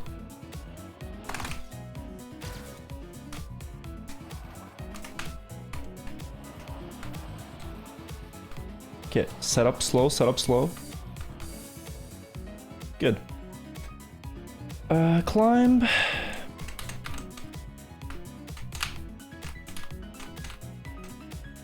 Dude, go. It's time to go. Okay.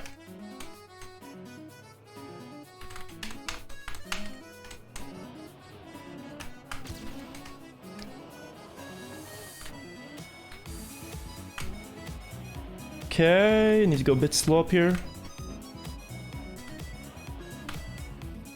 Good. Now the ice uphill. I'm gonna slow down a lot, I think.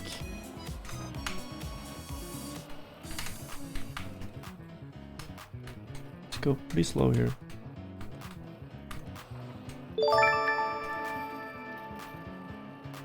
I must say the lack of an underwater level here, perhaps with a certain type of block, saddens me somewhat.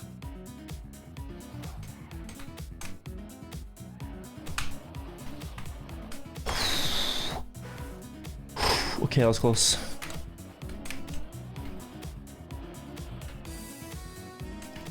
Oh my god. How did he overtake us? That's insane. We're 2 seconds behind, chat. And he has a good last level.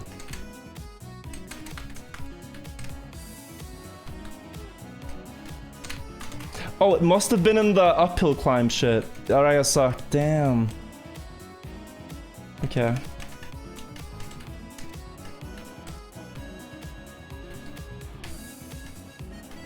I need the end of my life.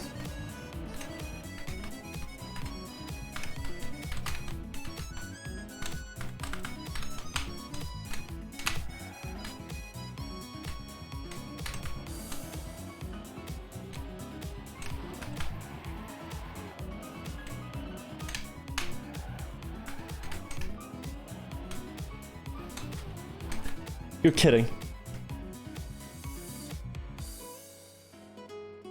Okay.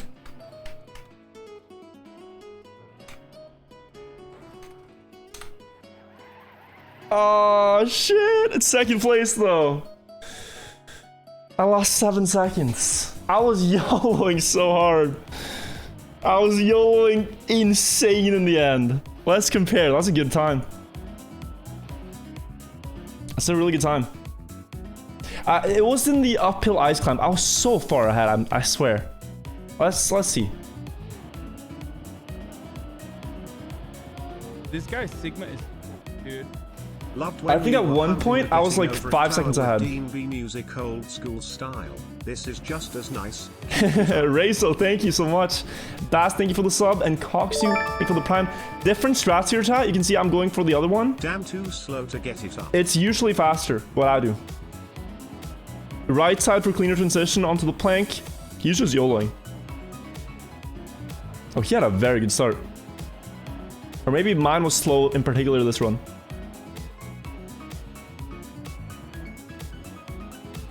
When's he here? He got a 43 star grab there. Sukanon, thank you. Wexa, thank you. Colin and Spoody, thank you guys all. Appreciate it. And he had a 54 here, so my best pace is equal to this. But I think my ice is really good. I think the Nika coaching has paid off.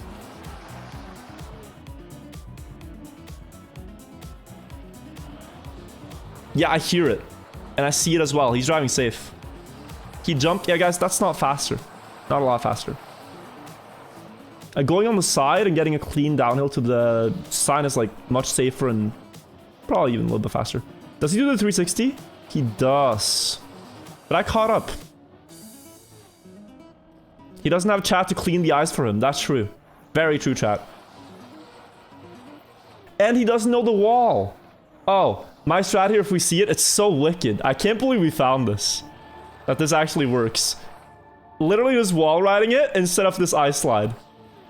It's disgustingly fast. It actually works out. So I'm way ahead here. But I'm guessing that my part where I climb... well, when you go around the block here, it might have been pretty slow. Look at how he sets it up. So he drifted. Wait, one more time, sorry. This is important. Yeah, he drifts to the left for speed. That's a fast climb. That's 1 second. What now? Make sure the front wheel's around. This looks very stupid. I got up there. Now, I think I gained time on him here. Marginal. About the same. I'm gonna keep doing my thing. Is fucked, dude. It's I'm hobby. here to ask again, but this time it's vice versa. Which meme do you like the most your community has created and established over the past years? I think probably the pull the virtual meme. It's gotten a lot of mileage. It's become a thing. And you guys are funny with it sometimes. So I'm still way ahead. A P is the worst meme. Tommy, thank you for the 5 months. P, no, stop it. P is the worst meme. I can't even see my own ghost. It's so far ahead. Oh, this is gonna be a sad comparison, chat. I'm gone. He just... oh, no, he did a very fast respawn there. I need to learn that. He did a pretty fast tower climb. I'll check it out again. So he's almost caught up to me. This guy Sigma is... dude. Here. This is gonna hurt. Don't watch. Close your eyes. P plus ratio plus skill issue plus pulled a Wirtual. Wait, he didn't actually overtake, but he got right back to level. P plus ratio plus skill issue plus pull the virtual. Stop. Sandra, thank you for the prime. That's the best P meme, is using your prime. Honestly. I'm still ahead after that terrible climb. Where did I lose it?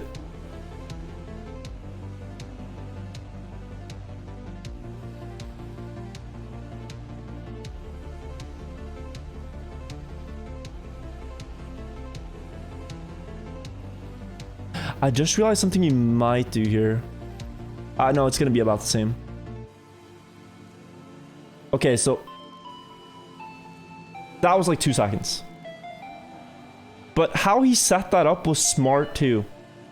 I thought he was just slow here when I was watching the first time. Like, why is he so slow? He's managing to go all the way right and then just press forward. The uphill for speed. And he makes it without even that much of a struggle. But it's just about keeping speed here, landing on that one, no air brake, and up. And when I got to here, I was full YOLO. Full. Because he is gone. Like, he... you might see it here. Like, he's ahead, right?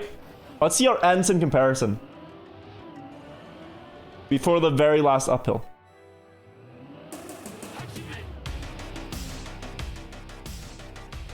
So he's ahead. And I think his strat there was faster.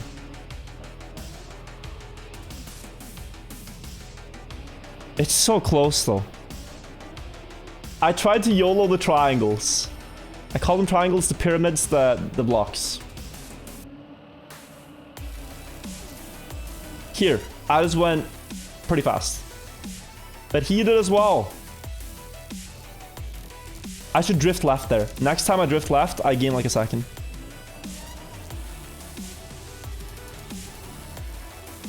Was he hugging the wheels? And then I went too wide here. That was my bad. Was he hugging? What I mean by that? Yeah, he was just staying on the edge. You can go off the edge a little bit and get more speed. But that's marginal. I need to see his uphill thing. And then we can try again for a little bit. I'm not going to stay up too late, chat.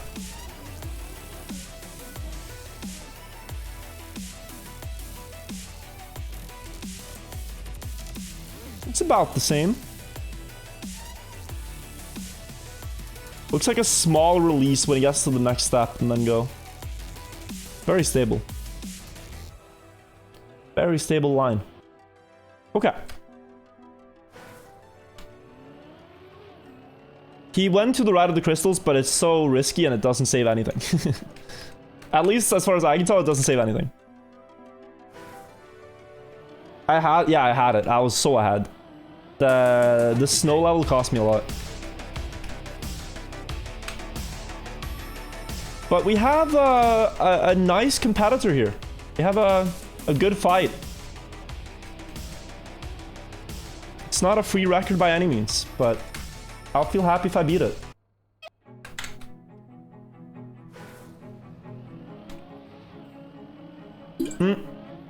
It's midnight here and I slept 4 or 5 hours. I woke up. So I played Cup of the Night yesterday after stream because I was just relaxing, winding down. And then I made a big blunder and I was like, shit, man, I kind of want to play Cup of the Morning. And then I just happened to wake up at like 10:30 by myself.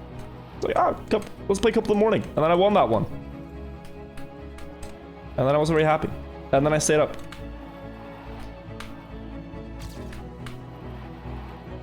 Okay. Hazard has a crazy fast start. Start. Did I press P again? I unbound the key. Giga Chad woke up and won? See, that's what you should do. That's the trillionaire grind set. You wake up, win Cup of the Morning, and start your day.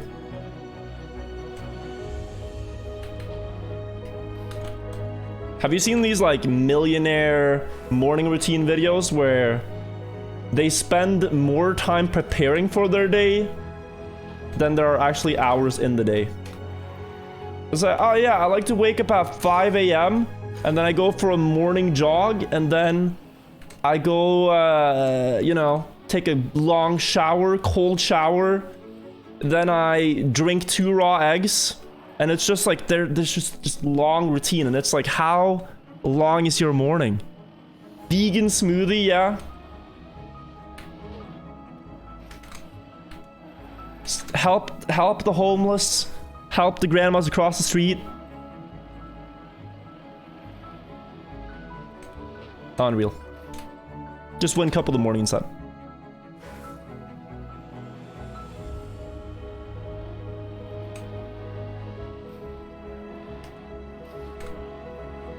I will say I like the feeling I get when I wake up early.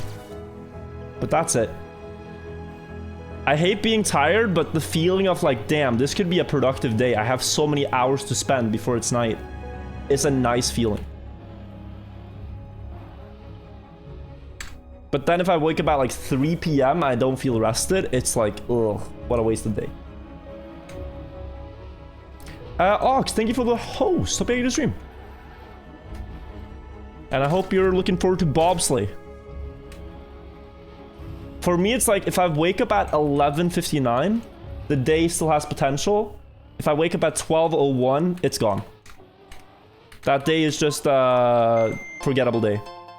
And we go again tomorrow.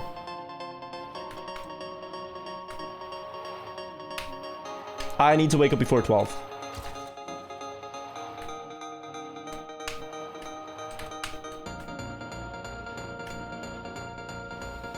This guy's Sigma is Almost matching hazard pace.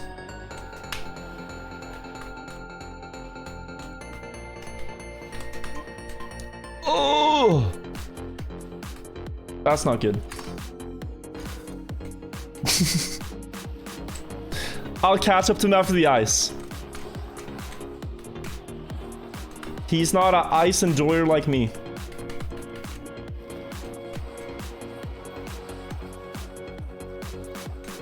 Okay, this is exceptionally slow though.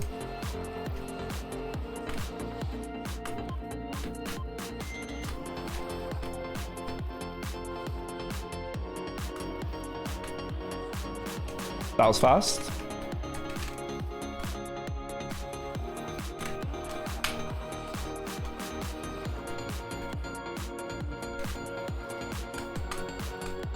Now, new strat.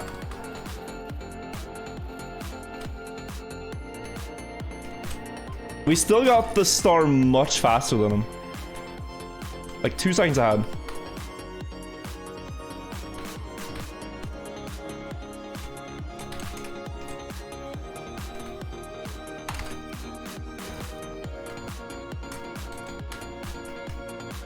Ooh. See that little drift there again sometime? Damn it! Santon, thank you for the 2 months. That's what the real task uses? Wait, really? Do you have a link to the slide task? I'd love to see it.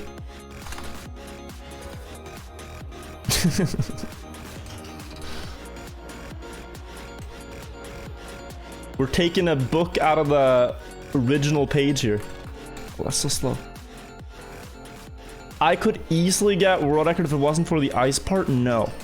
No, you couldn't. I want you to try to finish the map and then come back to me when you can't. I'm sorry.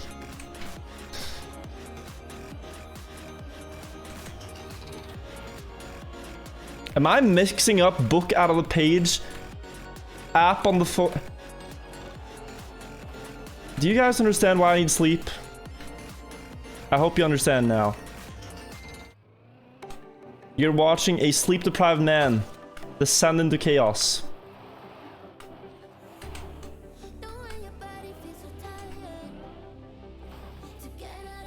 Oh! We take those?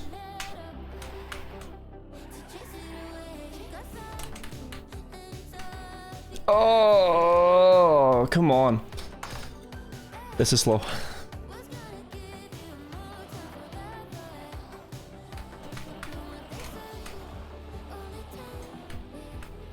But a small bonk is affordable if you don't make any mistakes, but no. I could easily get world record as Mara. You could. Holy, what a performance today. Like that. He had like an awakening today, I swear. He looked unbeatable. He straight up looked unmatched.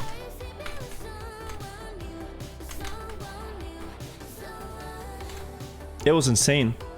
This guy's Sigma is Shigan, thank you for the 4 months. Hello, Wirtual.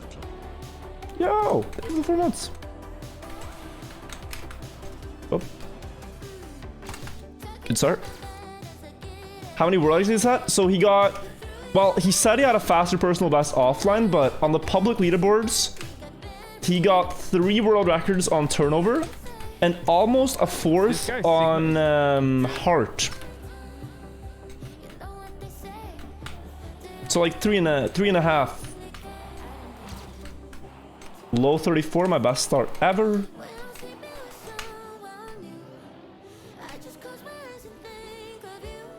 Oh. Oh, dude, the car is bugging so hard on that landing.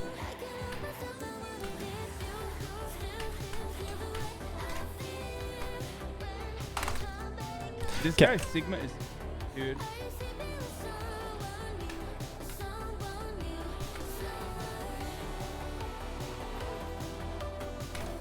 slow it down so we don't go too wide here.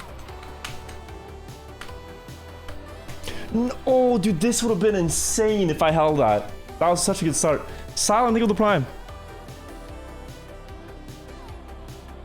Also, Hone it, thank you for the prime. Oh. We go again.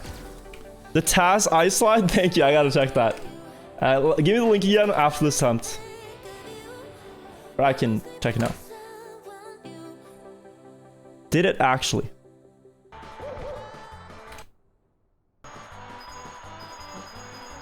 Same part. Damn. Damn.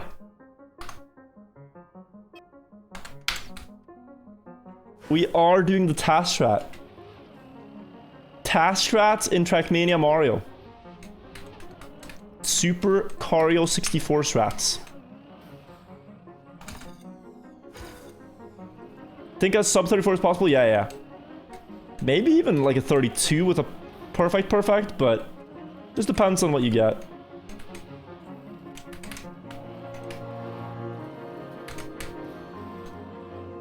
Like this is a bit of a clip and not the best uphill, but it's still gonna be a low 34.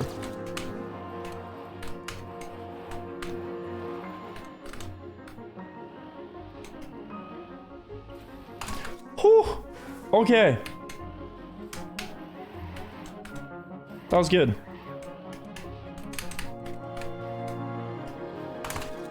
That was very good.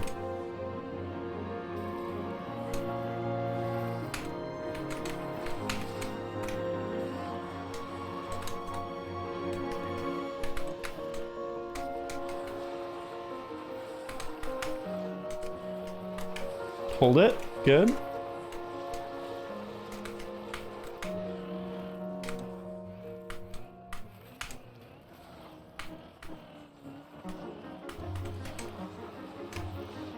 We are going to be so far ahead if I land this.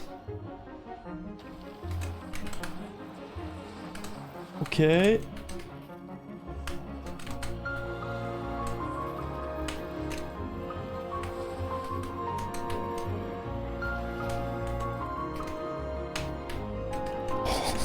Okay, we're 7 seconds ahead. No worries, chat.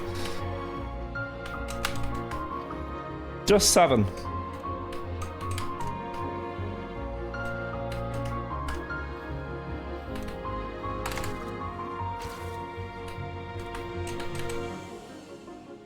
Okay, it's fine.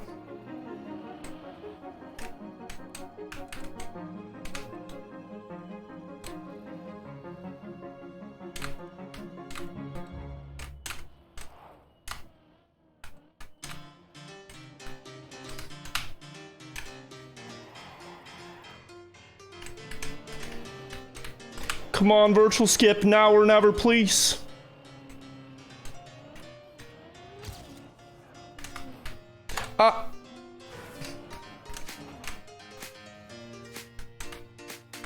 It's fine. That's not good.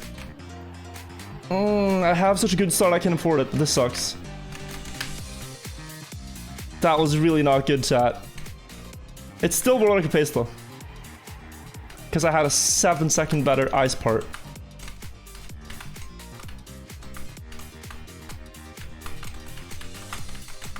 And he's done a really good end.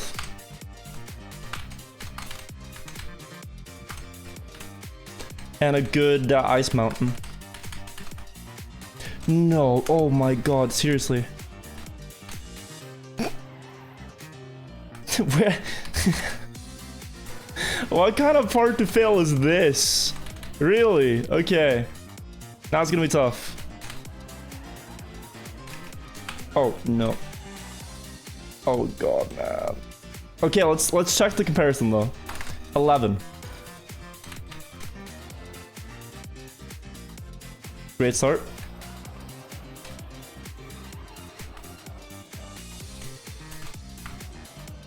$11, right?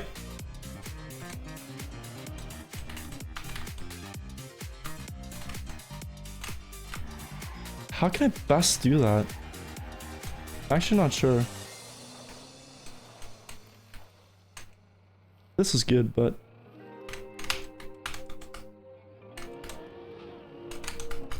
$10?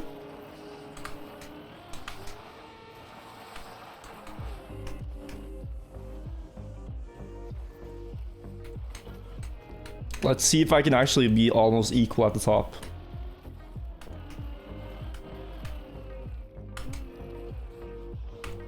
Okay, so he's set up here.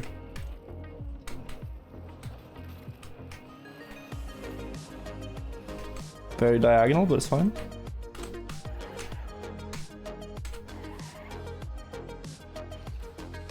Yeah, gear problems. I'm so unsure of how to do this turnaround. Like, because to me, it makes sense to drift. But if you drift, the car sometimes goes wide because of icy tires. Not really sure what's the best there. But that was still equal to my PB. In pace. That's the problem. Like, I was messing around there. I could easily do like... Okay, I can get like 6 seconds there. Let's try his strat here. Which is to... faster.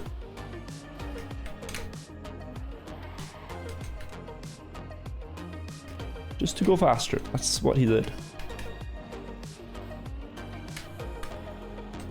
Can I do it? I don't know. To me, that's scary.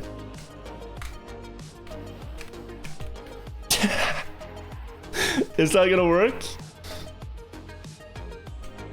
I tried something, but I think we're stuck. Okay. Okay. No, but you gotta find your limits. Let's try again.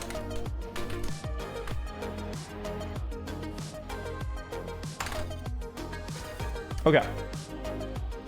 Really, really good potential here.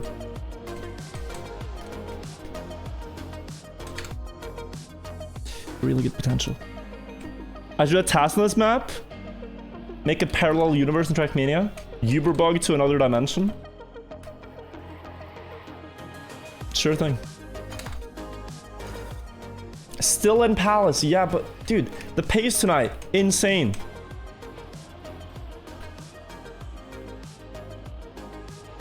Also, isn't it a castle? I've never heard anyone call it the Palace.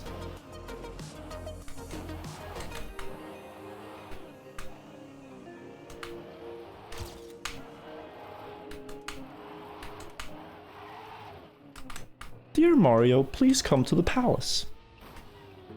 I've made a map for you. Sounds wrong.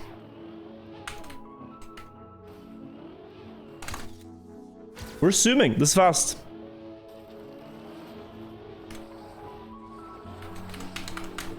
My last ice part was goated though. It's so hard to beat.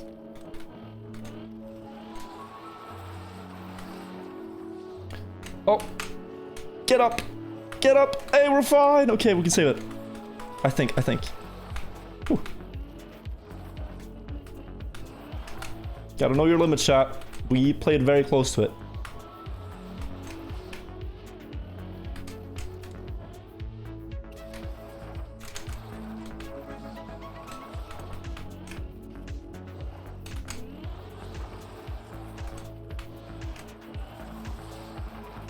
Up the wall. Task strat. Okay, still 5 seconds out of world record.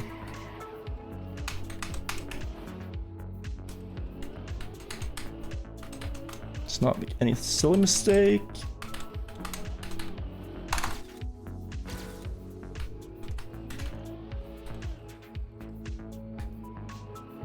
Okay.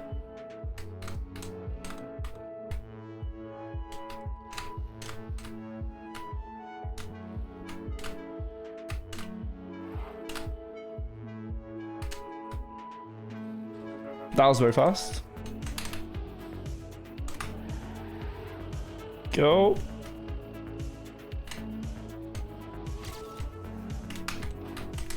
Ah, a bit too slow.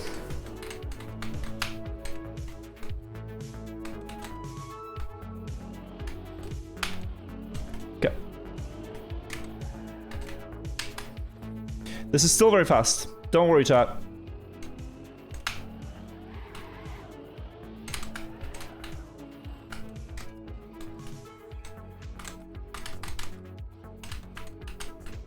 Okay.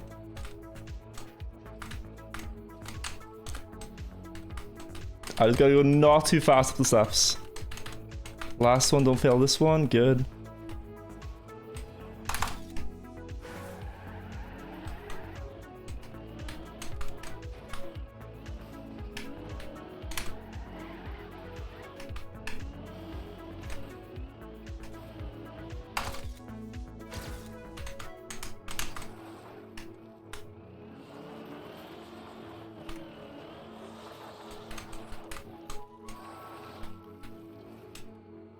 Okay.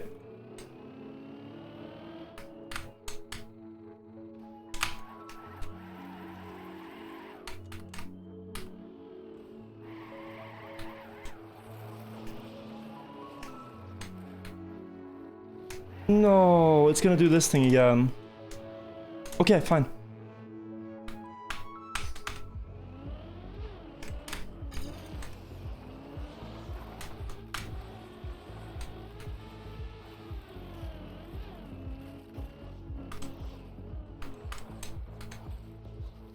God, we're close to PB. Okay.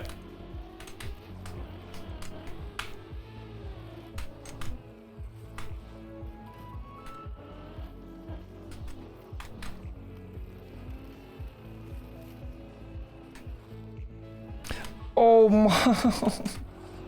I thought I even did the setup. I swear I thought I did the setup, but shit. Ah, come on. Like, I can't hit the side at all, or it just messes my line. If I hit the wall, it's just, oh. Yeah, okay. Hold on. Here. This is it. This will work.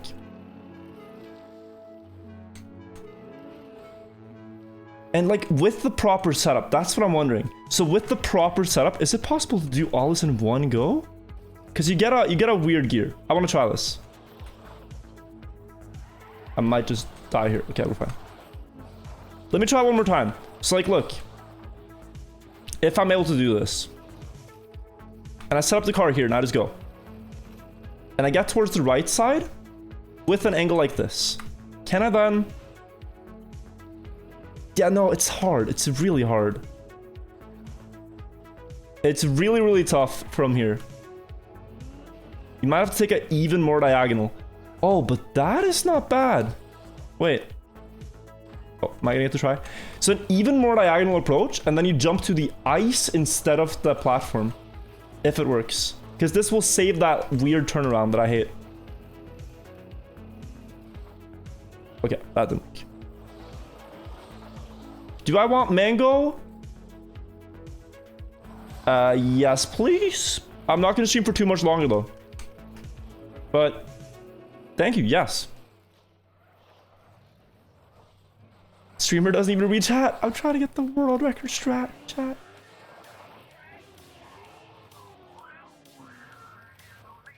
Wait, what did you say yep to? Donut wall? Oh no, casting. Okay.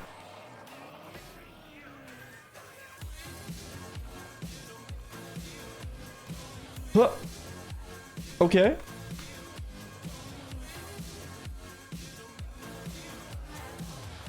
It's so weird. It's like you want to commit, but you don't. You'll fix some, thank you. What are we thinking?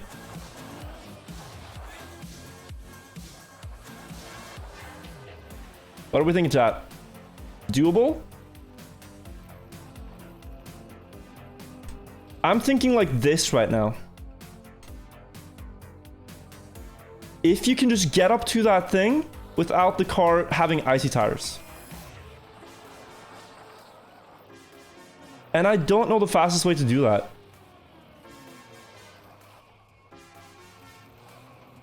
I'm getting some good practice here though.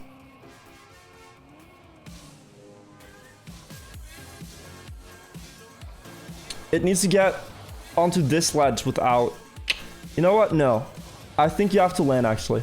I think you have to land, stop, and go. Else it's just... rip. It's so difficult to manage. I just need something safe here. I'll be way ahead at this point. I hope. Like you wait literally just 1 second and it kind of works. Let me try again. Too fast. Okay. I trust that I can get it. Because the car has icy tires after you get to the platform for a couple of seconds. And they need to defrost.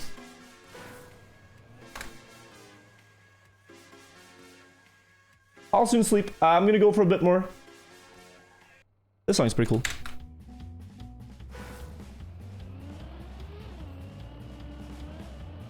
You just try the track, ended up failing at the bowl on Battlefield for 40 minutes. It's pretty hard, that first jump. Like, you get some perspective when you try it. Like, first run can take like an hour, a few hours. And that's without the ice part. Because there's just so many things you have to figure out. Like, things that work and don't work. And what I do is like, I build a map of what I need to do in my head, and then I try to execute on that map. You find out every mistake you make.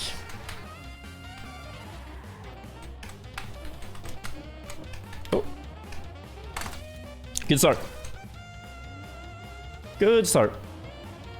This guy Sigma is good. I used to play that song on OSU Smile. Oh, nice. I didn't know they had it there. I just like the exciting vibe of it.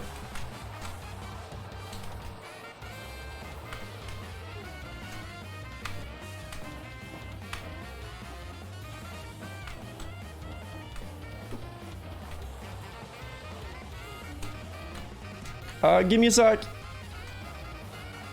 Here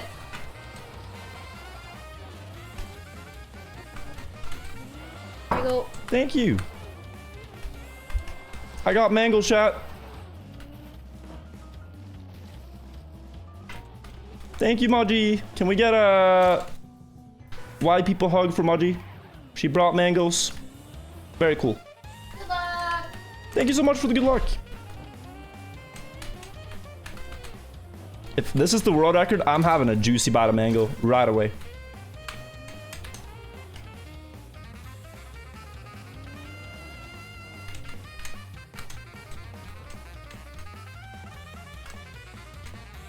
This guy Sigma is good.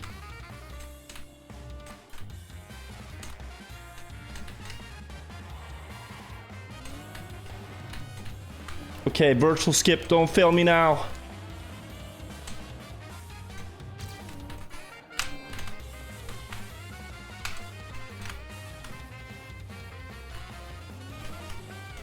Okay. Good. Really good.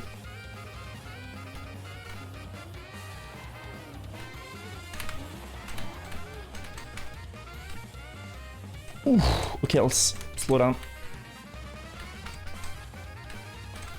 Ooh, go up. All the way, all the way, all the way. Don't fail on any stop.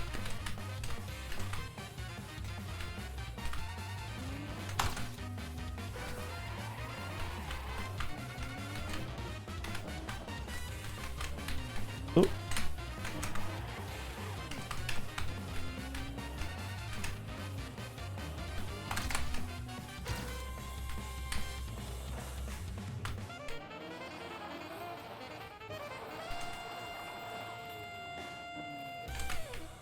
Ooh.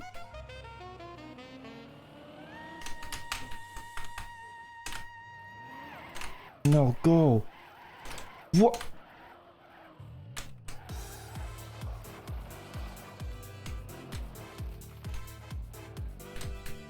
Oh no, not this again. Okay.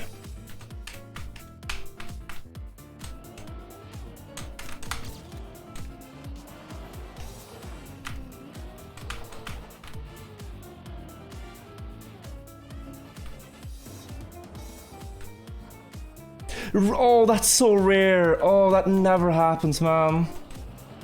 I went a little bit too fast though. This usually just works if you go on the left side. That was a little bit too fast. It's still not over. It's still not over, chat. It's very close. Okay, yeah, no. It's over. I got mangoes. Well fast. These are good. These are so good. I haven't eaten anything in like hours. Give me a sec. We'll try again. Okay. Insane start, to be honest. Because after one-shotting the virtual skip there, it's pretty free. I shouldn't fail it. No Roddick or no food? I remember a time when my chat threatened to starve themselves if I didn't finish khaki maps. I'm not gonna do that to myself. I think attempts will only get worse if I do. Wayden, thank you for the sub. Also, Boob, thank you. Celeste Walrus, thank you for 7 months. Appreciate it.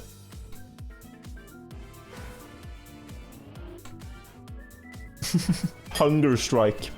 They were so mad. We were discovering the khaki maps. There were 75 maps. And I think by map 40, I still hadn't finished anything. And the guy's like, please, Virtual, I've been meaning to go eat for hours. Just finish one. And then they all said, okay, we're not eating until you finish one. And I got one by like map 50.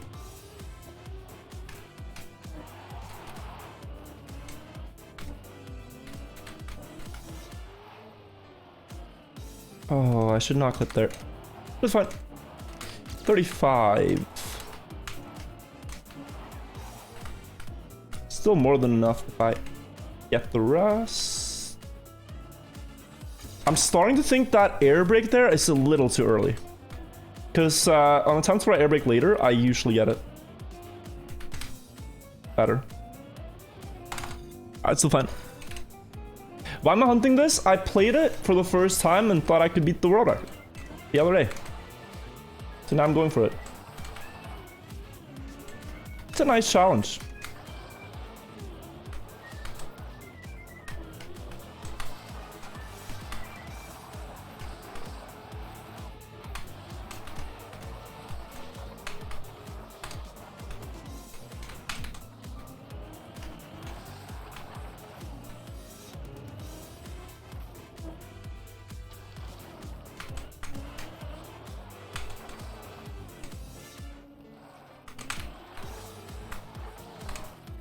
Best ice section I think I've ever done.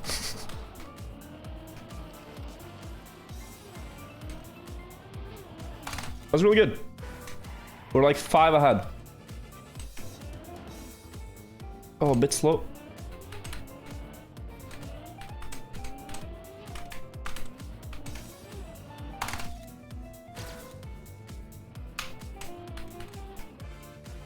Good uphill.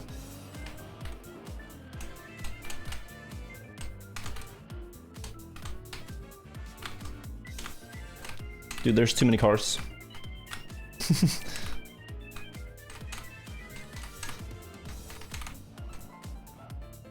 Go. Okay, this is slow. I need a really good virtual skip now, because that took me way too long.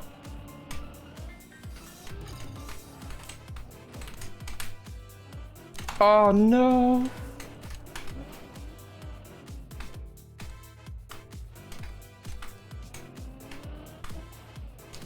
I think we're too slow. I still want to play and see the split to know for sure.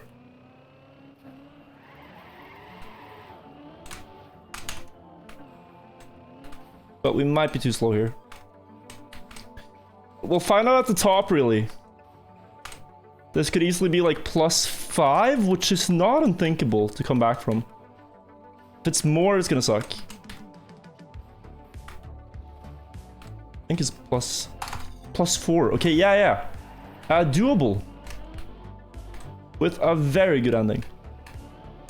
I'm gonna risk, and if it falls, it falls. It's okay. That's already a second.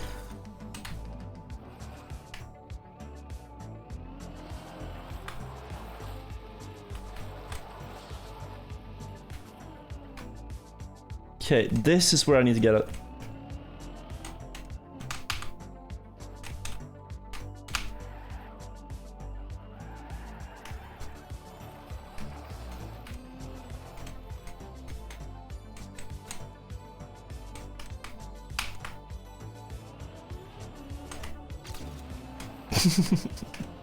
Okay, hang on.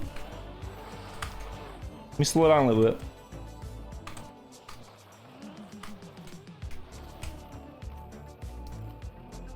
Gotta get a good angle.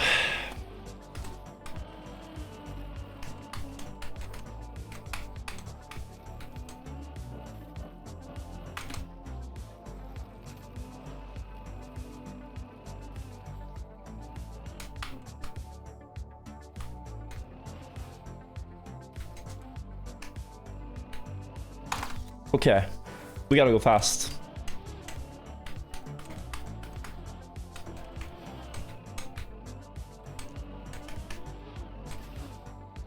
Ooh.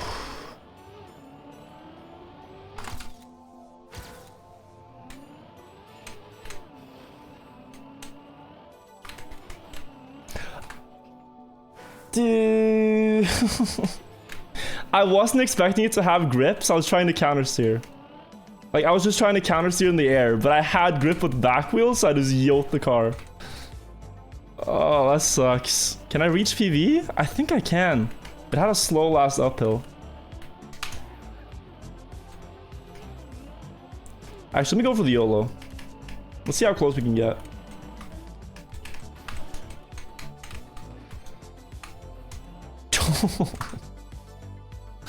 You can get this, like, you can do so much better. I'm not even sad. You can do so much better. If you just go all in. Let's try again.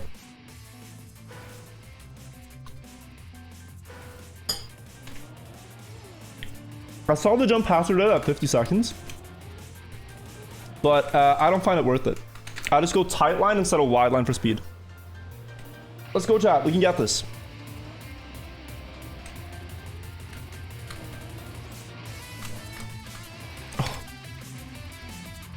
No time travel. Thank you for the prime. Especially in the ice, I gain so much time.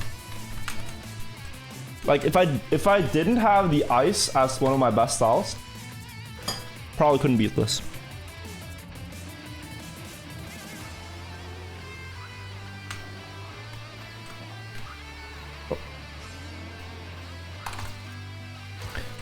Holden Rockety, thank you for the prime.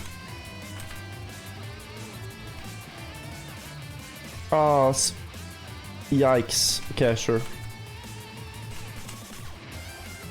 An attempt is an attempt, even if it's slow. There's much more time to gain. Let's just continue.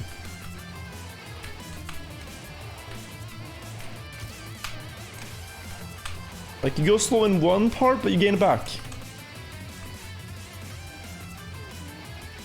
Oh, yeah. Prediction. I don't want to open one because I don't know how long I'll be streaming. I'm kind of might collapse from tiredness soon, so. Banksy, I don't think of the prime.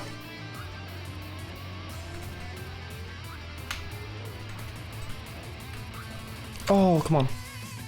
And Essergen, thank you as well for the prime. I muted alerts because I was on good pace. I'll mute them now. But I just mute them to focus. Thank you guys. Appreciate it. Oh.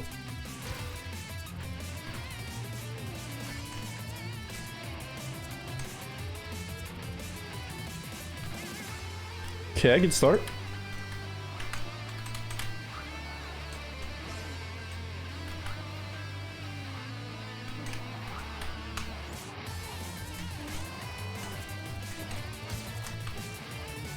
No, oh, what? Interesting.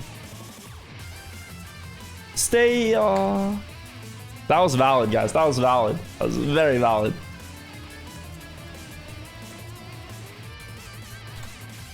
I just realized I'm losing time in the start by not going enough to the right. Like a tenth. And I've been doing that all the time.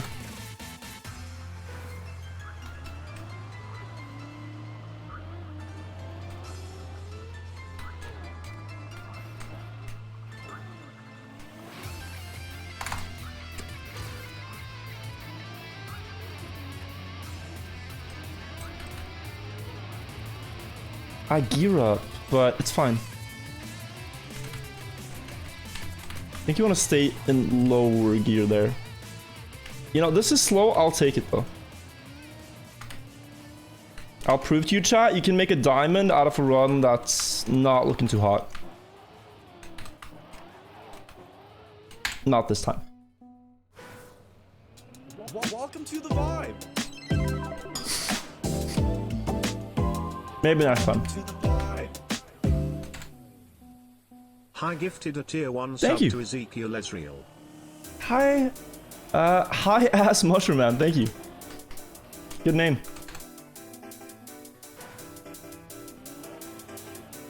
Yeah, but I'm saying I can. I'm not saying I will. It's just like when you're behind, you risk. When you're ahead, you try to save, kind of. And they usually balance out. If you survive a YOLO run, you'll often drive as fast as a very risky, a very safe run, rather. Oh.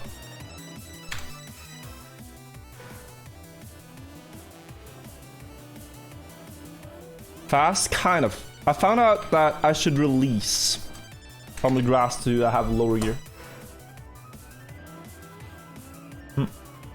Mangoes were good, Maji. I don't know if you're here, but thank you for the Maji. Thank you for the Maji. Thank you for the mangoes. Just drive fast. I got it. I got it.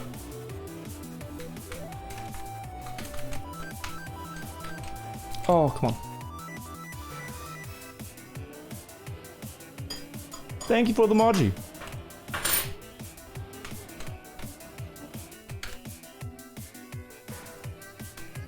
My brain is all over the place. But if I could just let the autopilot drive, we'll get world record. If I just don't think about it and let my muscle memory drive, this is world record.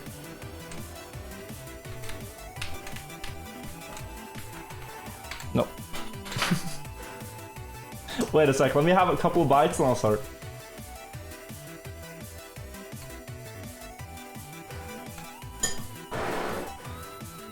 Why is Hazard the final boss on any RPG track? Mostly in this game. If you go to Trackmania Nations Forever, it's Lebon. But in this game, he's like the end boss, yeah. He's just good. It's a skill thing. Oh.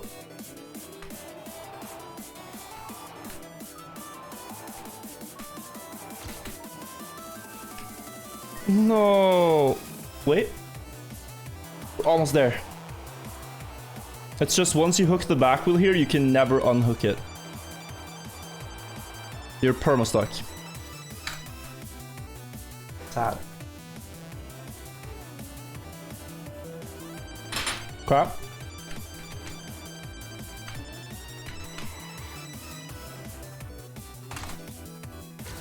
Would I ever play actual Mario 64 on stream? I think it could be fun. Simply does some streamer tournaments in it every now and then. And I'd love to participate in the next one. I also feel like now that I know some task strats on the maps, you know? I feel like we could do well.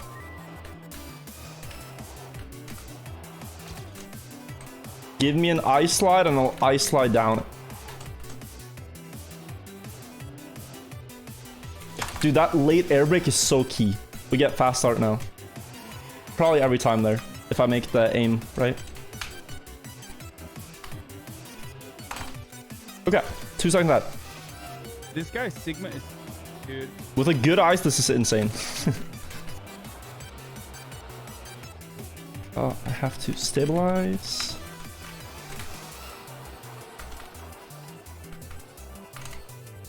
No! Scrub doodle thing for the prime. I shouldn't have held brakes so long. Too far. I gotta get, like, every run here should make it to that part though. Let's think about it. I should not fail here. Everyone should make it to the ice. Oh, another one.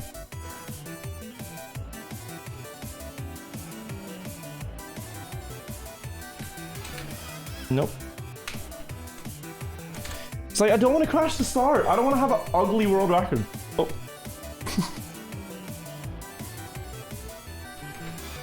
She needs to be pretty. Banter bro, thank you for the 3 months.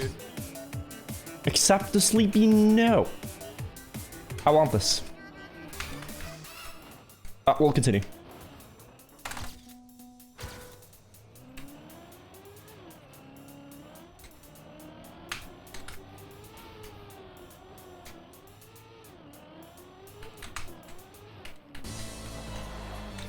Oh, stop clipping.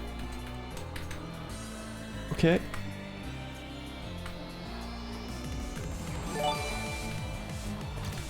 I like cheesecake, just wanted to let you know.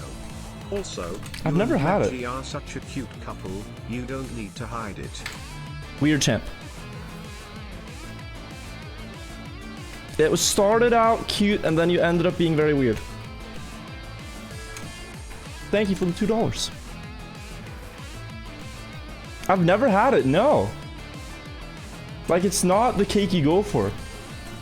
If I get to pick cake, I go for carrot cake, chat. Carrot cake is the best one, in my opinion. I also think lemon cakes are pretty good.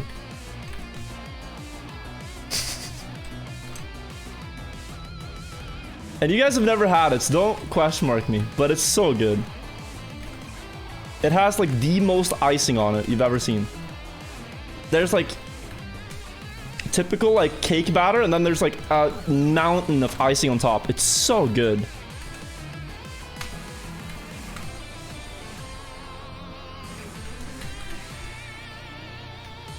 Try it before you judge. Maybe cheesecake is similar though. Oh god, I slid out. I should have braked earlier. Can we get a Yahoo? Yes. But that's okay, everyone should make it there. So let's try again. Everyone should make it there. And this one will too. I'll just focus. Oh.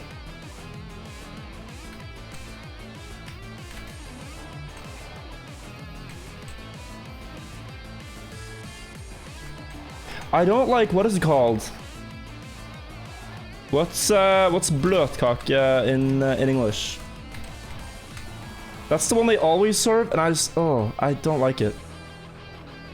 Cream cake? Too much cream. It might be cream cake. Soft cake? Yeah, no. I don't know what it is. It's not good. It tastes bad.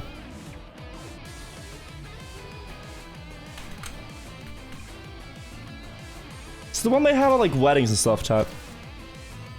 Like, you know the main cake in weddings? That type of cake. I don't think they taste good.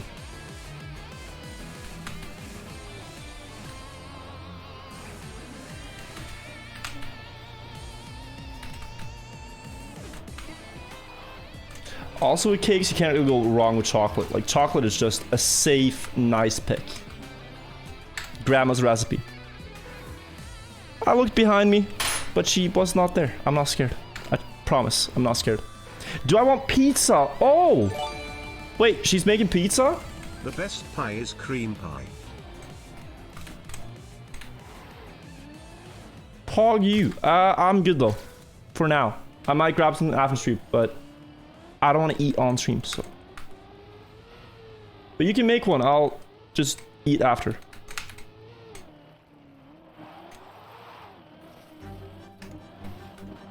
Oh god. I might want to get this, Mudgy, yeah. I don't know how long I'll play. In your cheesecake, or are you normal? Raisins and cheesecake. That sounds insane.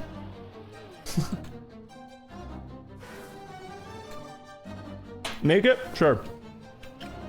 Said no to pizza? No to pizza on stream. I don't like eating on stream necessarily.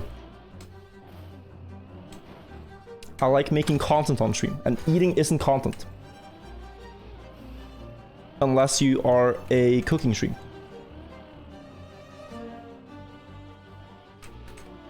Mango on pizza? I hope she doesn't do it.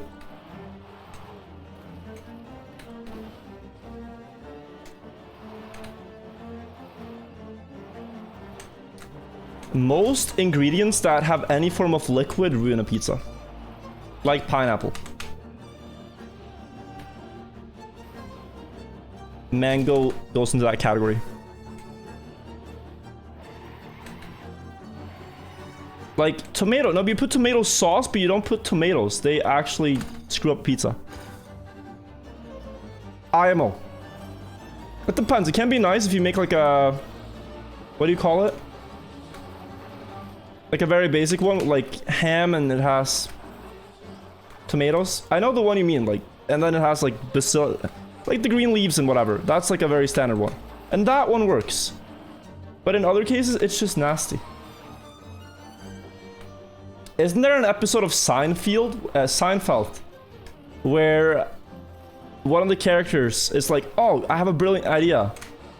Let's open a pizza place where you can put whatever ingredient you want on pizza.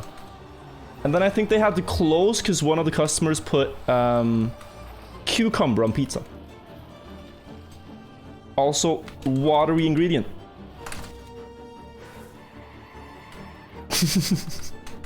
Just like, make your own pizza. Wait, no, this is going wrong. They're putting cucumber on it. We gotta close.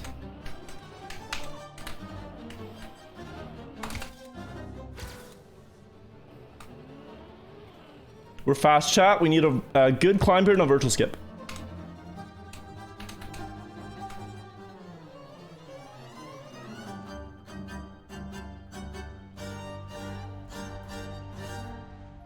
This guy Sigma is, dude. Never mind.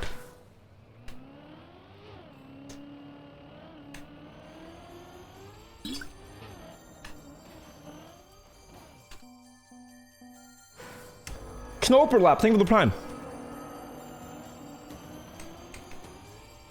That skip is hard. I want to go fast to the corner and slow down late, but I go too fast and then people rip.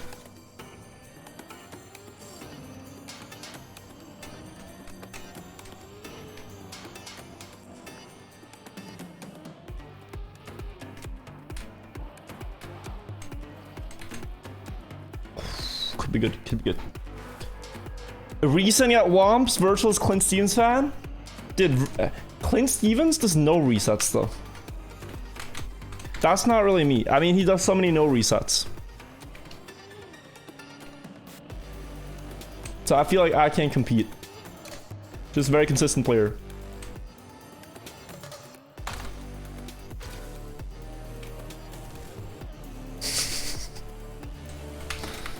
Does Clint stream actively again? I see his YouTube is active, but I tried to catch the stream and I haven't been able to. He's usually one of the morning streamers I watch because he streams at pretty degen hours NA. But now when I wake up and I check Twitch, there's like only train wrecks gambling away in my following feed. But Clint does like periods where he streams more and then he stops and then he goes live again.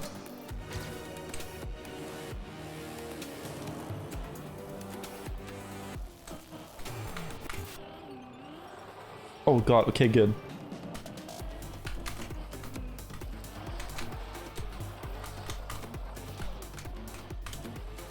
Not even close.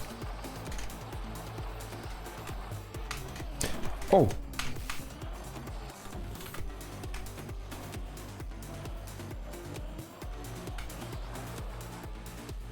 Oh man, I almost caught that. I was a little bit fast.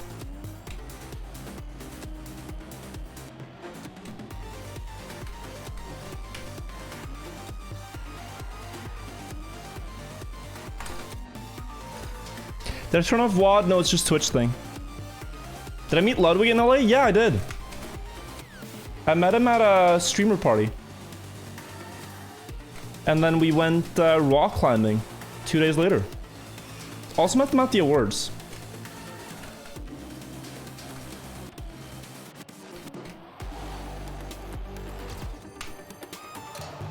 cool guy.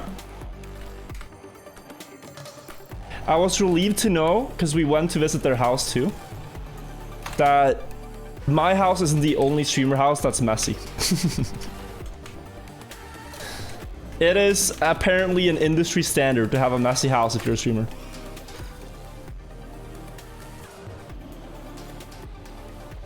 Like cardboard boxes everywhere, things from previous shoots, just... It's chaos, and that's fine. What's on camera is clean, and that's what matters.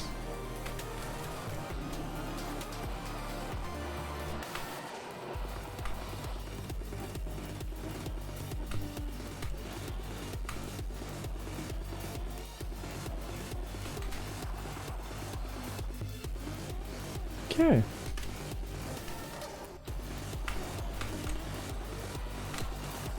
Good.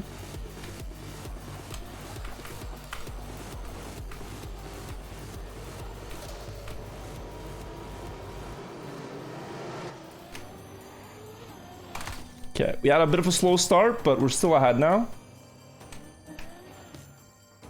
That wall ride strat is actually so good. I cannot believe it exists.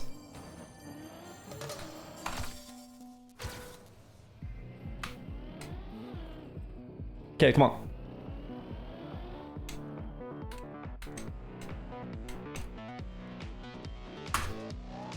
Oh, I gotta slow down more, but I just don't want to go slow. I want to go fast. God, I just want to go fast, Chad. And you guys want to see me go fast, but then you laugh when I fail. One more reset and I'll donate all my firstborn's college fund. This guy Sigma is, dude.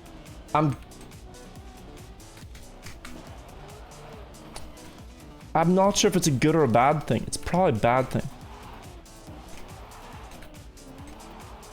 But then again, we have just a parasocial relationship. I hope I can save your kid's education though. Oh.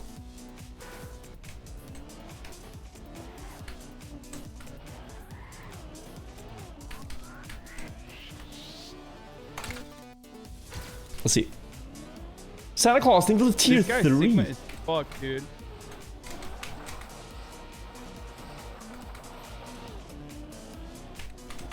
This guy Sigma is, dude. How long are you going to hunt this? Not much longer. Give me like 5 minutes and I'll have the record. No, I'll go to sleep.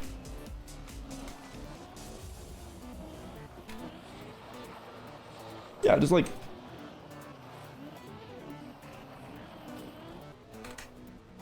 That was a 6 save.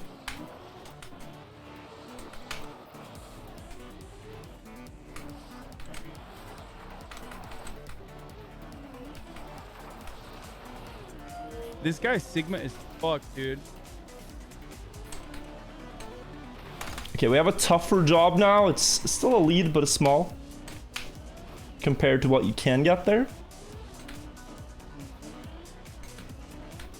I think our fastest run we were up by 7, now we're like up by 2. Let me just slow down enough.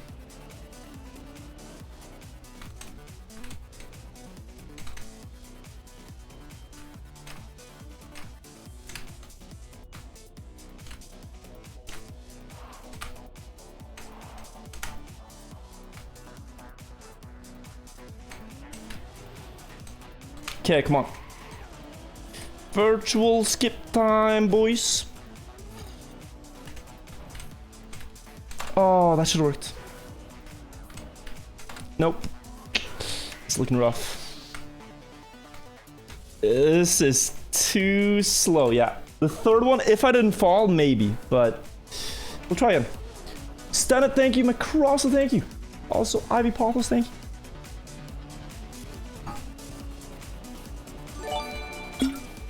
Guys, it's called the virtual skip. Screw you, firstborn. You're not losing much anyway. Thank you. I was worried. Thank you for the $2 though. Lied to? No. I was telling the truth. I told the truth and nothing but the truth. The virtual skip's 10%? No. It's like 50. Dude, I'm rushing so much to that door. Let me just take it a bit slow. Because, like, what I'm realizing is everyone should make it past ice. I don't care if this is 11-2 or 11-5, you know? Mechanical Assassin, thank you for the 5 gifted. That's super kind. Appreciate it.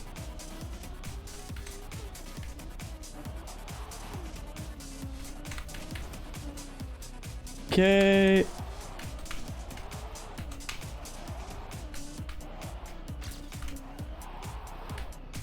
Don't fail me last jump. I'm too late, but it might still be enough. Yes, it is. Just barely. Whew.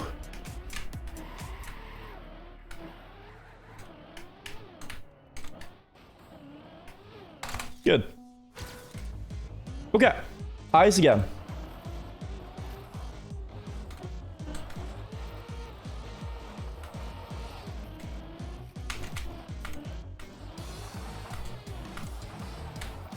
Good catch.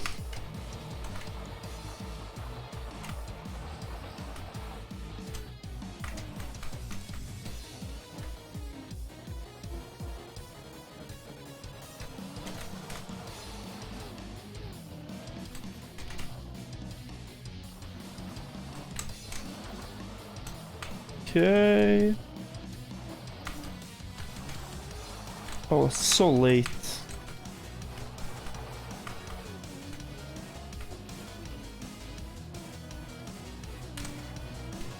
Six seconds ahead, okay. Go, go, go. Oh god. This guy Sigma is, dude. Get there. Whew. I tried new lines. I should not have, but we're fine.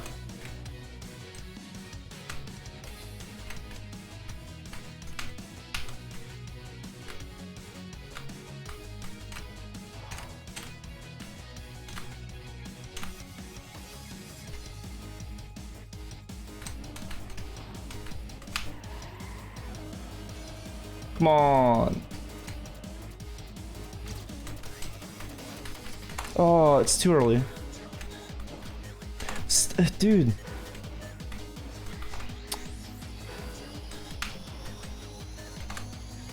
Why am I failing this now?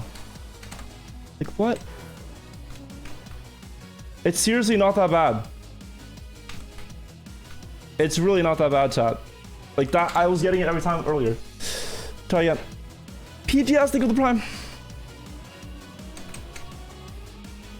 Oh, if I get past that, I have the rest, I think. I just get past. Damn, it's 1 AM. Now, I'd really like to finish this up tonight.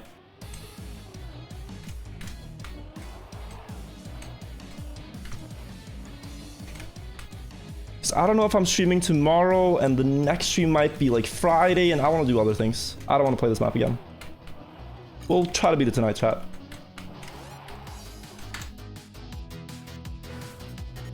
Get coffee? No, no, no. That will mess me up.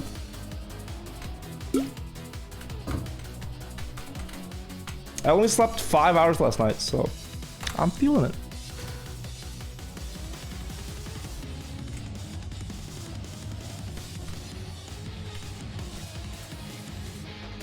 Okay.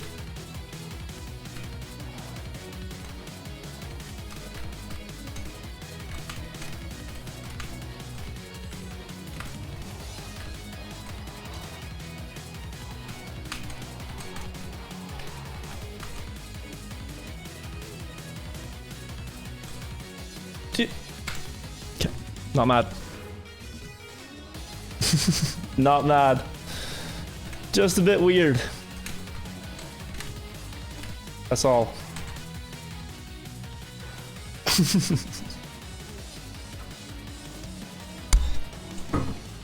Okay, come on.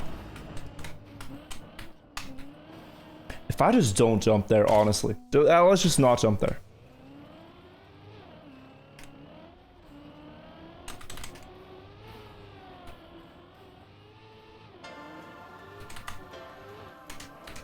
Good? No, stop. It's bad. Is this thing back on? No. It's permanently disabled. Because too many bad jokes were had that one day. Nah, I just mute it now to focus on runs, but we'll turn it back on eventually. Thank you guys, though.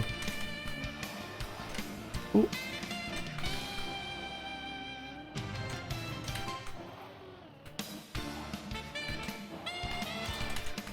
$34.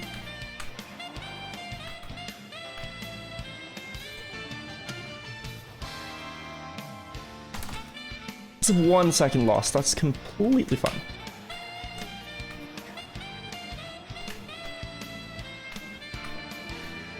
Okay, good.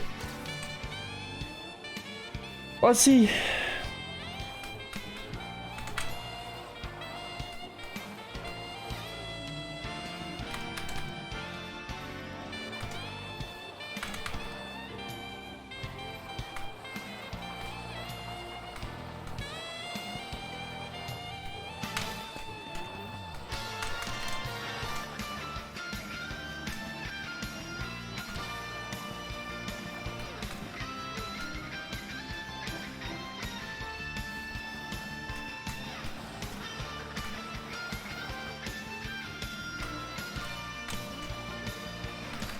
Okay.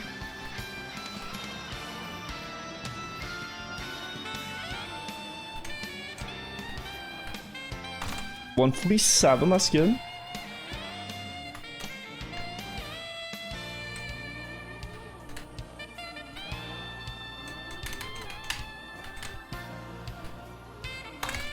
Okay. Okay, come on.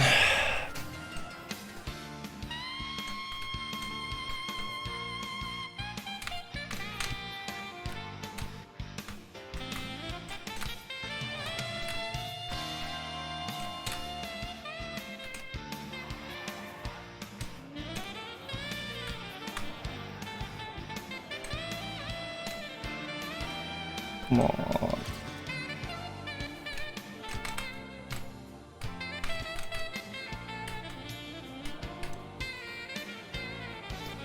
Okay. This is very fast.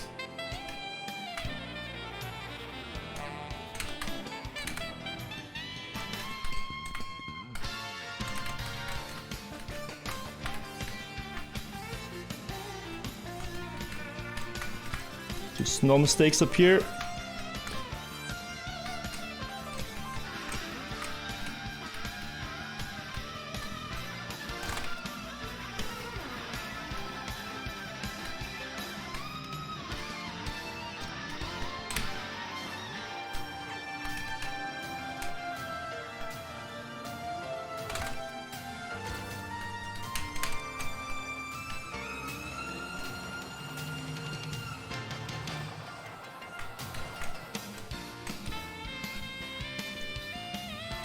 Okay.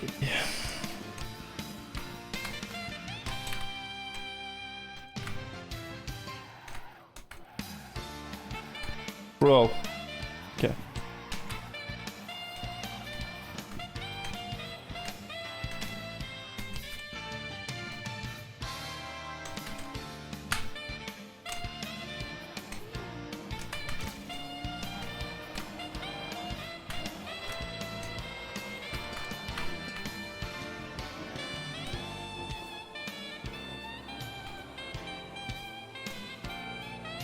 Okay, wide setup, low speed. Wide setup, low speed.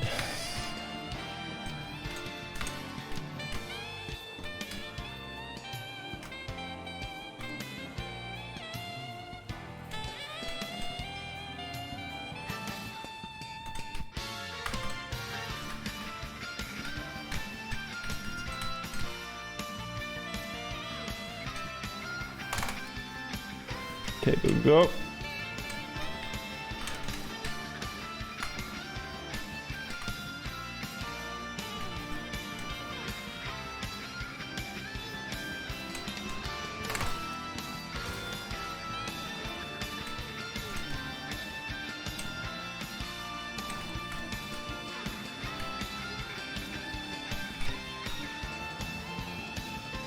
Okay.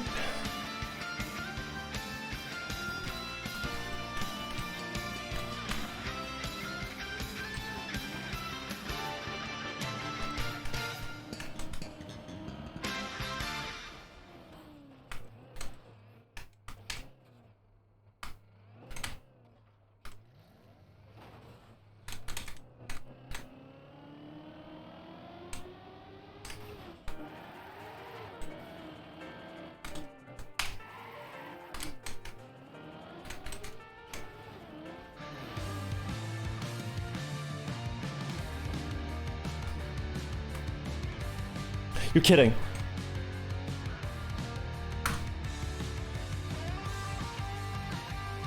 So I cannot do anything to the car there if it does that. I can't. It was world record, but I can't. Like, I cannot stop the car from falling if it first goes into that pattern. Like, it's dead. It's completely dead as soon as it drops. And I think it's because I airbraked too early. But that, you see, it's 558. I was 554, 5.6. Yeah, I would have had it by like 1 second. If I enable the ghost here. Yeah, you see, I was ahead. Into the final pipe. That is so dumb, man. Okay, let me try it. It might be because I airbrake. It might be me. That's the problem. Oh, that was seriously good. Ah, it's tilting. That is a tilter. Let's see.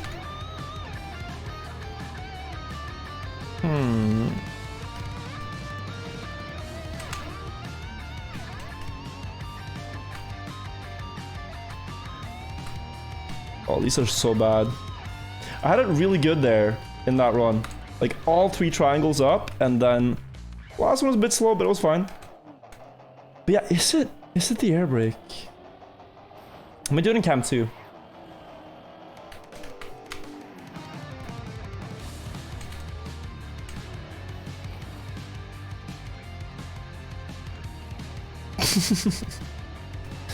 Man, screw this end. Oh, I was so ready to sleep, chat, but I'm not gonna stop now. I am not gonna stop. We have to do this tonight. Let's see. Oh, wait. Let's just line it up. No, that was no air brake, and same thing happened. So is it then just dropping slower? Like, that made no difference. Same outcome. Also, can I just say, like, heck the mapper for not placing a checkpoint there? Literally, what the hell? Like, you beat the map, but you actually have to land? What the hell? It's so stupid that you spawn here. Because in the original game, if you drop into the pipe, you get a checkpoint. Like, you get to the fight. It makes no sense for him to take the creative freedom to not place a checkpoint. I reset. Oh god, dude. I don't know what it is. No, I should check it. I should... I should check it. But I'm not gonna put you guys through a full run there. We'll get it next time. I think I'm just gonna steer. I'm just gonna full steer. Because probably what will happen is that the car will rotate and bounce anyways. That was good. It had a couple of bad parts, but it was honestly really good. Okay, let's go.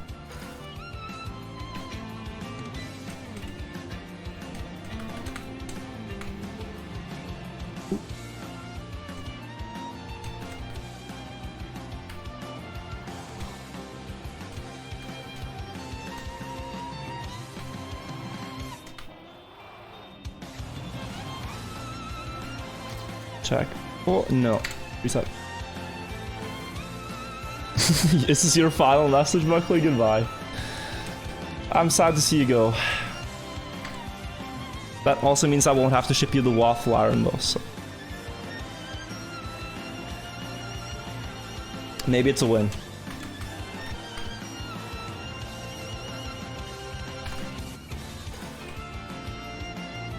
Because it looks like a hassle to ship a waffle iron. Good one.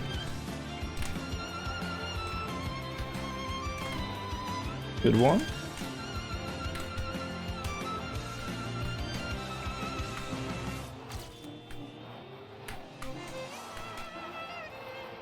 Wide setup. Speed. Huh. Fine.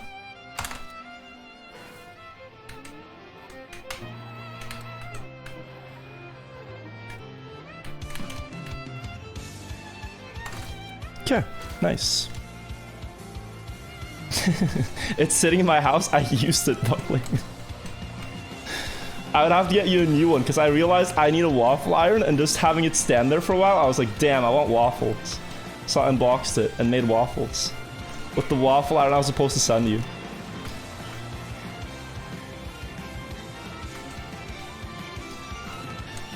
It's a good iron. Dude, I had to test it.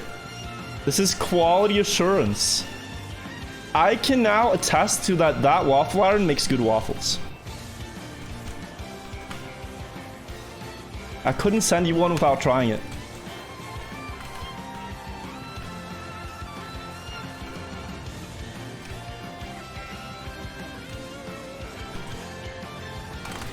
That's a good start.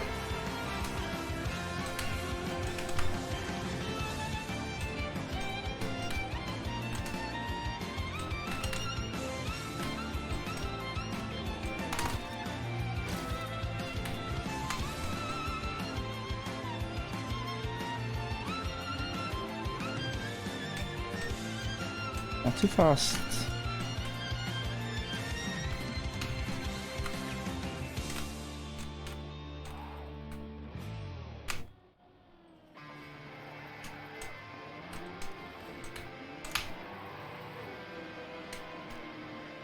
Okay.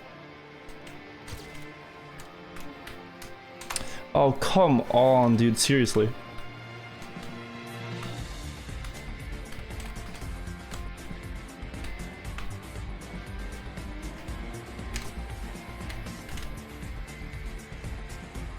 Still fast enough.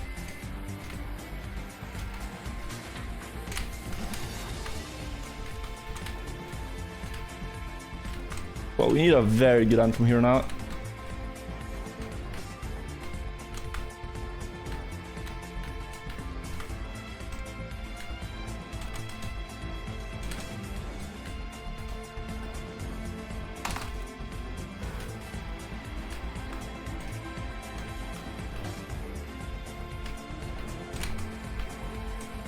Go.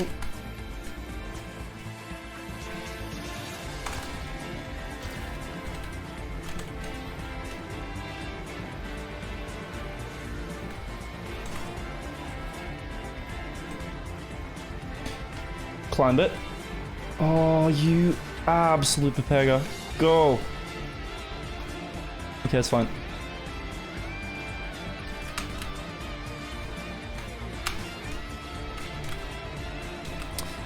Oh, just stop. Just stop.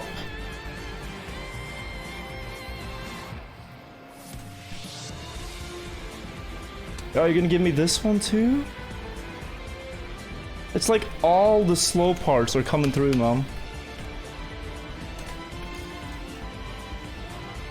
Nah.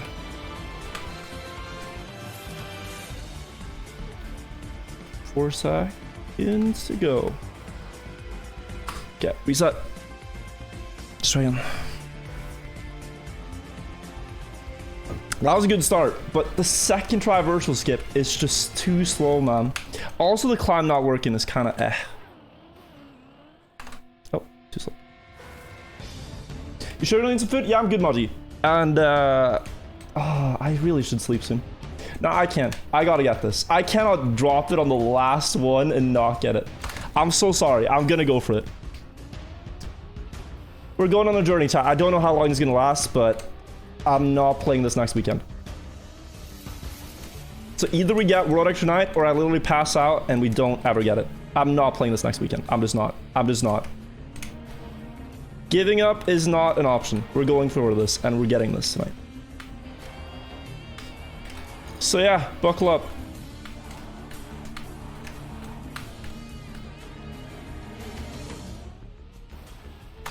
Good.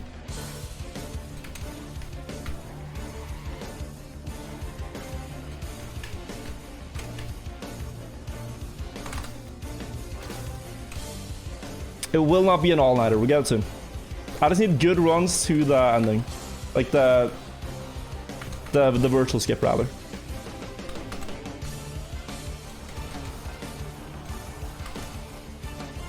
And most starts like this one will be ahead as long as I get the wall ride strat at the end. Here, fine.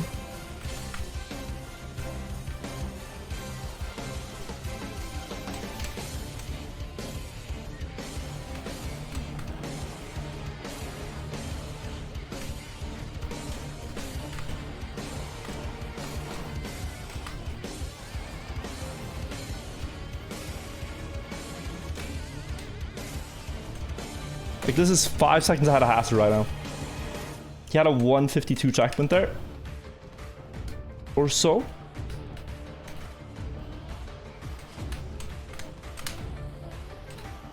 Then he did this part very clean.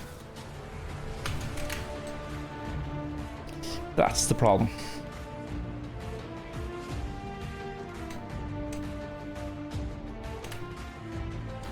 Oh my god. There's a cloud here, man. I can't see. Okay, we got through it.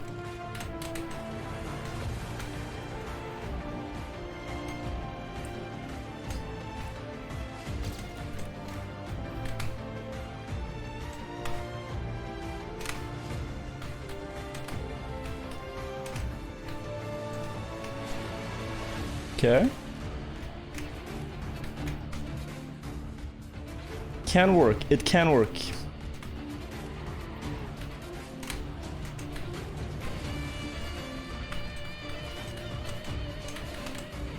Tower climb once again.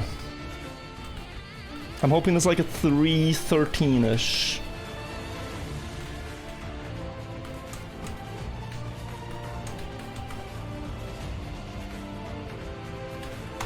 Okay.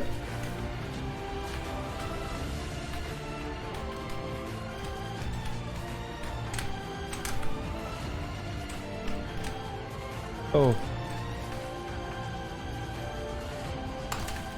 Oh. No, man, this is so slow.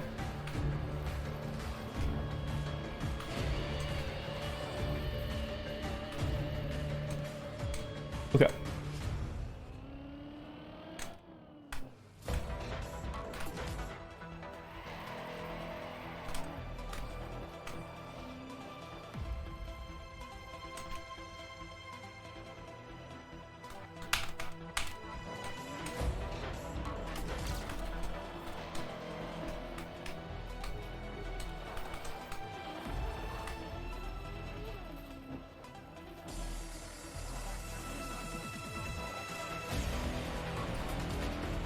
Go.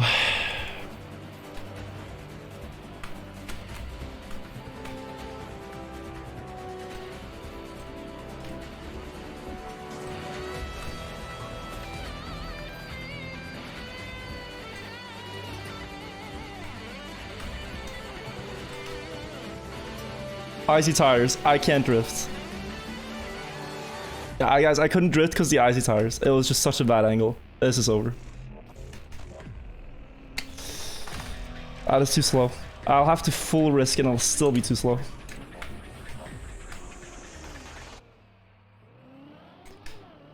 I landed a bit too far, I think, on the plank, so I couldn't get the turnaround. I'll just try to YOLO the end and see if I can PB, but this is too slow for world record.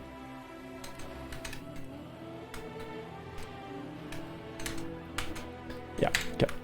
Try again. Sealbreaker, thank you. Loma Loma. Nico, thank you. Widgets, thank you as well. PBs don't matter. PBs are slowed, guys. World records matter. And we can get this one. That's a second run to the end in a row. Like, that's really good. Every Keck W in chat right now, you guys are cringe, and you're gonna motivate me to do this. Because I want to see it. I want to see you laugh when I actually beat it. You guys are super cringe. Because you all know you could never do this, but you take such great pleasure in laughing at me fail. And it burns my... It like fuels my passion to prove you wrong. Oh, how I want to prove you wrong, chat. Every one of you. Every single one of you.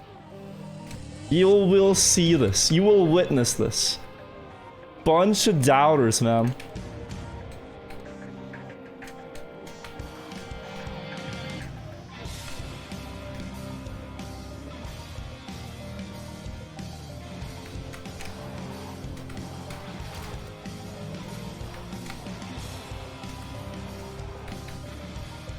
Oh, bad.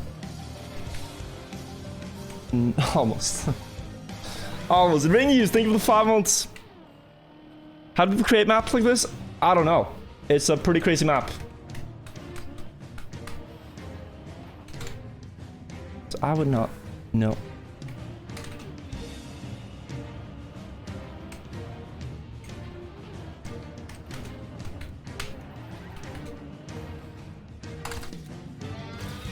Let's go.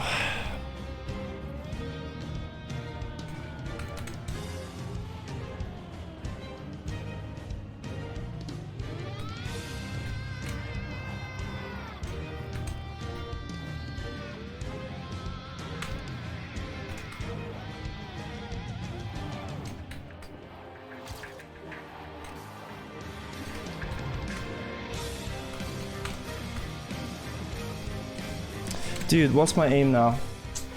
Damn. That's just a waste. It's just a waste.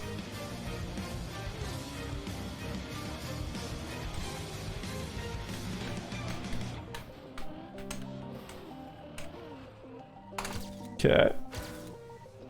Someone said Hef's 550 and you thought they were serious? That's the most amazing part.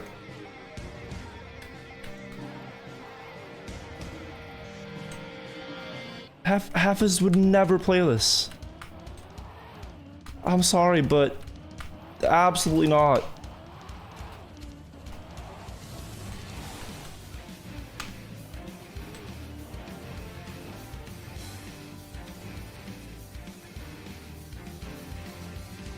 What?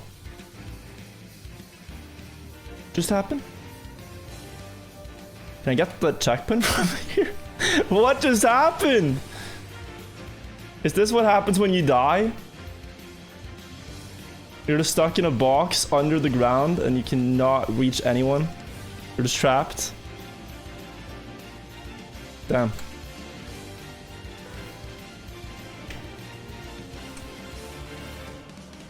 Well, now we know.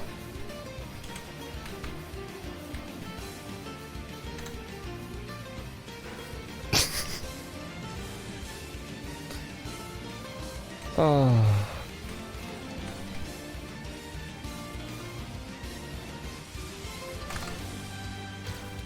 Wait, Riolo has a 350? Oh, we better update.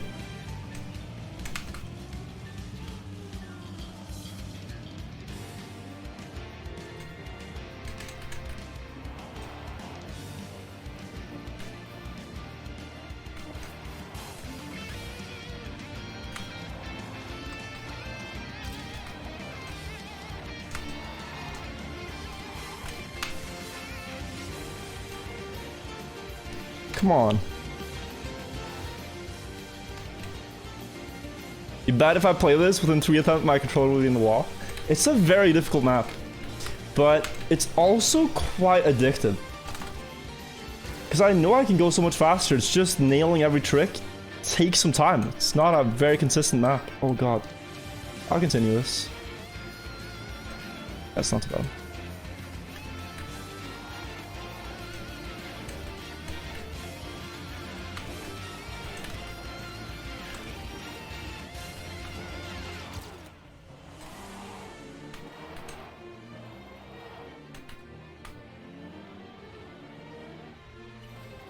Okay, good.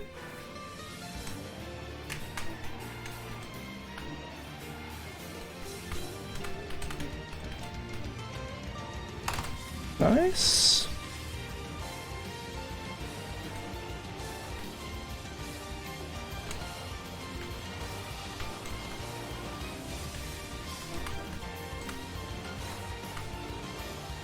That's very good.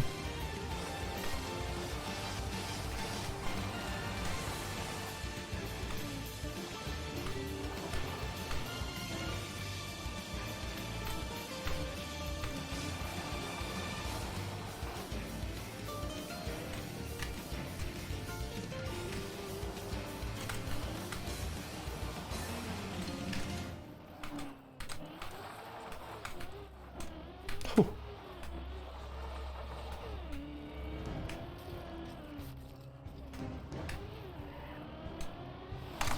$145.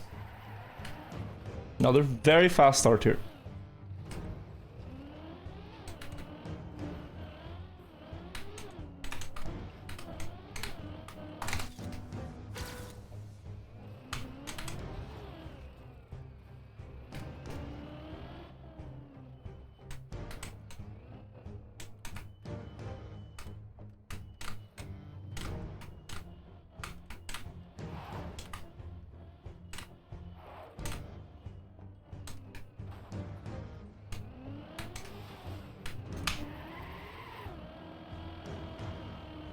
Come on now.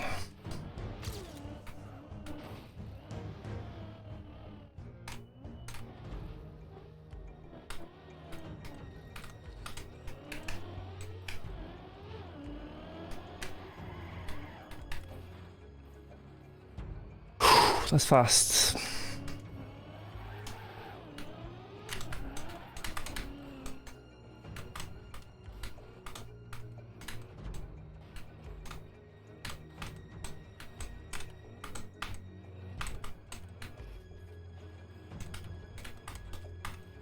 Go.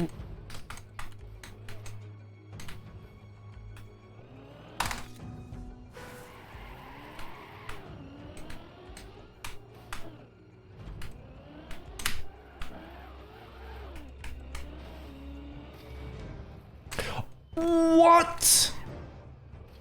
That's so stupid.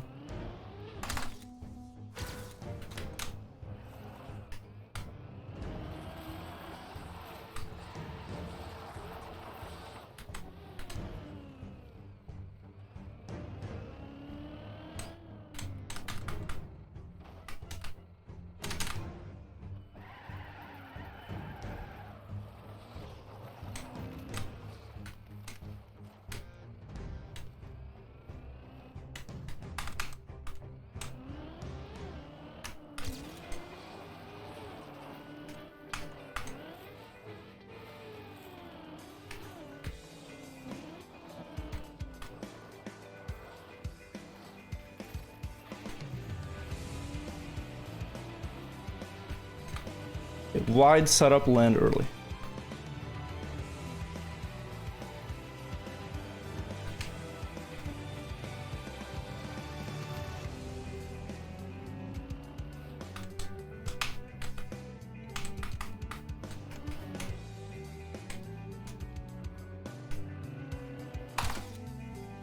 Okay.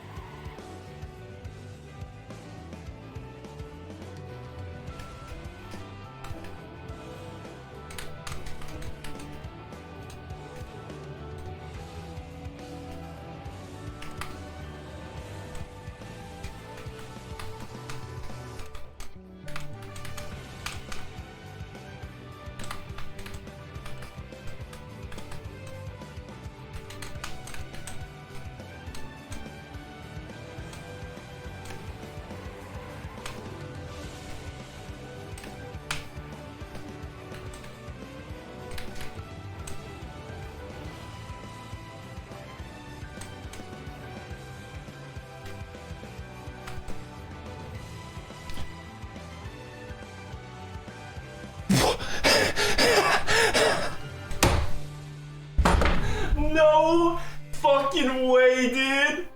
There's absolutely no way. There is just no way. Look, if this lands upside down, I can finish. If this lands on wheels, I can finish. But because it balances perfectly fucking two-wheel, I can't. That's the worst way to lose a run. It just had, if it landed upside down, I can turtle. I can easily turtle. That is a turtle you can save. If it lands on wheels, I can just drive to the finish. 552. I need a moment. I need a moment. I need some mangoes and a moment. Oh, that is absurd. That is absurd, chat.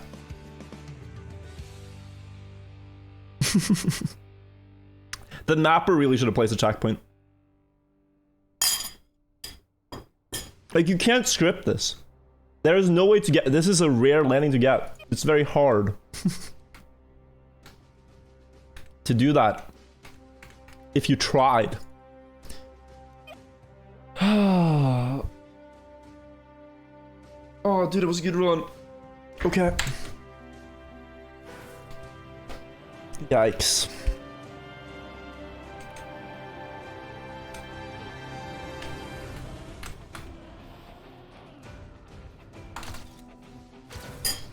We'll keep going, but god damn it, this is tearing on my mental. It's just so many close attempts, man. Like, Jesus Christ. It's just so many close ones, and they all somehow fail. Some of them are my fault, but that one, I'm not taking blame. Absolutely terrible.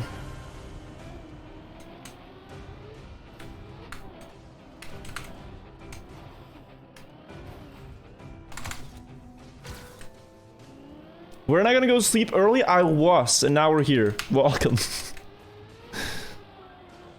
Things have changed.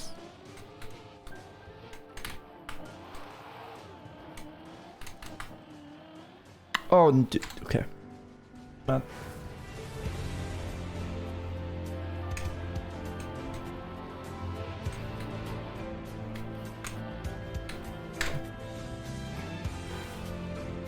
As I said, guys, we're going for this. We got Regu world record pace if everything goes right.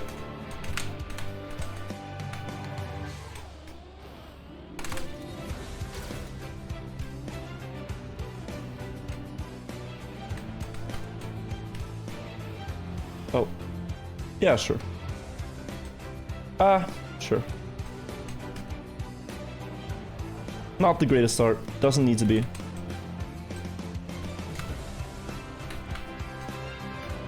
It's all in the island hop anyways for this part.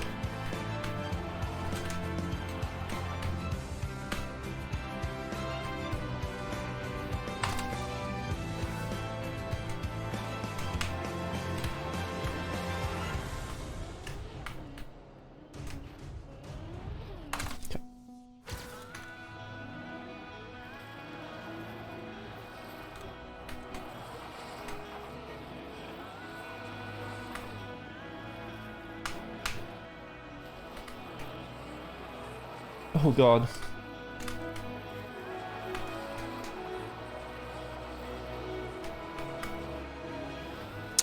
I should not risk that. I should just not. I should not risk. I gotta go for consistency, not risk there. Like the first two stages, if I drive safe, I'll be ahead. It's just like I'm trying to build up a buffer so I can fail later, but it's not really the way to go.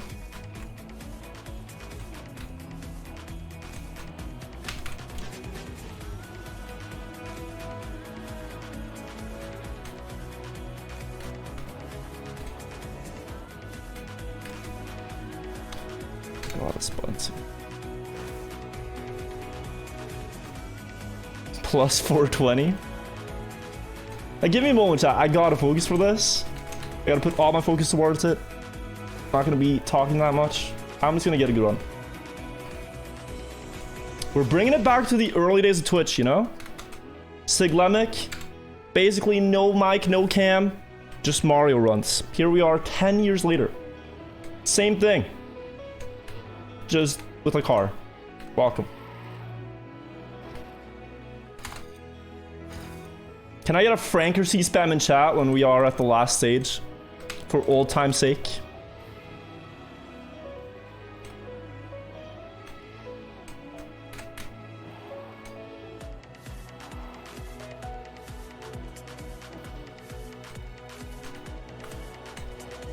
Wait for last stage, guys. Unless you think this is the urn, right?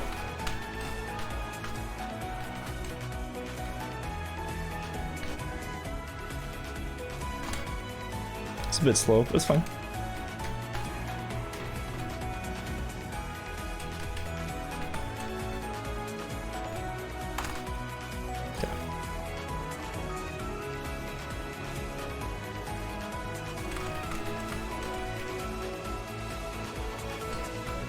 I don't like that.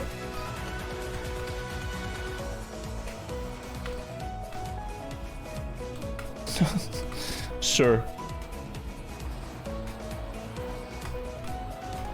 Yeah, that one. Yeah, that one I failed again now. It's the exit of the ice slide.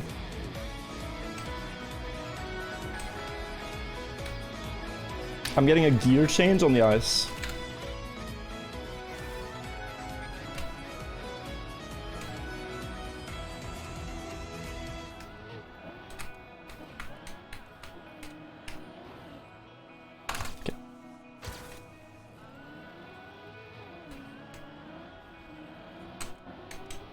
Thank you, boys, for the uplifting comments, though. Seriously, thank you. I see you. I appreciate it.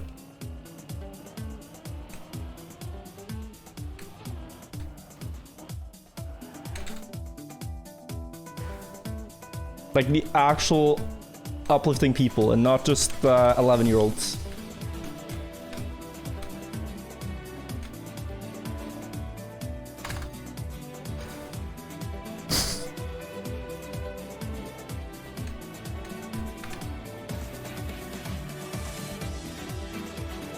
Hey, Keck W spammers, did you know, like, there's a Twitch life hack? If you type "I'm 8 years old" in chat, you get an Easter egg.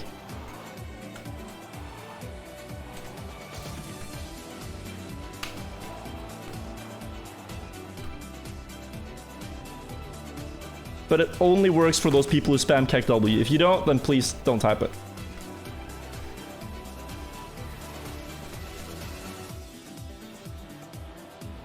It's an exclusive for the Keck W spammers.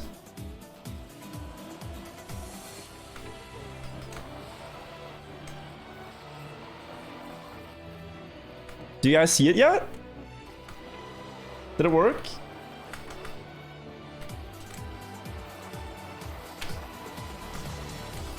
It's so cool when you see it.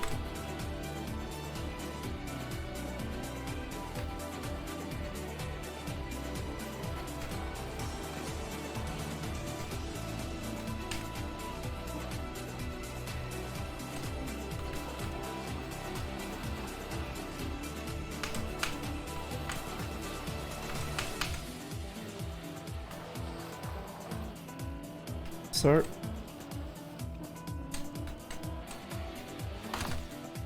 Nice.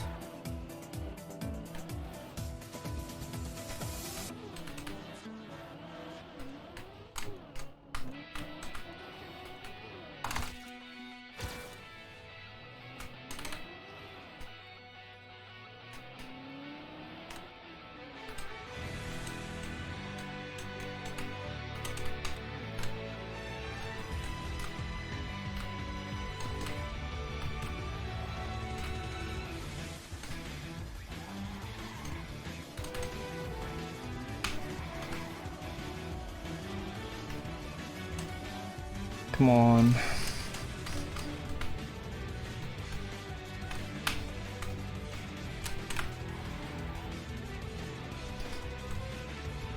Oh, I tried to push it. This is not enough speed. So close. But it was just a mess all around. Like, you fail one, you fail the next, you fail the next, you fail the next, you fail the next. Is this my favorite RPG map? Might be least favorite. It's not fun to play, but it's just a goal I want to achieve. Like, a lot of how fast your time is here comes down to variance.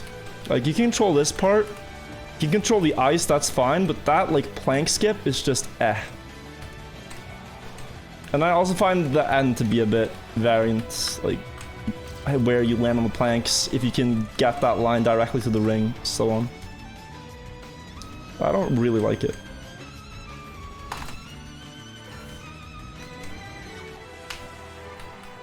But I've set the goal of achieving the world record, and god damn it if I will. I'll get this.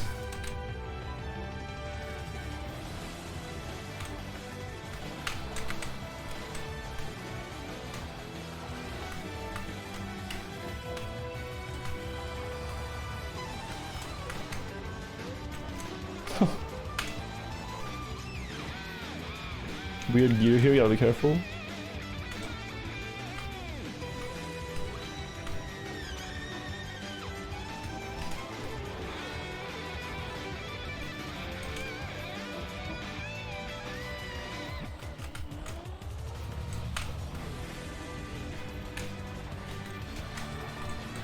Oh.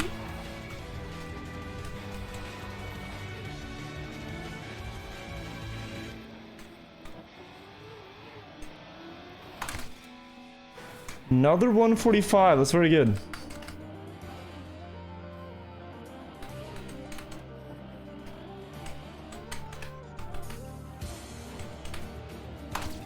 Oh.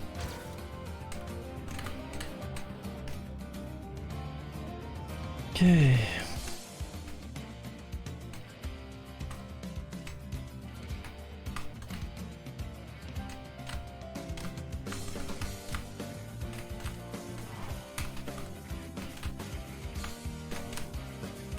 Oh, get it. Oh, dude.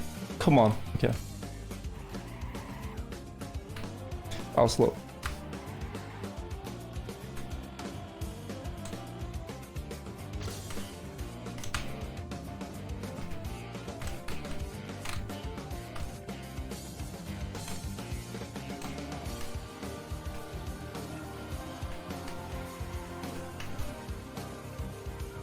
Okay.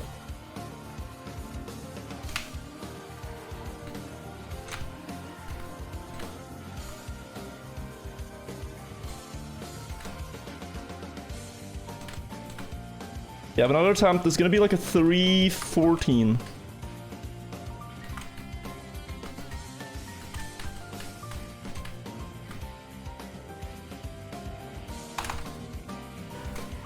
But it's still doable from here.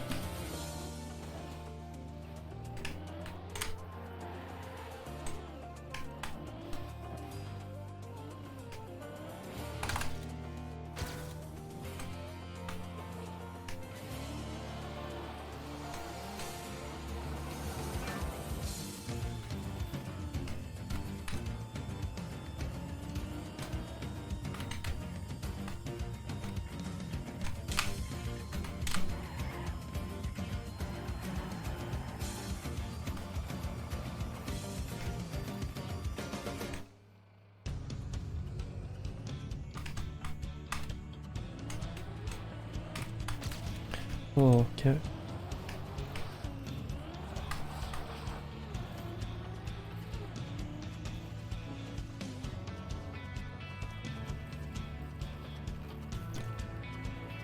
Okay.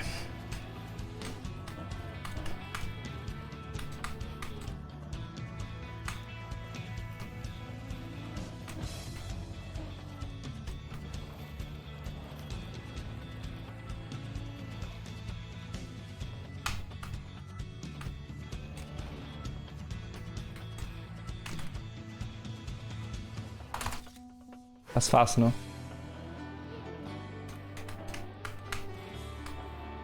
A good nth. Come on.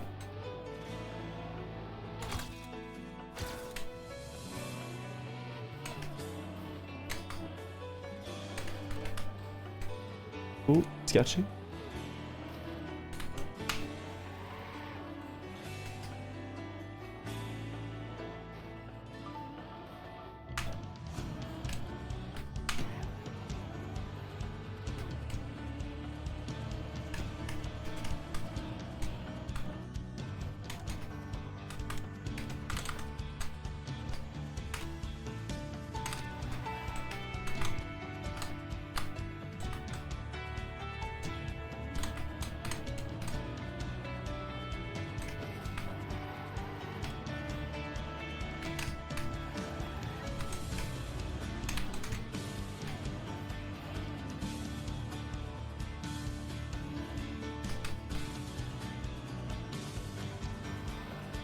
Oh my god, let's go. Let's go, chat. It took so freaking long, but we got there. 556. And to all the doubters, who's laughing now, we got there. Believers, I love you. I absolutely love you. Thank you for believing in me. Let's go. That's nice. This guy's Sigma. Ryan, thank you. Cypress, thank you as well. PadDB. Yeah, but guys, let this be a lesson. You can get a long way with just a little bit of patience. I think I had like 4 world records that failed in the final drop down. God, we finally get there. Oh, Christian, thank you for the 5 gifted as well. Roughly, thank you for using your prime on me. Thank you so much for the prime.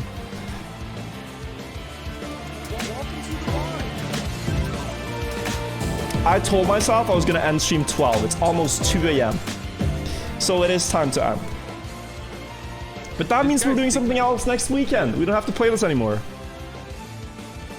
We'll quickly watch the comparison, and then we'll call it. Alright? This guy's Sigma is good. I beat Meyeet. Thank you for the prime. Sub-Zero, thank you for the sub. This guy's Appreciate it, Sigma guys. is fuck, dude. I did it. I did do it.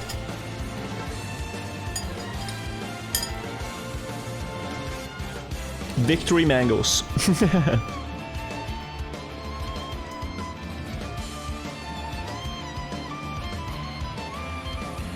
Please upload what? I will do it. I had a better start. I had a really good start. Margie, if you're here, thank you so much. These helped. I still have them? Yeah, I have a couple pieces. They're pretty good. Finally allowed to eat. We got there. People were saying to use faster to skip here. Look, it's really not faster. If anything, it's marginal. Because I take a tight line, and I get downhill. I think the next big thing for this map is if you can do the blind cut on the drop down. People have been asking for that too. If you drop down here, yes, you can cut, but your screen goes dark and you cannot see your car anymore. So you have to guess where the checkpoint is. That's the problem. You're welcome, she says. Can we get a pet the Mudgy in chat? Wait, I don't have that. Can we get a why people hug in chat from Mudgy? And God, my eyes part was clean. I had a 145, which means I was 7 seconds ahead at the end here. You'll put the pizza in the oven. Thank you so much. I'm almost done. Matiago Music, thank you for gifting a sub. Believers, I really appreciate you.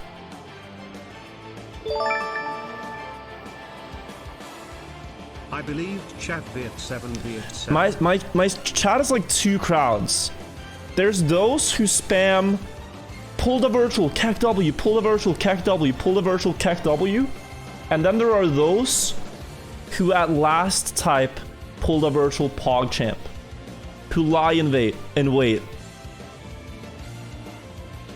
That's my crowd. That's the real vibers. But I do see the old-timers spamming it too, so maybe it's both. I had such a slow climb here, I almost got caught up to. And then, oh, the virtual skip was bad. So, when I first watched Hazard's run here, I thought this is where I could gain time. Jessica is great. Because he got caught on the thing. Let us thank her for our food. Ahem. Hello, YouTube. He got caught. We're absolutely not going to put that in the video. But he got caught on the plank, and I thought I could catch time there, but I did it just as slow. You cleaned my eyes, chat? Yeah, you got me. You got me. You covered me. Hazard did not have the ice support.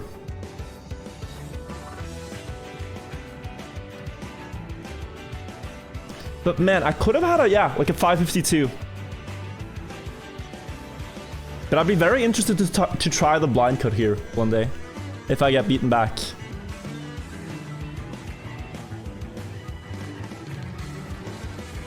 Let's see. It's probably right at the finish that he catches up, because my last landing was slow. Did I do a mistake here? I had a pretty slow, like, uphill. Actually, like, getting to the next block. Am I allowed to improve hazard? Feel free. I appreciate you waiting, though, if you were. But go. Let's see how well we can bring this. I'm thinking 5 minutes 40 something with current strats.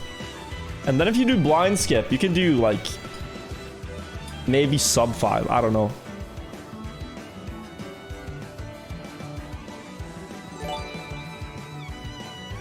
Here, have this for a good night's sleep. Yo, Seamaster, thank you for the $6.9. Appreciate it.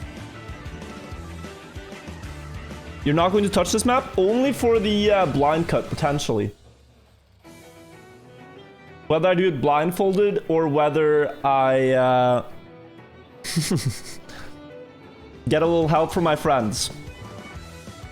I think only the blind cut would be the interesting part. But we'll see.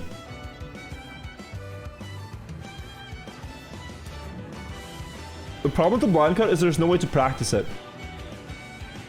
Because the map is locked in editor. And you're still blind, so...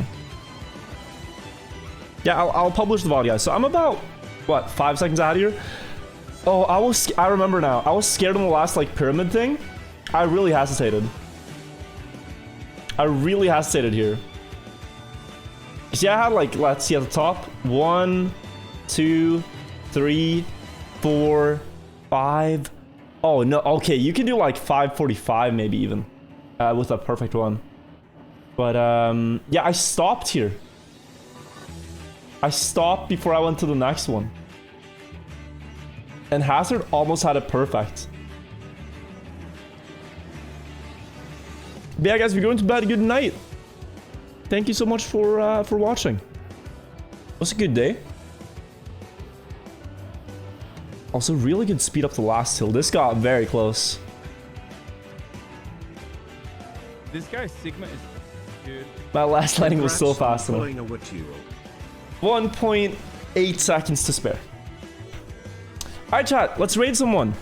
I think we can raid Mark, who is probably live streaming right now. My next stream will guaranteed be on Friday. I'm not streaming until then. Because it's Easter. And my family invited me to go to the cabin with them. So I'm going to be skiing. Going to be chilling at the cabin for a couple of days. And then we'll be back.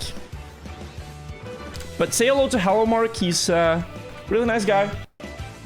If you spam Mark Cheer in this chat and virtual raid, he'll be overjoyed to see you guys. Thank you for watching. And until next time, have a good one. People, hey. I'll tell some adventures when I'm back of how the skiing goes and everything. I'll see you guys soon.